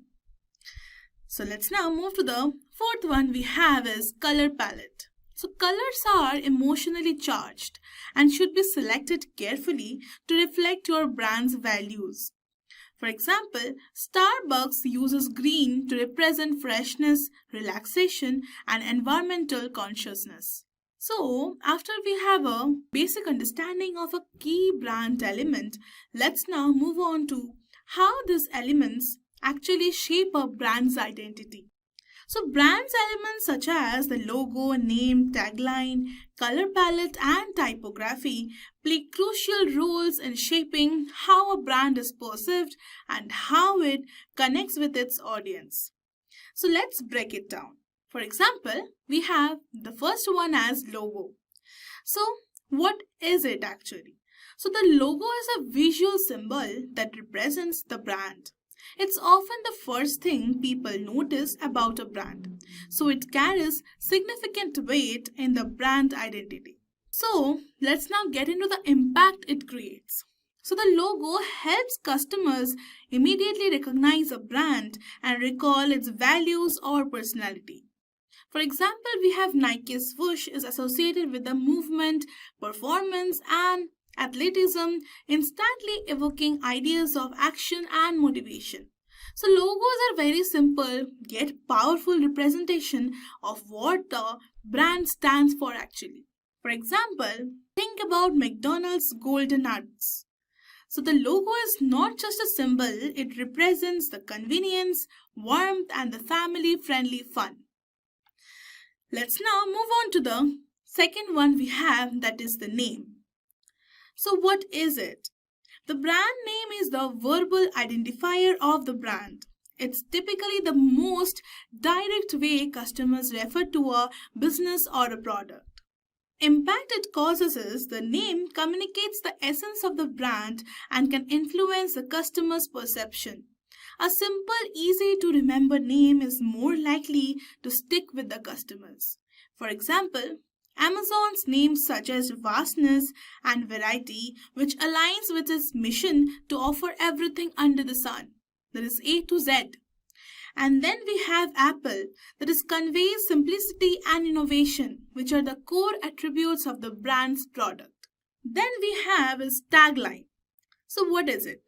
A tagline is a short, catchy phrase that encapsulates a brand's promise or essence. So the impact it generates is it communicates with a brand stand for in just a few words and helps create a lasting impression in the consumer's mind.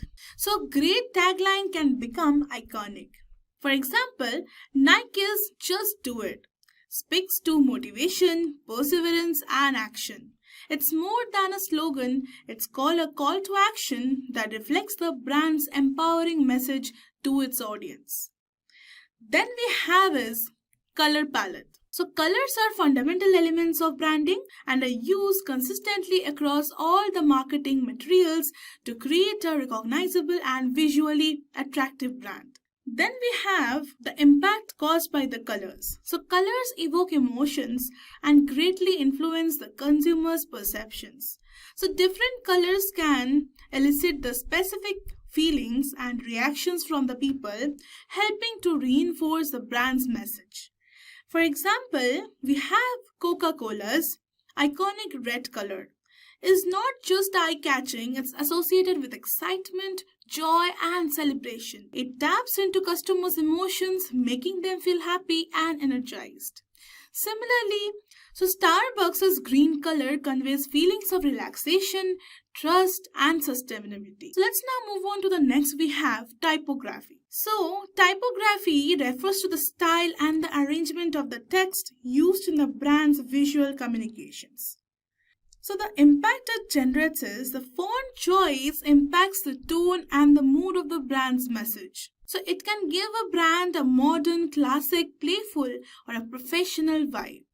For example, Coca-Cola's cursive creates a nostalgic and friendly feeling, whereas Rolex sleek and elegant serif font conveys luxury and prestige. So let's now move on to understand how does the tone of the voice influence the customer's perception. So the tone of voice refers to how a brand communicates with its audience through language and messaging. It goes beyond the words themselves and is an expression of the brand's personality and values. The tone influences how customers feel about the brand and can shape their perception of its character. So here's how it works. The first one is Old Spice, that is fun and the bold tone. So, the Old Spice uses humor, quirkiness, and over the top ads to create a bold, playful brand personality. So, the humorous and the exaggerated tone of the voice makes Old Spice memorable and stands out in the often serious world of men's grooming products. It positions the brand as fun, youthful, and fearless. For example, the Old Spice's ads, such as the man your man could smell like, use humor and outrageous scenarios to create a sense of fun and boldness, making the brand feel approachable and entertaining. So let's now move on to the second one we have is Rolex, the refined and the luxury tone. So Rolex uses a more reserved, refined and luxurious tone in its communication. The language used is sophisticated and elegant, appealing to the customers who value exclusivity and prestige. So the impact it generates is the tone reinforces the brand's image of high status and luxury. It positions Rolex as a symbol of achievement, wealth, and sophistication, targeting the affluent customers who associate the brand with success. For example, Rolex ads focus on craftsmanship, timelessness, and prestige, using refined language and imagery to emphasize the brand's commitment to quality and exclusivity. So words like precision and craftsmanship resonate with the customers who see owning a Rolex as a status symbol. So then, let us understand why the tone of voice matters. So let us now understand this with the help of some key points. The first one is the emotional connection. So the tone helps forge an emotional connection between the brand and its audience. For instance, Ike's friendly and approachable tone makes it relatable and inviting, while BMW's tone conveys a sense of premium quality and driving excitement. So then we have consistency. So maintaining a consistent tone across all the communication is crucial. A brand's tone should reflect its core values and personality consistently across all the touch points. So whether it's on social media, advertisement, or customer service interactions. Then we have brand perception. So the tone of the voice influences how the brand is perceived by the target audience.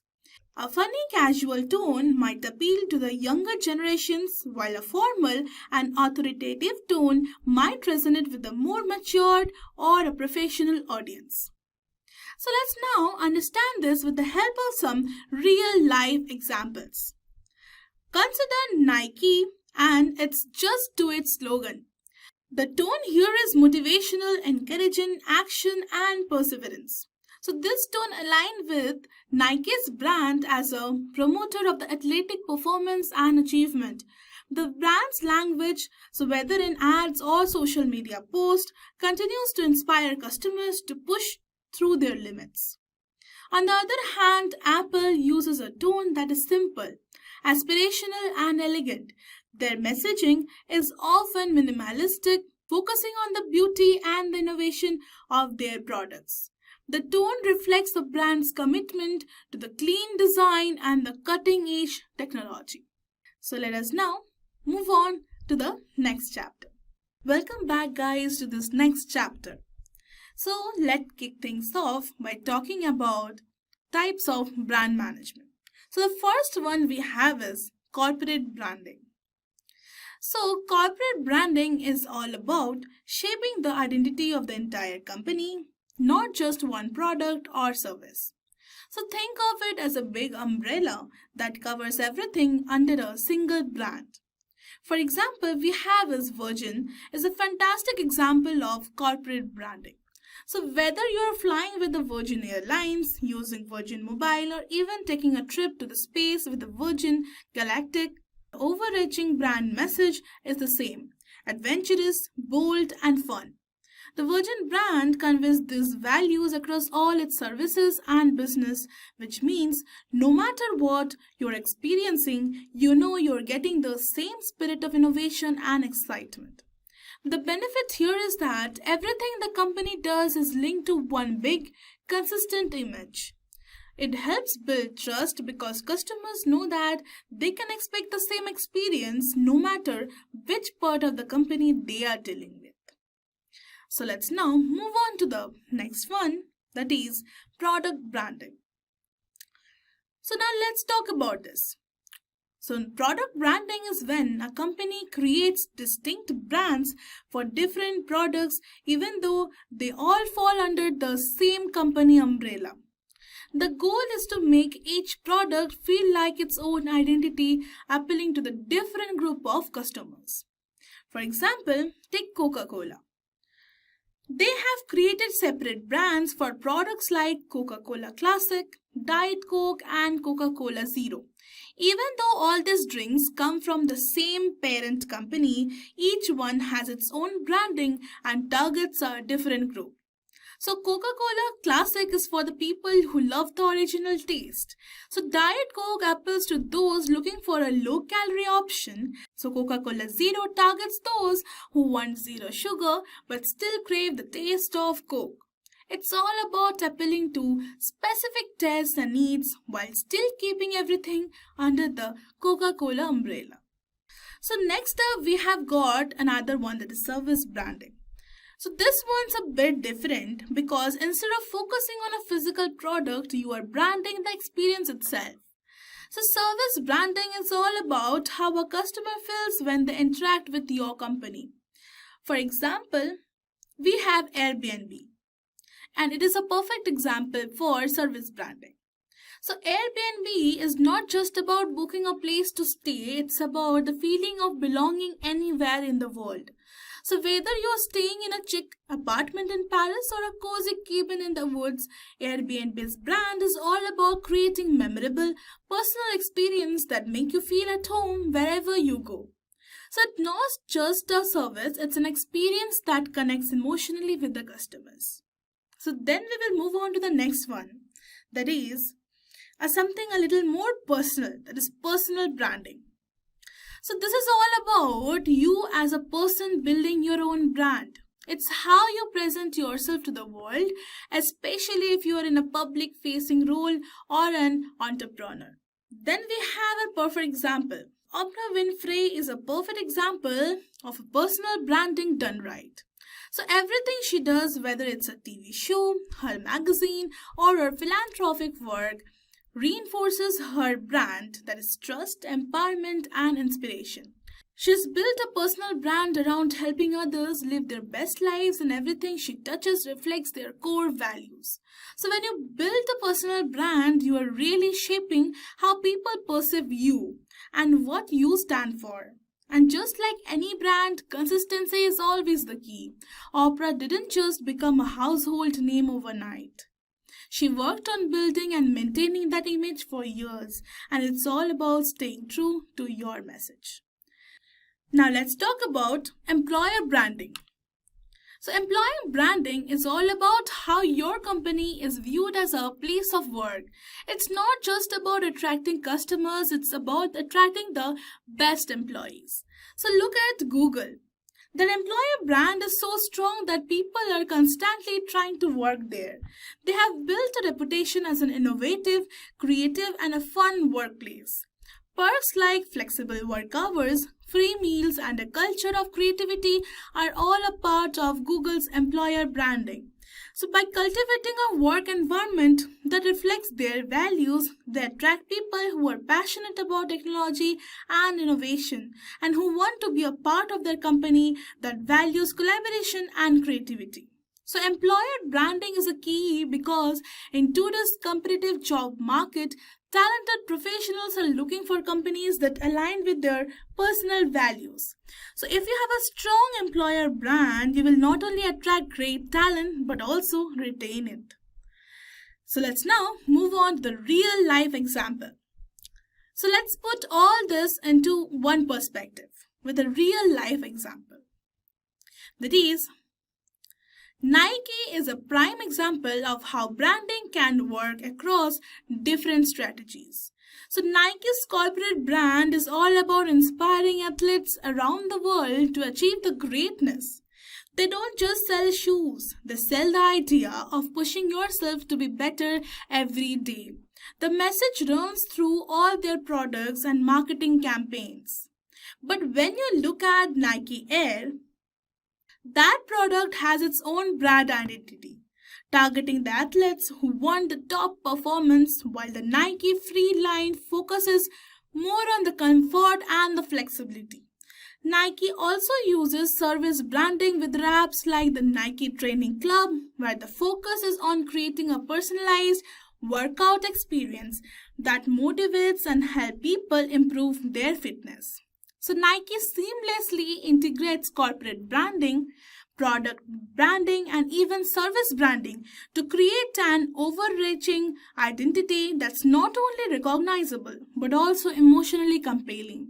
So each of these strategies help companies manage their brand image, connect with different audiences, and stand out in the competitive markets. So whether you are running a large corporation or building your own personal brand, understanding these approaches is the key to creating a strong and recognizable presence. So let's now move on to the next chapter. Alright, let's get into one of the most exciting parts of branding. So how brands grow? It's all about the brand strategies. It's all about how companies can expand their market presence, keep their customers loyal, and find new ways to make money. So there are several key strategies brands use to make this happen. So let's explore each one and see how they work in the real world.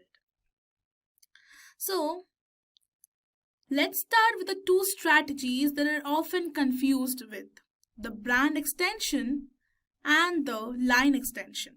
So brand extension is all about when a company takes its established brand and introduces a new product or a service in a different category.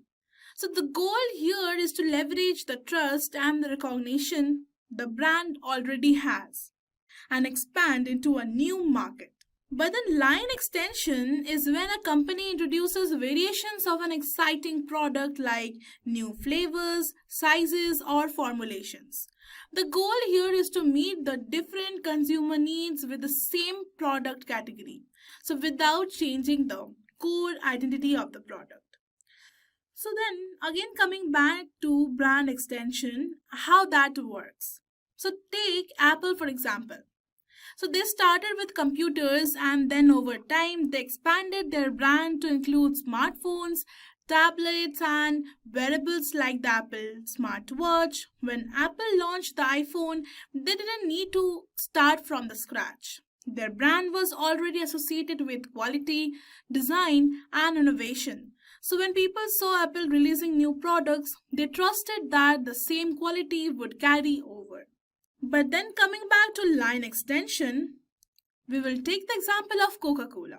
They already have the Coca-Cola Classic, but they have introduced several line extensions such as Diet Coke, Coca-Cola Zero, and Coca-Cola Cherry. So these products still belong to the Coca-Cola family, but they cater to different preferences. Diet options for the health-conscious consumers or new flavors for the adventurous drinkers. So then coming back to the brand extension, why it works. So brand extension works because it taps into the brand's existing customer base and builds on their trust. So the customer already trusts Apple's design and performance. So they are more likely to try out their new products like the iPhone or the Apple Watch. So essentially the brand gets to expand new markets without needing to start from the scratch with a new brand. Then coming back to the line extension we have that helps companies retain and attract more customers by giving them more choices within the same product category. So if a customer loves Coca-Cola but wants a sugar-free option, they can choose the Coca-Cola Zero without leaving the brand. So it's an easy way to expand the market share without needing a whole new product line. Then understand the house of brand versus the branded house. So let's move to the tragic choice companies face when managing their portfolio of brands. That is the house of brands versus the branded house. So, house of brands. What does that stand for? So, house of brands is when a company owns several distinct brands that each have their own identity and marketing. So, each brand operates independently and has its own target audience. Whereas the branded house, on the other hand, is when a company uses one central brand name across all its products and services, creating a unified experience. The company is a brand and every product or the service under that umbrella carries the same brand identity. Then coming back to the house of brands, we have Procter and Gamble, that is a P&G, is a great example. They own the several different brands like the Tide, Pampers, Gillette, and Olay. So these brands don't carry the Procter and Gamble name on the packaging, and each has its own distinct identity. Tide is known for its powerful cleaning. Pampers is trusted for baby care, and Gillette is all about shaving innovation. And P&G doesn't try to merge these brands. They allow them to live independently and appeal to a different group of customers. Whereas branded house, take Google as a perfect example of a branded house. All of their products from Google Search to Google Maps, Google Drive, and even Google Pixel phones carry the Google brand. There's no need to create different brand identities for each product because they all fit into the same vision, providing accessible, reliable, and innovative tech solutions. Then, coming back to the house of brands, why it works. So, a house of brands works well when a company wants to appeal to the different audiences with different needs and preferences. So, by keeping the brands separate, P&G can target distinct markets without one brand diluting the other's image. So, each brand can have its own messaging and personality tailored to its specific customer. Then, coming back to the branded house, we have a branded house works well when a company wants to create a cohesive brand experience across all the products and services. So by using one consistent brand, Google can build customer loyalty and recognition across all their offerings. So when you trust Google Search, you are more likely to trust the Google Maps or Google Drive because they all share the same brand values and the user-friendly experience. So let's now move on to one of the important concepts, that is brand revitalization. So sometimes brand need a little refresh to stay relevant. So this is where brand revitalization comes in. Brands that have been around for a while may need to reinvent themselves to appeal to the new customers or keep their existing audience engaged. So let us understand what is brand revitalization. So brand revitalization is when a company updates or changes its brand identity, messaging, or products to reconnect with the customers and stay fresh in a competitive market. So let us now understand how it works. So take the example of Pepsi. Is a classic example. So over the years, they have updated their logo, packaging, and even their marketing campaigns to reflect the changing customer attitudes. Pepsi has had to stay relevant by focusing on youth culture and the trendiness, something that's at the heart of the brand. So let us now understand why it works. So revitalization allows a brand to adapt the new market conditions or consumer preferences. So it's about giving the brand a modern twist while still retaining the core values that made it successful in the first place. For example, for Pepsi, it was staying relevant to the younger generations and adapting their messaging to the pop culture has helped them stay competitive against Coca-Cola. So let us now understand another concept, that is niche branding. So this is when a company focuses on a specific narrow segment of the market instead of trying to appeal to everyone. So niche branding is about catering to a particular group with specialized needs. So what is it? So niche branding involves identifying and targeting a specific customer segment with a tailored products, messaging and experiences. Now let us understand how it works. Take an example of Tesla. So Tesla doesn't make any car. They focus on creating luxury electric vehicles that cater to a market of the eco-conscious consumers who also want the cutting-edge technology. So Tesla is about innovation, sustainability and performance, so which resonates with a specific group of customers who value these traits. Now, you must be thinking why it works. So by focusing on a niche market, Tesla can build customer loyalty stronger. Their branding is deeply tied to their audience's value, that is innovation, sustainability and performance. It's a powerful way to connect with a specific group, and because Tesla is offering something unique, they can command a premium price and build long-term customer relationships. Now, let's understand this with the help of a real life example. So let's zoom in on Tesla as a real life example. So Tesla's branding is all about innovation and sustainability. They have carved out a niche market of environmentally conscious consumers who are looking for luxury electric vehicles that offer cutting-edge technology. So Tesla's commitment to the eco-friendly driving and advanced technology makes it appealing to those who want to be at the forefront of the green innovation while enjoying a high-performance driving experience. So the niche branding allows Tesla to be seen not just as a car manufacturer, but as a lifestyle choice. It's more than just driving. It's about embracing the future of technology and sustainability. So these strategies help brands grow, stay competitive, and connect with the customers in the deeper ways. So let's now move on to the next chapter.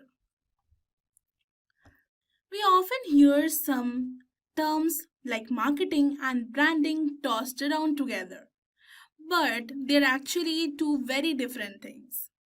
And understanding the difference between the two is a key to building a strong, recognizable, and successful brand.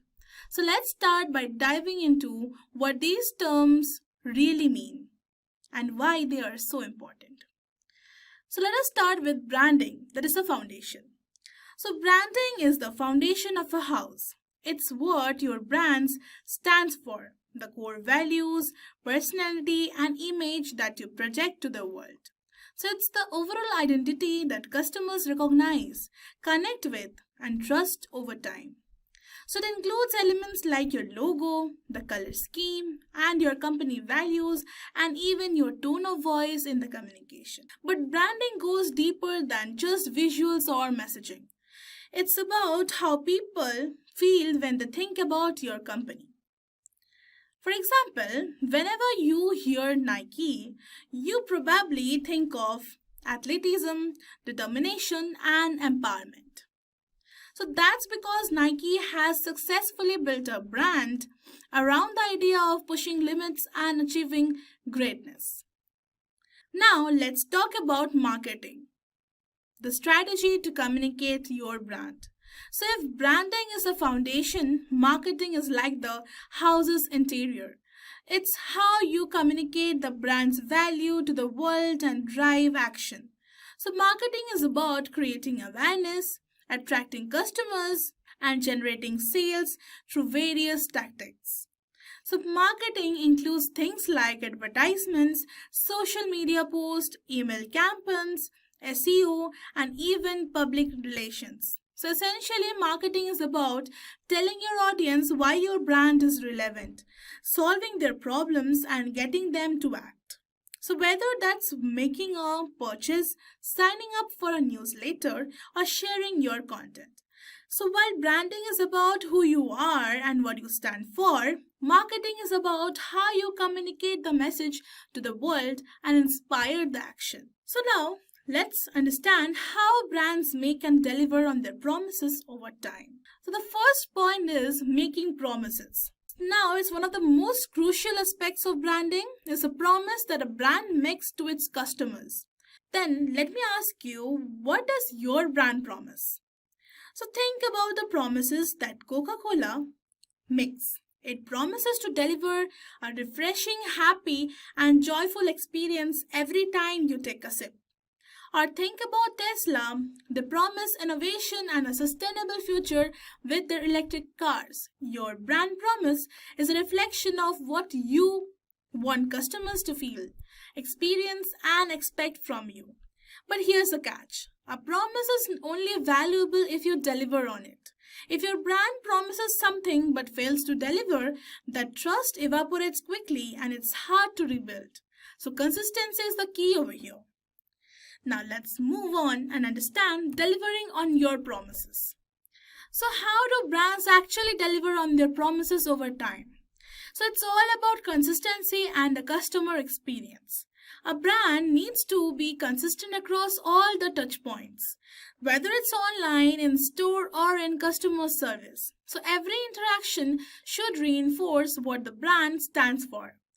For instance, Apple has built its brand on innovation, simplicity, and premium quality. So from the design of their products to the retail stores and customer service, everything they do reflects these values. So if you walk into an Apple store, you are greeted with a clean, sleek, modern environment. The customer service is always top-notch, making you feel like a valued customer.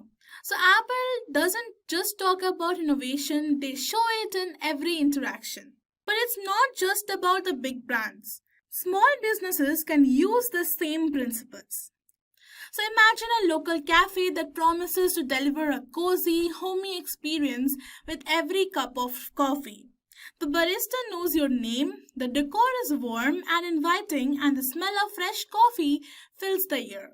That's delivering on a promise of comfort and warmth. So over time, customers will come to expect that same experience every time they walk in. So let's now understand this with the help of a real life example. So now let's take a real life example to make this clear. So let's talk about Nike. So Nike's brand promise is all about inspiring the athletes to reach their full potential, no matter who they are. Their iconic slogan, "Just Do It," reflects this bold, empowering message. So Nike delivers on its promises through high-performance products, impactful marketing, and the athlete sponsorships. Their products are designed to enhance the physical performance and inspire the empowerment. Now, Nike creates an emotional connection, making you feel capable of achieving more when wearing their gear. So marketing campaigns feature both professional athletes and everyday people, highlighting Nike's role in helping them perform at their best. So Nike has built trust over time by constantly delivering on its promise through quality products, campaigns, and sponsorships. So let's now move on and understand how brands build the trust and loyalty. So consistency plus value is always equal to loyalty. So think about it. When brands consistently deliver on their promises, they build trust. And trust is crucial to customer loyalty. So if a brand promises one thing but the experience doesn't live up to their expectations, customers will look elsewhere. So for example, take Starbucks. Starbucks promises a consistent high quality coffee experience every time you walk into one of these stores. So consistency builds trust. So when a brand delivers the same experience consistently, whether it's the taste of the coffee or the ambience of a store, customers know what to expect. So this reliability fosters trust, encouraging customers to return time and time again. Then we have is branding becomes a ritual. Just like Starbucks has become a part of people's daily routines, strong branding can embed itself in the customers' lives. The more a brand is integrated into their day-to-day, the stronger its connection with them. Then we have creating a real value. So customers stay loyal to the brands that provide genuine value. So whether it's through high quality products or the exceptional customer service or reliability. Brands that prioritize the customer experience foster stronger relationships and ensure the long-term retention. Then we have is branding is an ongoing process. So successful branding is not a one-time event, but a continuous effort. A brand must consistently meet the customer expectations, adapt to the changing needs, and deliver value in every interaction to maintain its standing. Then we have is building customer loyalty. So trust and value go hand in hand in developing the lasting customer relationships. A brand that keeps delivering on its promises is more likely to foster the long-term loyalty, ensuring customers return over the years. Now as we have a basic understanding of how brands build trust and loyalty, let's now move on to the last chapter. So welcome back guys to this last chapter in brand management. So now let's talk about the role of a brand manager. So if you think about brand management as building and nurturing a brand, then the brand manager is the person who is in charge of making it all happen. We're the ones that oversee everything related to the brand from its overall strategy to its daily activities. So what exactly does a brand manager do? The first one we have is he is creating and maintaining the brand's identity. So then the brand manager is responsible for making sure the brand's identity stays consistent across all the touch points. They are the guardian of the brand's image, tone of the voice, and messaging. Then now how it works. So this means ensuring that the brand's logo, color palette, font, and even the tone of the voice in communications are always in line with the brand's core identity. For example, Coca-Cola's cheerful tone, vibrant red color, and the nostalgic messaging are all consistent across their packaging, advertisements, and the digital channels. Now, the second one we have is developing brand strategy. The brand manager is responsible for developing the long-term strategies to grow the brand. So this involves setting clear goals, understanding the target market, and identifying the opportunities for the brand to expand or evolve. For example, if a brand is looking to target a younger audience, the brand manager might develop a campaign or a product offering tailored to this demographic. So Nike's Just Do It campaign is a great example. They consistently develop the strategies around empowering athletes of all kinds, from professionals to everyday people. Now we have is managing marketing campaigns. A big part of a brand manager's role is overseeing the marketing campaigns. They work closely with the marketing teams to ensure that the campaign aligns with the brand's message and goals. Now let us understand how it works. Think of it like the orchestrating a big event. The brand manager makes sure every aspect of the campaign, from the visuals to the messaging, fits within the brand's identity. For instance, when Apple launches a new iPhone, the campaign is tightly aligned with their values of simplicity, innovation, and elegance. Then we have customer research and feedback. So brand managers are constantly in touch with the customers, collecting feedback and researching the customer needs. So this helps them understand how the brand is being perceived and what customers are really looking for. So let us now understand how it works. By using surveys, social media monitoring, and customer feedback loops, brand managers gain insights into whether their brand is meeting the needs of its audience or if there's room for improvement. A great example is how Starbucks listens to their customers' feedback to improve their products and create new experience, like introducing the seasonal drinks or the loyalty programs. Then we have is cross-functional collaboration. So, brand managers work across various teams, including marketing, design, product development, and even sales. So, they ensure that all the departments are working in harmony to support the brand's mission. Then let us now understand how it works. For example, if a new product is being launched, the brand manager will collaborate with the product team to ensure the product aligns with the brand's identity and values. They also work with the marketing to ensure the launch is properly communicated to the customers, like how Tesla collaborates internally to make sure their vehicles are not just cars, but extension of their brand's focus on innovation. So now, after that, we have understood the role of a proper brand manager. So here are some key takeaways to remember when it comes to the brand management and the role of a brand manager. So branding is a long-term effort. It's not just about a logo or a slogan. It's about shaping and maintaining a consistent identity over time. A brand manager is a brand steward.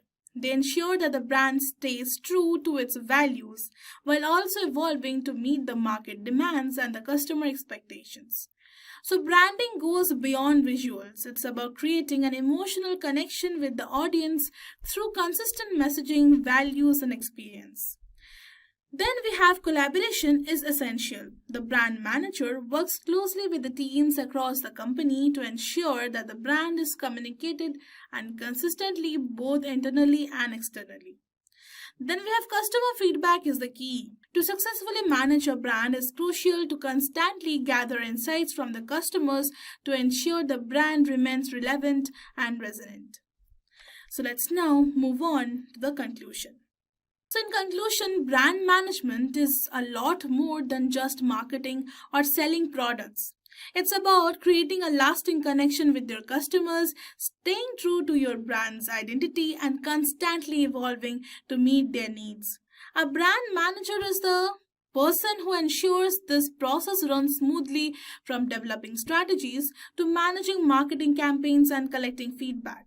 So at the end of the day, the goal of brand management is to create a brand that the customers trust, love, and feel connected to. One that delivers on its promises time and time again. So whether you are managing a global powerhouse like Nike or a small startup, the principles of the good brand management apply to all. So remember, branding is an ongoing journey, and a great brand manager is always navigating it with a passion, consistency, and a deep understanding of what customers want. That's how you build a brand that stands the test of time. So that's it. Congratulations, guys, on completing your journey into the brand management course. You have now got a solid understanding of what brand management is all about and why it plays such a powerful role in the business world. From the basics to the most exciting aspects of building and growing a brand, you have explored how brands shape perception, build loyalty, and create lasting value.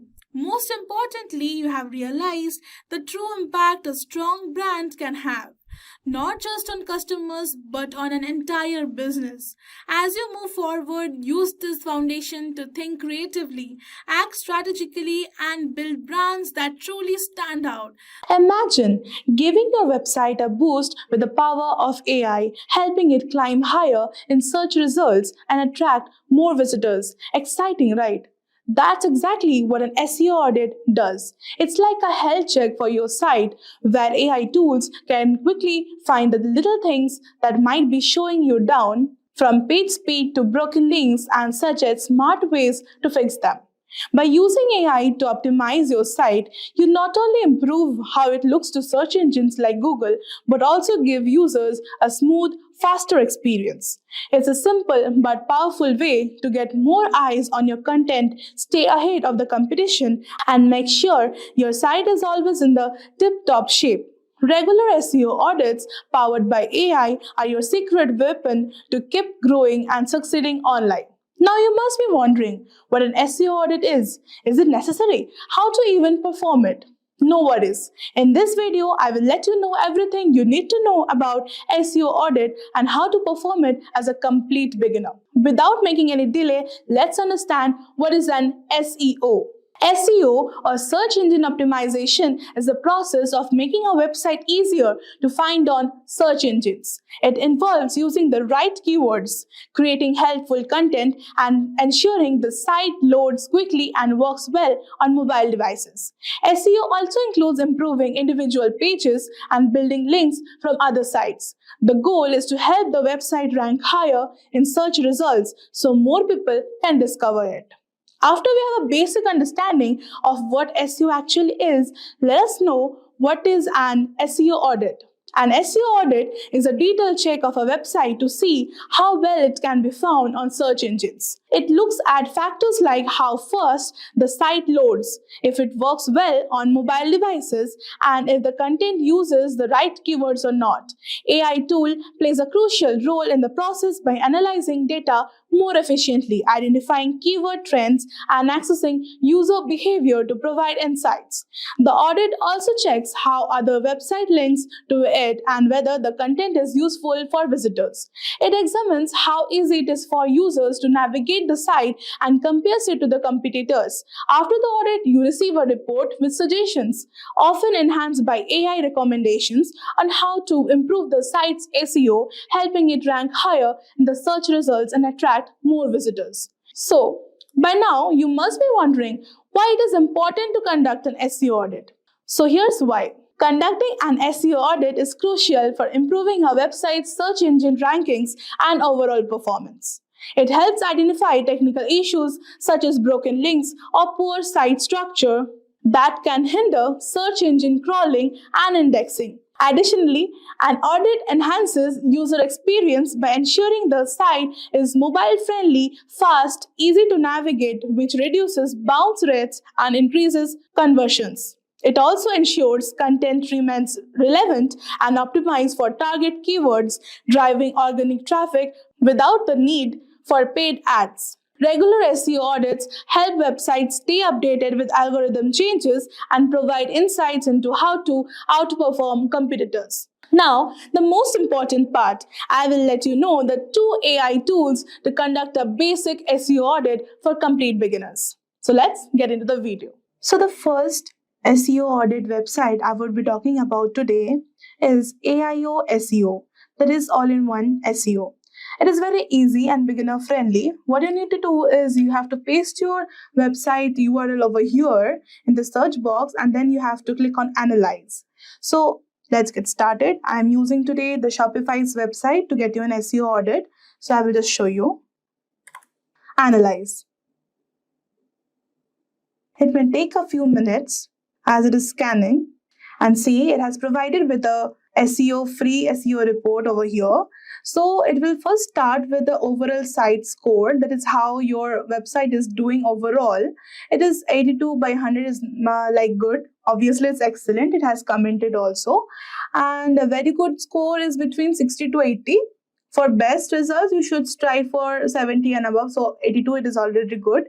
It has now further broken down in the audit into 5 critical issues, 0 recommendations, and good results. The best part is it also shows you the good results and even the critical issues. So basically, it has divided the report into 1, 2, 3, 4 types, like the basic SEO properties, advanced SEO, performance, and security. So first, get into the first basic SEO. So it is good. It is good. Like the correct symbols are for those that are working well on your website, and the cross red mark is basically you need to fix this issue. So some images on the page have no alt attribute. So like there are 51 links. You can even see the URLs over here, and this is working good. Moving on to the next, advanced SEO. The page is using the canonical link tag. All this is fine. You don't have to fix over the advanced SEO part. Performance. The server is not using expires headers for the images, and you can click over here and see basically what is the problem. The page makes 43 requests. More than 20 requests can result in slow page loading.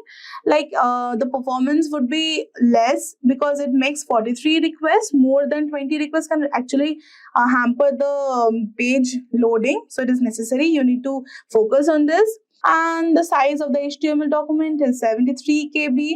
You need to also focus over here.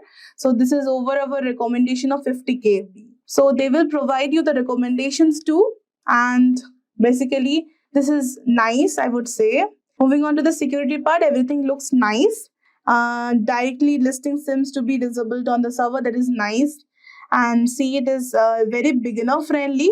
And the best part is you can even download the report from here. You can click on download and get the whole report into your own device, and you can see and make the free changes. So it is very beginner friendly, and I would suggest that use it and have a for all the beginners, I would say use it, and it would help you to get a free SEO report. The next website I would be talking about is rankmath.com. It is also an SEO analyzer, and this is nothing different. You will just need to paste your website URL over here and then click on analyze.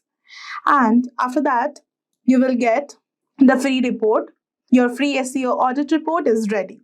So it is giving you the overall website score. It is 82. It is nice. We have seen it.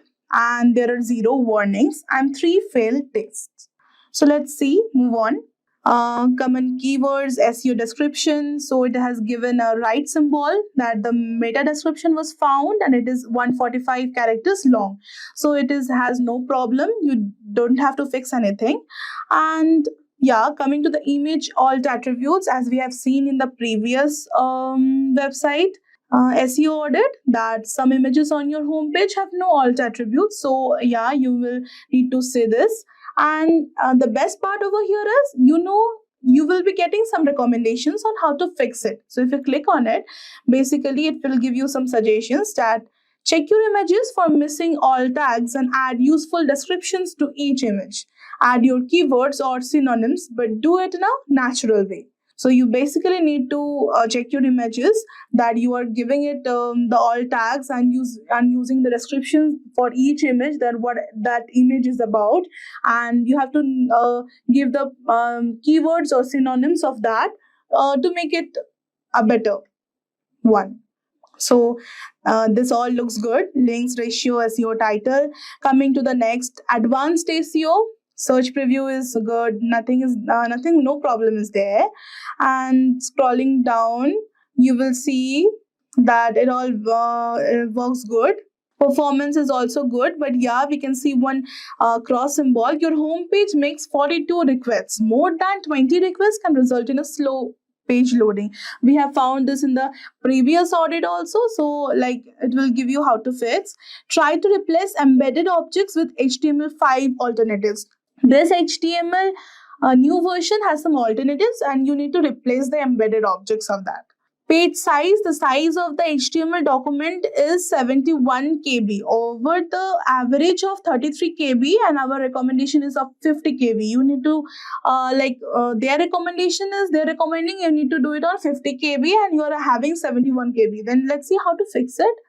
First, remove any unnecessary tags from your markup. Okay, from that HTML, you need to remove the unnecessary tags. This includes developer comments, which are invisible to your users, search engines, and ignore the text in comments too. Sometimes inline CSS is a culprit. Okay, a little inline CSS can help your page render faster. Too much will bloat the HTML. Obviously, they prefer outline CSS, and inline CSS is not preferred. You can reduce the CSS repetition with HTML class and ID attributes. That is fine. Everything you need to change on the HTML CSS, that is coding part, and everything else looks fine. You can even share an email and print this SEO audit, and I will say this is 3 million plus happy users. So it is basically a very good website for a free SEO audit, and is very beginner friendly, and I will recommend to use this. So Both the free AI tool will help you get a free SEO audit and make sure you fix your website issues and make your website rank higher. Did you know that you can easily build a website for free using AI? And that's not a trick, it's completely true. Thanks to the amazing new AI tools, anyone can create a website even without writing a single line of code. Even if you have no technical experience, you can set up a professional website quickly and easily. In this video, I'm going to show you how you can build a website without even writing a single line of code, using the power of AI and no-code tools. In today's video, we have split this video into two parts to make it more simple and easy to follow. So whether you are a complete beginner or a business owner or even a student, this is something anyone can do. In the first part, I'll guide you through how to build a website using Pantheon and WordPress. You don't need any coding skills for this. Plus, we will use Gravity Write, an AI tool that helps you generate content for your website, like About Us page or blog post. AI will take care of everything from writing to saving your time and also giving the maximum effort. In the second part, we look at some of the best AI website builders like Durable, Cleap AI, and Pineapple AI. These tools are actually free of cost and can build your website for you just in few seconds. You don't even have to worry about the design or content. AI will handle everything. It's fast, easy, and perfect for anyone who needs a website but doesn't want to struggle with coding. So if you're looking to create a website quickly and for free, you're in the right place. Stick around and I'll show you step by step how to get your website live using these top-notch code and AI-powered platforms. So let's get started and see how AI is making web design easier than ever. So let's move on to the demo part. Alright, so now that we know what we're going to cover, let's jump into the first part, which is building a website using Pantheon. And this is the Pantheon website we have logged in. And for this, you have to just click on Get Started. And then we will move on to the WordPress part. So here, as you can see, you have to just simply fill up your details. So I've filled up my details here and just click on Continue. Wait for a few seconds till the dashboard is being loaded. And then you have to just simply click on Create a Site. And then we will be selecting WordPress. So now, as you can see, we have successfully logged into our Pantheon account and we have also created our account. Now the next step will be installing this WordPress account and then deploying our website in Pantheon in WordPress.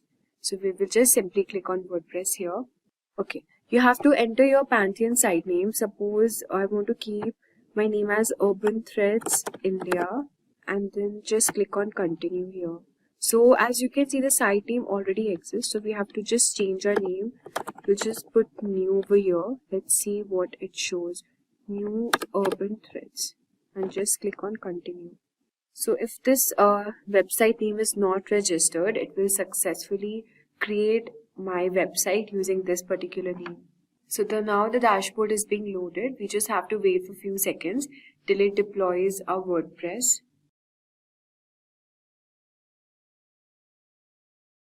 Okay, so now that our WordPress is successfully deployed, we just have to click on Visit Your Pantheon Site Dashboard.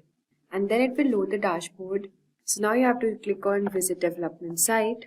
And here you have to select the preferred language which you'll be using. So I've already selected my language, which is English here, and just click on Continue.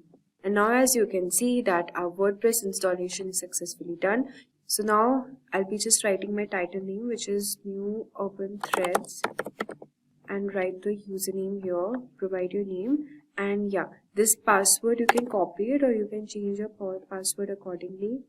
Just provide your email address here and click on Discourage search engines from indexing this site and just select on Install WordPress. So now that our installation is completely done, we can log into our WordPress account, and here you have to provide your username and the email address which you have used in order to create this account. Copy paste the password here and just click on login. So this is the WordPress interface here. Now, okay, so this is the WordPress installation we have done, and now the next step will be building our website. So as you can see, we have successfully installed our WordPress and this is the dashboard being shown. Now you have to click on plugins and just select add new plugin. And from here, you have to select plugin, which is a starter template, and just select enter. So this is the template which we will be using to create our website. So you have to install this template here, wait for a few seconds and then click on activate. So there are two ways of building our website here. The first one is using the AI website builder, which will be using features like Zip WP to help to build a website faster. And the second step, which is quite old and traditional, which is using the classic starter template. So using this method, you have to create a website, professionally designed templates to meet the requirements. I mean, you have to just select a template, already made website template, and from there you can customize and edit accordingly. But for the first step, I'll be showing you how to make using the AI website builder. So just simply click on build with AI. Okay, and here you have to select let's get started. So as you can see, we are building our website using Zip WP, which is an AI tool that can automatically create our website content and layout, and it makes our work super easy. So now, as you can see, we are connecting our Zip WP account with this website, Pantheon website, and then we will click on continue here. Okay, so as now you can see, we have logged into our Zip WP account, and here from here you can select as per as your use. So for now, we will be going with the free version and just click on get started here. So this is the verification code it has sent to my email. We'll just wait for a few minutes. So now you have to give the name of your website which you're building, which was New Urban Threads, and you just have to provide the detail. What is this website used for? Is it for clothing, spa, gym, local business, non-profit, entrepreneur, agency? So here we will just click on entrepreneur and just click on next. So it's written describe your new urban threads in few words. So here you have to describe what your website, what your business is about in a few words. Or also here's an option like you can also write using the AI. So you can just simply click here, write using AI. And now you can see it has created a description for your Urban Threads website account. So it has already written what your website will be about. See, it's written it's an innovative fashion brand in San Francisco. Since we are in India, you can all modify here as per as your needs. So just provide Bengaluru and I'll just give your India. Okay. And whatever customization you have to do, you can do it. So it was founded 2001. I'll just put it 2024 and just click on next. So as you can see, it has already given a description for your website here. And now you have to provide your email address.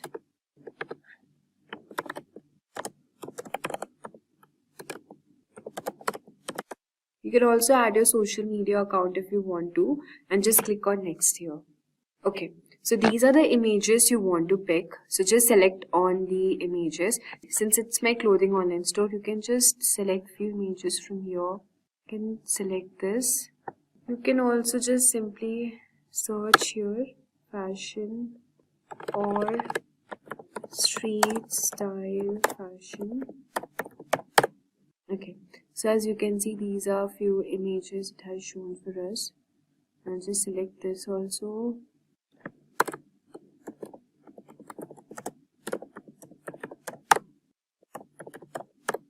You can also upload your images if you want to, and then we will click on next. So now since we have described our website and given our contact details and address and also uploaded the image here, the next step is choosing the design. So here from this templates given, you can choose your design, whatever you want your website to be displayed as. So these designs are actually premium. You can select, since we are using the free trial here, you can select the free version here.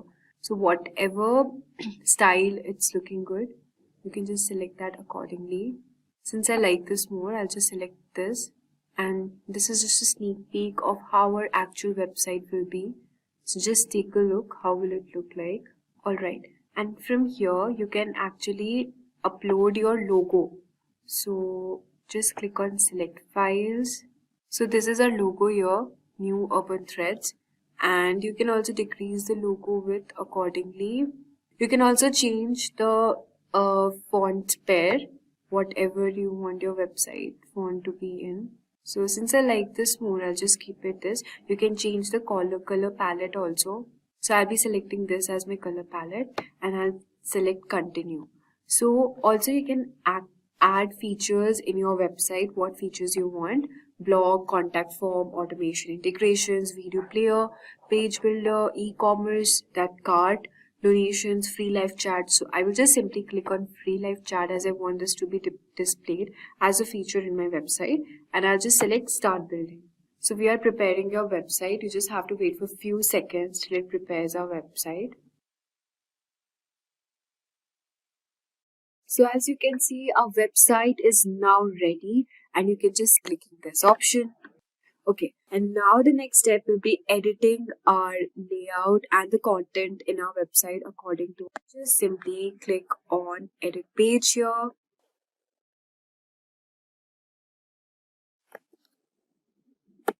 So from here, you can just edit the homepage, sustainable or okay.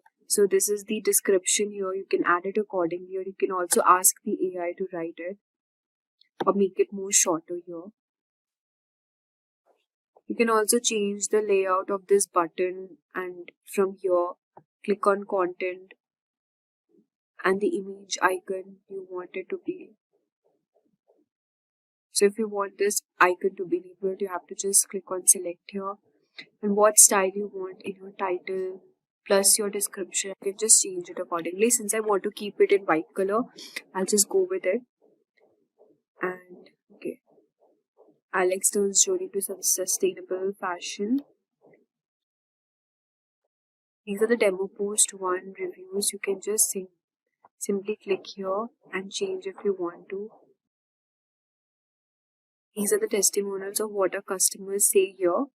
And now if you want to stay in touch, you have to just enter your email address. To continue reading, you can just select here. So see, you can just customize it accordingly and edit your layout if you want to. And the best way I do it is using an AI tool known as Gravity Write. So you can just search your Gravity Write. This AI tool will help you to generate content for your website. I'll just show you how.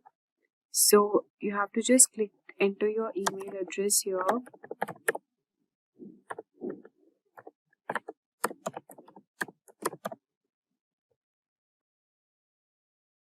Okay, so as you can see, it has got bundles and plenty of option here to provide you content for any of your thing, for booking management, course creator, music, website content. So since I want content for my website, see, you can even get some domain name ideas and create homepage, service page content using this AI tool, which is really amazing. So let's go back to our web page and we will just simply save this.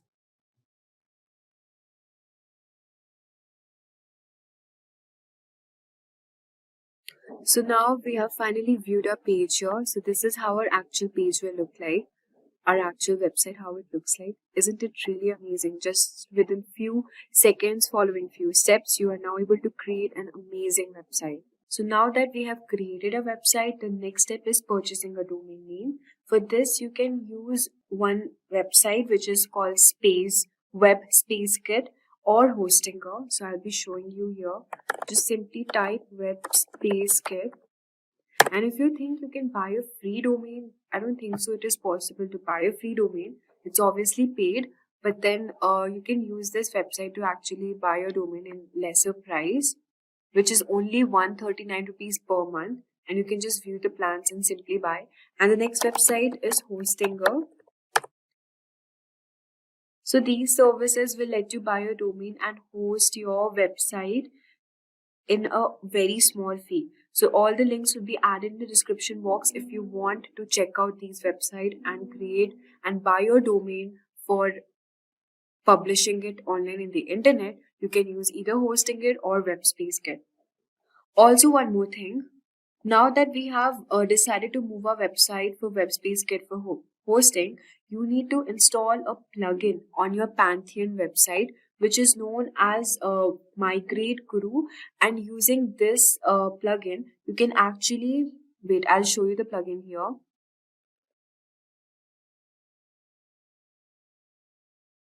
So you have to just simply click on add new plugin, and the plugin name is Migrate Guru. So we'll just search for Migrate Guru here. And using this, you have to just simply click on this. Now, why do we have to do it? I've already explained you. This will help you just have to install it on both your Pantheon site as well as your WebSpace, and it will help you to move everything over just within a few clicks. So we have now created a fully functional website using our AI. The second step was using the template version. You can also use the template version if you want to. So now that we have covered how to build a website using Pantheon, WordPress, so now we will discuss quickly the free AI tools which you can use to make your website even more faster. The first one on the list is Hookos AI. So you just have to simply click on Hookos AI Builder and it will create your website within just 5 minutes. So you have to just simply enter your email address and just click on Get Your AI Website here. As you can see, within just few steps, you have to just provide the details and the description of the website purpose. So suppose it's for travel, just simply write travel here and select categories like travel agent, equipment store. So it's a travel blog, so I'll just simply click on travel blog here. So you just can provide it accordingly what features you want to be included in your website here. So if I want to create a blog website for travel, just simply click on write a blog and just create a website. So as you can see, these are the steps here involved. So it's for my online business only. You can just simply provide business name here. Wander with me is my website name. So now you can see we're almost finished. So select the 3 unique aspects of your business, which is affordable prices, friendly, easy navigation, and just select on continue here. Just one more step and we will be done building our website. The second step is you can either how you want your website visitors to connect with you. So if you want your website visitors to connect via phone or contact form, I want them to connect via contact form, and I'll just simply click on continue. So this is the layout they have generated for us for my travel blog website. Select the template you wanted. I like this one, so I'll just quickly click on this and select continue. So see, this is the website it has created for me here, and it's really good. So I really like the layout it has generated for me here, and also the font. You can just change, customize, and edit your blog accordingly. If you want to keep it in pink color, you can also choose that, and also edit the images if you want to. See, you can add your touch here, and I like it in this font. If you like it in this font, you can just simply click here and create my website. So as you can see, our site is now created here, and this is really amazing. I mean, within just a few steps, you can create a fully functional website using this AI tool. Now let's discuss the second AI tool on the list, which is Leia AI. Just search your LEIA AI website builder. And this is also one of the amazing website builder you can create within just few seconds. You have to just click on get started here and just type, suppose I want a yoga studio website, and just click on next here. Just build my site and click on continue. So it will not take even a minute to build this website. Just click on view it. And now you can see that a yoga studio website is functionally built here. Like just within, and this is way more, I guess, faster than the previous AI website we have discussed before. I mean, you do not have to even provide description and it will just generate website for you. So from here, you can just simply replace the image, delete the element you want to, and add the content accordingly. So this was way more faster than the previous website, AI website we have generated. Now let's quickly dive into the third website tool, which is Pineapple AI. Just simply type Pineapple AI website builder and see. This is the website's interface, and here also you can just simply write your website you want. For example, you want a website for kindergarten school. You want to create a website for kindergarten school offering best education in town with all the modern technologies used to educate students. And just simply click on generate here. So see, you have to train your AI and just provide the business details you want to, and just simply click on next option to generate your website.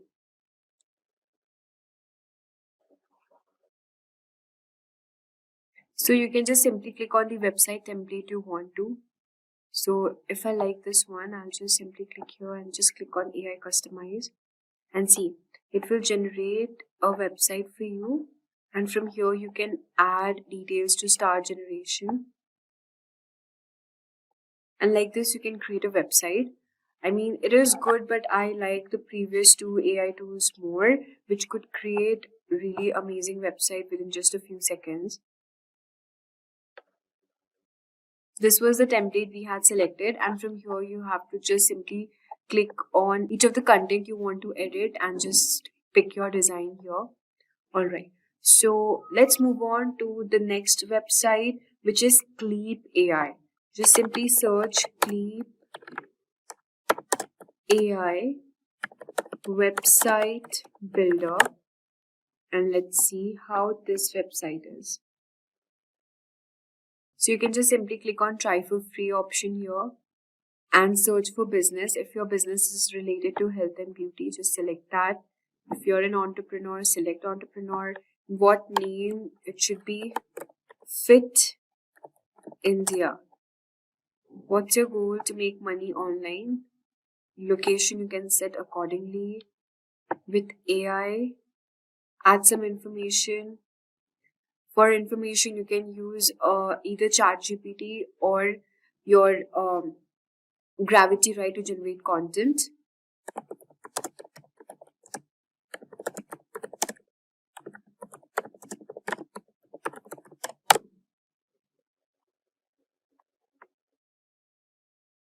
So just copy paste the content here from either ChatGPT or your this. You can also provide your logo and the picture of your choice, and just simply click on next here. You can choose any of the style you want, and now you can see that your AI is building your content. So as you can see, this website is being created using the Cleep AI tool. So this is a website. You can just click on the site settings and just change the template or the style you want, however you want to be.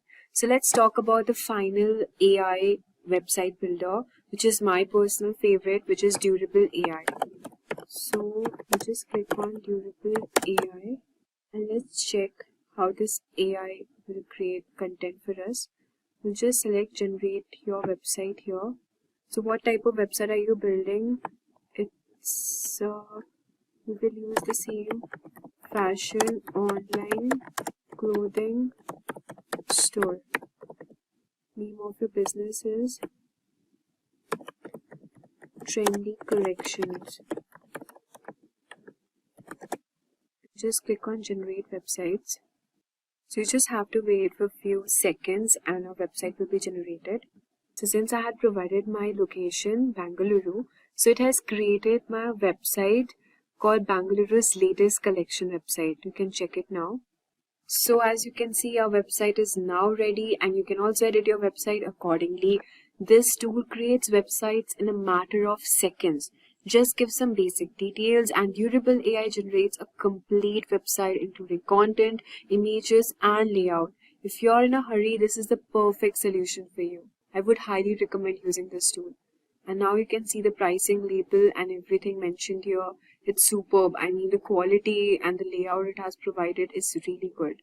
So now you can just click on edit section and edit accordingly.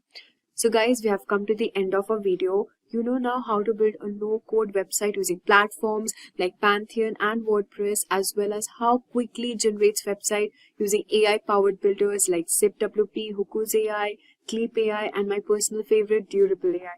So whether you want full control over your website or fast AI-generated solutions, these tools are really game changers. So check out the link mentioned in the description box and you are good to go. When you're starting your career, having a strong LinkedIn profile can be the game changer that sets you apart from the crowd. Picture this, recruiters receive thousands of job applications every day. But what makes one profile stand out over the others? The answer is very simple, an exceptional LinkedIn profile.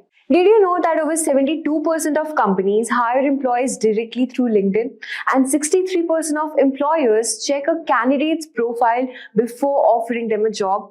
This shows just how important it is to have a polished and professional LinkedIn profile.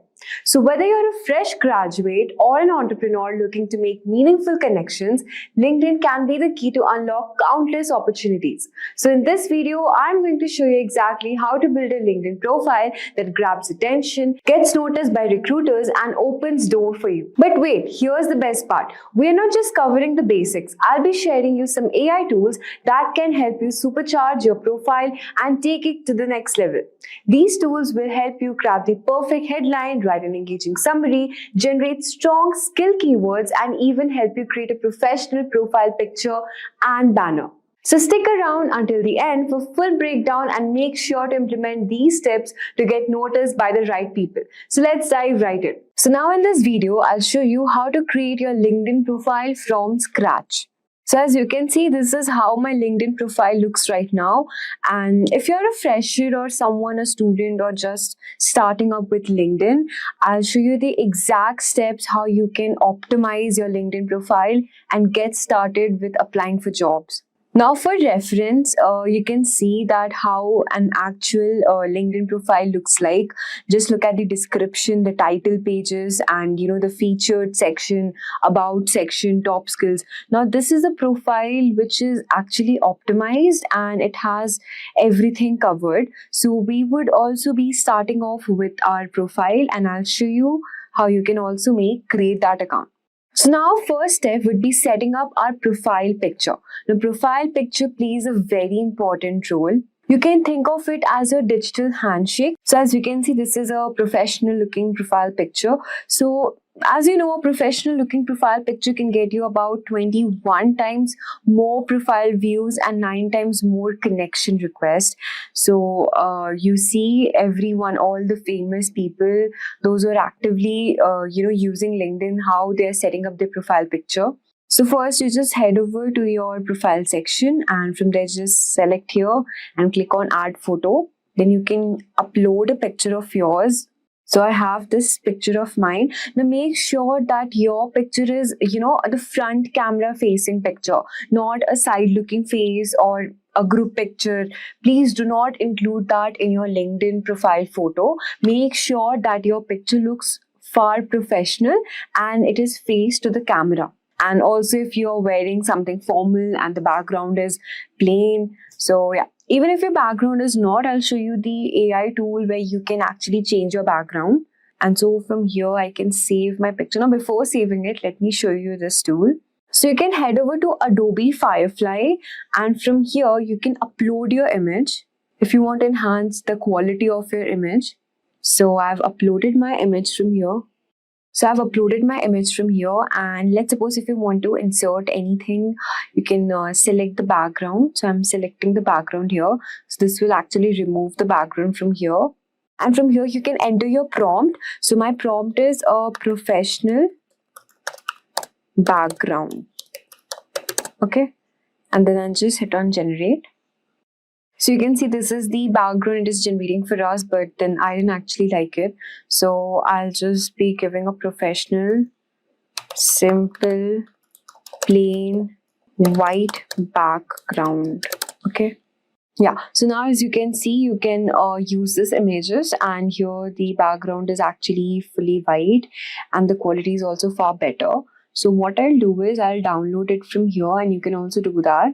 Now my image has been downloaded, so I'll head over back to my LinkedIn profile section. And then again from here, I'll upload my picture.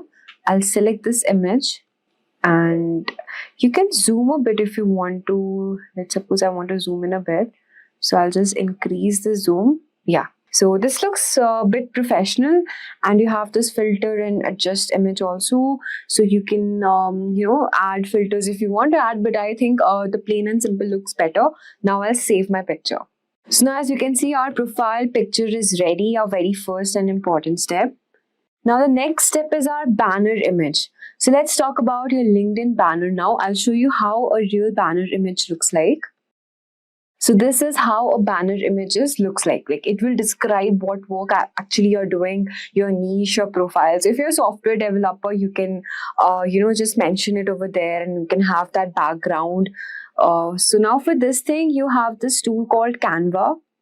So yeah, here we have our Canva from here, and then you can just search on your search bar, that is LinkedIn banner templates. Yeah. So after I've searched it, you also have this option of category and style. So now I have selected the all the categories basically.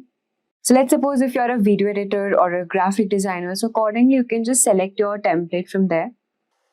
Yeah, so I think this looks better for me, so I'll be using this template. I can customize this template from here. Yeah, so you can just enter your name. You can just select on this text box from here, and my name is, just enter my name, and you can just enter your designation. I mean, whatever work you're doing. The senior. Okay. And you can also enter your mobile number from here, and if needed, you can also enter your Gmail, your email address. And yeah, this looks pretty decent for now. So we'll just download this.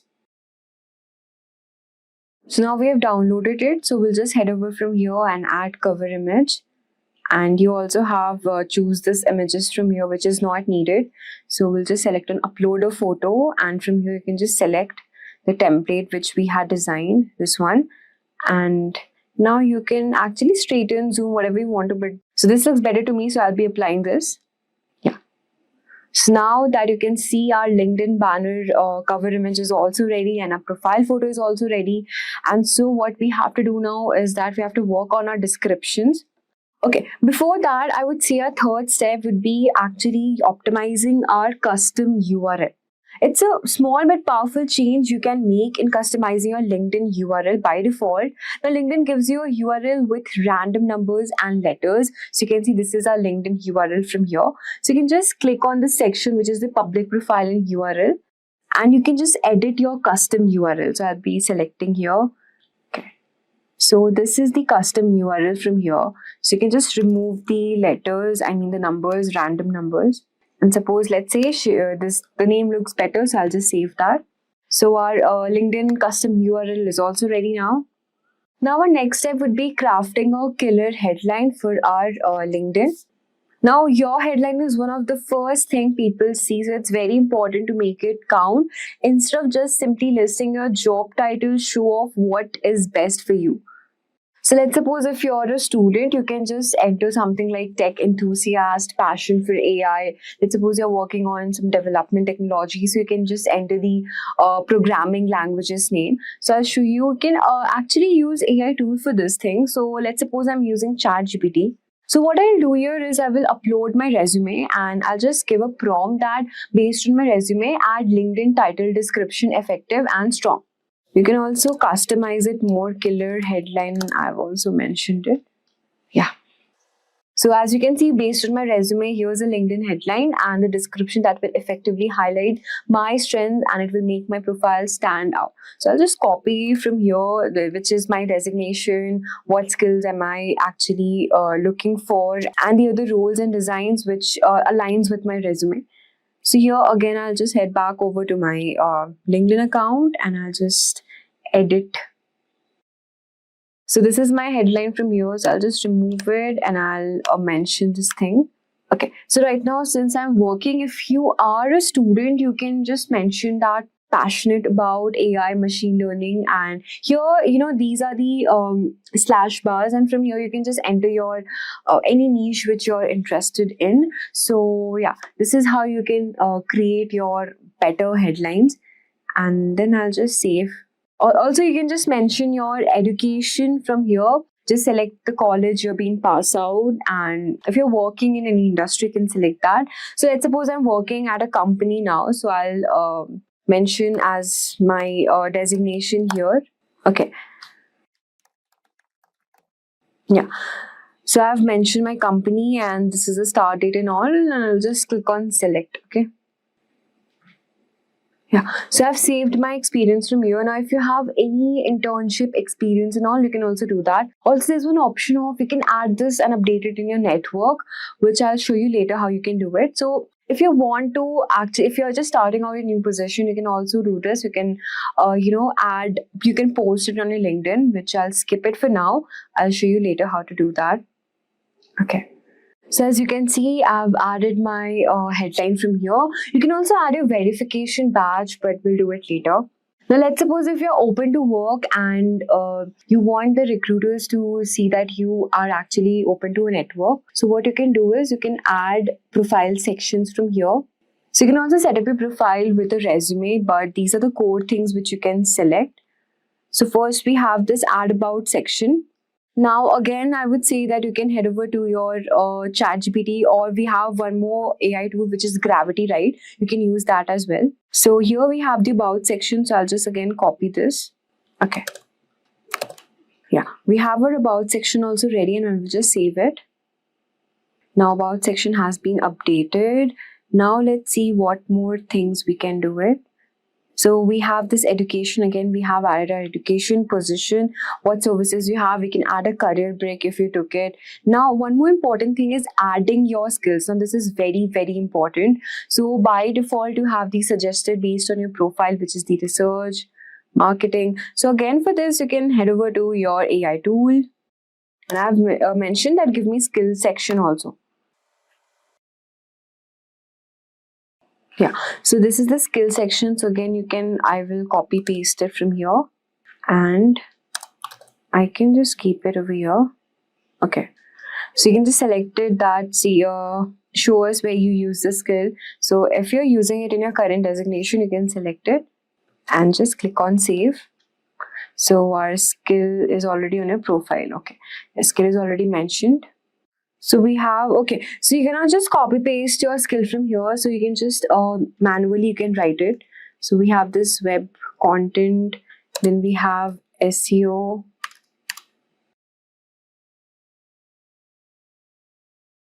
Now, after we have added our skills, you can add more skills if needed. So now that we have added our skills, we have other options as well.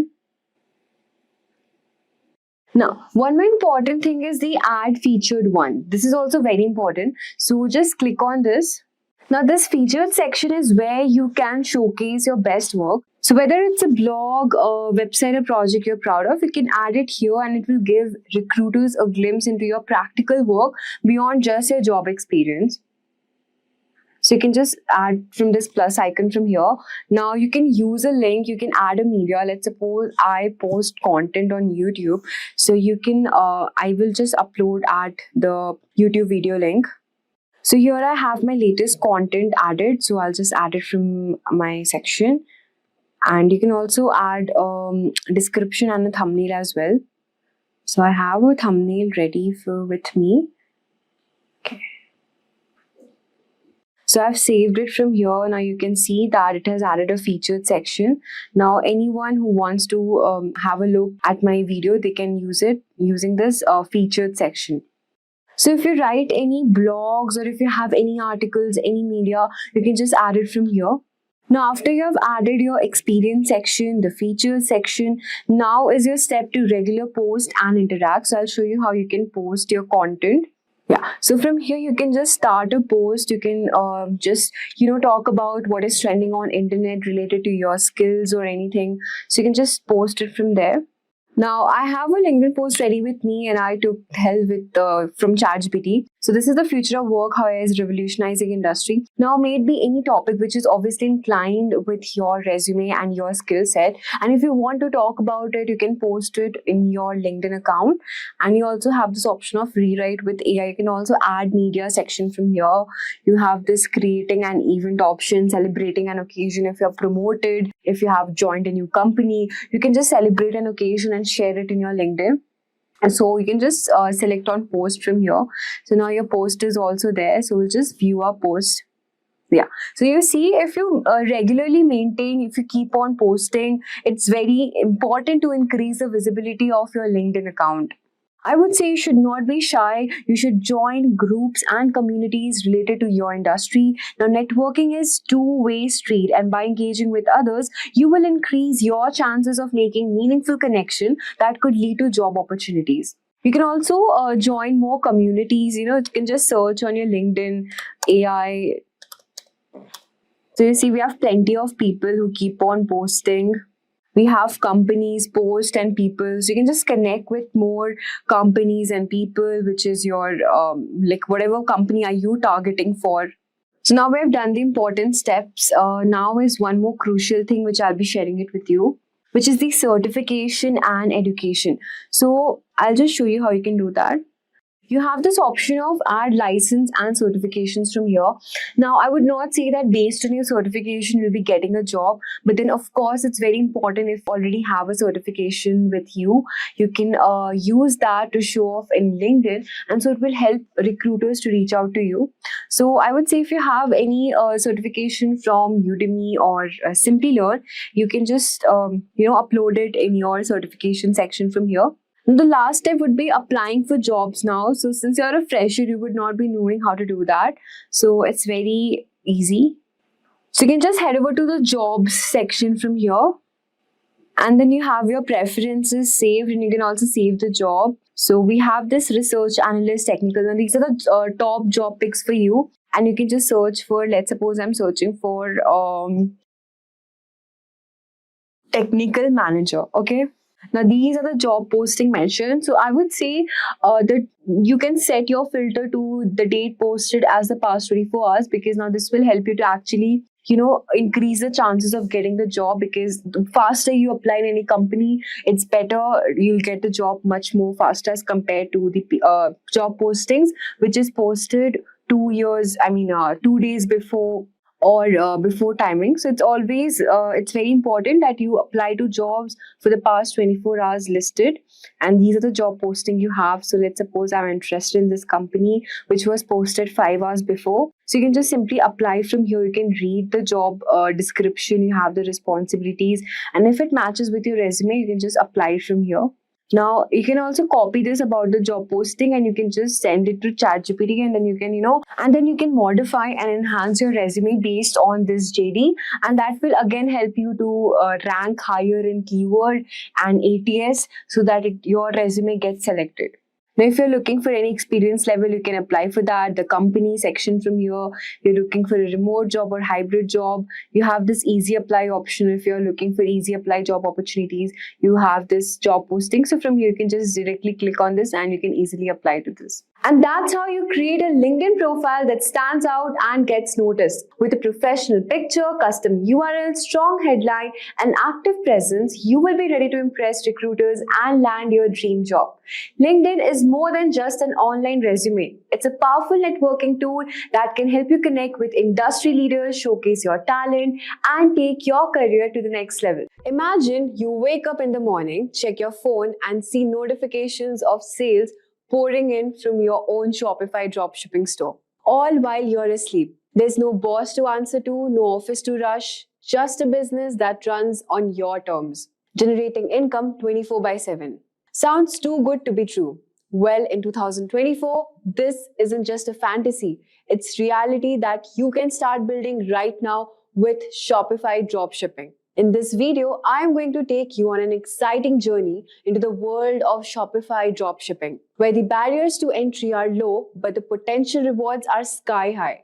Whether you're a student looking to make extra cash, or a housewife eager to start something new, or a professional dreaming of financial freedom, this Shopify dropshipping tutorial is your roadmap to success. And here's the kicker. You don't need any inventory, warehouses, or even prior experience to get started with Shopify dropshipping. I'll walk you through every step from creating your Shopify dropshipping store to finding trending products and finally turning those products into profit. By the end of this video, you won't just have an online store, but also have the foundation of a Shopify dropshipping business that could change your life. So let's start with setting up our Shopify store. To do this, first log into your Shopify website. So let me show you how to do so. Just search on Google Shopify and just click on the first link. All right. Just click on Start Free Trial. But before that, sign up with Google, choose your account and select Continue. So as you see, my name is over here and I've created the password. So I'll simply log into my Shopify website. So this is your first interface of your Shopify website. To do this, the first window that pops here is where would you like to sell these items? So we will just click on online store and then click on next. Which of the best describes you? So you can just click on I'm just starting. And here you can click on drop shipping products and get started. So which plan do you want to try? So these are the plans which you would need to buy. So initially we'll start with a free trial. So we'll just select on I'll decide later. Okay, so this is our interface of our Shopify website, as you can see. So starting a Shopify dropshipping journey begins with creating your store and importing products on Shopify. So in this video, I will show you how you can actually import your products and customize your dropshipping Shopify according to your product needs. So Shopify will first offer you a free trial to get you started. And the process is very simple. As you go through these steps, Shopify, I'll guide you in setting up your homepage, product pages, and the navigation menus. So this is the navigation bar you can see, and this is my store here. We'll just click on my store. So these are the stores I have created before. And okay, so I'll show you step-by-step process. So there are 8 processes to complete. First, you have to find products to sell, then add custom domain, customize your online store, and many options are there. So let's start with the first process, which is find products to sell. So this is our home application. These are the orders. We do not have any orders yet. So first, let's start with setting up our account. So I'll just click on Browse Product Sourcing Apps. Okay, so these are the drop shipping apps which you would need to connect. So our first step was to find products to sell. So we'll just click on Browse Product Sourcing App. And you can see these are the drop shipping apps, but the apps we are finding is a different one. So we'll just click on Shopify App Store. And here you can import and find products to sell. So we will just search on this bar. We'll just search Ropso, ROPSO, Ropso Cloud Drop Shipping. And we'll just press enter. So as you can see here, we can see the Ropso Cloud Dropshipping. This is a good dropshipping application which you can connect it with your Shopify. So we'll just click on this and you can see the features are mentioned over here. So you buy products, import products from this application and sell it in your Shopify app store. So it's free to install and additional charges may apply later. So we'll just click on install button here. So let's talk about what is Ropso Cloud Dropshipping. Ropso Cloud Dropshipping is a Shopify app that helps entrepreneurs to set up online stores and sell products across India. It's a partnership between Ropso's India first short video app and Shopify. The app offers a variety of features, including product sourcing, management, order management, shipping, tracking, analytics, and many more. So, okay, so we have seen here, we'll just click on install. So this, we have linked our Ropso Cloud with Shopify. We'll just click enter. And this is my Shopify store name. You can also change your store name according to your customization. So suppose I keep my name here as a brand new shop. Anything you can keep, and just click on submit. So I've created my store and linked it with Shopify here. So as you can see, Ropso Cloud X Shopify partnership with Shopify. So just check out the products they have. You can see in so less prices, we are getting this natural hair growth oil. And so many things are there. So let's suppose I want to purchase this product. I'll just click here. And this is the product here. So I'm just getting it for rupees 190. So I'll just push it to Shopify. And here, this is my shop name. And you can just keep the margin, the profit rates at how much price you're selling. Suppose I want to sell it for rupees 390. All right. So 200 is my margin rates, and I'll just push it to Shopify. Okay. So as you can see, I have pushed it to Shopify account. So we'll just go back to our store and we'll just refresh this. Okay. So we'll just click on this product option, and you can see our product is here. It's imported, natural hair growth oil, inventory, sales channel, markets, and the vendor name. Everything is here. So, okay. So for the collection, we do not have anything much. Just click on home page. Okay, I'll show you later how to do this, but for starting, let's just click on home. Okay, so we have learned how to, import products using different application like Ropso. There are many drop shipping apps available, each with its own strength. Some includes Modulus, S-Pocket, and many more. So they will allow you to browse through products, import them directly to your store, and automatically send order details to suppliers for fulfillment. So while choosing a dropshipping app, you consider factors like supplier location, shipping time. Connecting the right app to your store is very important for ensuring a smooth customer experience. So after connecting to dropshipping app, it's time to move on to the next step, which is add a custom domain. So you can actually add domain according to your need. We'll just click here, add domain. All right, so you can buy a new domain or connect as existing domain. So for the time being, we cannot just buy new domain. So we'll just let it be how it is, whatever it is. So, okay, we'll just click here as done. Because to buy a domain name, you need to go through a lot of more process. We'll explain it in our later video. So we'll just click on to the next step, which is customize your online store. So this is quite important. So let's check how we do this. Okay, so describe your product or brand. Suppose it's a hair care brand. Okay, hair care product. So we'll just write hair care product here and browse themes. Okay, so as you can see, you can customize. You have this option here to customize your website. How your Shopify store should look. So this is my store home catalog, and you can see so many options are here available. So you can also change this is our featured product which we are selling. So we can change the image in the image banner, and in the header section, you can also write anything you want to. This is the header section bar, ad block, ad section. This is the announcement bar, and see so many options are there. For template, you can also change your template image banner. So we'll just click here, browse buttons options are there. So just click on button to browse the latest products. So we can just write here, check out our latest products, and heading size you can keep it medium, and just click on save.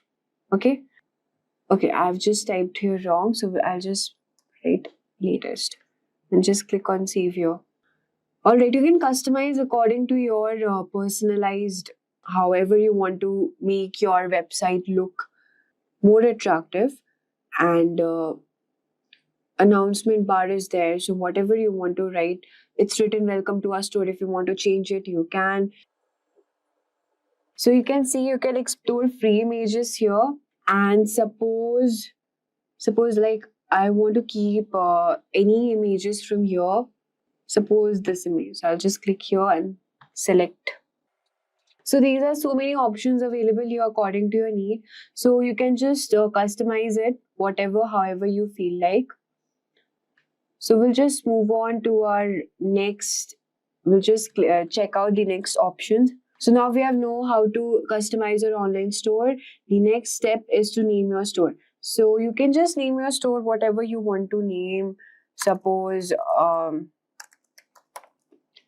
hair care, and just click on save option here. Alright, so after doing this step, we'll just go to, you can see these are the store details here. The billing address is set to India, and that's it. So we'll just move on to our next option. So we have named our store. You can just check out the shipping rates available. So just click on set shipping rates, and you can create your own shipping rates according to your needs. And you can also check the expected delivery dates, all of these things. Local routing, local delivery, pickup in store, delivery customization option is available here. So, I mean, for this, you have to connect your Shopify app store and install some applications. So, these are the options available here, and we'll just check out here the different users and permissions. So, okay.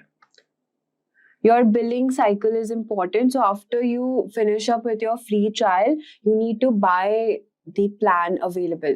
All right. So you have to also pay the per month annually charges for your Shopify, for using your Shopify app. And then you have payments option here. Just let's check what are the options available. So the supported payment options are PayPal, as you can see, and you can just automatically, when the entire order is fulfilled, you can, create your payment capture method. How do you want to pay, manually or after the checkout, according to your needs? And that's it. These are the options. And the checkout option is available here. Email, you can add your email and require customers to log into their account before checkout. So if you want your customers to log into their account after their checkout and capture their details, you can do that. And that's it.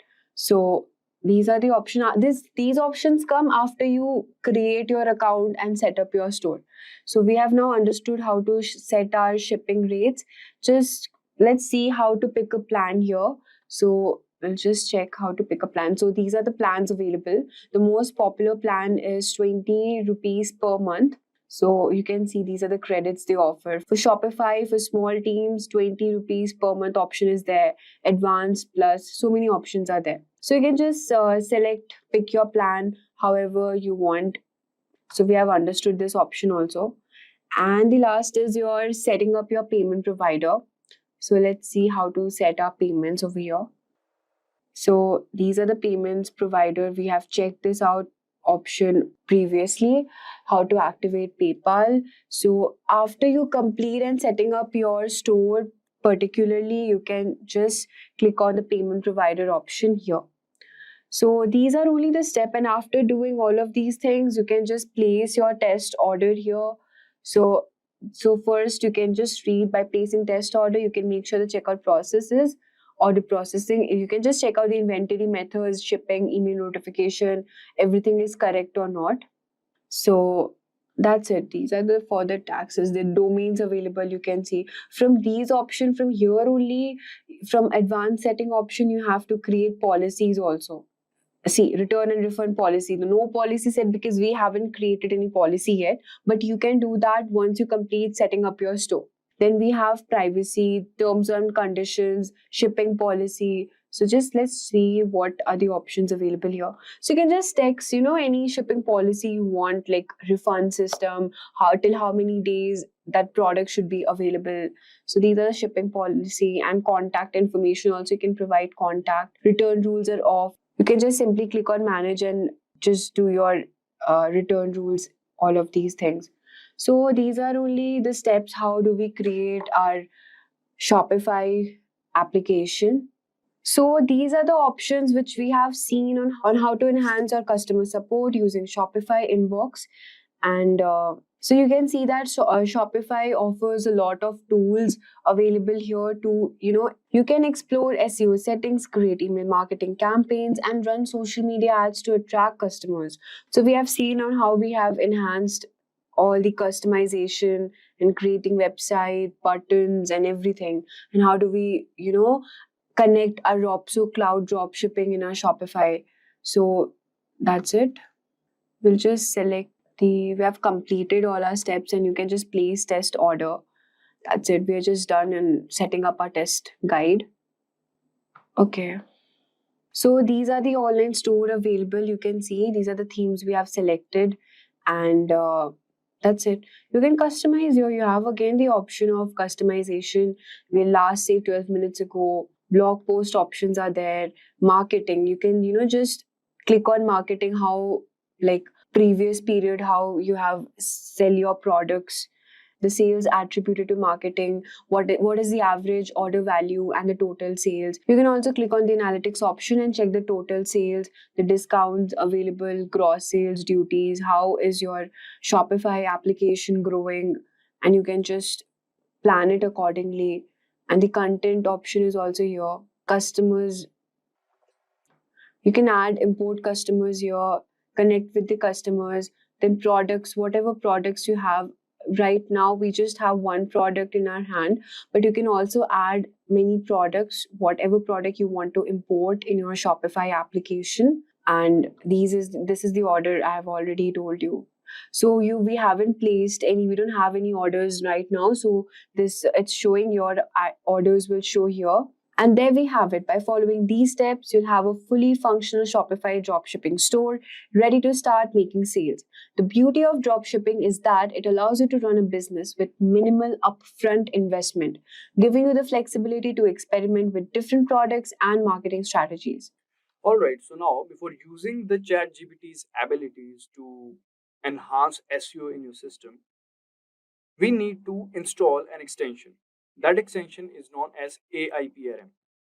So the AI PRM extension is a powerful tool designed to enhance ChatGPT capabilities, especially for SEO and digital marketing. This extension integrates with ChatGPT, enables it to perform advanced tasks that improve your online presence. With AI PRM, you can optimize your content for search engines, ensuring higher rankings and better visibility. So let's first understand how to add this extension to your Chrome browser. So this is our Chrome browser. Here we'll go and we'll type AIPRM extension. Click on enter. So this is the first link basically. We'll click on it. And this is AIPRM for ChatGPT. Don't get confused with any other extension. This looks like this. And now we'll click on add to Chrome and then add extension, and that's it. Now let's just click on allow, and it is integrated, I believe. Yes. So as you can see, it is also showing a quick start tutorial. Select a prompt template, enter the word phrase or more, send message. So we'll click on get. If you want to view tutorials, you can click on this. Otherwise, you can get started with AIPRM. So as you can see, the whole layout, the whole interface is changed. There are a lot of things over here. Let me explain to you guys what all these things are. Alright, so there are various options under public and on, from which you can filter prompts by topic, as you can see, or activity. And then prompts can be sorted by top videos trending, as you can see. and there are actually 4892 prompts available, and you can see the first 12 on this page, as you can see. And some examples of prompts here is like, you can say Yoast SEO optimized content writer, human written 100% unique SEO optimized article. So these are the examples of prompt. Now, first of all, we'll ask ChatGPT to write a blog post for us on, let's say, fitness. All right. So we'll ask ChatGPT,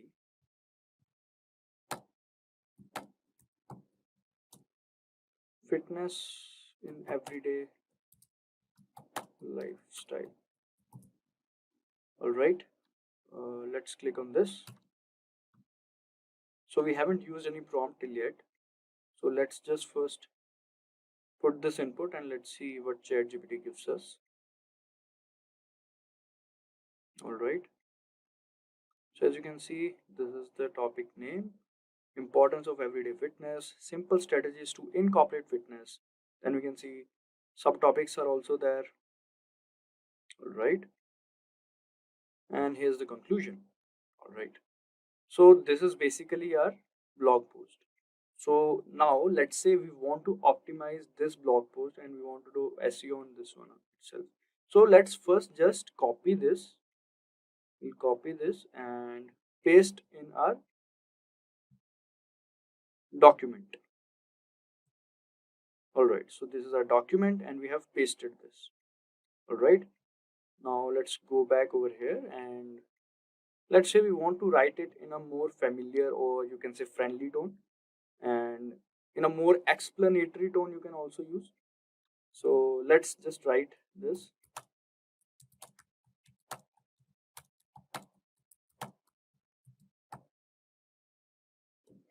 Don't worry about the spelling, guys. ChatGPT take care of this. All right, so let's see what are the changes in both of these blog posts. Let's just wait to finish it. And here's the conclusion. So this is the second blog post. So let's understand the difference in between these two first.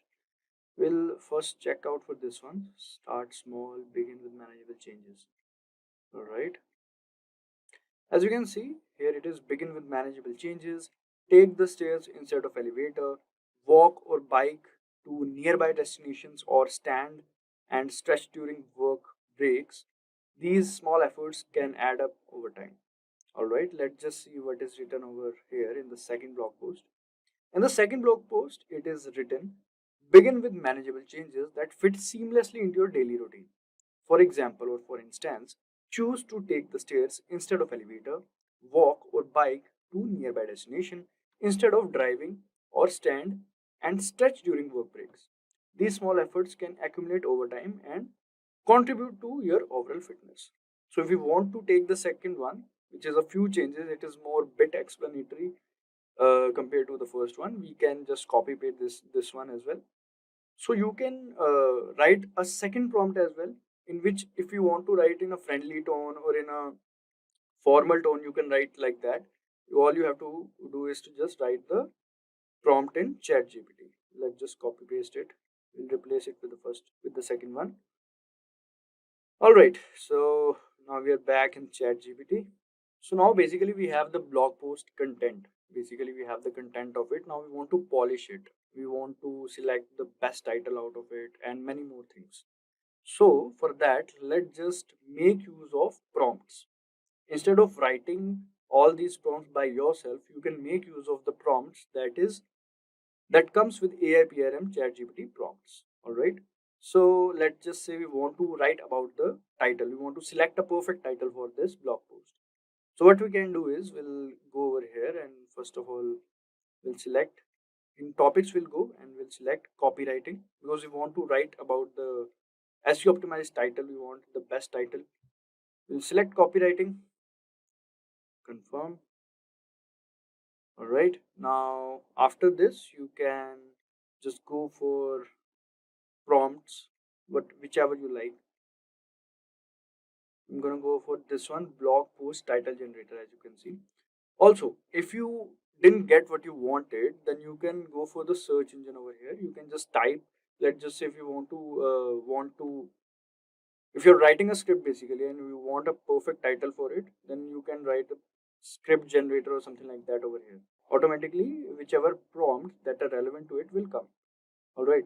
So we have selected this one, blog post title generator, because we have to create a title for our blog post. We'll click on this, and now all we have to do is to write the name of our blog post. The name of our blog post is, we'll select everyday lifestyle, fitness in everyday lifestyle. Let's just select this one. All right. Now, as you can see, you can select the titles to write. It is 5. Let's just select 10. All right. Now, the language you can select English, and many more languages are there. We'll keep it in English itself. Tone, emotional, or default. Let's just be default itself. Poetic, default itself. We'll keep it like this.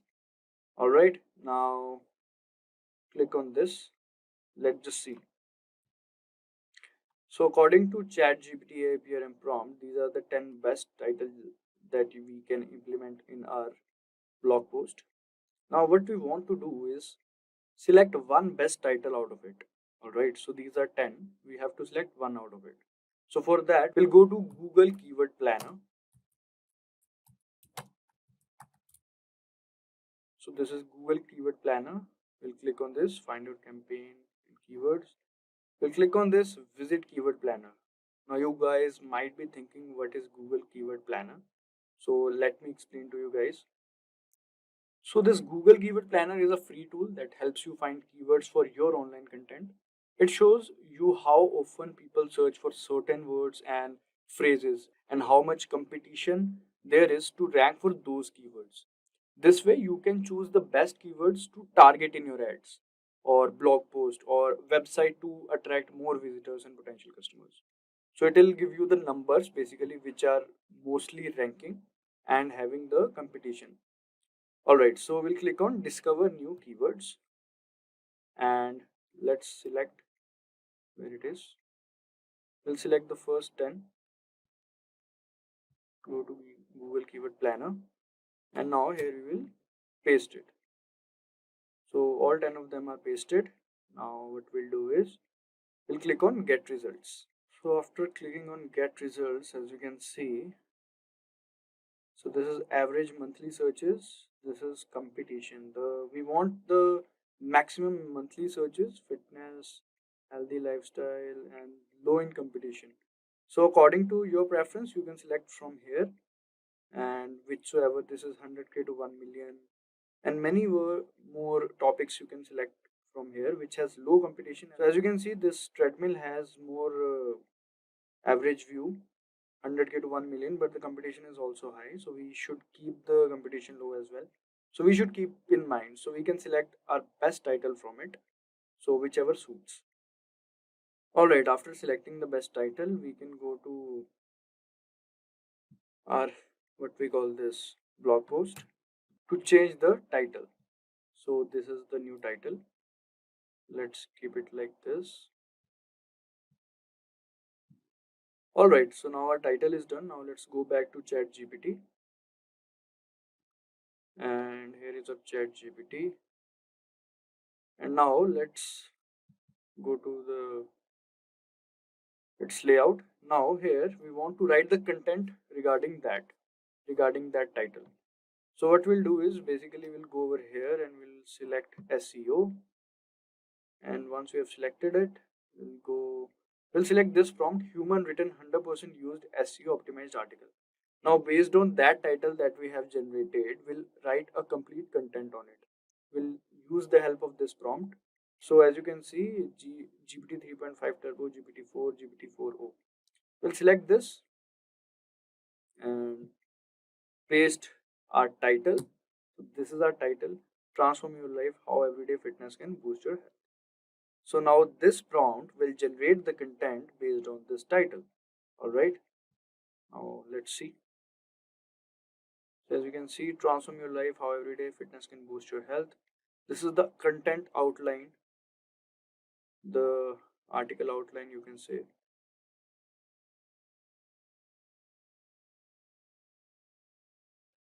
So this is the introduction. What is everyday fitness? Then physical fitness benefits, and it keeps on writing. I believe it'll be a long article or blog.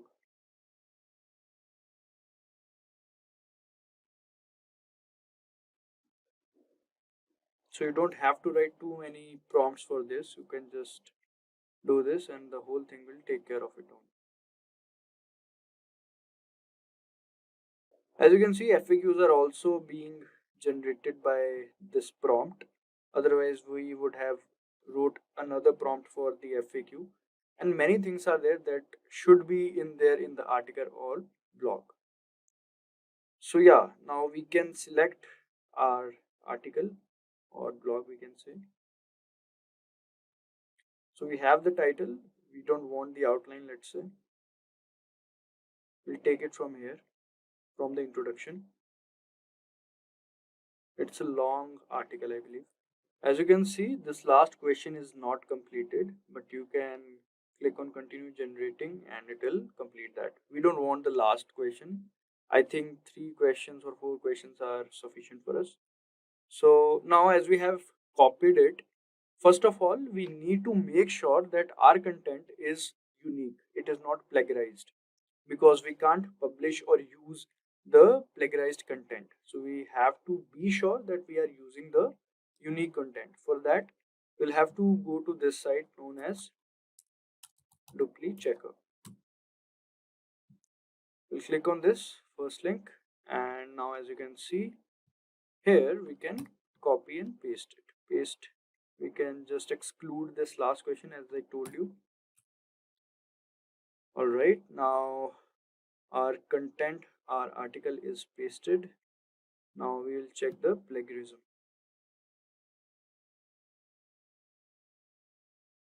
All right, first of all, we'll have to tell them that we are not a robot, and then we have to click on check plagiarism.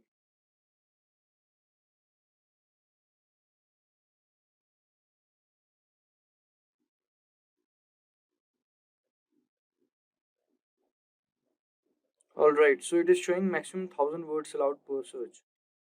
All right, so let's just do one thing. We'll do it, because if you want to do 1000 words, you'll have to go for their pro version or the premium version. So we now have to use some part of it, not the complete part.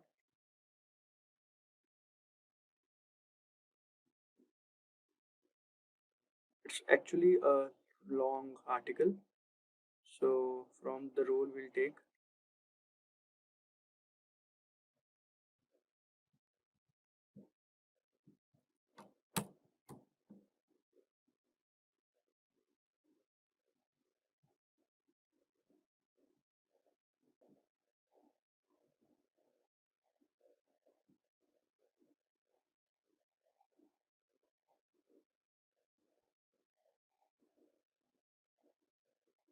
As you can see, number of words is 505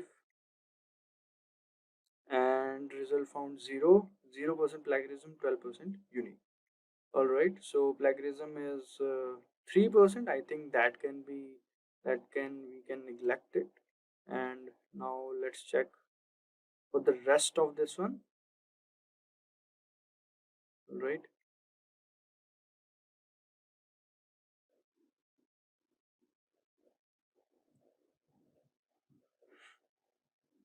All right, here we'll copy and paste it.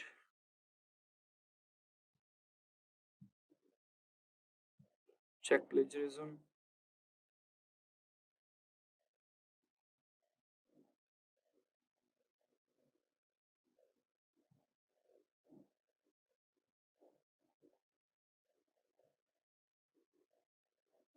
As you can see, number of words 671, 0% plagiarism, 12% unique. So I don't think it will be a problem.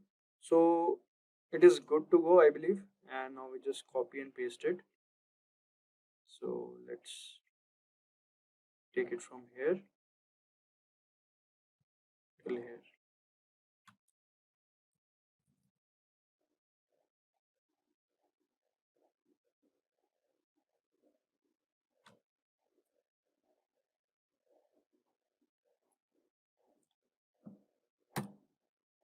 Alright, so this is our content now. So our content was not plagiarized, but let's just say if it is plagiarized and is not unique, so what should we do? Then we can simply put a prompt in ChatGPT that make it non-plagiarized or make it unique or rephrase it. But let's say that plagiarized checker, the duplicate checker, mentions the particular lines of where there is plagiarism. So you can select that line, put into ChatGPT, and ask them to rephrase or make it plagiarism free. By doing this, you can make the complete content plagiarism free. It is very easy. Or else you can use a prompt from AI PRM. As I told you, all you have to do is to just type plagiarism free content writer and a particular prompt will come. You can just put your content in that prompt and the rest ChatGPT will take care of. All right. Now to boost your SEO strategy, you must focus on EEAT, that is expertise, authoritativeness, and trustworthiness, and keep that human element strong. Use ChatGPT to improve your content with interesting verified facts and relevant examples. Create a FAQ section to answer common questions and look for any missing information to fill in. These steps will help you make high quality content that connects with your audience and ranks better in search engines. So, for that, we'll write a prompt to ChatGPT to include the what we call FAQs and the statistics. If you want to make use of statistics and FAQs and include it in our content. So how should we do that? Let's just understand it. Let's come to our chat GPT again.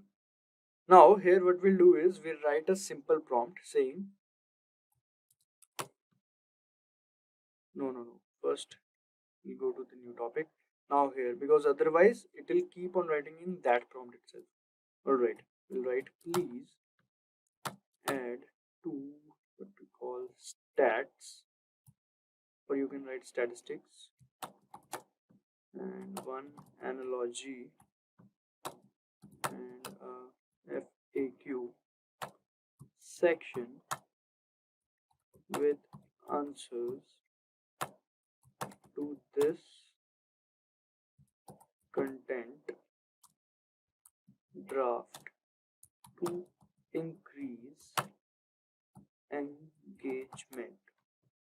All right, now you want to if you want to paste a particular section of your content, you can also do that, or else you can paste the entire content. It's as per your choice. So let me just paste a particular section. Let's just paste this one, and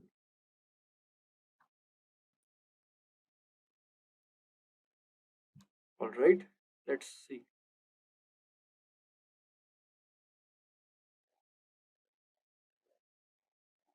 All right, so as you can see, statistics. Studies show that engaging in just 30 minutes of moderate physical activity each day can reduce the risk of chronic disease like heart disease. So these are the statistics and these are the analogies, and this is the FAQ section that you can include in your content or a particular section of the content. Usually these statistics are included in the introduction part to make it more interesting. So you can make use of it and do that. Alright, moving forward, let's understand the ChatGPT prompts for meta titles and descriptions. So, crafting meta titles and descriptions is essential for drawing readers' attention. So, it is necessary that we should use that. Alright, so now we'll be writing a particular prompt for it. For that, for the content part, I'll be leaving the space content here and create a meta description and title for this content. Here this means this one. All right, including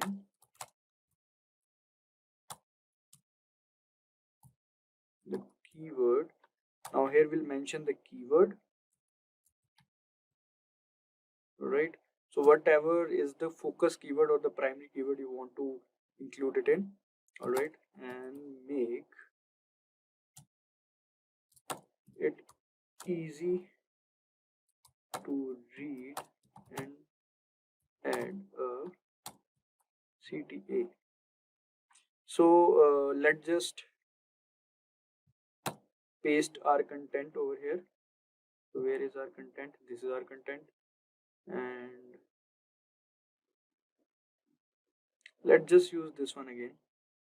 You have to use the entire content, but I'm just showing you, so you can use this one itself. It will be more than enough. You don't have to worry about it.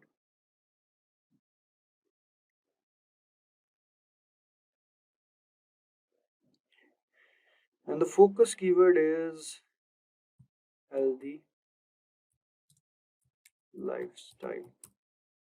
All right, so this is it. Now all we have to do is to wait, we've done something wrong. Here we'll paste the healthy lifestyle.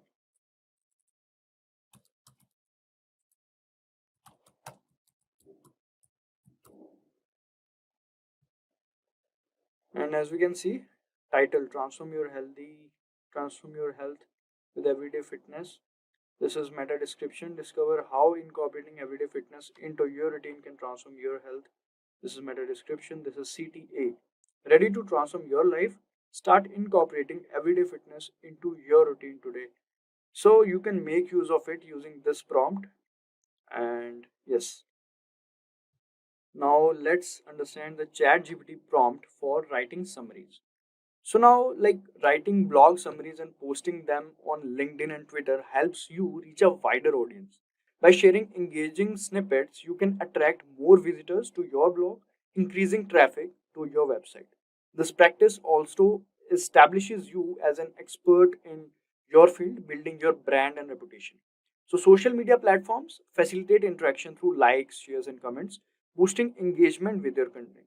So posting a blog summary in your social media like Twitter, LinkedIn, etc., will be helpful for you. So now let's just write a particular prompt in ChatGPT for creating that blog summary for us. All right. So let's make use of it.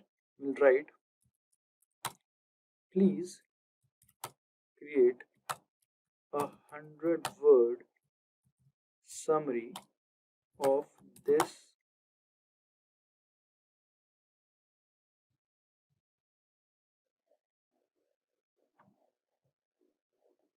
of this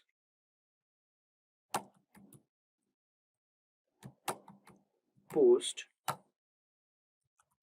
optimized for Twitter.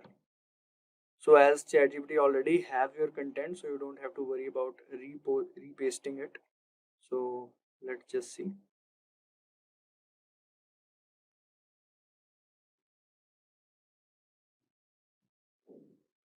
Alright, as we can see, looking to improve your health without spending hours at gym, everyday fitness is the key.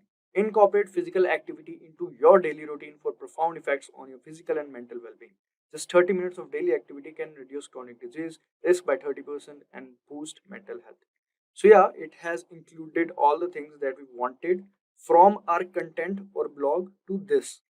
And it also has mentioned the hashtags, hashtag lifestyle, hashtag everyday fitness, hashtag wellness. You can easily post this on Twitter and drive traffic from there. And you can also post this on other social media handles as well. Did you know that having a great website isn't enough to get visitors? Or have you ever wondered why some businesses get tons of traffic while others struggle to get noticed? The secret lies in Facebook ads. Think about it. Let's say you have just opened a new coffee shop with the best coffee in town, but no one knows about it. Will customers magically show up?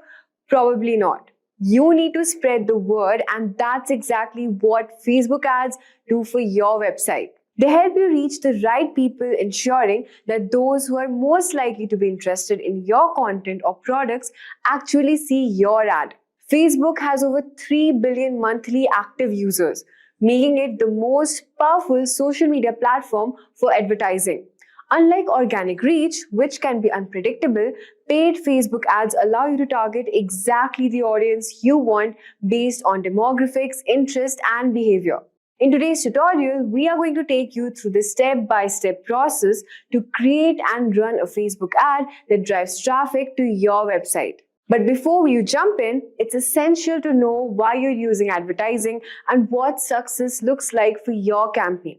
Setting clear goals will help you choose the right ad objective and measure performance effectively. For example, if your goal is mobile app downloads, you could set 100 downloads in the first month as your success metric. Or if you're focused on lead generation, success might mean growing your email list significantly. Thinking through your objective first ensures you create a campaign that actually delivers result. What are Facebook ads and why are they so important? Facebook ads are paid promotions that allow you to showcase your website, product, or services to a highly targeted audience. What makes Facebook ads so powerful is its AI-driven targeting and vast user base. Some key benefits of Facebook ads are, first of all, it's accurate for audience targeting. You can target users based on age, location, gender, interest, behavior, and more. High return on ad spend, ROAS. Studies show that 41% of US retailers report the best ROAS from Facebook ads. Multi-platform reach. Your ads can be displayed across Facebook, Instagram Messenger, and Meta Audience Network. Real-time performance tracking. With tools like Metapixel, you can measure and optimize your ad campaigns instantly. How to advertise on Facebook? All Facebook ad campaigns run through Facebook Ads Manager, which is your control center for creating, managing, and tracking ads. Luckily, it's user-friendly and will walk you through the entire process step by step. So in this tutorial, you will learn exactly how to set up your first Facebook ad, from choosing your objective to targeting the right audience and then optimizing your campaign for success. So let's dive in and start creating your first Facebook ad step by step. Okay, so to get started, first you have to go to your Google Chrome and just type facebook.com/ads manager. And here you will be just redirected to this ad manager page of your Facebook account. Make sure that you already have created your Facebook account. And even if you don't have an ad account, Facebook will automatically create one when you set up your first campaign. You have to ensure that you have a Facebook business page required for running ads and you have a verified payment method. All right. So from here, you can just, click on this campaign option and just click on create.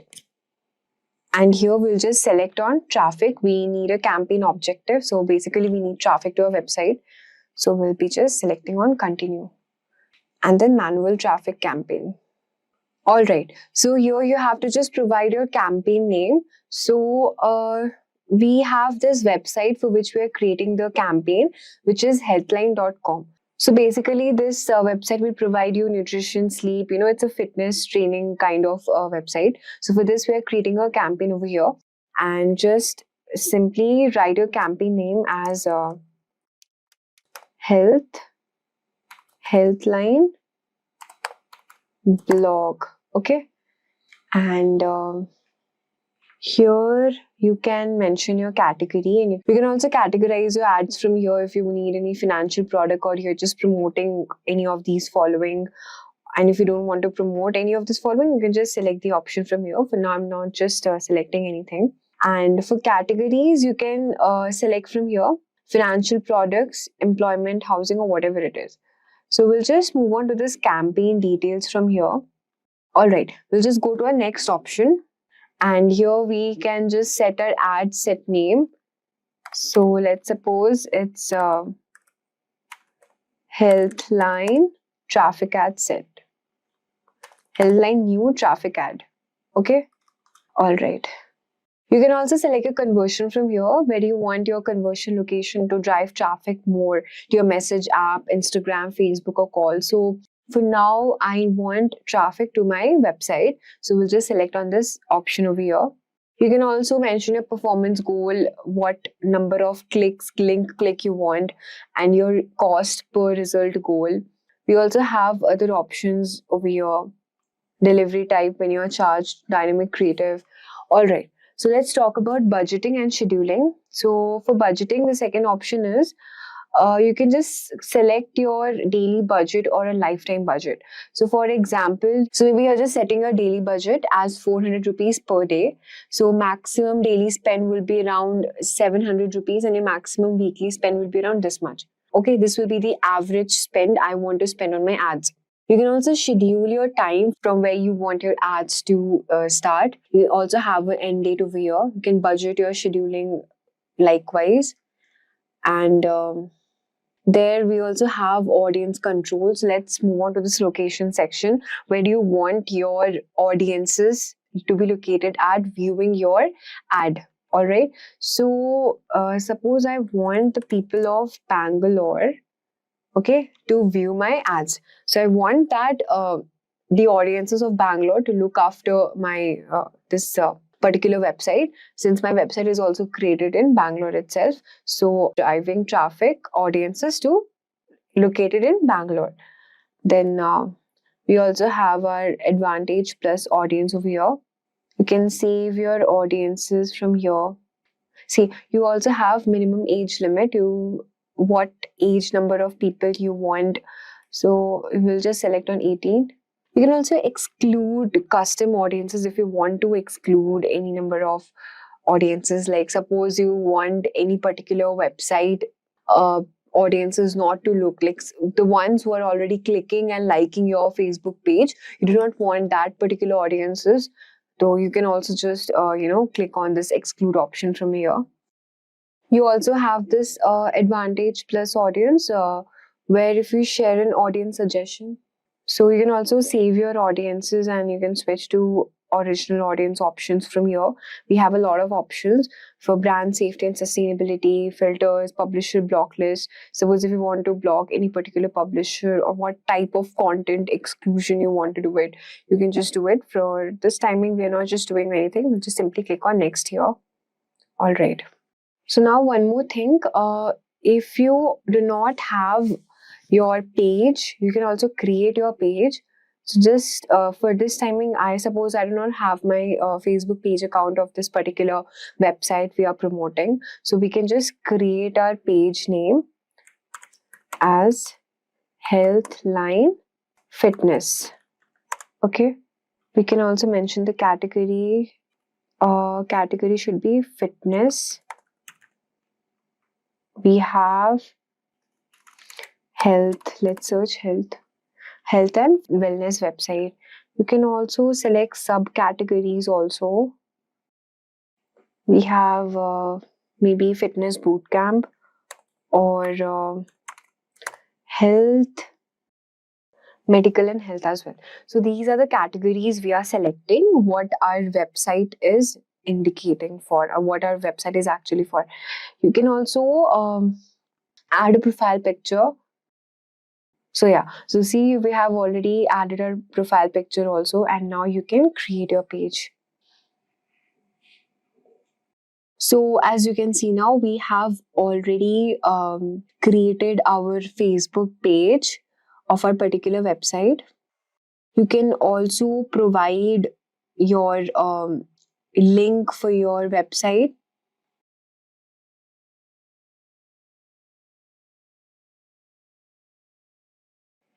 So we can just enter our website URL page over here, and this would be the display link. Okay, all right. So now let's start by designing our ad. So let's create an engaging ad using the ACCCA method, which is attract, connect, convey, and action. To attract, you have to use some eye-catchy images or videos and write a relatable and engaging message as well. For convey, you have to clearly state your offer, and for action, you have to include a strong call to action. So first you have to choose your ad format, may it be single image, carousel, or collection. So let's suppose we are uploading the single image, okay?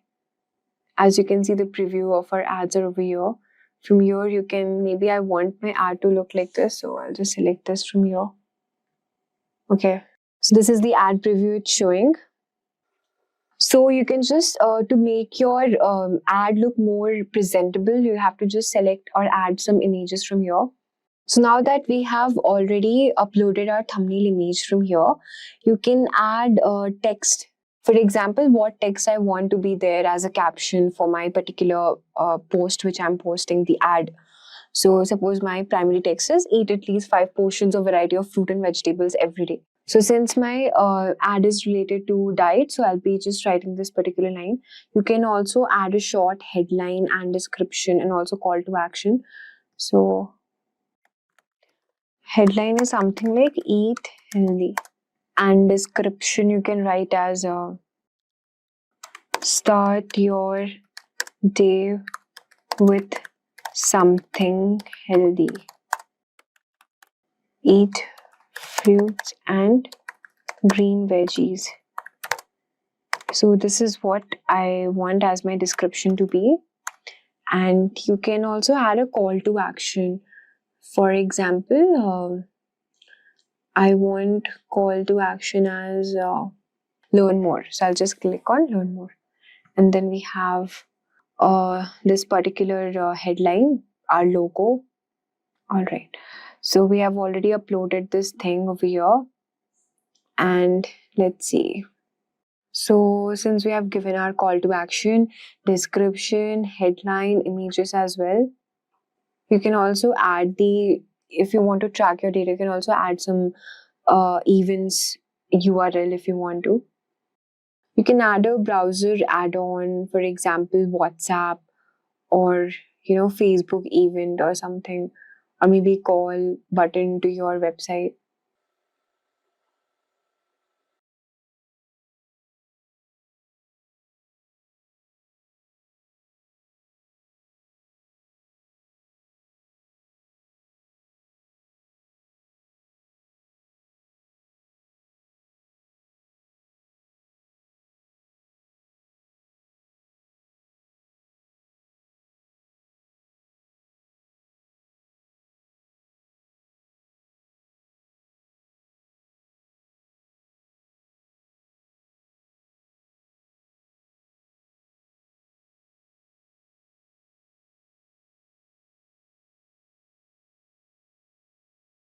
So from here, you can actually check how your ad will look like.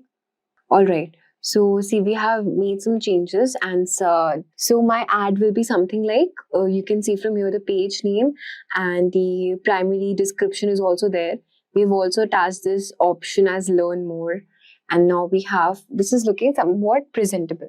So while somebody is scrolling through their feed on Facebook, they can just if they look at this option, they'll just feel intrigued and maybe they'll just click on the option and then they will visit the website. All right. So after doing all these steps, our last option is to publish our ad.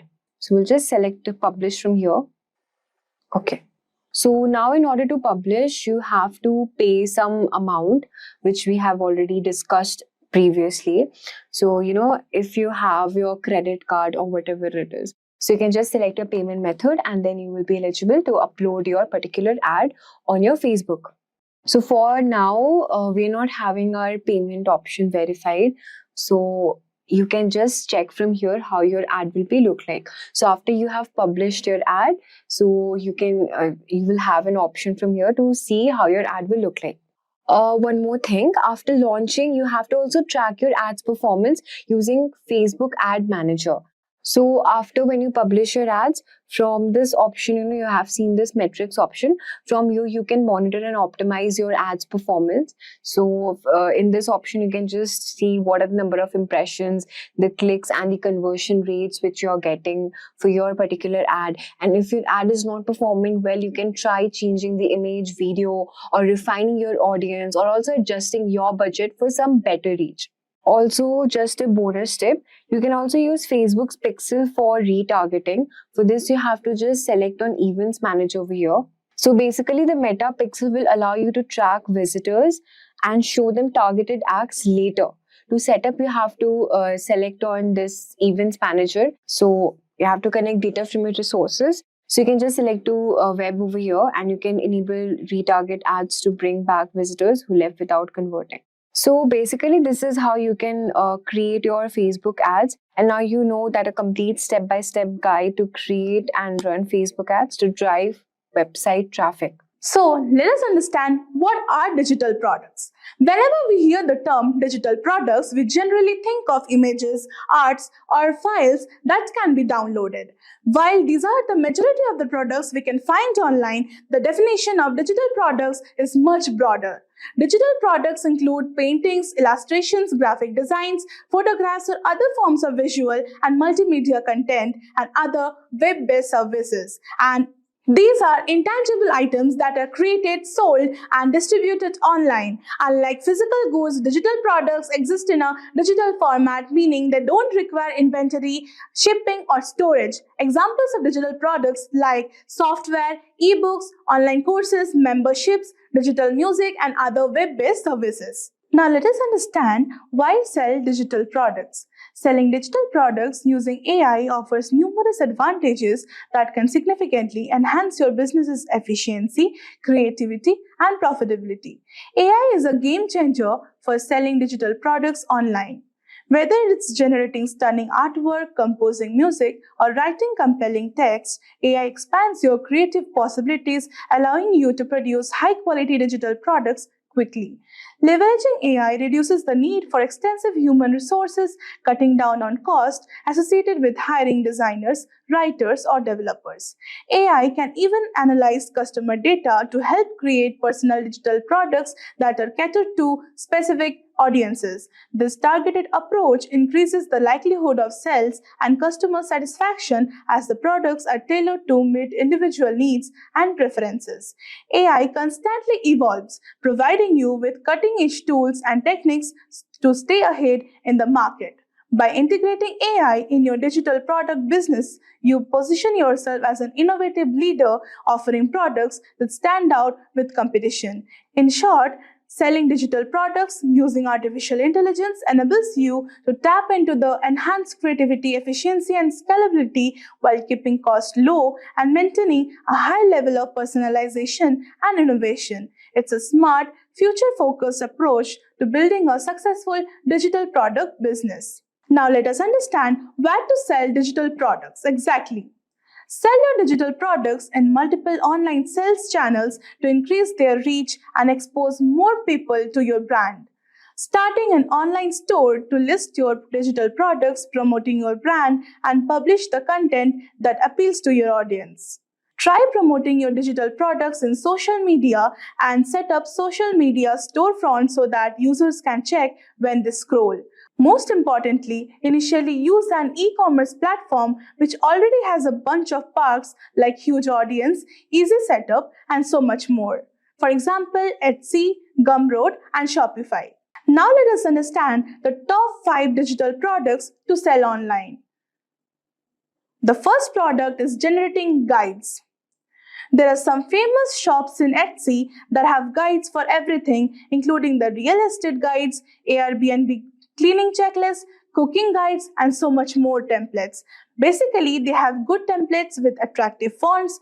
With the help of AI, you can make it personalized depending on your interest. For example, you can ask the ChatGPT all the things an individual needs to know on Airbnb cleaning and make a good guide of it. Here, 75% of the work is done by AI, and you yourself need to copy the template to Canva or Word and ultimately make it look good.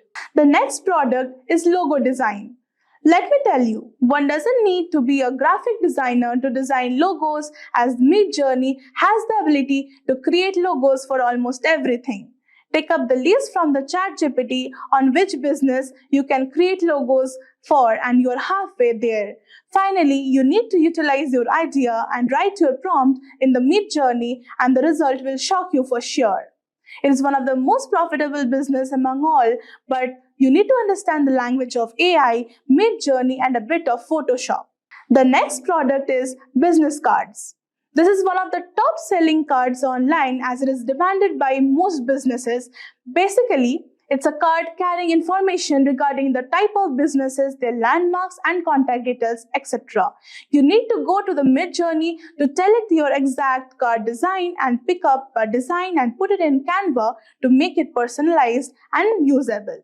The next product is resume templates. Without any doubt, this product is booming in the market. With the advantage of AI, it can be one of the most profitable businesses overall. Professionals are continuously searching for better resumes that create impressions and even cross the application tracking system and finally get hired. You just need to tell ChatGPT to create a particular type of resume with necessary sections. You can just write a prompt in Midjourney to create great looking resumes that are unique and you are done. Using both the things together, you can just start the most profitable business. The next product is product mockups. Product mockup is a broad market including frame mockups, t-shirt mockups, pillow mockups, etc. The hero product is the mug mockup, which are actually best for gifting purpose. In the modern era, people are a fan of personalized products and this field actually fans the desires. You need to be back on Midjourney and simply ask to show some simple mugs with white background and Photoshop it to make it personalized. It's a great idea to start the business and it's a trending market and can earn a lot. Now let us understand how to create and sell digital products. After you have basic knowledge about what digital products are and what products to sell, the next step is to know how to create and sell them. So let us understand the step-by-step guide to create and sell digital products. The first point is identifying a product. Begin by identifying a digital product that's in demand. Kate's research led her to gallery wall art. Kate identified a potential product by conducting market research on Etsy, a popular online platform for selling homemade goods. She spotted a demand for a specific type of product, gallery wall art sets, bundles of printable art images. She analyzed the listings using the Adobe Chrome extension to estimate the potential revenue and total sales. Seeing the demand for this type of product and its high earning potential, Kate decided to utilize AI technology to simplify the creation process. Follow the same process and you can identify the real diamond pretty soon. The next point is the website to generate designs. Use websites like Midjourney to generate designs, images, text, anything and everything in just a few steps. Midjourney uses text prompts to generate the search. The next point is download the design. After you select a particular type of design of the product, download it in your system for further process. The next point is use of AI tool. ChatGPT is the next wonder of AI. Use that wonder to make the product personalized and gain all the knowledge if you are making any type of guides. The next comes use of photo editor. For selling digital products online, one of the skills you need to master is the use of photo editors like Photoshop, Canva, etc. The better you can use, the better your product will look. Having intermediate knowledge of photo editors will be great to start with. The final step is listing the product. After everything is done, give life to your product by listing it on a website like Etsy, Gumroad, etc. and you are good to go. Now let us understand the tips to sell digital products. Before you start a business, understand your target audience. Knowing your target audience will help you create products that meet your needs and preferences, which can lead to more sales. The next comes identifying profitable digital products. It will help you go a long way. Choose products that are doing well in the market like logos, wedding cards, resumes, and more. Use Google ChatGPT to gain information and have a research on websites like Etsy, Gumroad to see the business. The best sellers use the great marketing strategies. You too need to do that. AI can help you market your digital products. You can use AI-powered chatbots to answer customers' inquiries and send automatic generated mail, marketing campaigns, and create an audience. The last but not the least, the most important step is to have a competitor analysis. Research on competitors' products, their pricing strategies, their audience, etc. can help you a lot in formulating your marketing. To make $1,000 a month with digital products using AI, you must create valuable products that solve your customers' problems and market them effectively. Pricing your products correctly, creating an automated sales funnel, and scaling up your business and all are critical components of a successful digital product business. With this, we have come to the end of the video. Hope you have liked it. For any queries, do comment and one of our experts will definitely help you out. Imagine this. You're sitting in a cozy corner of your favorite cafe, sipping on a warm cup of coffee. Your laptop is open, and within minutes, you have just created a high ranking blog that could potentially earn you hundreds, if not thousands of dollars. Sounds good to go true? Well, this isn't a fantasy, it's the reality of modern blogging with ChatGPT.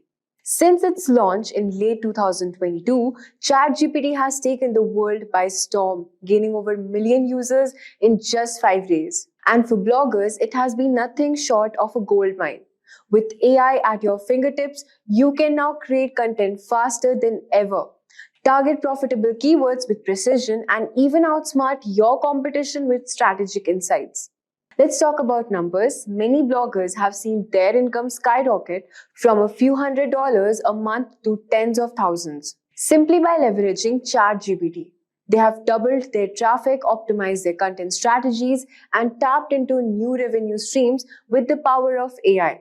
The possibilities are endless, and today I'm going to show you exactly how you can do the same. In this video, we are diving deep into how you can harness the power of ChatGPT to start a profitable blog from scratch. Step by step, I'll walk you through everything you need to know, from content planning and keyword research to writing posts and promoting them effectively. So without wasting much time, let's dive into our first step, which is creating a content plan. Every successful blog begins with a well thought out content plan. This is where the magic starts. ChatGPT can play a pivotal role in helping you brainstorm and organize your ideas efficiently. Imagine sitting down to create your blog and having a clear roadmap of content ideas tailored to your niche. That's the power of content plan. First, determine the niche you're passionate about, whether it's technology, fitness, travel, or any other topic. Once you have identified your niche, it's time to leverage ChatGPT. So, as you can see, we have logged in our ChatGPT, and you can simply ask ChatGPT to suggest blog post ideas for your chosen topic. For example, you could type suggest blog post ideas for a tech blog. So I'll just simply type here.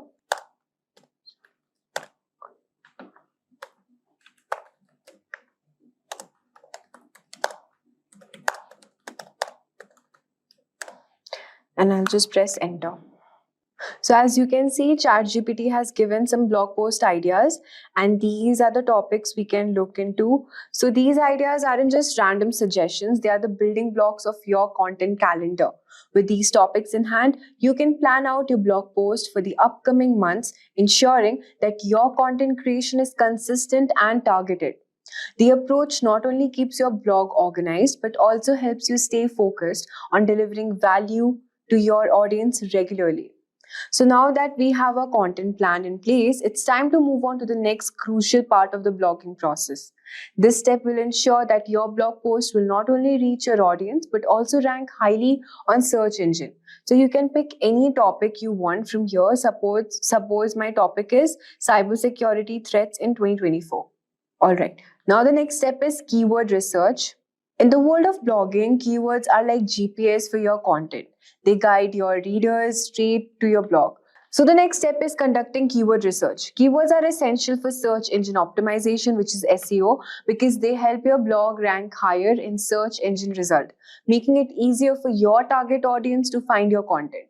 With ChatGPT, the process becomes incredibly efficient. You can start by asking ChatGPT to generate a list of potential keywords for your blog. For example, let's type here, give me short tail and long tail keywords. Give me short tail and long tail keywords for the particular topic which you have chosen. For example, I've chosen this topic, which is cybersecurity threats in 2024. So I'll just press enter.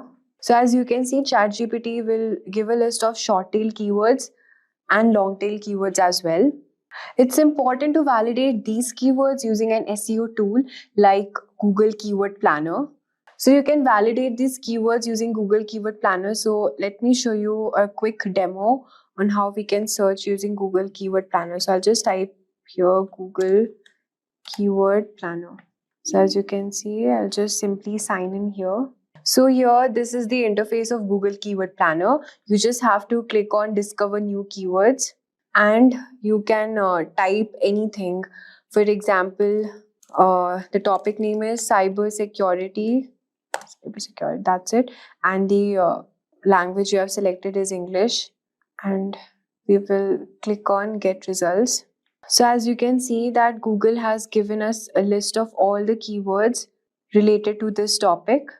The broad level keywords, we have total 658 keywords ideas available. You can also add filter here and suppose low range, high range, or exclude keywords in my account, anything you want to alter.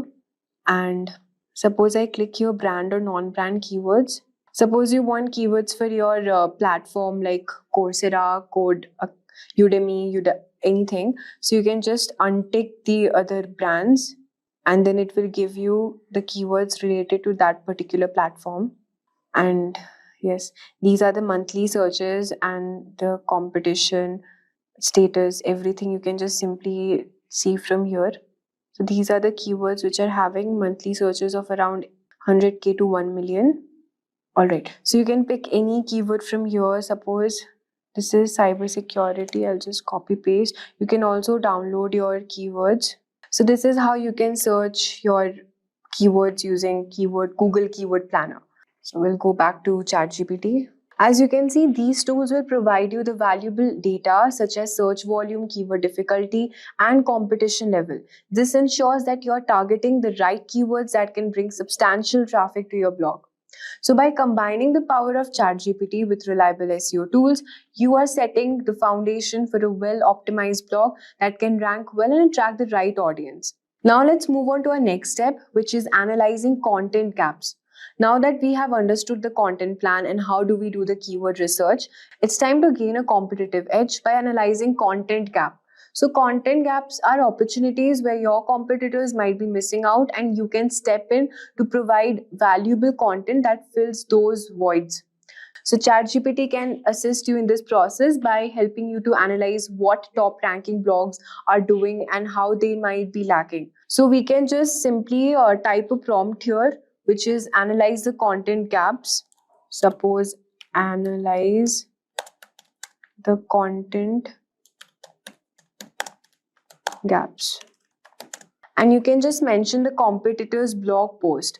So we can simply search for that keyword which we have chosen, cybersecurity. And you can see the first blog post which is from Cisco, what is cybersecurity. So we'll just copy this domain, the web address. And here we'll just copy paste and just simply click enter. So as you can see, the ChatGPT was unable to analyze the content gap. So we will just, we will give the prompt, analyze the content. Just copy paste this post, press enter. So as you can see, ChatGPT will highlight the areas where you can improve or expand your content to offer something unique and comprehensive. By identifying these gaps, you can tailor your blog post to cover topics or angles that others might have overlooked, giving you a distinct advantage in the crowded blogging landscape. So this strategy not only enhances your content but also position you as an authority in your niche, attracting more readers and high ranking on search engines. So as you can see, we have understood this step. Now it's time to move on to a fourth step, which is building topic clusters. To truly establish your blog as an authoritative source in your niche, it's important to create topic clusters. So topic clusters are groups of related blog posts that revolve around a central theme. This strategy not only helps with SEO but also provides your readers with a comprehensive understanding of a particular subject. So using ChatGPT, you can easily build these clusters. For instance, you might ask create topic clusters for a blog post. Suppose I just type a prompt here, create topic clusters for a blog about cybersecurity in 2024. All right. So we'll just simply click on enter. So here are the list of topic clusters, which are more than just a collection of posts. They create a robust site structure through internal linking, which helps search engine understand the relationship between the content pieces. This improves your blog's visibility and ranking while also guiding your readers through a logical and informative content journey. So as you can see, your topic clusters are now here ready. You have laid the groundwork for a powerful content strategy. Now it's time to dive into the actual writing process, where ChatGPT can once again be your invaluable assistant. So after doing this topic cluster thing, we'll move on to our fifth step, which is outlining and writing the blog post. So the next step of our journey is creating a well-structured outline, which is very important for organizing your thoughts and ensuring that your content flows smoothly. So we will start by asking ChatGPT to generate an outline for your blog post. You might type something like this, which is create an outline for a blog post titled, suppose the title name is Cybersecurity in 2024. Okay. So as you can see, it has created an outline, introduction, emerging cybersecurity, and what all topics you need to include. So it will provide a detailed structure, including headings, subheadings, and that you can use as a blueprint for your post. Once you have your outline ready, you can ask ChatGPT to help expand each section into fully written content. For example, you could expand the section on heading with the keywords, name of the keyword list. So suppose this is the heading, all right. So you can just type here, expand the section on heading name with the keywords. And you can get your keywords from Google Keyword Planner, as you can see here. So just simply copy paste the keywords. So copy paste it. Just remove all of these things. And just simply press enter. So ChatGPT will generate content that fits into your outline, making the writing process faster and more efficient. So however ChatGPT is a powerful tool, it's also important to add your personal touch to ensure that the content is more engaging and reflects your unique voice. So you can also add, just write a prompt, write